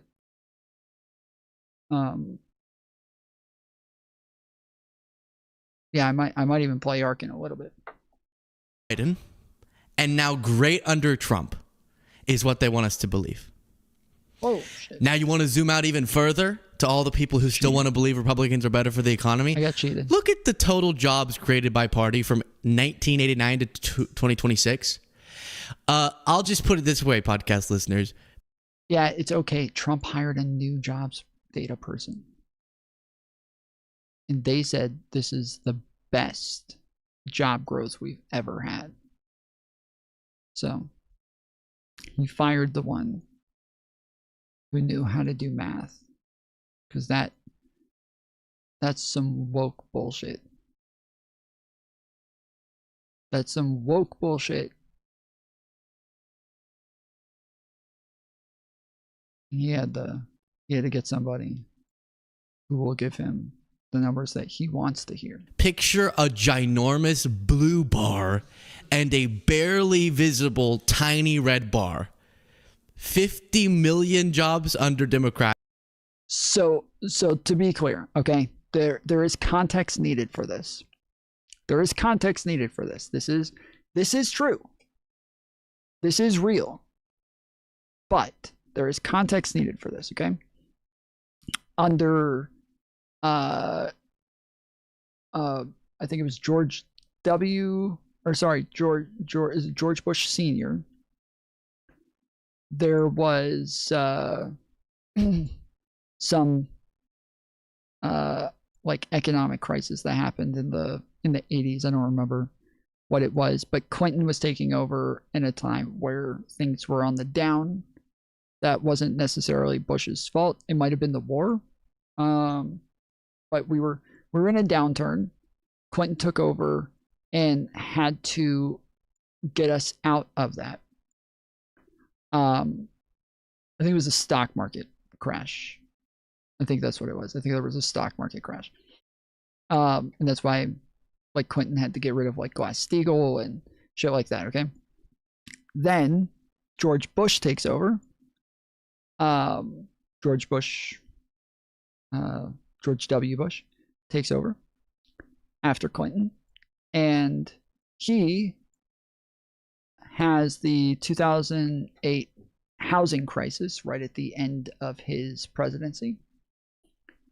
And then Obama is coming in again after a downturn in the economy to where he is fixing it. So these, like, they come in at opportune times to where it's easier to have an upswing, right? So consider like if you're not even like hitting average or normal because of some sort of like catastrophic event that you didn't cause, that makes your numbers down, but that doesn't mean you did something to cause that. But the next president who comes in does have to do something to fix it. They have to do something to cause us to at least get back to average, right? At least get back to normal.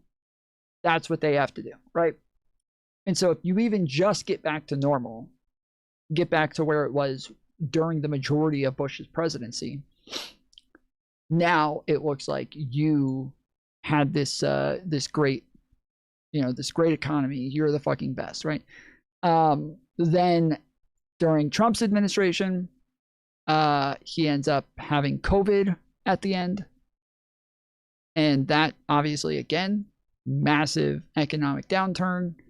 And then Biden comes in and is able to turn things around. And again, as long as he just gets back to average compared to where we were when he first got in office, that's where it starts, is when you first get there.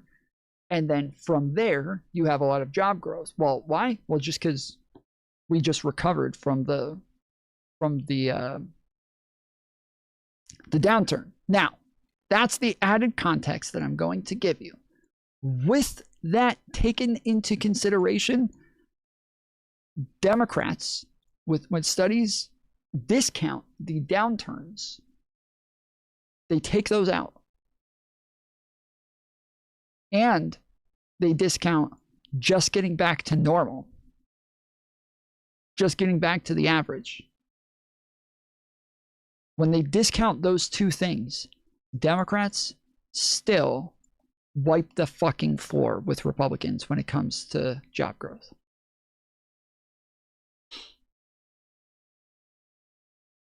So while these numbers here are accurate, but not giving you the full picture, even with the context added and accounted for, Democrats still are like 100 times more job growth than Republicans. It's still.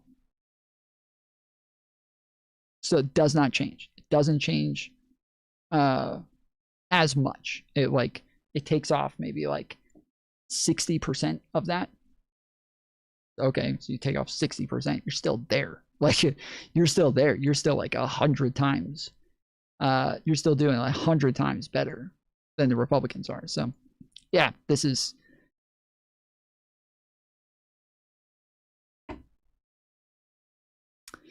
It is what it is. I do think, like, obviously Trump couldn't stop COVID from happening.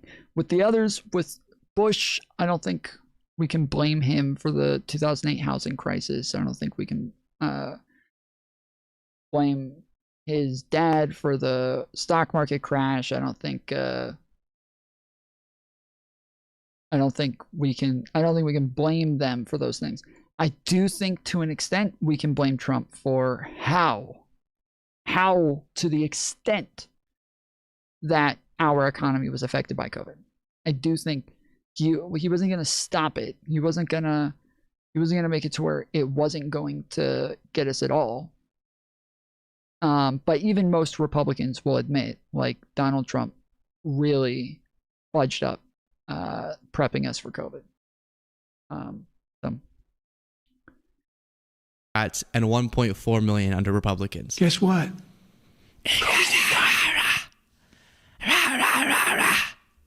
That's right, Joe.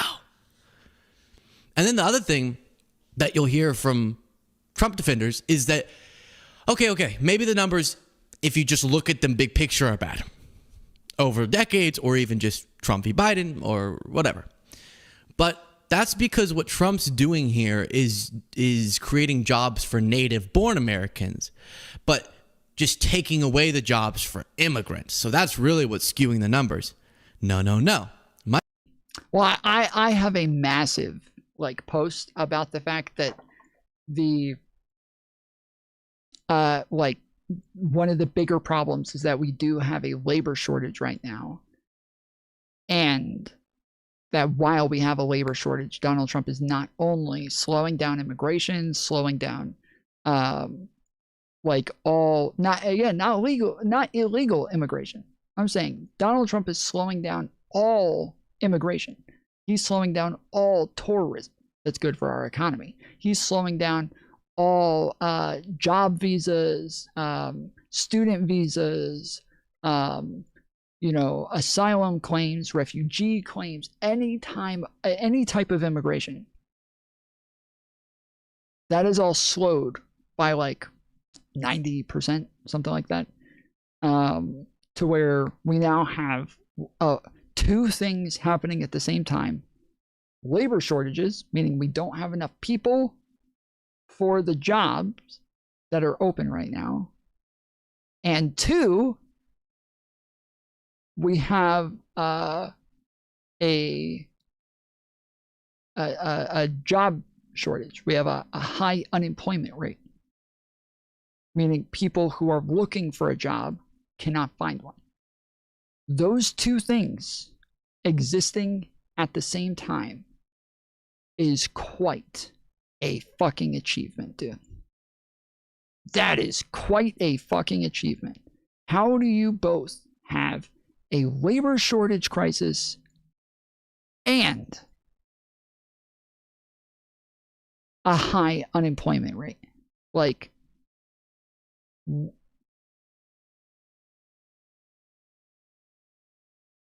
That is just special. So you might wonder, well, how is that even possible? How can you have both of those things? Well, their different industries do not have enough people to fill those jobs. And so while the industries that we need a lot of people in, those are jobs that immigrants would take. Those are the jobs that immigrants would get. Service industry jobs, construction jobs, low-level skilled labor or unskilled labor. These are the jobs that majority of the time immigrants would take. And one of the reasons that Biden was allowing immigration rates at a higher rate, legal immigration at higher rates, is because we did need a large amount of people in the country to fill the amount of jobs that we needed, with boomers retiring at a high rate, with millennials not having kids at a high enough rate to where we're not replacing the workforce, the amount of like there's tons and tons of things that we need, but then all the companies that are getting like tariffed at really high rates have like doing high rates of layoffs, and there's AI and STEM areas are all trying to hire more people and don't have enough people for those jobs. There's just tons and tons of jobs that are getting fucked, and it's just this is just a weird thing to have, where normally these are two things that are almost in a dichotomy. Either we have a labor shortage or we have a high unemployment rate. One or the other, like, they're kind of opposites of one another, but everybody's always known, like, it's possible to have both. Like, theoretically, it's just like, that's a really hard thing to achieve. And Donald Trump, he should get that trophy. He should get that trophy. Most fucked up job market that has ever existed in human history. Micah says, new data as mass deportations have gone on, native-born unemployment has surged. It turns out mass deportations actually don't create jobs for Americans. We were lied to. And you can see the figures there. Trump takes over, and the native-born unemployment rate surges upward. Now, still historically relatively low. He inherited relatively low unemployment, true.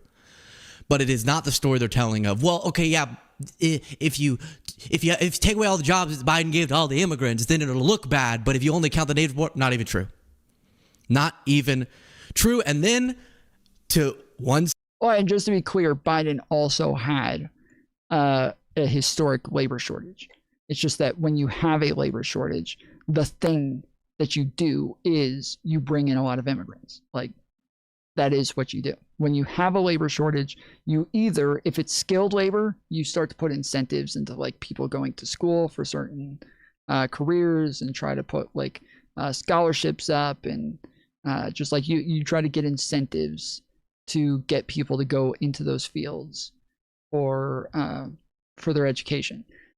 But with unskilled labor, or low skilled labor, then you excuse me, then you try to get a higher rate of immigration in. Biden did all of those things. So when Biden had a labor shortage because of COVID, he did try to do all of those things. Donald Trump is literally doing the opposite. He's taking funding away from colleges. He is lowering all kinds of immigration. He is making it harder for businesses to keep employees with tariffs. He's making it harder for small businesses to exist at all. He is doing the opposite of the things that you're supposed to do. So yes, while Biden had some of the same problems, he did the right thing to work on it and to put a dent in the problem.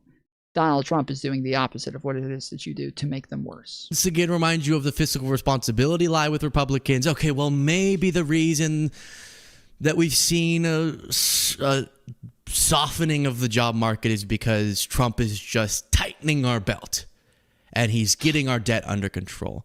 And Axios, the CBO, estimates that the One Big Beautiful Bill Act, the Trump administration's signature tax law passed last year, will widen cumulative deficits by $4.7 trillion over the next decade. So he's making our debt problem worse while harming the economy compared to what it would have been before. Yes, still by certain metrics, it's a pretty strong economy because he was handed by those certain metrics a pretty strong economy. But in the sensitive to his actions areas, we've seen negative impacts. And even on something that Republicans pretended like they cared about in the past, being debt and deficits, he's horrible for. But I'll remind you once again that over the last multiple decades, this has been a trend as well. Yes, the economy has performed better under Democrats, but also Democrats have been better on the deficit issue. And it stands to reason we wouldn't see the most rational economic policy from an administration who has a commerce secretary who publicly admits he doesn't know anything about the core economic action that his boss is using. By the way, if you thought I knew the first thing about tariffs before I worked for him, that would be false. I thought when I learned this sophomore in college was, I don't know, sounded fine to me. Why would you admit that, first of all? Trump's whole thing is tariffs, and his commerce secretary is admitting he doesn't know anything about them, or he didn't before taking over, and now he's just learned everything from Trump. Well, Trump doesn't know anything about tariffs, so that... Yeah, I was about to say Trump also doesn't know anything about tariffs, so that's fucked up. Like, Trump literally thinks that the other countries still pay for the tariffs. He still thinks that China pays the tariff. So that is really fucking sad to think that you could possibly know less about tariffs than Trump is astounding. That's a bad person to learn from. And these are the reasons that the midterms aren't looking great for Republicans. You wouldn't hear that, though, if you listen to Speaker of the House Mike Johnson. They really do, and that's one of the reasons we're so confident about this midterm election coming up. We are going to make history. We're going to grow the majority for the Republican Party because we have an extraordinary record to run on, and they have an outrageous record that they have produced with their votes. And we're going to continue to put them on record, Sean, and make sure that people know exactly what they stand for. This is an insurgent left. So he's just kind of doing wishful thinking. We know behind the scenes they're panicking. And one of the signs that I think is undeniable is I'm not gonna disagree that Republicans did a pretty dang good job of driving Biden's approval rating into the ground. And Biden left office with a really low approval rating. And he even had such bad approval numbers that he went into early retirement. He dropped out of the presidential race. So you'd think, well, maybe some Americans don't love the Trump agenda. If Americans just elected Trump a year ago, surely the guy that they kicked out of the White House right before there then would not already be more popular again than Trump. But as we looked at before, I think one of the most disturbing, if you're a Trump supporter, metrics is that now I think we have like 3 different polls that demonstrate Americans are going, actually, I think Biden was doing a better job than Trump. Now, I won't go into the rant that I did before about how that makes me want to scream until my entire throat falls apart because, you just did this, America, and you already regretful? Come on. You didn't have to do this. Yeah. Not going to go anymore. But that's going to induce a lot of panic when Republicans spent... Well, it's hilarious, too, because... like with the Republicans that I was talking to earlier, they're all talking about like, oh, the Democrats just keep lying about Trump. The Democrats, the TDS and the woke and the blah, blah, blah. Everything we said Trump was going to do, we were right about. We were right across the fucking board. We were right about all of it. We said Trump was going to do Project 2025. He did Project 2025. We said that Trump was going to send military into the streets. You guys, oh, what? He would never do that. You're fucking crazy, bro. He would never do that. He sends the fucking military into the streets. We say that he is going to act like a dictator and try to stop freedom of speech. He arrests numerous people for things that fall under freedom of speech. He has tried taking down people from, like, stopping people from their jobs and use the government to stop people from criticizing him. He has tried to go after law firms just for suing him. He has done all of the things that we said he was going to do. We knew we were right about everything. We were right about all of it.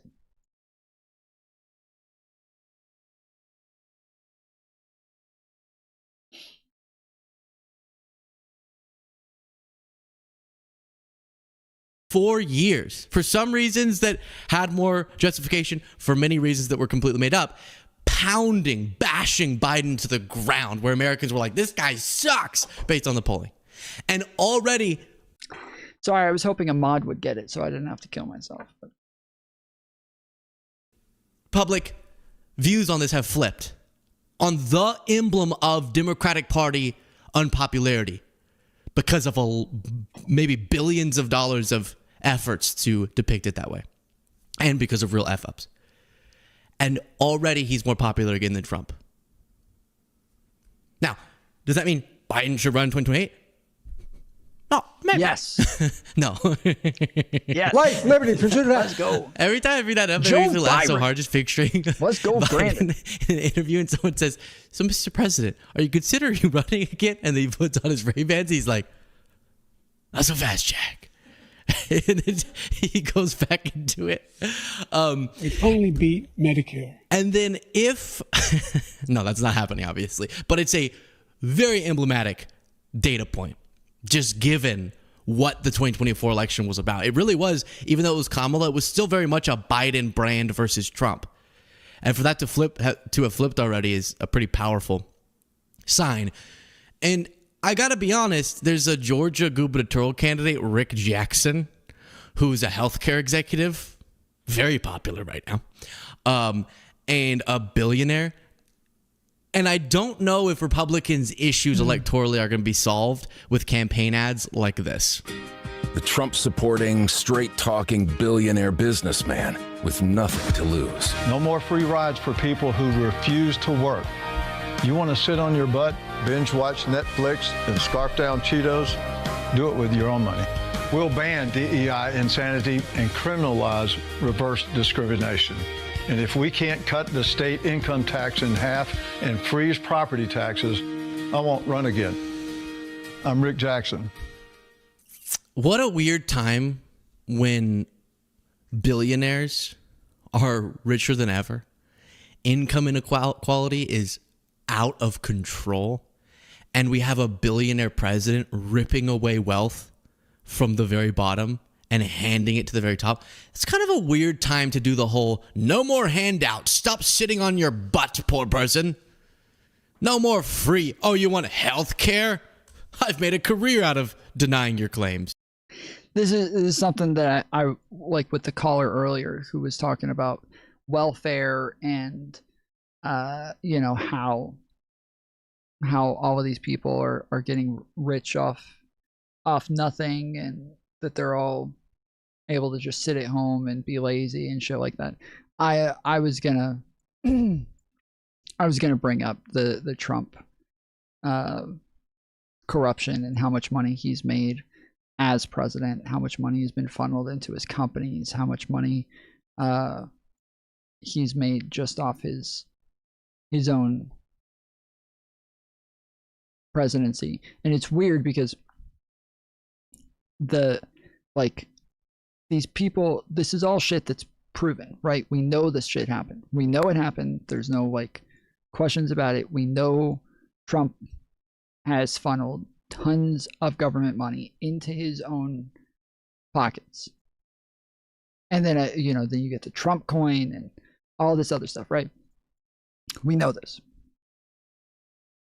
But they'll all sit around screaming and yelling about Nancy Pelosi, where there's not even good evidence that she was doing anything corrupt or doing anything illegal, and that she was doing insider trading, or there's no real accusations of it. There's nothing there. With Donald Trump, we know, he literally announces this shit.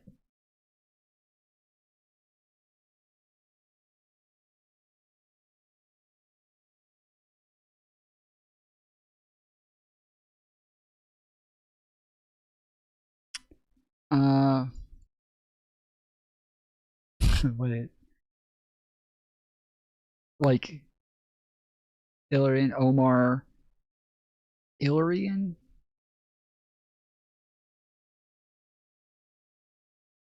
I don't know what Illyrian is.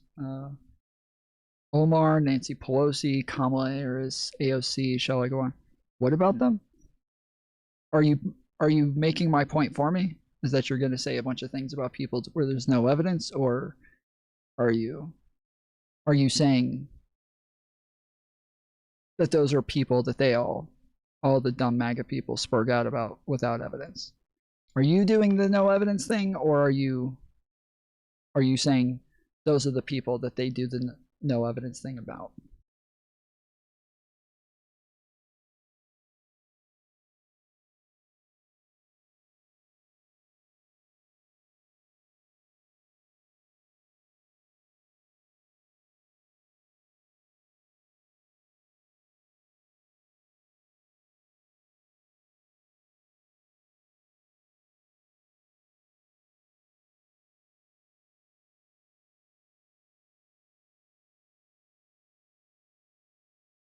They all get money funneling. Okay, so where's the evidence of any of these? Pick one. Which one you want to do? Which one's your best case that you have evidence of them getting money funneling?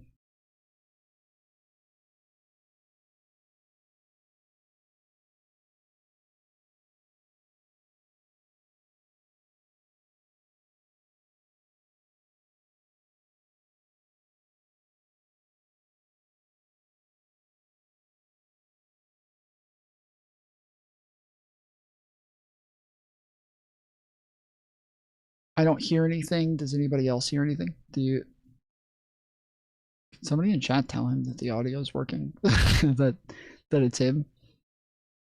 It is a thing on YouTube Shorts where I've done it numerous times. I've gone to people's lives and all of a sudden the audio just doesn't work, and I'm wondering, does anybody else hear anything? There's people chatting, but it doesn't seem as though there's anything to chat about.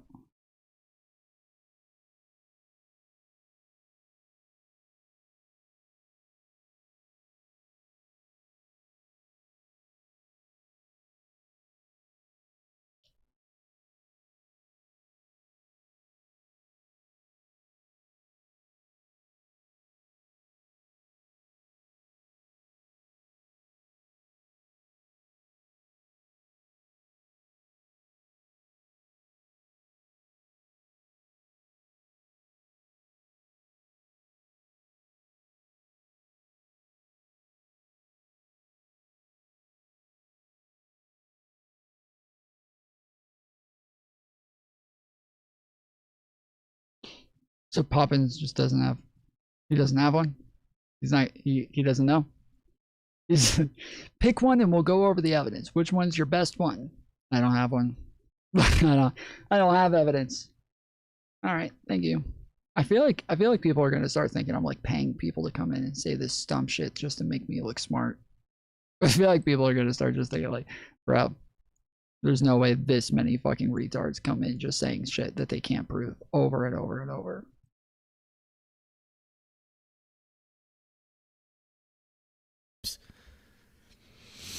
Then I think another thing is Trump has a lot of inner party retribution he's getting out, and anyone who he feels crossed by in this first year, he wants to punish electorally, and that could end up backfiring where his efforts, instead of being fully behind helping the Republican Party in the midterms, a lot of them are going to be about trying to get Republicans he doesn't like to lose to other Republicans. And that's showing up definitely with Thomas Massie, who, for all of my disagreements with him on a bunch of issues, has been a warrior on the issue of the Epstein files, and that's why Trump hates him. Mm-hmm. And Trump posted this long attack, Truth Social post against Thomas Massie.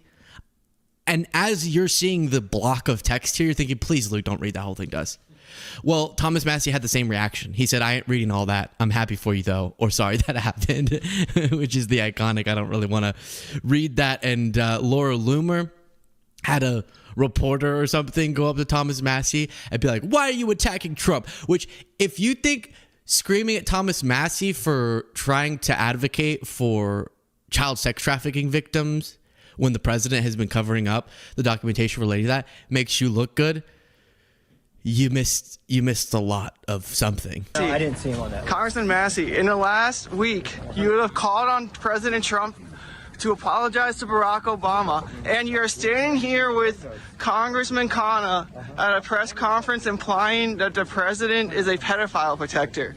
Are you hating on Trump to try out for CNN? I didn't crack out. Blockers are wearing off. Oh, really? This guy gets fucking owned. This is funny. Congressman, you need to... Oh, did they cut it there? Savage. That's brutal. This is Thomas Massey. This is Congressman Massey. Are you saying Trump's a pedophile protector? It's like, yeah, I mean, very nearly objectively, that's what's happening. And Thomas Massey goes, I think your puberty blockers are wearing off. Oh, ow.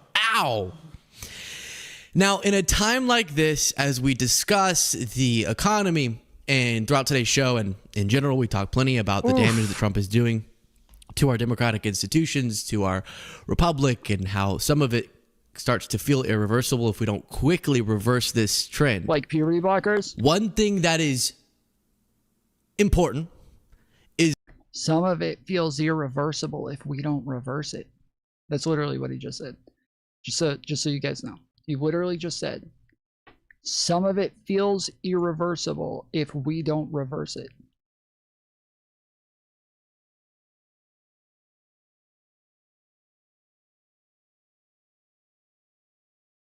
He literally just said that.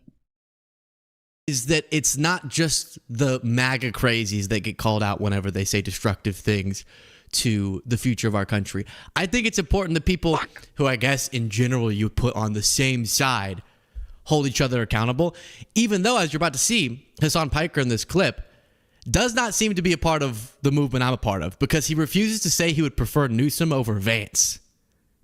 So for any of the maggots in chat, okay, this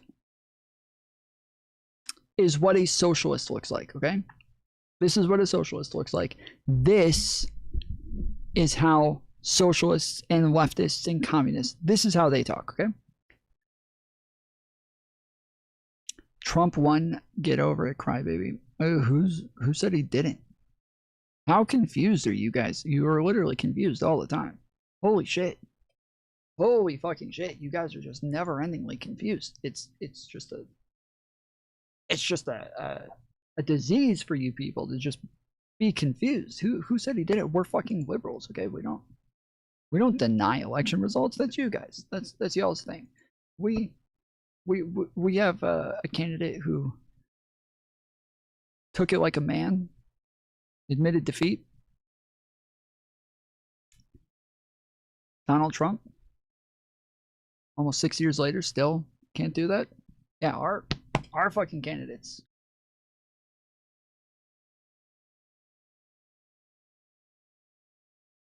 They know we're liberals over here, okay? But Luke is a liberal, not a socialist. Good one. Good one. So this is how socialists and communists act. This is not liberals. This is not Democrats. This is not what we do. This is what they say, okay? They don't vote for Democrats. They don't vote for Democrats. They don't like Democrats. This is what they sound like, all right? This is the type of shit that they say. Even though, as you're about to see, Hasan Piker in this clip does not seem to be a part of the movement I'm a part of, because he refuses to say he would prefer Newsom over Vance in 2028. Disappointed in Who do you Gavin vote Newsom. for, J.D. Vance? Did you just say he's about to say he would prefer Newsom over Or Newsom over Vance? Be a part of the movement I'm a part of, because he refuses to say he would prefer Newsom over Vance. He refuses to say it. Okay. In 2028. Disappointed in Who do you Gavin vote Newsom. for, J.D. Vance or Gavin Newsom? Well, I'd have to vote for Gavin Newsom, Me of course, too. 100%. I wouldn't blink. What about you, Hasan? I'd probably vote third party. You would? Oh, yeah. I mean, at that point. See, that's what socialists sound like, okay? Socialists don't like Democrats. They don't like the DNC. They don't like Kamala Harris. They don't like Gavin Newsom. They don't like Joe Biden. They don't like these people. Even they at this point, they don't even like AOC. They lots of them don't like Mamdani. Lots of like socialists, real Marxists, real communists. Those people are people who don't they don't understand the trolley problem. They don't understand lesser of two evils. They don't understand harm reduction. They don't understand best outcome. These are the people who will scream about like fascists all day, every day. But then when it actually comes time for them to do something about fascism and try to stop it, they would rather virtue signal on the internet that they're too good for that than to actually take part in doing what it takes to stop fascism.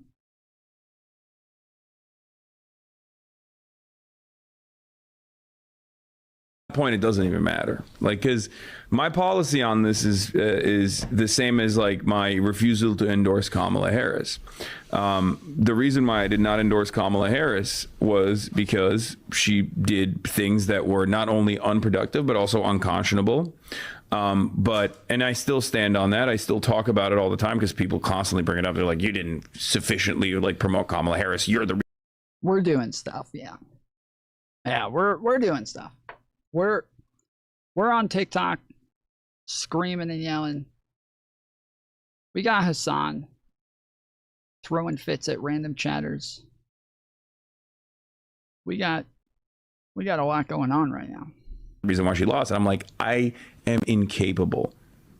There is no singular force in this country that is capable of making or breaking an election. And if that was real, then it is the most idiotic thing not to listen to my demands. But everybody knows that that's not real, right? Mm-hmm. So let's not do the whole one person wouldn't make the difference thing, especially when you're an extremely influential public figure. And it's not about you voting for Kamala or advocating for Kamala more would have single-handedly made the difference. What we're talking about is a principle and collective advocacy. I do think if a lot of people like you had taken a different approach, maybe the election could have gone a different way, but we don't know. And I am often a big fan of Jennifer Welch, but I was kind of disappointed that she didn't push back at all.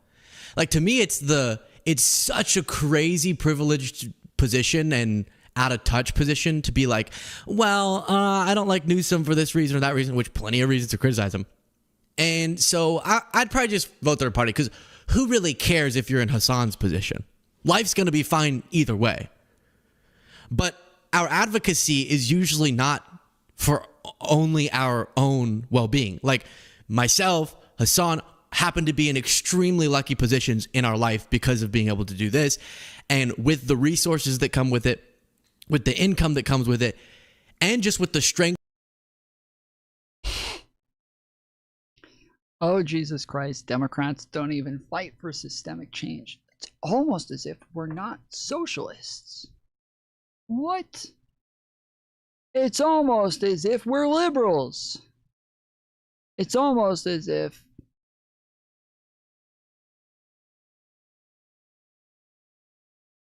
we like our system. It's almost as if our Constitution is built to be the shining embodiment of liberalism.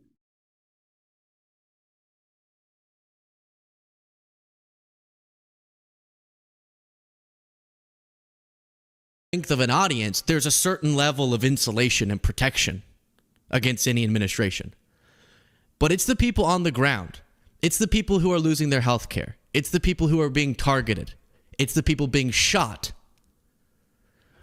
who need us to care about the outcome of a future election, even if the candidate who's far better than the Republican side is very flawed.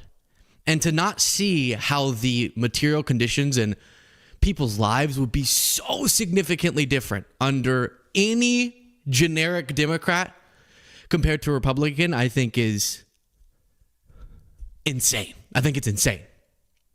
And it kind of pisses me off. Now, a lot of people say, well, you can't just give away your vote that easily. You got to get the Democrat to come try to earn it. Totally fair. That's not what he said there. He said, I'd vote third party. He didn't say, I'm not going to commit to voting to Newsom yet because I want him to have to earn my vote. I want him to have to earn like the far left's vote. That's not what he said. He just said, I'd probably vote third party. Because at that point, what's the difference?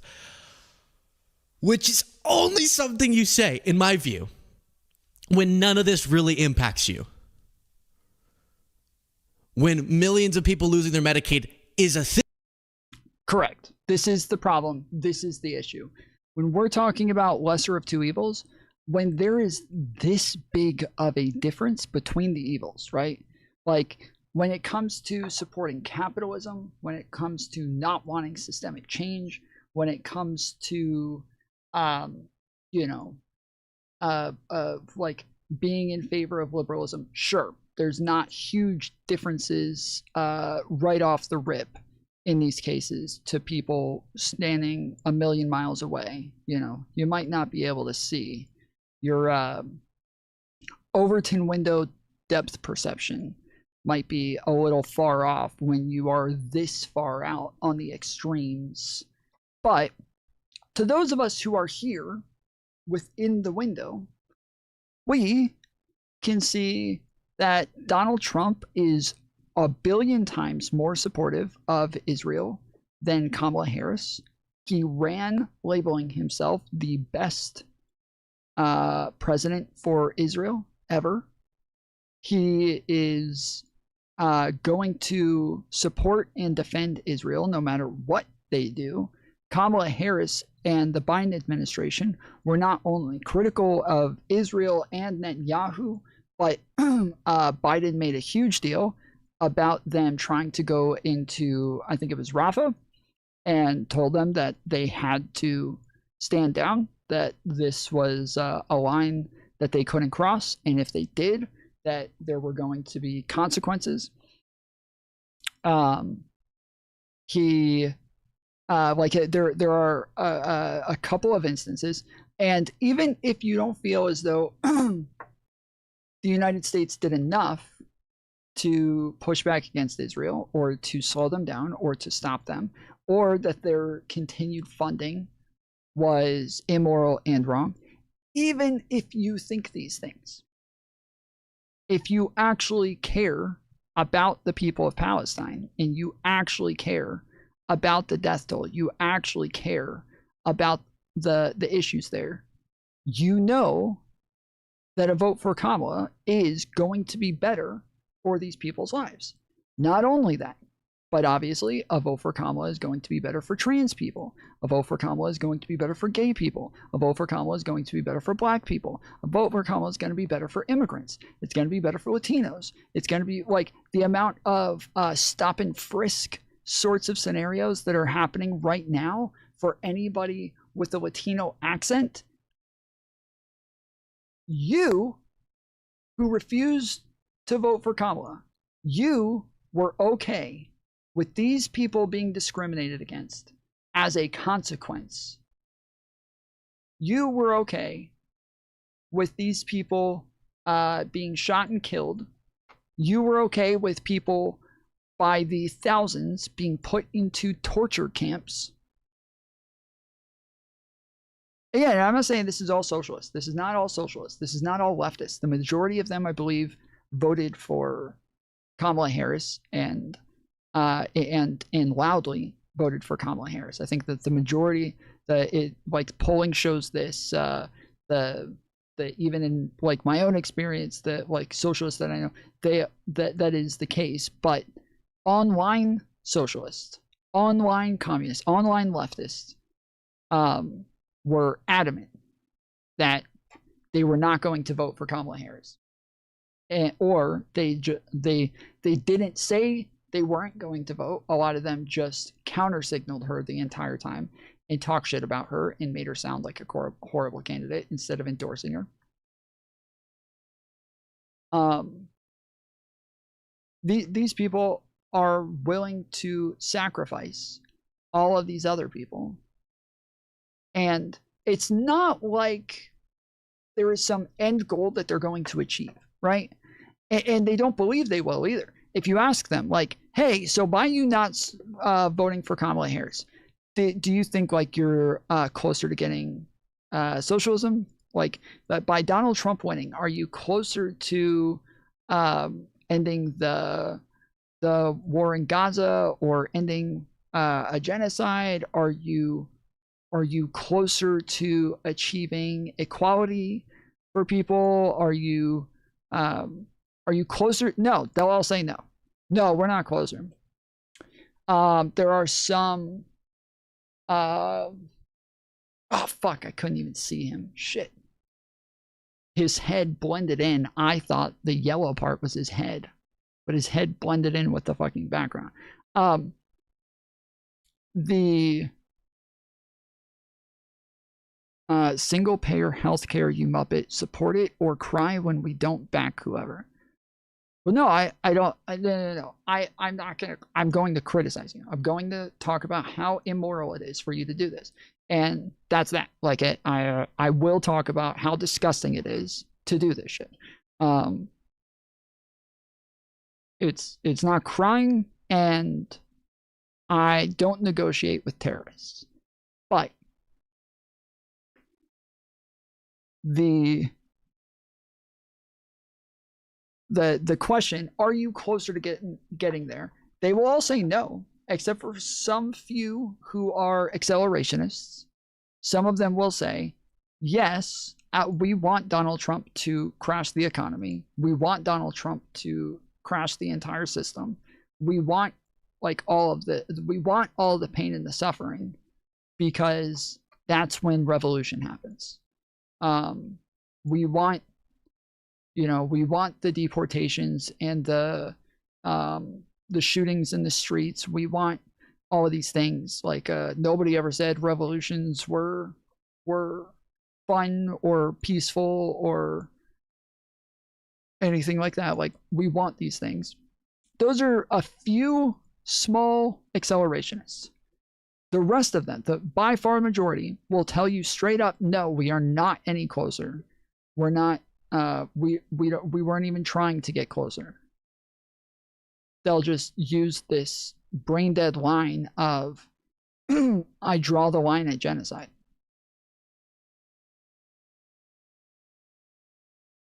Which means that literally means they don't help anybody. They don't care about helping anybody. They care about virtue signaling, because there is no virtue in that. Nobody's better off because of it. And when they admit nobody's better off and that they didn't help anybody, that is just a virtue signal. That's all it is. It is 100% just a virtue signal, nothing more, nothing less. And they're okay with that. That is something that they are okay with. Is, yeah, we're good with just virtue signaling. Yeah. Oh, we get the virtue signal online. Oh, well, shit. 30 million people are gonna die from US aid. Fuck them. I get to virtue signal on Twitter. I got a lot of likes on my post saying I draw the line at genocide.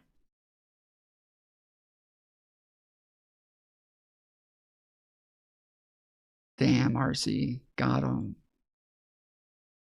Well done. These are the adults in the room. These are the adults in the room, guys. We got them. What are we yapping about? Stupid socialists. Welcome in. Thing you'll talk about. It's a talking point you'll utilize. You just did the virtue signaling. You understand. One person saying, I draw the line at genocide, so I'll help even more people die due to US aid and all of these other things. That virtue signal versus the signaling of virtue that you tried to stop those things, that you didn't sacrifice all of these people's lives for the virtue signal. You understand that drastic difference between those two types of virtue signaling? You understand that one actually has virtue? You understand one actually has some virtue behind it, that the signal is actually virtuous, and the other one is helping kill a bunch of people while signaling virtue that they draw the line at genocide. They really don't like all of the death. This is where it's too much death for me. I cannot abide while I help them kill more people. All right. Good one. But it's not actually going to impact you because you could get whatever healthcare you want. And you could move away. I've heard him say something to that effect. He could move away and live in a bougie place somewhere else. And these sorts of voices within, I guess you could say we're kind of a part of the same anti-MAGA movement, that huge umbrella. USAID is yours because you took it, like Zoran is yours because you claim him now? I don't claim Zoran. What the fuck are you talking about? I don't claim Zoran.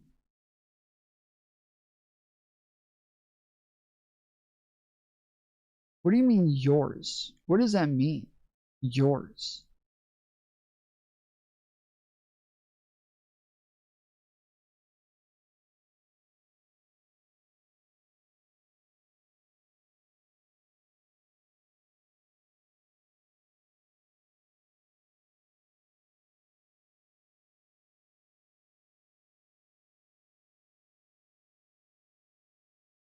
I do not claim Zoran Mamdani.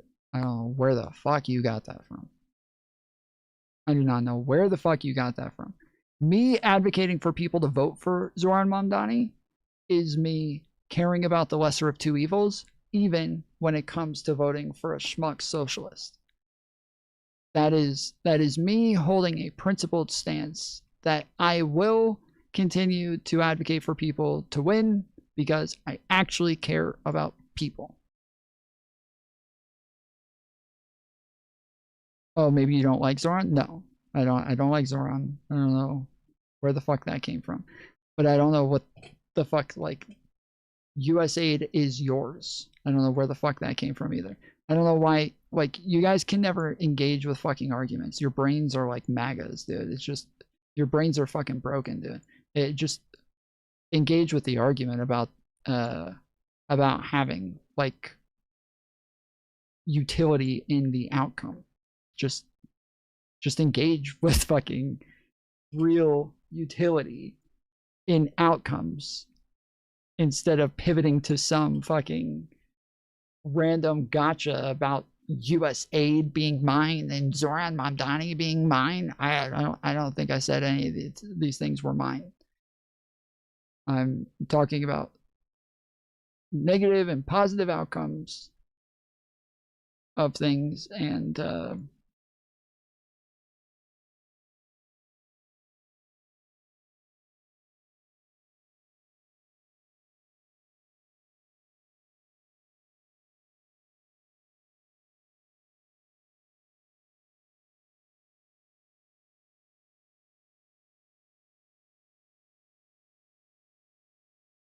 are really destructive. Because I'm perfectly fine with it's so far before the election. It's a while. I'm not just going to go, yeah, I'll vote for whoever the Democrat is, whatever, no matter what they do.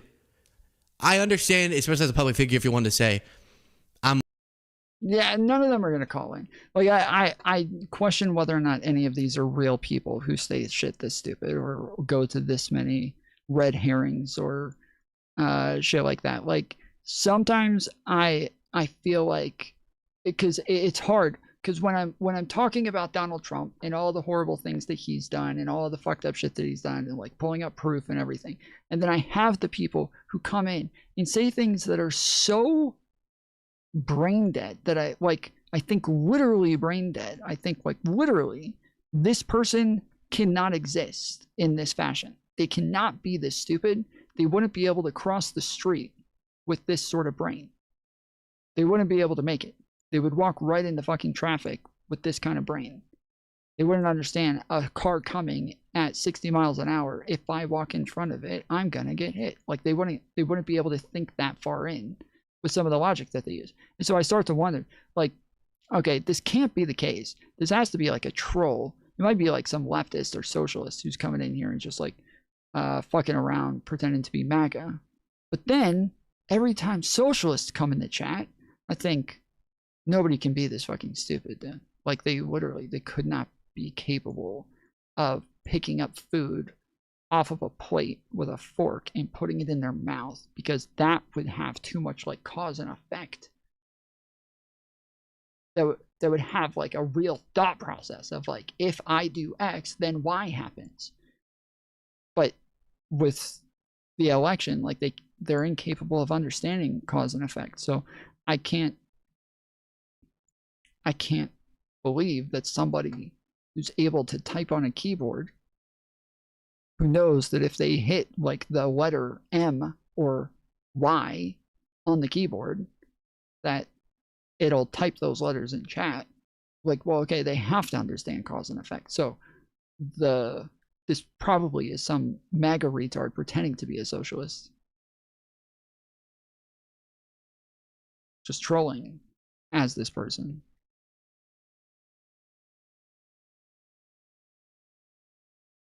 I don't know. I'm waiting to endorse because I want to see them prove to me they're going to be not just the correct candidate to win, but to actually govern and make real progress. That's fine. But to just go, oh, if it was them two, I'd probably just vote third party, is insane. And rants like this too are kind of insane. And this is all a criticism from the place of love, but it scares me, someone with his audience, to so casually dismiss the fundamental differences between the current MAGA Republican Party and a candidate like Newsom, however flawed he'd be. You're yelling at one of the few people that does give a fuck about trans people in general, okay? That's all you're doing. Democrats don't give a fuck about you. They would literally shoot you in the fucking head if it meant. There's Democrats who have passed all the legislation, Democrats who have gotten the things done, Democrats who have made the shit happen. They're the ones who would shoot you in the head. But socialists, they're not going to literally shoot you in the head. They're just gonna virtue signal online afterwards about how sad it is that you got shot in the head, after they stood there and watched the person do it. And they could have stopped them, but they didn't. And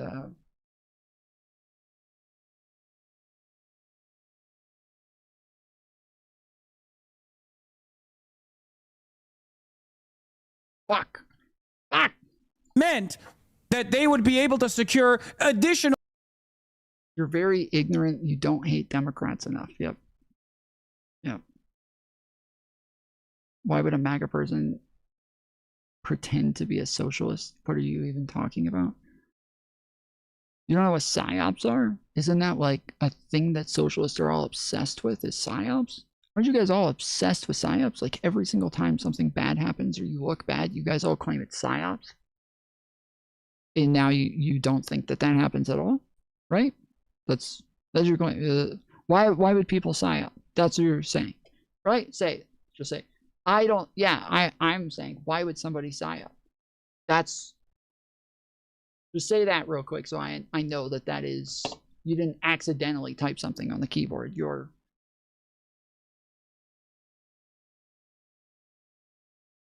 Bro, every time I almost get you, I die to a small one. That's you? What is your name on there? Electoral wins. Shut the fuck up. Electoral wins. That's fun. A fun vibe. So what he was responding to is Ari saying, actual trans person here, Gavin Newsom, made a comment about trans athletes that I don't agree with, but California is still one of the best places to be trans in the country. See the difference? You don't care about what happens to us, so stop acting like you speak for us. In response to Hasan saying, shit libs who don't care about losing to. Okay. I don't like that. I'll say, I think that's stupid. I hate it when people say, like, stop pretending you speak for us, or, you know, you don't speak for us, or something like that. Like, people are allowed to have their opinions without ever, like, speaking for somebody. They can say they care about something and think that, like, something's going to be detrimental to a group, even if that group doesn't think that it's going to be detrimental to them, right? Like, Candace Owens can think that welfare is a horrible detriment to the black community, and that this is what's ruining it for everybody. And black community, black people are going, you don't speak for us. Well, okay, it doesn't matter. Or even vice versa. A black person says, hey, I think that welfare is like really helpful for the black community, and then Candace Owens can come out, you don't speak for us. Like, okay, like this is stupid. Trump now want you to obey in advance to the hypothetical establishment candidate, while there isn't even a guarantee there will be an election 2 years from now. And then using marginalized people as a cudgel as Gavin threw trans people under the bus. So then that's what she was responding to. You don't have to... Tom, where are you politically? I'm a communist.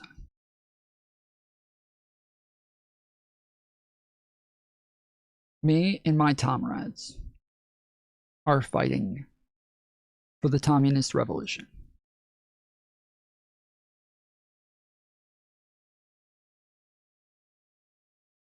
Toddlers are smarter than most humans? No, they're not. No, they're not. No. There's a reason most adult humans can consent and toddlers cannot.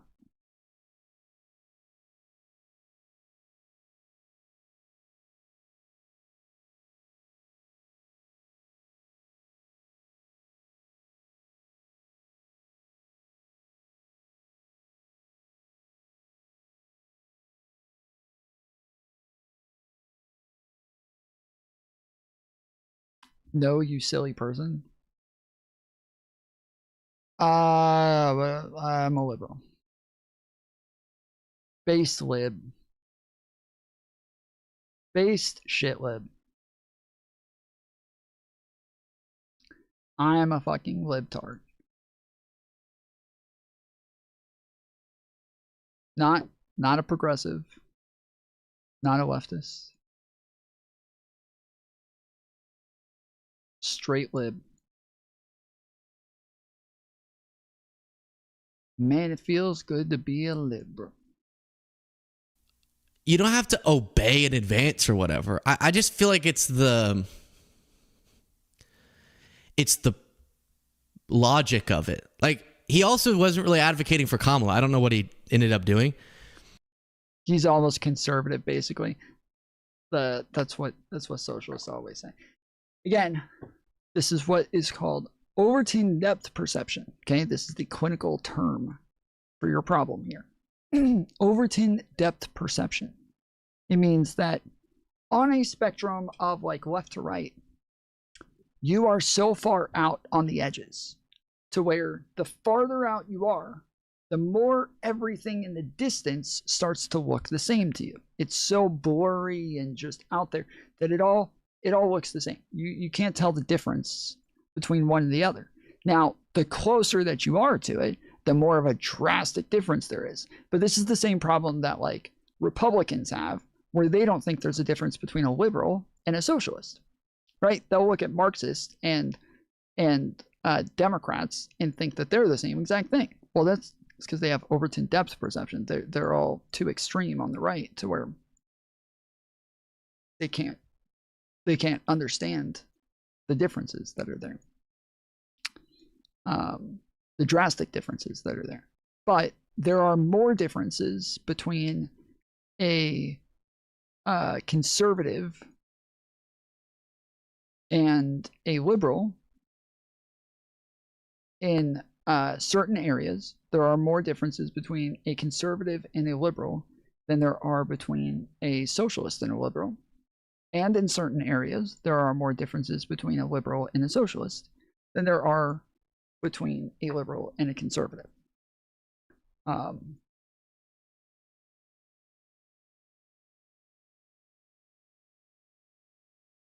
But for the ones that liberals and conservatives are similar on,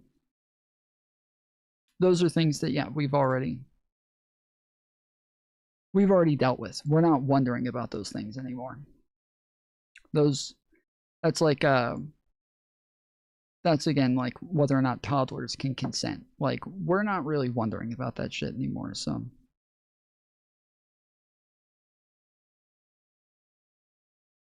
Most liberals are against capitalism and embrace socialism. So just so you understand, RJ, just so you understand, okay?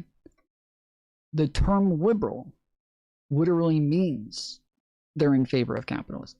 What you just said is an oxymoron. Literally, it's an oxymoron. I'm not like exaggerating. I'm not being hyperbolic. It is literally an oxymoron. Being a liberal means you are in favor of capitalism. That is part of the definition of liberal. So when you say most liberals, you're not talking about liberals. Like, our Constitution is a liberal document. It is the embodiment of liberalism. You socialists hate liberals. Socialists in chat. Socialists in chat. Put ones in chat if you guys don't like liberals or you don't like Democrats. Ones in chat if to you liberals are just as much an enemy as conservatives.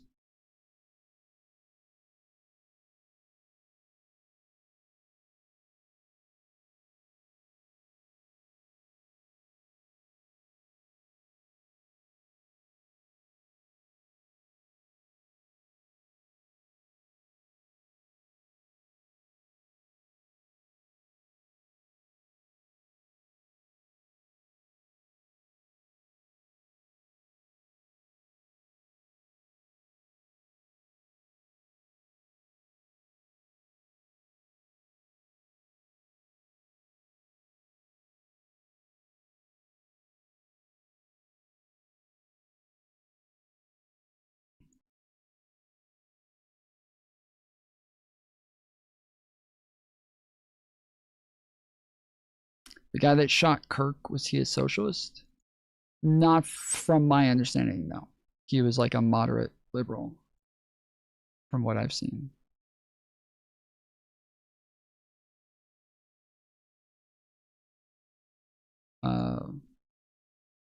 Like he had been a conservative for like his entire life, and just over the course of like a couple of years had just started moving left. But was still like very much like a Christian, a Mormon. I don't know if that would. I don't know if he was like Latter-day Saints or not, but.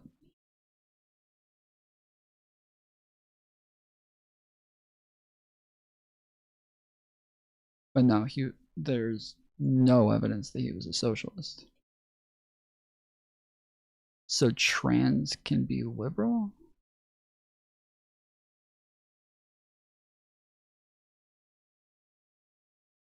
What do you think?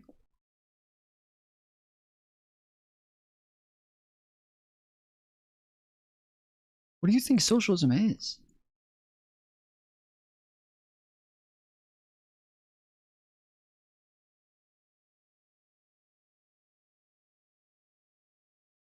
What? I'm so lost. Yes, liberalism is about like individual freedoms, maximizing freedoms and one's ability to execute those freedoms.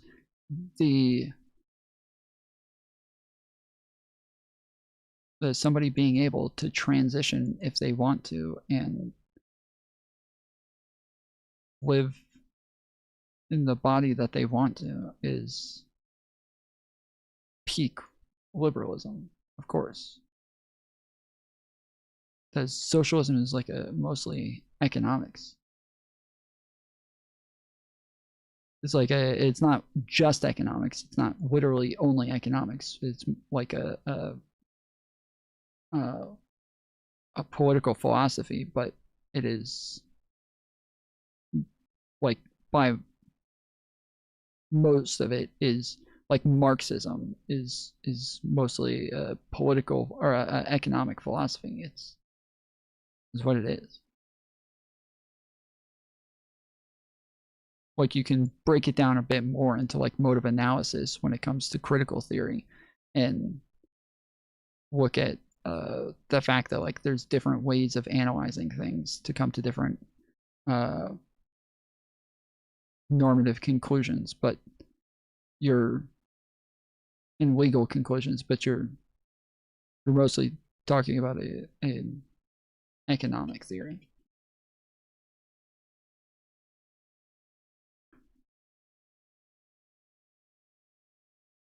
Hopefully you begin to believe in good and evil and not left and right. You are being played by the system. Do you understand that those things exist regardless of whether or not you want to acknowledge them? You choosing not to acknowledge them is just a lack of IQ. It has nothing to do with good or evil. Left and right exists. If we look at people who have different beliefs and different ways of like different completely different thought processes, completely different values, then the category of left and right just objectively, well, not objectively, but it just exists. It just is.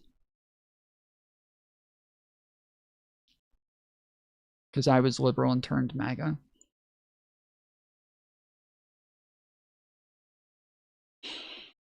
Well, I was a conservative for over 30 years. And as soon as Donald Trump won the Republican primary, that was pretty much it for me. I was not going to like, he was antithetical to everything as conservatives we had ever said we believed in, and was obviously a fascist, and something that we all had always denied. Like the things that he said, we all denied that shit my entire life. We had all denied it. Oh no, we don't care about, we don't have a problem with immigrants coming to the country. We just want legal immigration. And then Donald Trump shows up and that shit went out the fucking window with the quickness, bro. Like both left and right are just factions of America. There are millions that aren't left or right. That doesn't, you're saying absolutely nothing. You're literally saying nothing. Humans are just a life form on Earth. There are lots of life forms that aren't human. So?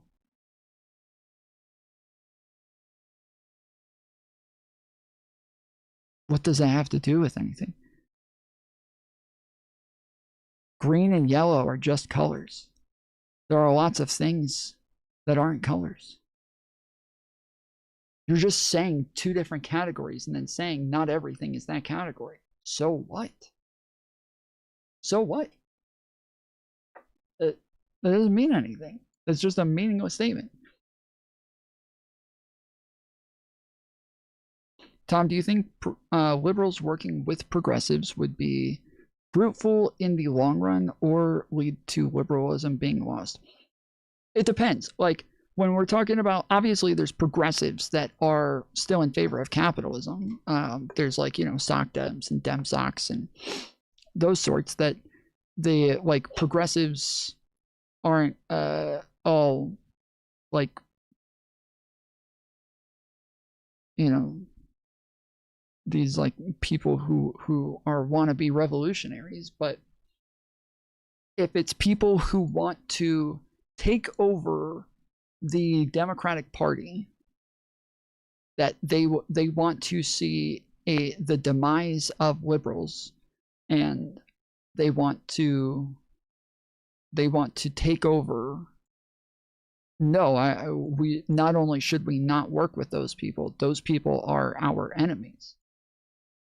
Those people are an enemy, and we should do everything to see their demise. if they want our demise, then we should want their demise.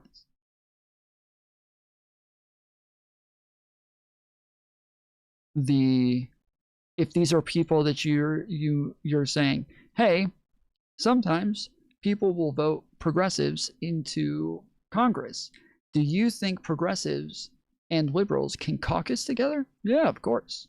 Of course, yes. Like anybody who's willing to vote for democratic policies and push a Democrat agenda, 100%, yes. Fuck. If you're Thomas Massey, you can fucking caucus with us. Like if you're on board with our policies and our agendas, then hell yeah, let's fucking go. And that's literally what's happening with AOC. AOC came in initially somewhat as a rival and has turned things around and has become an ally. And she's become somebody that not only is an ally, but somebody that we can depend on. And so it's the majority, as I said again, the majority of leftists voted for Kamala. The majority of leftists voted for Kamala. We're not talking about like all leftists and all socialists and all communists, but I've been pretty clear. Like we're talking about online leftists and just like anybody who refuses to act like the most important thing you can do within politics to make a change, unless you're a politician, as you know, a constituent, as a citizen, as part of the populace, the most important thing that you can do is vote. That's it. That is the most important thing that you can do. Voting third party is the same as not voting at all. And within a two-party system, not voting at all is an immoral decision, or voting third party is an immoral decision. So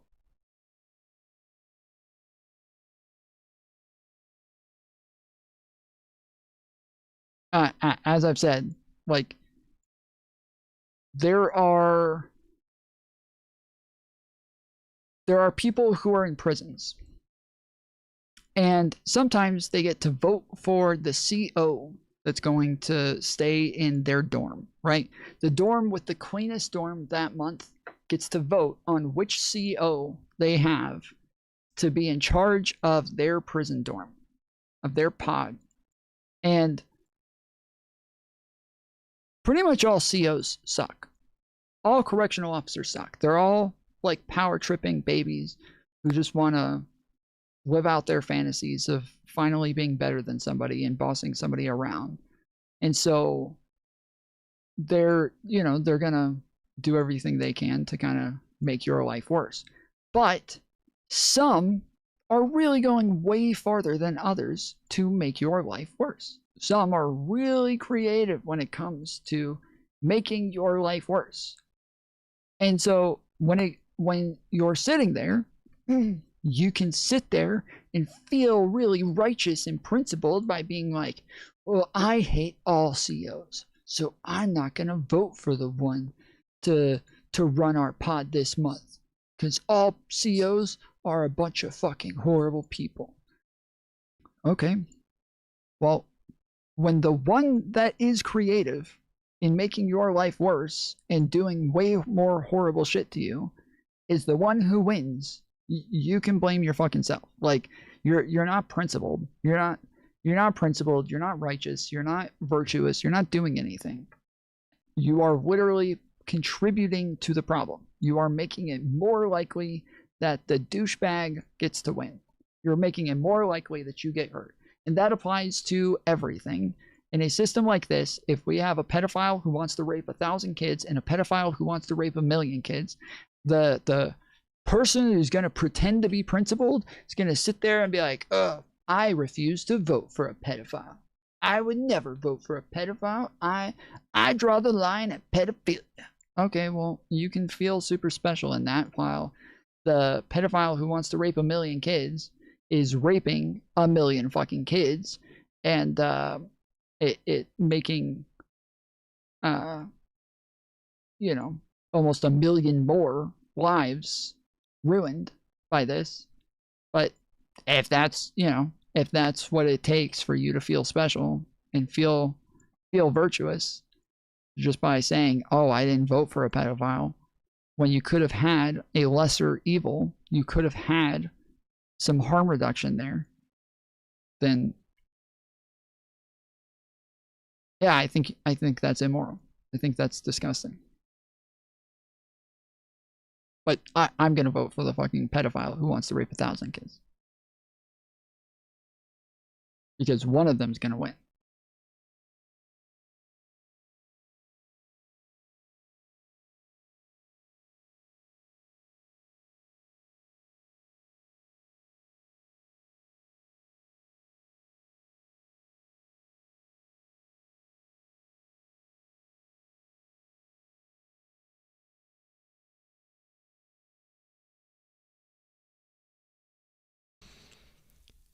And to reference that we might not have an election in 2 years, but then to not be clear morally, factually, that any candidate who has basic respect for our democratic system would be far superior to what the MAGA Republican Party has become, just feels dishonest.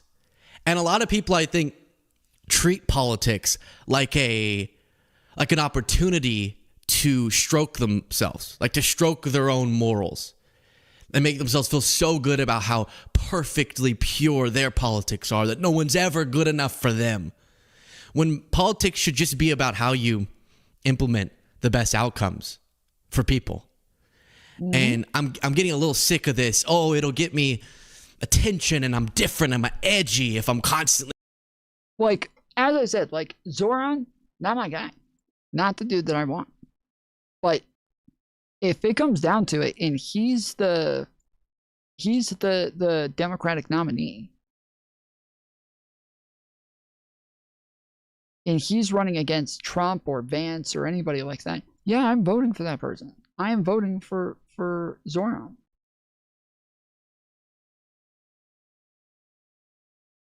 Even though there's a lot of things that he wants to do or that he would do that I think are bad and destructive, he is obviously not going to be as destructive as Donald Trump. Pretty blatantly. Pretty obvious and blatant. He will not be as destructive as Donald Trump. Going, no, they're practically the same, because that's ridiculous. Say whatever you want about Newsom on this issue or that issue.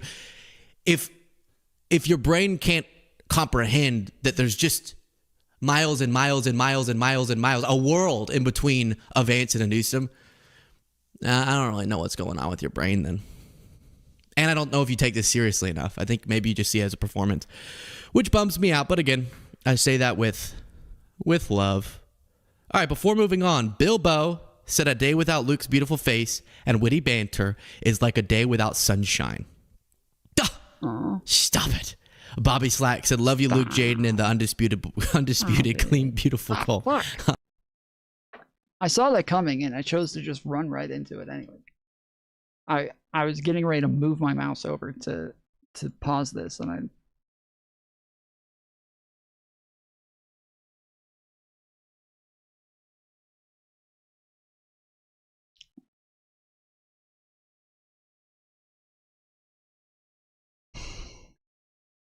Trump is a unique evil. He is.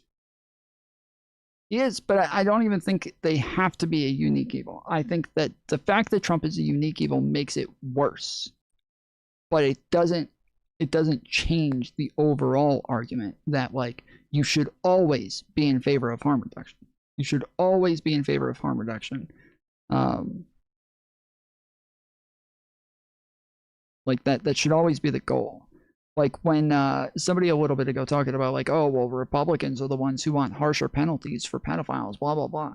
I don't think that's really true. But if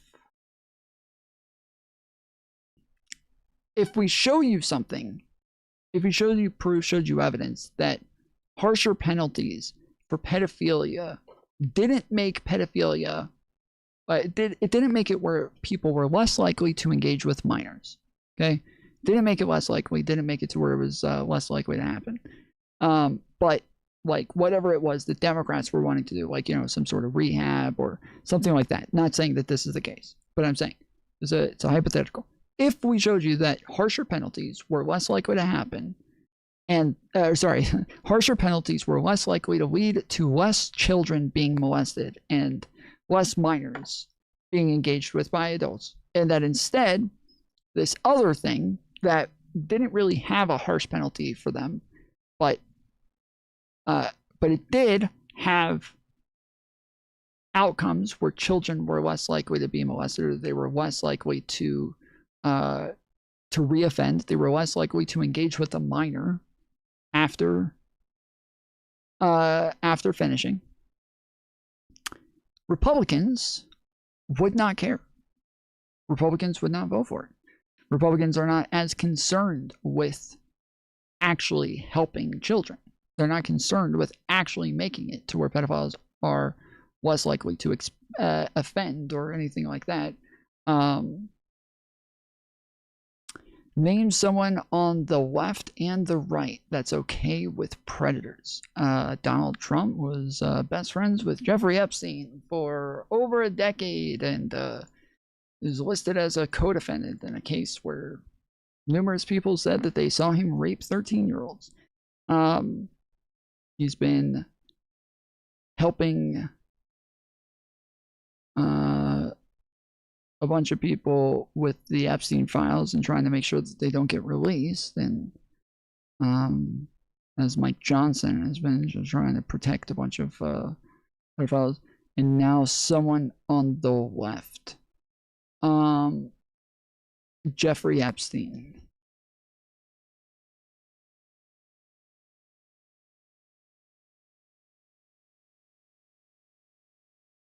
It's a terrible argument till he found out Epstein was a freak and helped the FBI.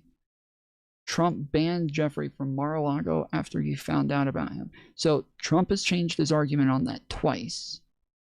Everybody else around says that Jeffrey not everybody else. We have tons of other people who said Trump told them that they stopped hanging out because of a bidding war that they got into over a property in Florida that got really ugly.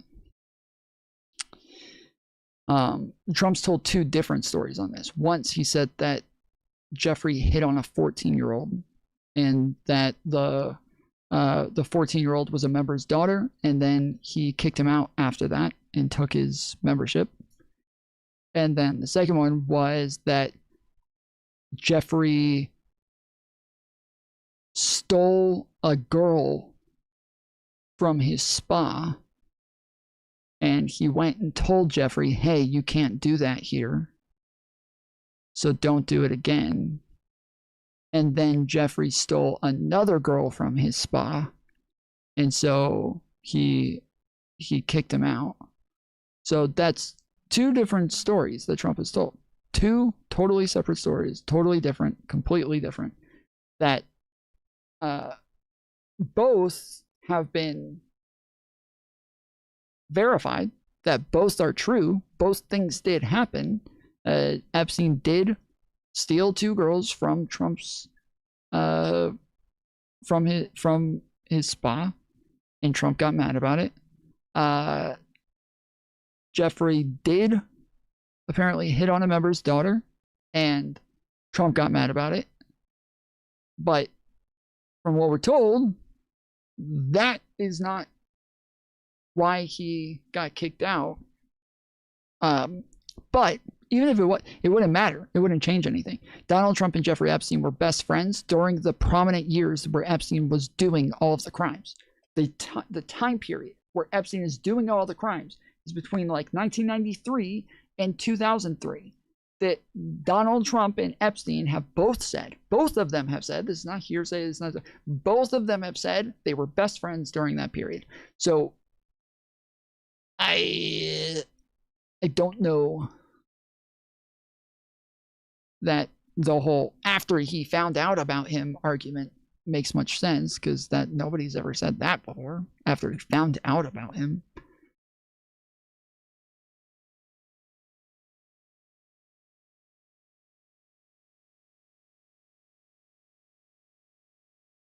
Wait, so you understand then no left or right, just evil? That's why I said that's why I said they're different things. That's why I said they're different things. That's why you are continuing to prove my point that they are different things. That there's evil and good, that's moral. Then there's right and left, that's political. These are separate things. They're not the same. If you want to give another example, we can both agree again that they're not the same. Just not relevant.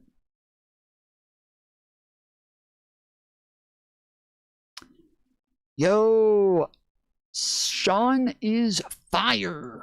Appreciate the 67 jewels. Let's fucking go, dude. Let's get some W's in chat. Get some dubs in chat, boy.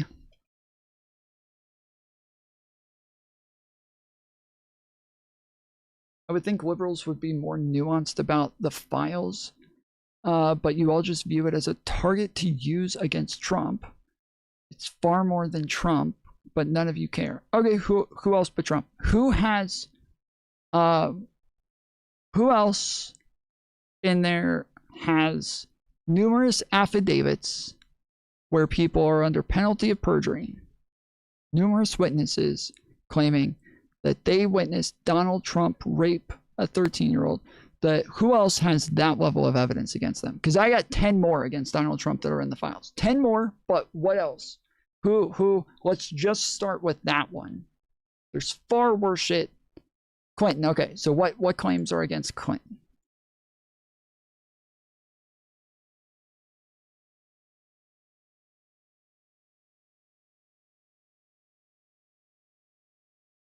What claims are there against Clinton? Titan.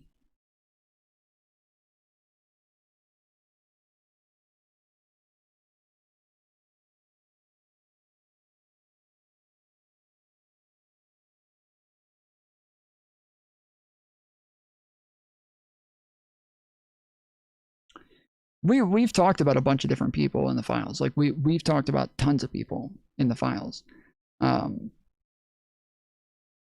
problem isn't that the left just uses this as a target for Trump. That's not the problem. The left has been talking about everybody. The problem is that the right refuses to talk about Trump. That's the problem.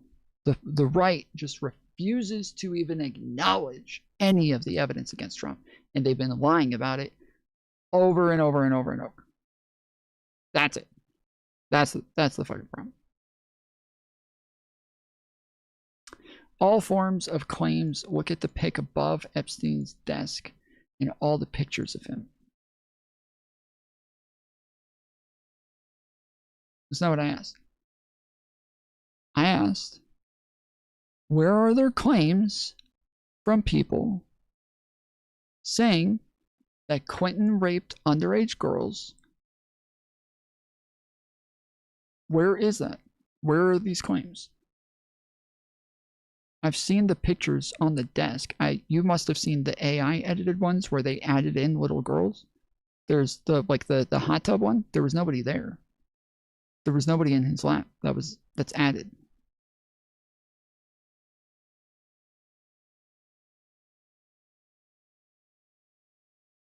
Many on the right are willing to. You're just generalizing. Okay, like who?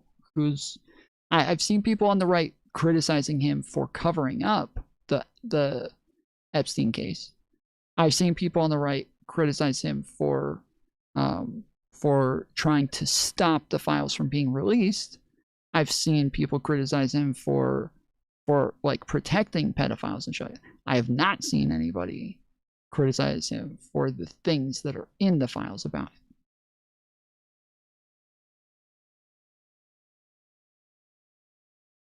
The only person who spoke about Trump is Marjorie Taylor Greene. That's it. Well, and again, same thing. She's not talking about anything that's in the files.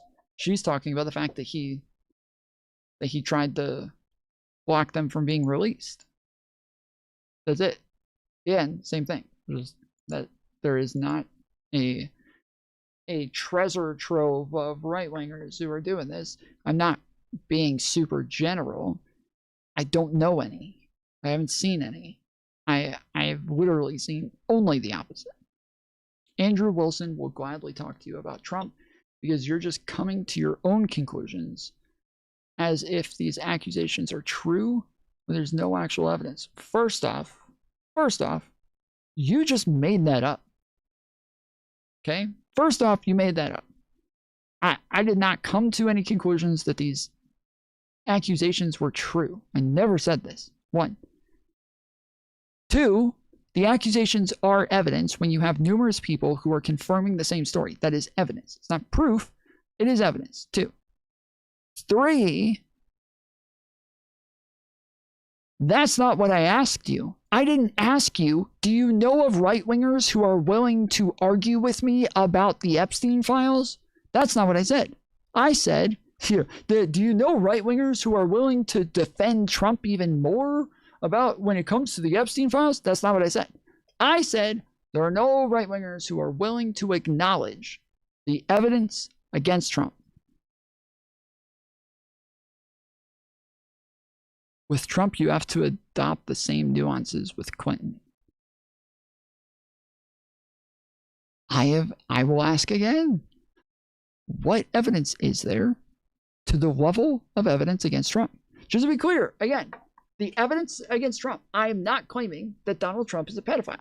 Not claiming Donald Trump molested children. I'm not claiming he did any of these things. Haven't claimed it, won't claim it, not doing it, not going to do it, okay? But what I'm saying is that there is evidence against him. There's a lot of things that make him look suspicious. And there's 1,000 times more of that for Trump than there is for Bill Clinton, okay? So I will ask again, when I give you one example, just one, I just gave one example of numerous people who signed affidavits for a court case under penalty of perjury, who said that they not only, one of them was 13 and was raped, the other one said that she was an Epstein employee who recruited young girls for Epstein, and they sued Donald Trump and Jeffrey Epstein back before any of us had ever heard of Jeffrey Epstein. They sued both of them. The court filings are there. The affidavits are there. And they have claims that one was raped, the other one witnessed it, and the third one has evidence that this was talked about back then when it happened.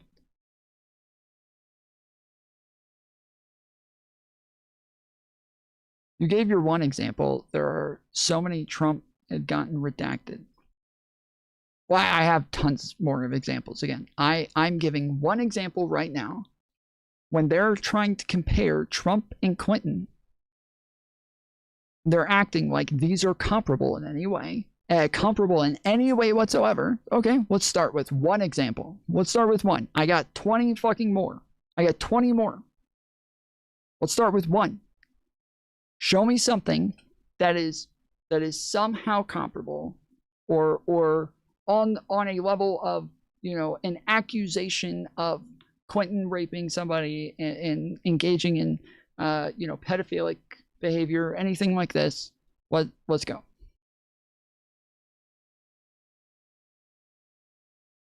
And those women's claims are true. We are to believe them. Why? Oh my. Based Holiday, were you hitting the head? Were you hitting the head? What is...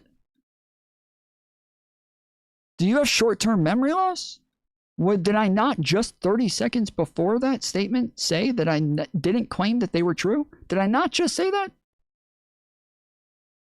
Did I not just say that I didn't claim that they were true? I'm almost positive I did. I can rewind and double check. Maybe I'm the one with short-term memory loss, but I'm fairly positive I said like 4 times that I didn't claim that this was the case. I claimed that there is evidence. So last time I'm going to ask, what is the evidence against Clinton if we're going to compare these two, if we're going to act like they're on the same level? So why are you bringing up these women to begin with? You don't know. Really. I've explained it probably 10 times just in the last 5 minutes. I've explained it 10 times in the last 5 minutes, and you don't know. Really. You're too dumb to have a conversation with then. I'm sorry. I'm not insulting you. You might feel insulted. I'm not trying to insult you. I'm just stating a fact. You are too dumb to have a conversation with then. I've said over and over and over and over and over and over and over that when you guys are comparing Trump and Clinton as though these are two people who are remotely similar in the amount of evidence against them within the Epstein files, okay, well, let's compare them then. Let's see if they're comparable. Let's see. I bring up one piece of evidence. One, just one. We can go over a billion others. But I'm starting with the first one. If you got one for Clinton, cool. All right, we got one. Move to the next one. But if I bring up one and you can't respond to that one, you don't have a single claim against Clinton. Not one. Okay, well, I got a bunch more against Trump. I got a bunch more. I just started with one. If you can't even get one against Clinton, then we can't compare these motherfuckers, okay? We cannot compare them. We cannot compare them. They are not comparable. You have no evidence on Trump, but you have tons of evidence on Clinton. Okay, last time, this is literally the last time I'm asking, okay? What evidence against Clinton? Give me the evidence. Give me the claim. Give me a claim that has been made against Clinton, okay? I got tons more, all right? We're just starting with one, so we're going to go one for one. Who is living on the island? Clinton. What is that? Okay, first off. You understand that there's not claims of a bunch of crimes happening on the island. You know that, right? You know the majority of the crimes happened in New York and Florida. Two places that Donald Trump just so happens to live as well. But they happened in New York and Florida, not on the island. You guys don't know anything about the Epstein files. You guys don't know anything about the Epstein files. You know nothing about it, okay? I'm sorry, but you don't know anything about the Epstein files. If you think that saying that somebody went to the island is a damning thing, or that they lived on the island is a damning thing, that's just not, it's just not relevant.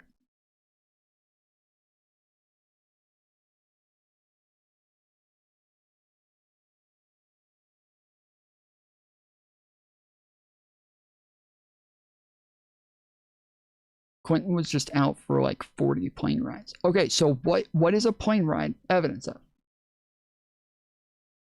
If I bring up affidavits, sworn affidavits under penalty of perjury in a single case, 3 witnesses, and you bring up Clinton took a plane ride, this is your evidence, right? This is what you bring up as your best one. I'm not even on my fucking other ones, right? I'm on one fucking thing right here.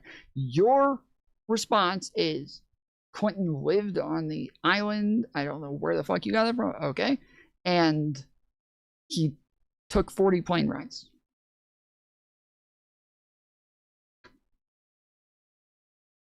This is what we're doing, right? You're a fucking pedophile. Yeah.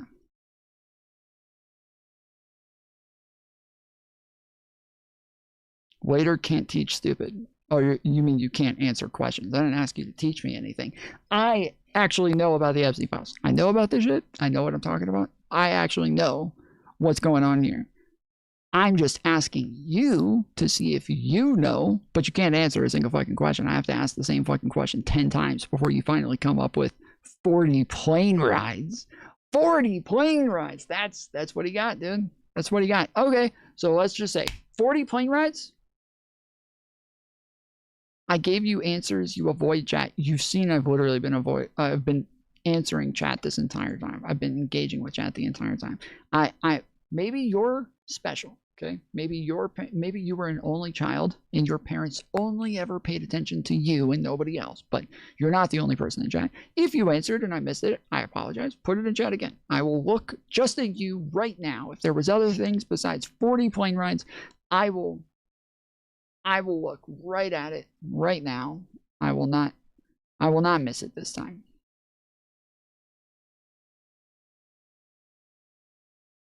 Trump's name comes up more in the Epstein files than Jesus' name in the Bible.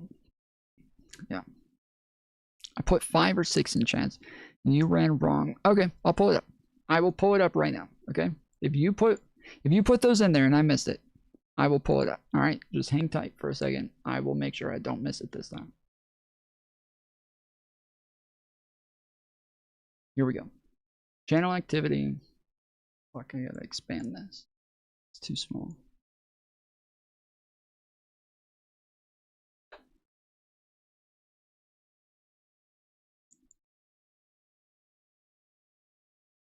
Chat, do you remember the other day I was complaining that I couldn't get this to zoom in and zoom out? And then later, I realized how to do it. Do you guys remember how I did it? I don't remember. I'm trying to zoom this in because I can barely see this. This is super small. I can't see shit here.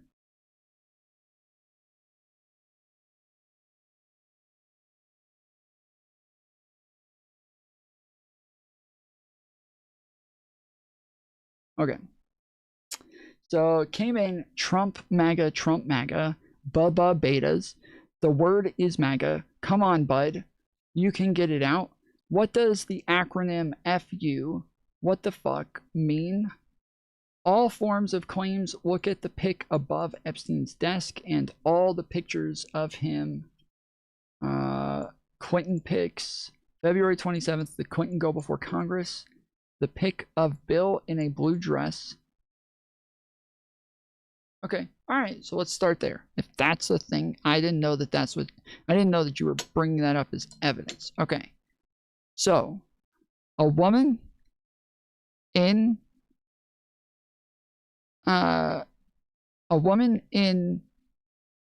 Australia wrote or drew a picture of Bill Clinton in a dress in the 90s, back when Clinton was like the president, as a like meme, as like a take on like masculinity. She was some like uber feminist who wanted to put the person who was the most powerful man in the world in what she felt was an oppressive patriarchy, and she thought if we put him in a dress, like this will kind of give like a good representation of like how we think differently of somebody if they're in feminine clothing. And she thought it was a funny meme. Okay, so she paints this picture and Jeffrey Epstein buys it. And to you, what is that evidence of? Go. Make your claim, explain it.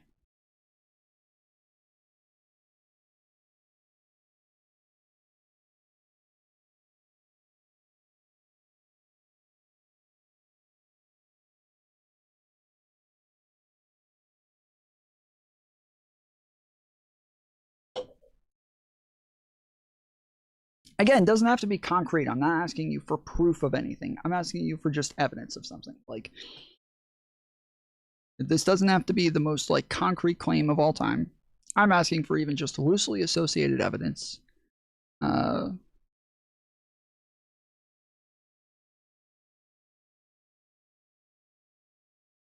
this is so pointless. Dude, just tell him to move on to the next piece of evidence. I'm not here for gossip or women's claims. Can we get back on topic, for fuck's sake? What do you think the topic is? The topic is that people keep bringing up Clinton as though he is comparable to Donald Trump, and that nobody actually has the same level of evidence or even the same severity of claims against Bill Clinton as there are against Donald Trump, nor are there near the same in sheer numbers. What's the next piece of evidence?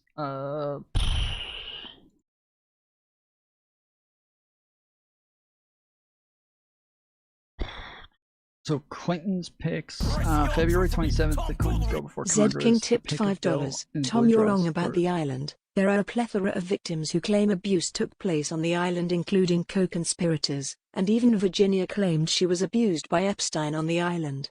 That's part of why it's been investigated. Hold on. I didn't say there were no crimes committed on the island. I didn't say that. I didn't say there's no crimes committed on the island. I said that by far the majority of the crimes were committed in New York and Florida. It's like 90% of the fucking claims are New York and Florida. Yes, I know there are at least 2 to 3 women who talk about being on the island. They're like, one of them like talks about trying to kill herself and like trying to swim away, and they came out in a boat and caught her and brought her back, and like she was in college at the time and he was paying for it. Like I'm aware of all of the shit. I think that was Virginia, actually. I think that one was Virginia. But yeah, I'm aware of these. I didn't say there are no things. That was Sarah Ransom's testimony. Okay, so yeah, Sarah. But yeah, I'm aware there are accusations about things that happened at the island, but even for Sarah, the majority of the shit did not happen on the island.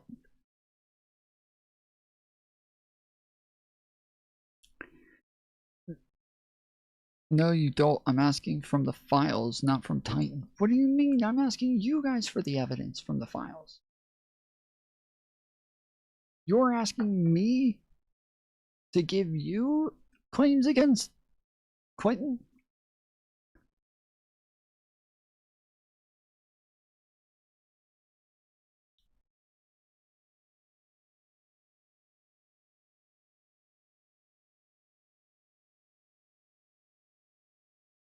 Actual evidence, pictures, emails.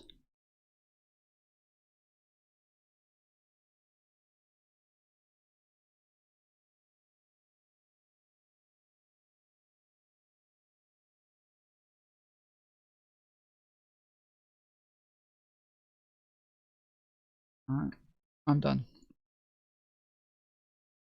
I'm done. You guys, in order to even like look at the Epstein files, look at these things, understand them, understand the context, understand what it means, understand severity, understand any of these things, okay? In order to even look at the files and wonder about like co-conspirators and other people who were attached and what it is that they would have done and shit like that, you would first have to have a general understanding. This is not like what most people don't. So I'm not hating on anybody. Not like it's not a huge deal, but but if people are going to make claims about it, it is going to be a little bit annoying. But most people do not like keep up with like sexual assault cases and the way that this shit works. There aren't a bunch of people who like go and molest children and take pictures of themselves doing it and then go and email people, hey, I'm a pedophile. Like that's not normally how this works. Like by far the majority of these are just witness testimony. By far the majority of them. By far the majority are witness testimony. Pedophilia cases, sexual assault cases, rape cases, like all of these things, they are witness testimony. That is the best evidence that we get when it comes to these types of cases. Now, in order to substantiate these claims and make them stronger, we then get other people to normally substantiate peripheries of them, right? Normally the best we can do is get somebody else who says, yes, they told me this happened to them the very next day, right? Or I watched her get in her car and she said she was going to the Wexler's address, right? Or I saw the two of them go in the bedroom together. When she came out, she looked upset. Like this is as good as it gets for other parties and other evidence as far as like substantiating things. Show us what you have on Trump already. Stop yet.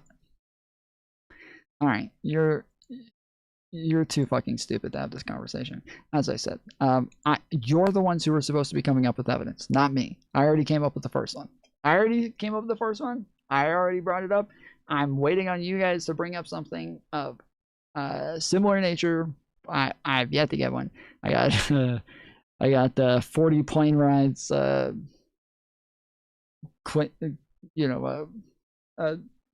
A painting of Clinton in a dress, the fact that he's going to testify in the future, and that he demanded that these testimonies be held in public, and the Republicans who are subpoenaing him refused and said, no, we're not going to do a public testimony. It has to be private and behind closed doors.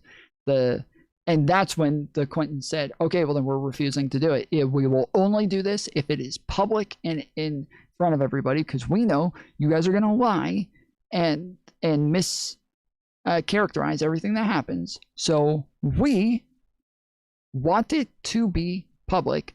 That's that. We're not doing it unless you make it public. And then they threatened to hold them in contempt and said, yes, if you don't do this, we'll hold you in contempt. And they caved and said, okay, fine, we'll do it.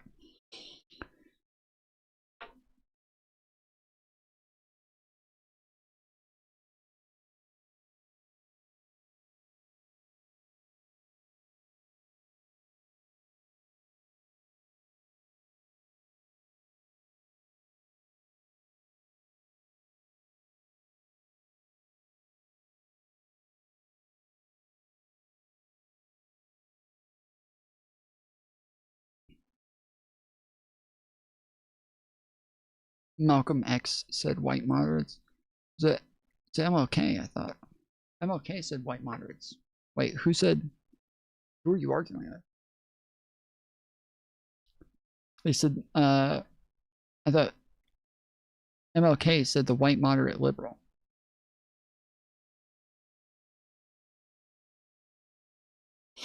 Tom, look up the Clinton in a dress. It's nothing like people think. I know, I said, it's literally just a painting that an Australian woman made as like a representation of like feminism and patriarchy, and like a meme on it to make it like goofy. And they bring up this fucking picture of him sitting in a chair wearing a blue dress. It's a painting. It's some random woman who doesn't know Clinton, never knew him, just painted just cuz in college. And then it randomly ended up on the internet. And when it ended up on the internet, Epstein found it and offered her money to buy it. Like it wasn't even like it was just a thing that she did in like college. And years later, Epstein, for some reason, found it and thought it was funny and bought it.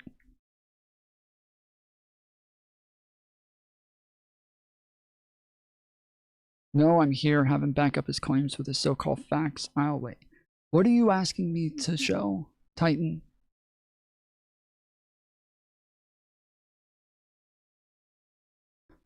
Is Tom trying to defend Bill Clinton? Trying to say he's not? No, I asked them what evidence they have on Bill Clinton, and they don't have any. I am totally totally in the dark here. I have no idea what evidence there is, and I'm asking for it. I'm here to expose it to my audience and show it to everybody so they can see. Here it is. This is it. I just want somebody to point me in the right direction. I'm looking for it. I hear a lot of talking, but zero on the look at this solid evidence. What are you asking for, Titan?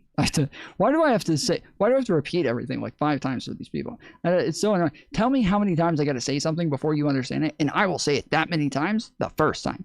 So, what evidence do you want? What evidence are you looking for? What are you asking me for? What do you want? What do you want me to show you? What do you want me to show you? What do you want me to show you? What do you want me to show you? What do you want me to show you? What do you want me to show you? What do you want me to show you? Well, at least you admit you haven't done any research. No, I've done the research. I'm saying it. I haven't seen it.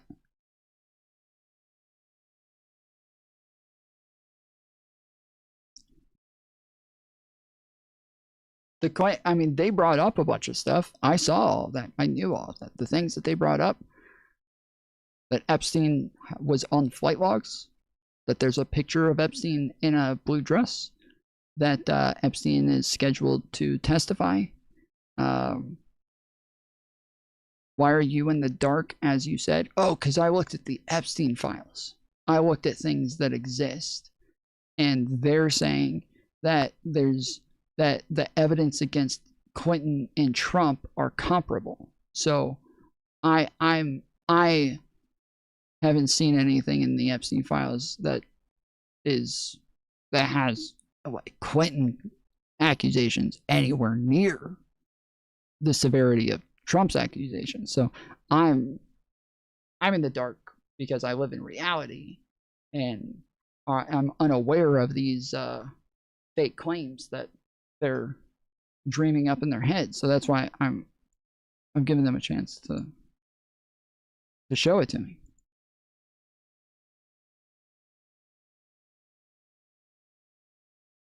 You need some sleep, man. Not making a lot of sense. I could save it in I can repeat it in caveman talk like Donald Trump if that'll help you.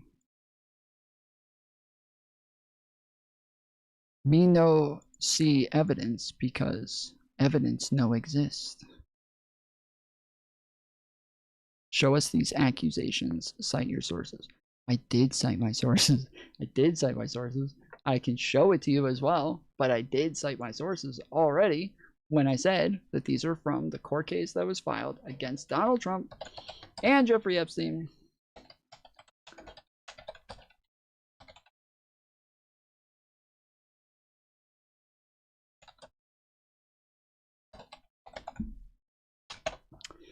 Alright, so I'll show you this, then you're going to give me something that is comparable to this, okay? I don't know why I'm wasting my time on this shit. Because I know that you're not going to even attempt to start with the first thing. Again, the first one, but we'll do it anyways. One more time for the ones in the back. All right.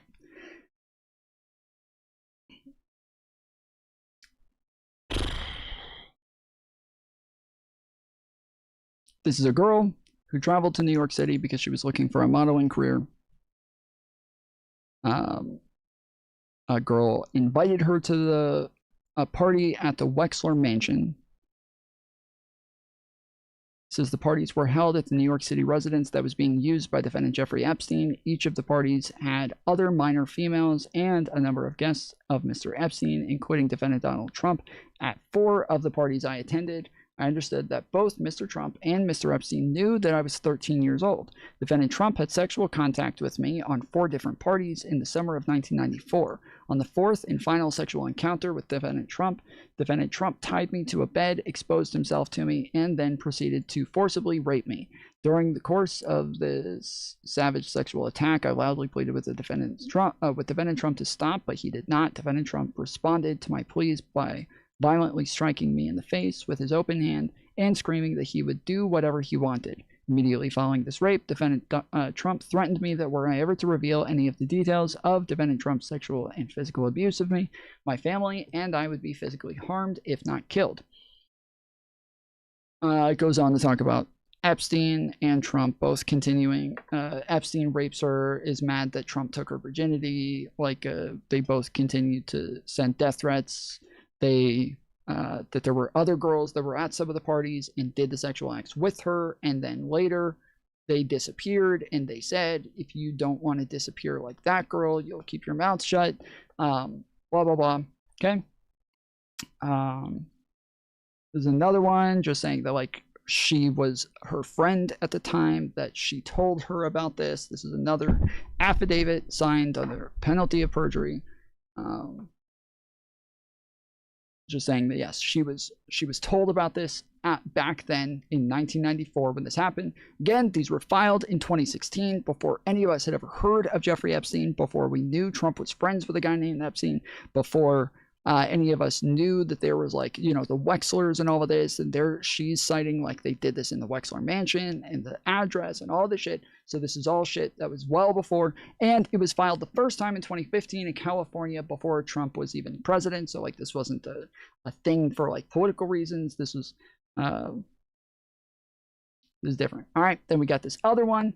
This says, I originally met Jeffrey Epstein in 1990 when I was 22. I attended a series of parties that same year in 1990 where I was paid to entertain guests of Mr. Epstein. The year 1991, I was promoted to the occupation of party planner, in which my duties were to get attractive adolescent women to attend these parties. I was hired and paid directly by Mr. Epstein from years 1991 to 2000 to attract adolescent women to attend these parties, most of which were held at what is now known as the Wexler Mansion, located at 9 East 71st Street in New York City. So this was Ghislaine Maxwell before Ghislaine Maxwell. This was his his pedophilic recruiter girl who went and got girls to come to these parties and told them, promised them all of their dreams and hopes to get them to show up. And like, this was the recruiter before the recruiter. You're still here, right, Titan? You didn't run as soon as we pull up the source, right? You're not are you sitting there like covering your ears, or okay, he's there. All right. In June 1994, while performing my duties as recruiter of adolescent women to attend Mr. Epstein's, I met a 13-year-old adolescent woman, the plaintiff in this matter, at the Port Authority in New York City, who said that she had come to New York in the hope of starting a modeling career. I persuaded the plaintiff to attend a series of parties with Mr. Epstein that took place during the summer of 1994. I told her that she would join me at the parties, she would be introduced to people who could get her into the modeling profession, and she would be paid for attending. It was at these parties that I personally witnessed the plaintiff being forced to perform various sexual acts with Donald J. Trump and Mr. Epstein. Both Trump and Epstein were advised that she was 13 years old. I personally witnessed 4 sexual encounters that the plaintiff was forced to have with Mr. Trump during this period, including the 4th of these encounters where Mr. Trump forcibly raped her despite her pleas to stop. I personally witnessed the one occasion where Mr. Trump forced the plaintiff and another 12-year-old female named Maria to perform oral sex on Mr. Trump and witness his physical abuse of both minors when they finished the act. I personally witnessed or was made immediately aware of the 2 occasions where my boss, Mr. Epstein, attempted to rape and sodomize the plaintiff. I personally witnessed Mr. Epstein sexually and physically abuse the minor females, even younger than her. It was my job to personally witness and supervise encounters between the underage girls that Mr. Epstein hired and his guests. I personally witnessed Mr. Trump physically threaten the life and the well-being of the plaintiff if she revealed any of the details of the physical and sexual abuse suffered by her at the hands of Mr. Trump. I personally witnessed Mr. Epstein physically threaten the life and well-being of the plaintiff if she ever revealed the details of the physical and sexual abuse she suffered at the hands of Mr. Epstein or any of his guests. I personally witnessed defendant Trump telling the plaintiff that she shouldn't ever say anything if she didn't want to disappear like the 12-year-old female, Maria, and that he was capable of having her whole family killed. After leaving the employment of Mr. Epstein in 2000, I was personally threatened by Mr. Epstein that I would be killed and my family would be killed as well if I ever disclosed any of the physical and sexual abuse of minors that I had personally witnessed by Mr. Epstein or any of his guests. I am coming forward to swear the truthfulness of the physical and sexual abuse that I personally witnessed of minor females at the hands of Mr. Trump and Mr. Epstein, including the plaintiff, during the time of my employment from the years of 1990 to 2000 for Mr. Epstein. I swear to these facts under penalty of perjury, even though I fully understand that the life of myself and my family is now in grave danger. I declare under penalty of perjury that the foregoing is true and correct. So we got 3 witnesses here under penalty of perjury. This is, again, evidence.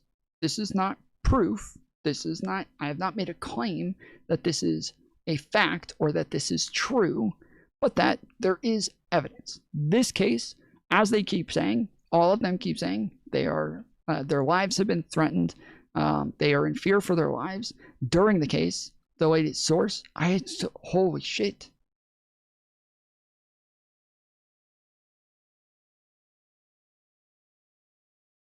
the New York court case of Donald Trump, Doe v.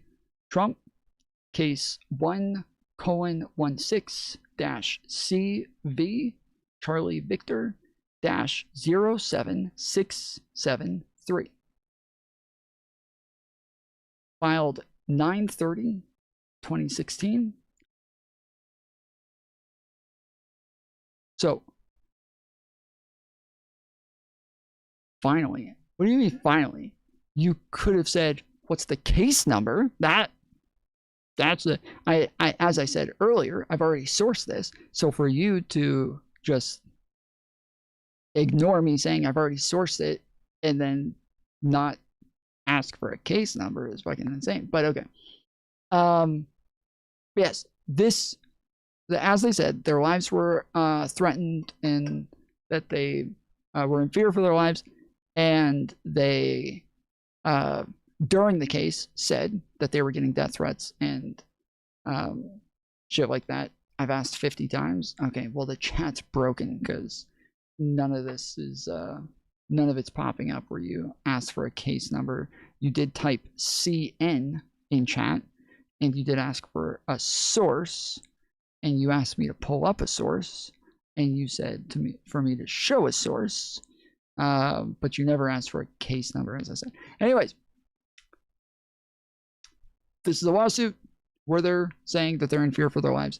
They say during the case that they're in fear for their lives, and that they're continuing to get more and more death threats. They don't specifically say they're getting death threats from Trump or Epstein, but they say that they are getting more and more death threats during this case.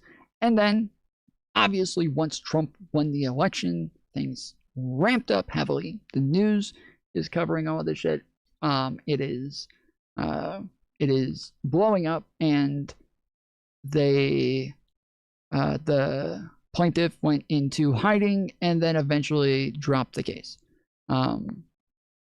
So the lawyer came out and said that there were too many death threats, and so they a case number would be the source. No, it wouldn't be, Bunny. That is a way for you to find the source. That is a reference for the source. It is not the source in and of itself, but that's right. So yeah, the point is that the none of this was ever tried in court. It was never they never came to a conclusion on it. They never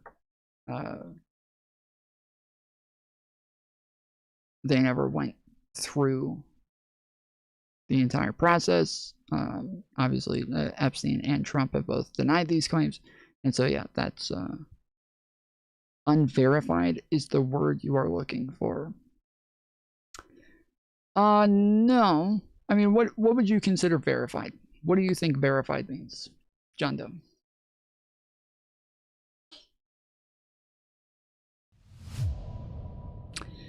Can't argue with stupid leftists. It's all a grammar game of circle of the drain. You're the one who's playing the fucking grammar game, bro. Are you kidding me? Like, you're the one who's playing the fucking grammar game. You guys are too stupid, bro. This is insane.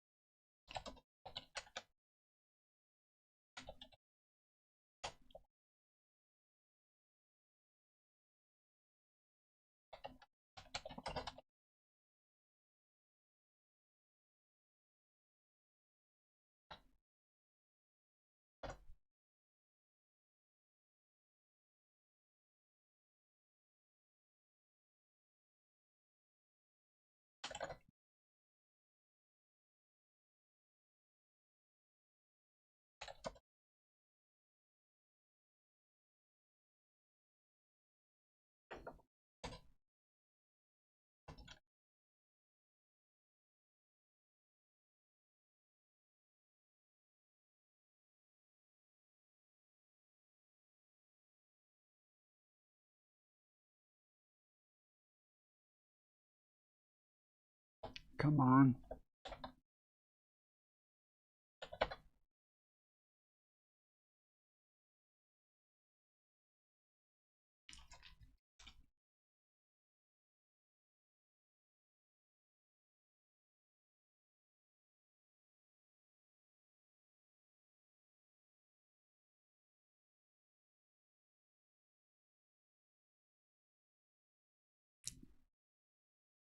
There's another one.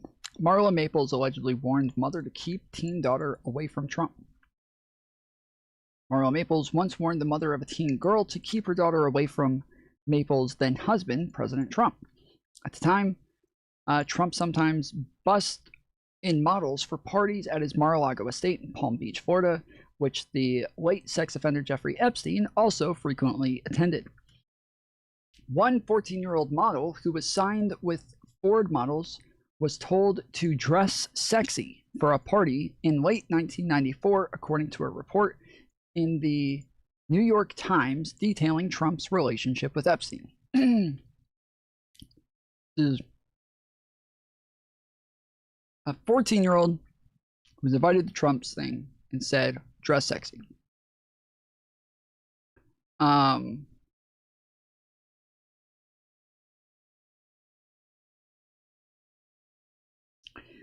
The girl's mother, Sandra Coleman, said her daughter, Tina Davis, was one of 8 or 9 models scouted for the party who were really young. Some of them could have been in training bras, Coleman told the Times. When they arrived at Mar-a-Lago, these girls were repeatedly offered champagne and approached by middle-aged men. Coleman said each time her daughter was approached, Coleman walked over and introduced herself as Tina's mother. At one point, they went to the bathroom and ran into Maples, a former model and beauty pageant contestant who was married to Trump at the time. The two women had also met earlier in the evening, and Maples collapsed Coleman's hands and looked her in the eye. Whatever you do, do not let her around any of these men, and especially my husband, Maples said, according to Coleman. Protect her. I would always protect young women in any way I could, but I am sure I didn't specifically say that about my daughter's father, she said. Trump and Maples married in 1993, 2 months after their daughter, Tiffany, was born after having a public affair, while Trump was still married to his first wife, Ivana. The couple separated in 1997 and divorced in 1999. And in 2005, Trump married First Lady Melania Trump. The Daily Beast has reached out to the White House and Maples for comment. The Mar-a-Lago parties were always open bar and no one checked IDs, another former model who began attending at age 17 told the Times. The article describes how Trump and Epstein, who were good friends more than a decade, seemed to compete for women, though it's not clear if the models Trump pursued were all over 18.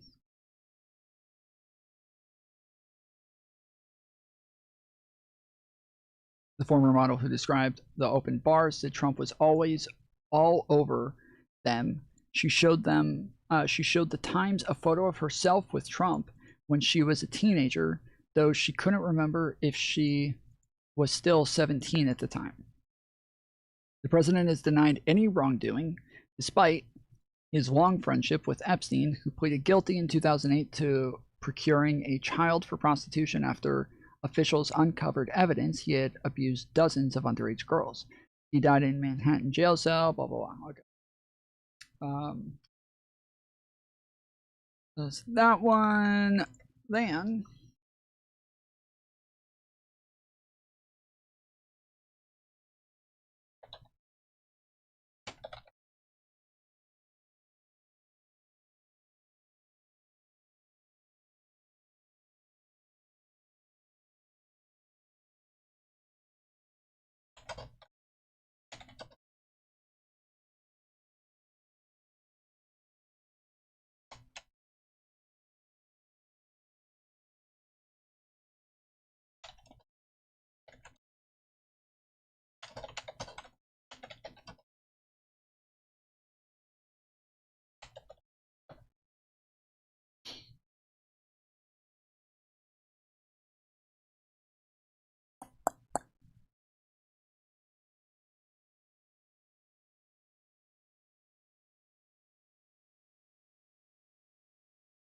Former pageant contestants accuse Trump of invading dressing rooms. So I know if you guys are in the MAGA echo chamber, you only saw one interview with 4 or 5 girls who all sat there and said, we never saw Trump come into the dressing room. You didn't see the literal dozens of other women who all said that he did.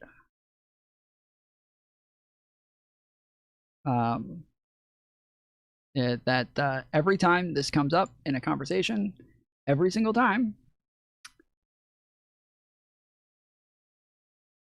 there's every fucking single time I bring it up or somebody brings it up, I see another person bring it up, the MAGA person always says, that's not true. All of the girls there cleared him. There was only one girl who ever made this accusation, and every other girl there cleared him. It was in an interview. We all saw it. Okay, that there was an interview with a couple of girls. There is a much larger group of girls who did not clear him and literally said the opposite. So.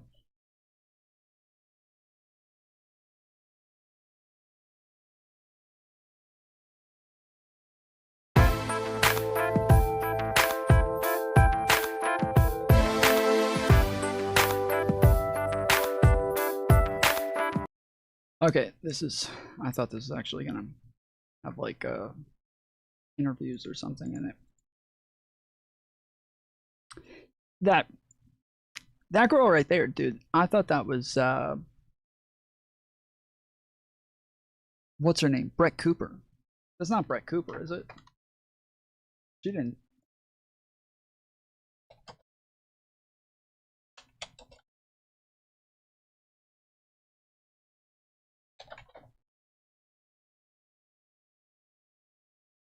No, Brett Cooper did not compete or win Miss Teen USA based on search results. Brett Cooper. The confusion may stem from Alma Palmer, who was crowned Miss USA in 2024.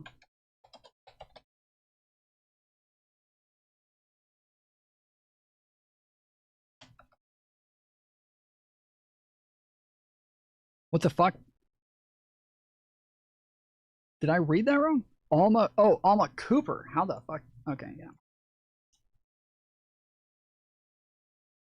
Oh wait, it's just saying that because the last name is the same. Yeah, that's it. It's just saying that's because the last name is the same. All right. Some former contestants in the Miss Teen USA pageant say Donald Trump walked in on them and as they were changing clothes. Wait, is that literally it? That's it? Okay, this is fucking gay.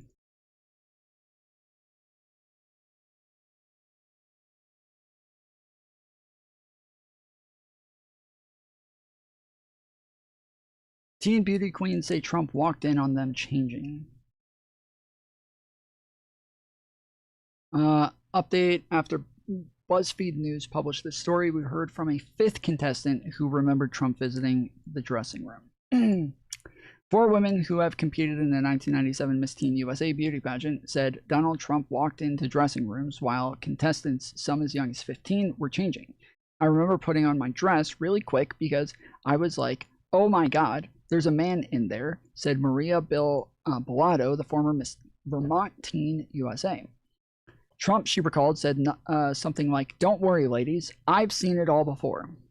3 other women who asked to remain anonymous for fear of getting engulfed in a media firestorm also remembered Trump entering the dressing room while girls were changing.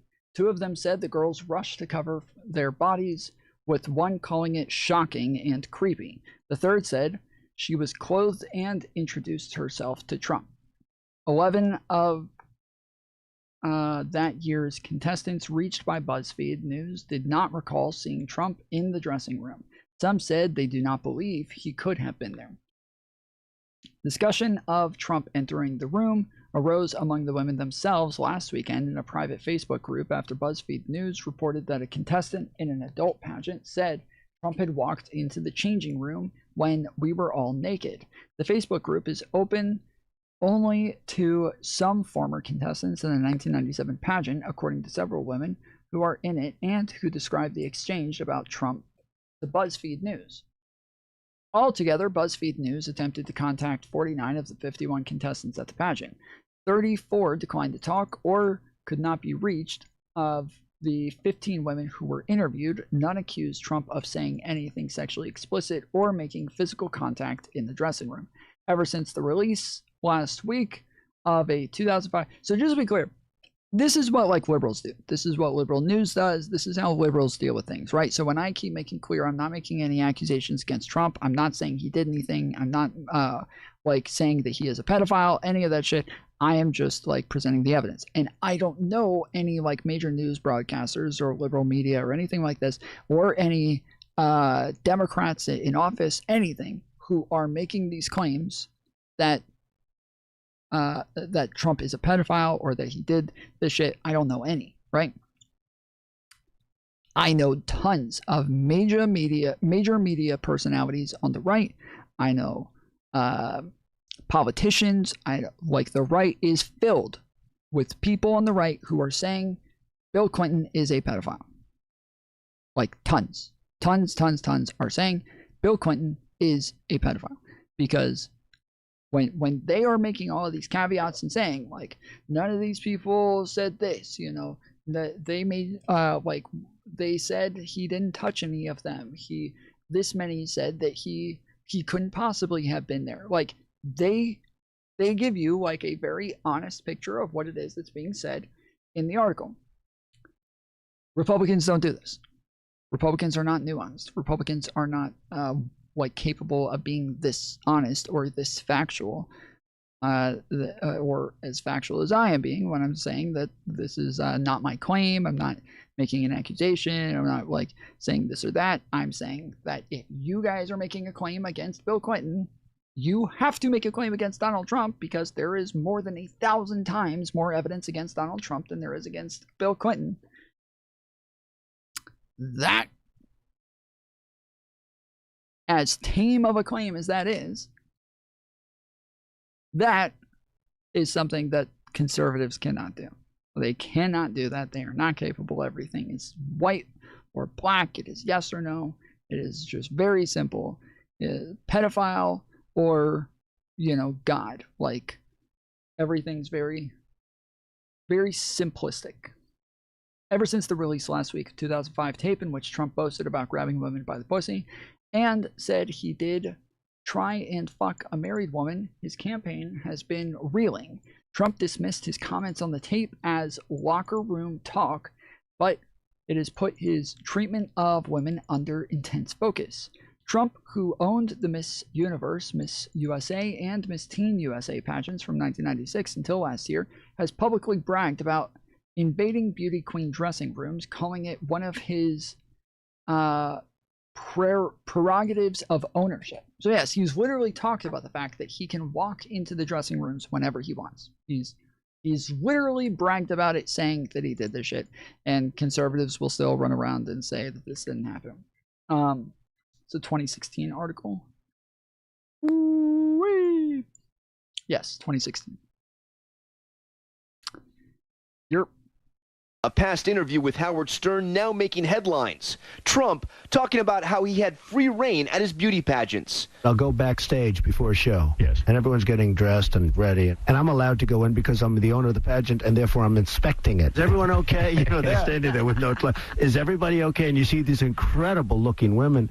And so I sort of get away with things like that. Today, a former Miss Arizona who calls herself a conservative, going public in an interview with KCBS, describing what she says happened backstage with Trump at a Miss USA pageant. Our first introduction to him was when we were at the dress rehearsal and half naked, changing into our bikinis.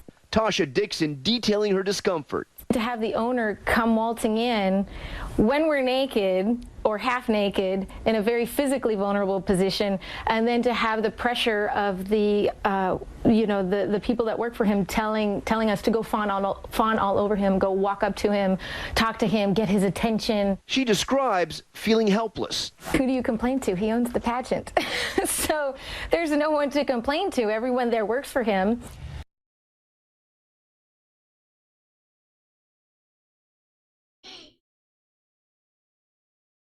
And out front now, Sam Holvey. She's a former Miss USA contestant. She says Donald Trump personally inspected each woman prior to the 2006 contest. So, Sam, look, you know, you talked about this personal inspection, and you know, you said it was the dirtiest you felt in your entire life. Tell me exactly what happened. What did he do? So we were at Trump Towers doing the media tour in New York City, and so he lined all 51 of us up, and I thought it was going to be, hi, how are you, nice to meet you, that type of kind of meet and greet thing. It was... So yeah, there's, you know, again, Trump being best friends with Epstein. He said that he was best friends with him for 15 years. Epstein said that they were best friends for a decade. The time period that they were best friends for, the time period that they both agree on, this is a time period where Epstein is accused of the pretty much all of the crimes, all of the molestation crimes, pretty much all of it is in that time period from 1993 to 2003. That's the bulk of it. You know, Donald Trump said that he was never on an Epstein flight. Obviously, we have flight logs now to know that he was on Epstein flights. Donald Trump, the guy who gave Epstein the sweetheart deal, Acosta, that guy, the prosecutor in Florida who gave him the deal, that gave him like a year in a county jail, and he had like a very nice suite and didn't even have to stay in jail all the time, was able to get out and all sorts of shit. He gave him the fucking sick deal, didn't communicate with any of the with any of the other women who were part of the case, all of the victims. They didn't say anything to them, just like out of nowhere they all show up to court thinking this is going to be like the beginning of a trial, and instead they walk up to the judge, have a short conversation, and then he pleads guilty and gets a year. That guy, Acosta, was then hired to be a high-ranking member as part of the Trump administration in his first presidency.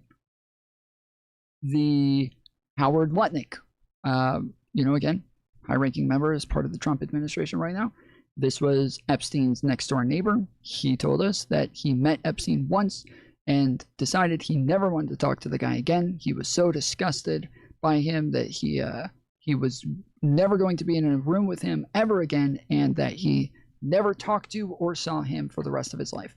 That has been proven to be the opposite of what was true. Not only did they continue communicating for a long time afterwards, but they even went into business together. We have tons of emails, and I believe he even went to the island.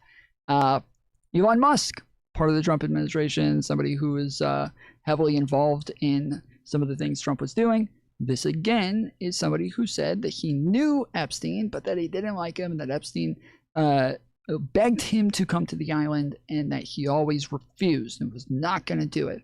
Now, we have proof that Elon Musk went to the island, and not only did he not refuse, but he was the one who begged to go. It was him wanting to go. It was not Epstein begging him to go. We could go on. Like, the amount of Epstein has a lot of relationships with a lot of prominent and powerful people all over the world, and that is a very real thing. The integration with Epstein, though, in the Trump administration, in how like close that is, how tight that knit is one thing. Saying that people knew Epstein or went to the island doesn't really say much. It doesn't mean much. Going to the island, knowing Epstein, it's not much of an accusation. Like, there's tons of things that happen at the island. There's tons of shit going on. It was not just like, you know, orgies with 5-year-olds all day, every day.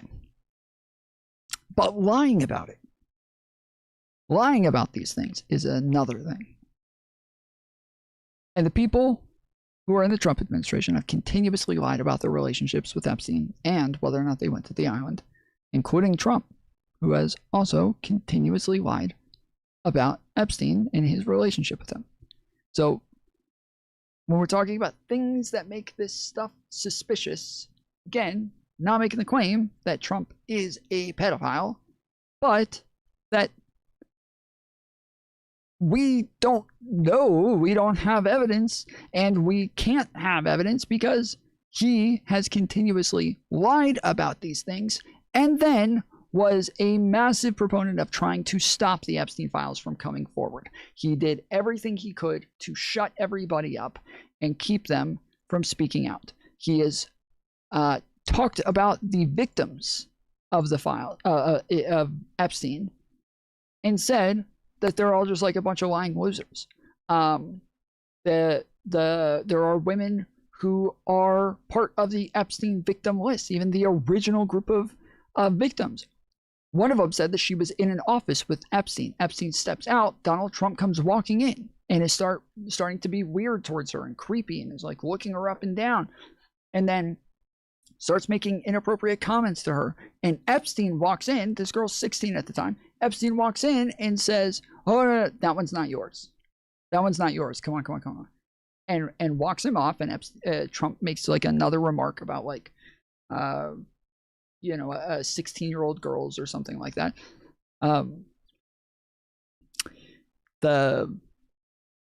There are just kind of mountains of things that we have that make this stuff suspicious. Okay, makes it suspicious. It makes it weird. It makes it odd.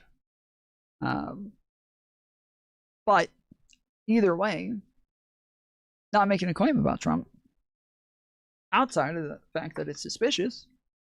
But when I asked you guys who are not talking about Trump, who don't think it's suspicious, who don't think anything about this is weird whatsoever, you have no problem with any of this, you think that this is all squeaky clean.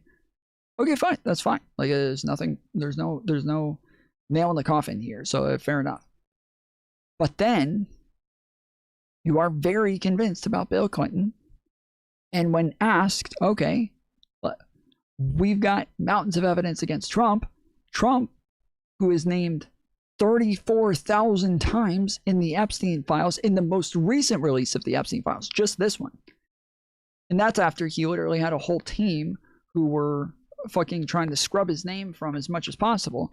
He's still mentioned 34,000 times, supposedly one of the most named people in there. You guys bring up Bill Clinton, say he's a pedophile, that there is way more evidence against him, and when asked, okay, we have allegations, we have affidavits, we have court cases, testimonies, we have tons of women. What is your allegation? What is your evidence against Bill Clinton?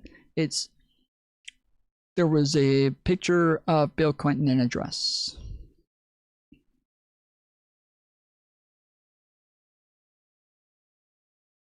A painting.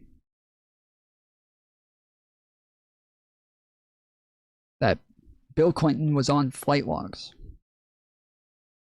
Okay, so we think flight logs are bad. You're on Epstein's flight logs. That's bad. Yeah. Okay, Trump is also on the flight logs. Oh, no, that doesn't mean anything. Oh, so flight logs don't mean anything. Well, do they mean something or not? What are we... Epstein, Bill Clinton is asked to testify in front of Congress about the Epstein files. Oh, yeah, Clinton's going to testify. You know that he asked for that to be public, right? He demanded it be public. Yeah, no, he refused to do it. They're going to hold him in contempt. No, he said he will do it. Him and Hillary both said, we will do it, but we have to have it public. It has to be public. We don't want to do a private hearing. We only want to do a public hearing. And the Republicans said, no, we are only going to do it private. And if you don't show up, we'll hold you in contempt. Like, this is the evidence against Bill Clinton. Which is fine. I don't have any love for Bill Clinton. I don't give a fuck. He's a pedophile. He's a pedophile. Like, how about this? I won't vote for him. But all the information that I'm going over, okay? All of the evidence that I'm going over, all of it, except for the flight logs, all of it came out in like 2016, 2015, some of it. All of it is stuff that you guys had. This is information you guys had. before the first time you voted for Trump. And you had even more before the second time that you voted for Trump. So, where I am positive, if there was a small portion of this against Bill Clinton, I would not vote for that guy. That would be ridiculous for somebody like that to be even attempting to run on the Democrat side. No fucking shot. But on the Republican side, oh, you can win twice. And we'll pretend you won a third time.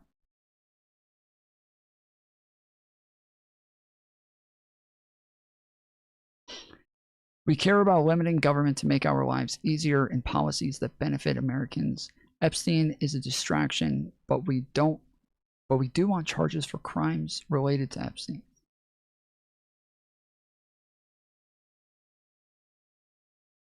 What do you think we're talking about right now? What do you think we're talking about right now? That's what we're talking about. We are talking about evidence, possible crimes related to Epstein. That is the conversation. I don't know if you thought we were having a different conversation, but we're not. This is the one that we're having.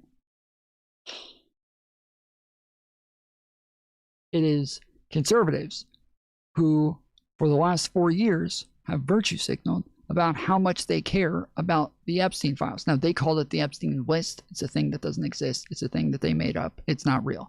But Democrats have been the ones who have actually been pushing for real things to be released. Not conspiracy theories, not made up shit, not fucking little black books, but real stuff. But the markets are doing great. 50,000. The Dow right now. It's over 50,000. I don't know why you're laughing.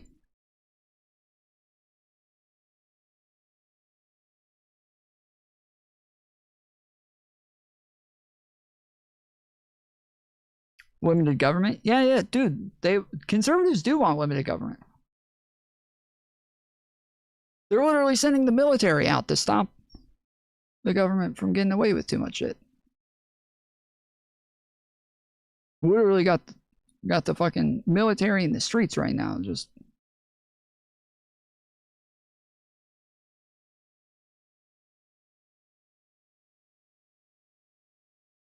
they are spending records amount of government money right now to limit the government. They literally had Elon Musk go in and lose us $20 million just to make sure that we are really limiting this shit.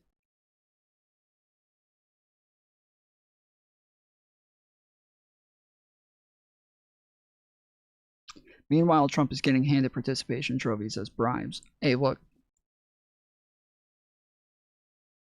He should have gotten the Nobel Peace Prize as a participation trophy, so.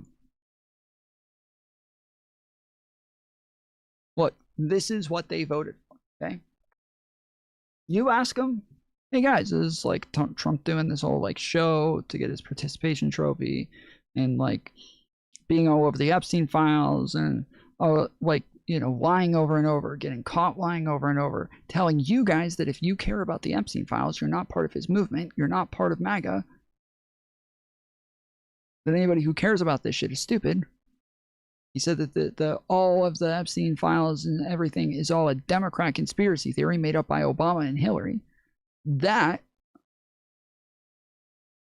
you ask them, hey, you guys are happy with it? They'll say, this is what we voted for. Yeah. Yeah. Oh, yeah. Found to be like violating court orders left and right, violating Supreme Court orders over and over. That this is what we voted for. We don't care about the Constitution. We don't care about the law. We only care about the law if we can call somebody an illegal. Trump's illegal. He's got 34 fucking felonies. No! That's fake news.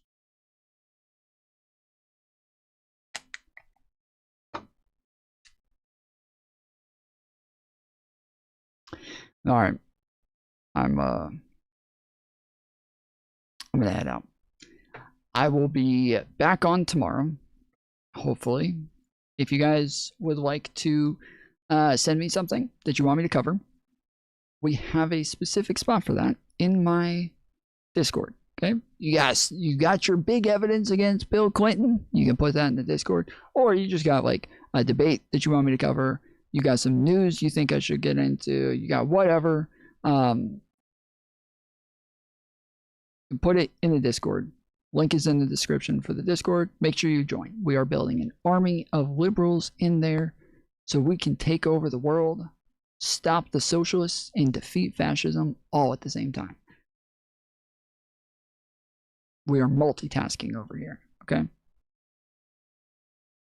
And we are going to get God Emperor Gavin Newsom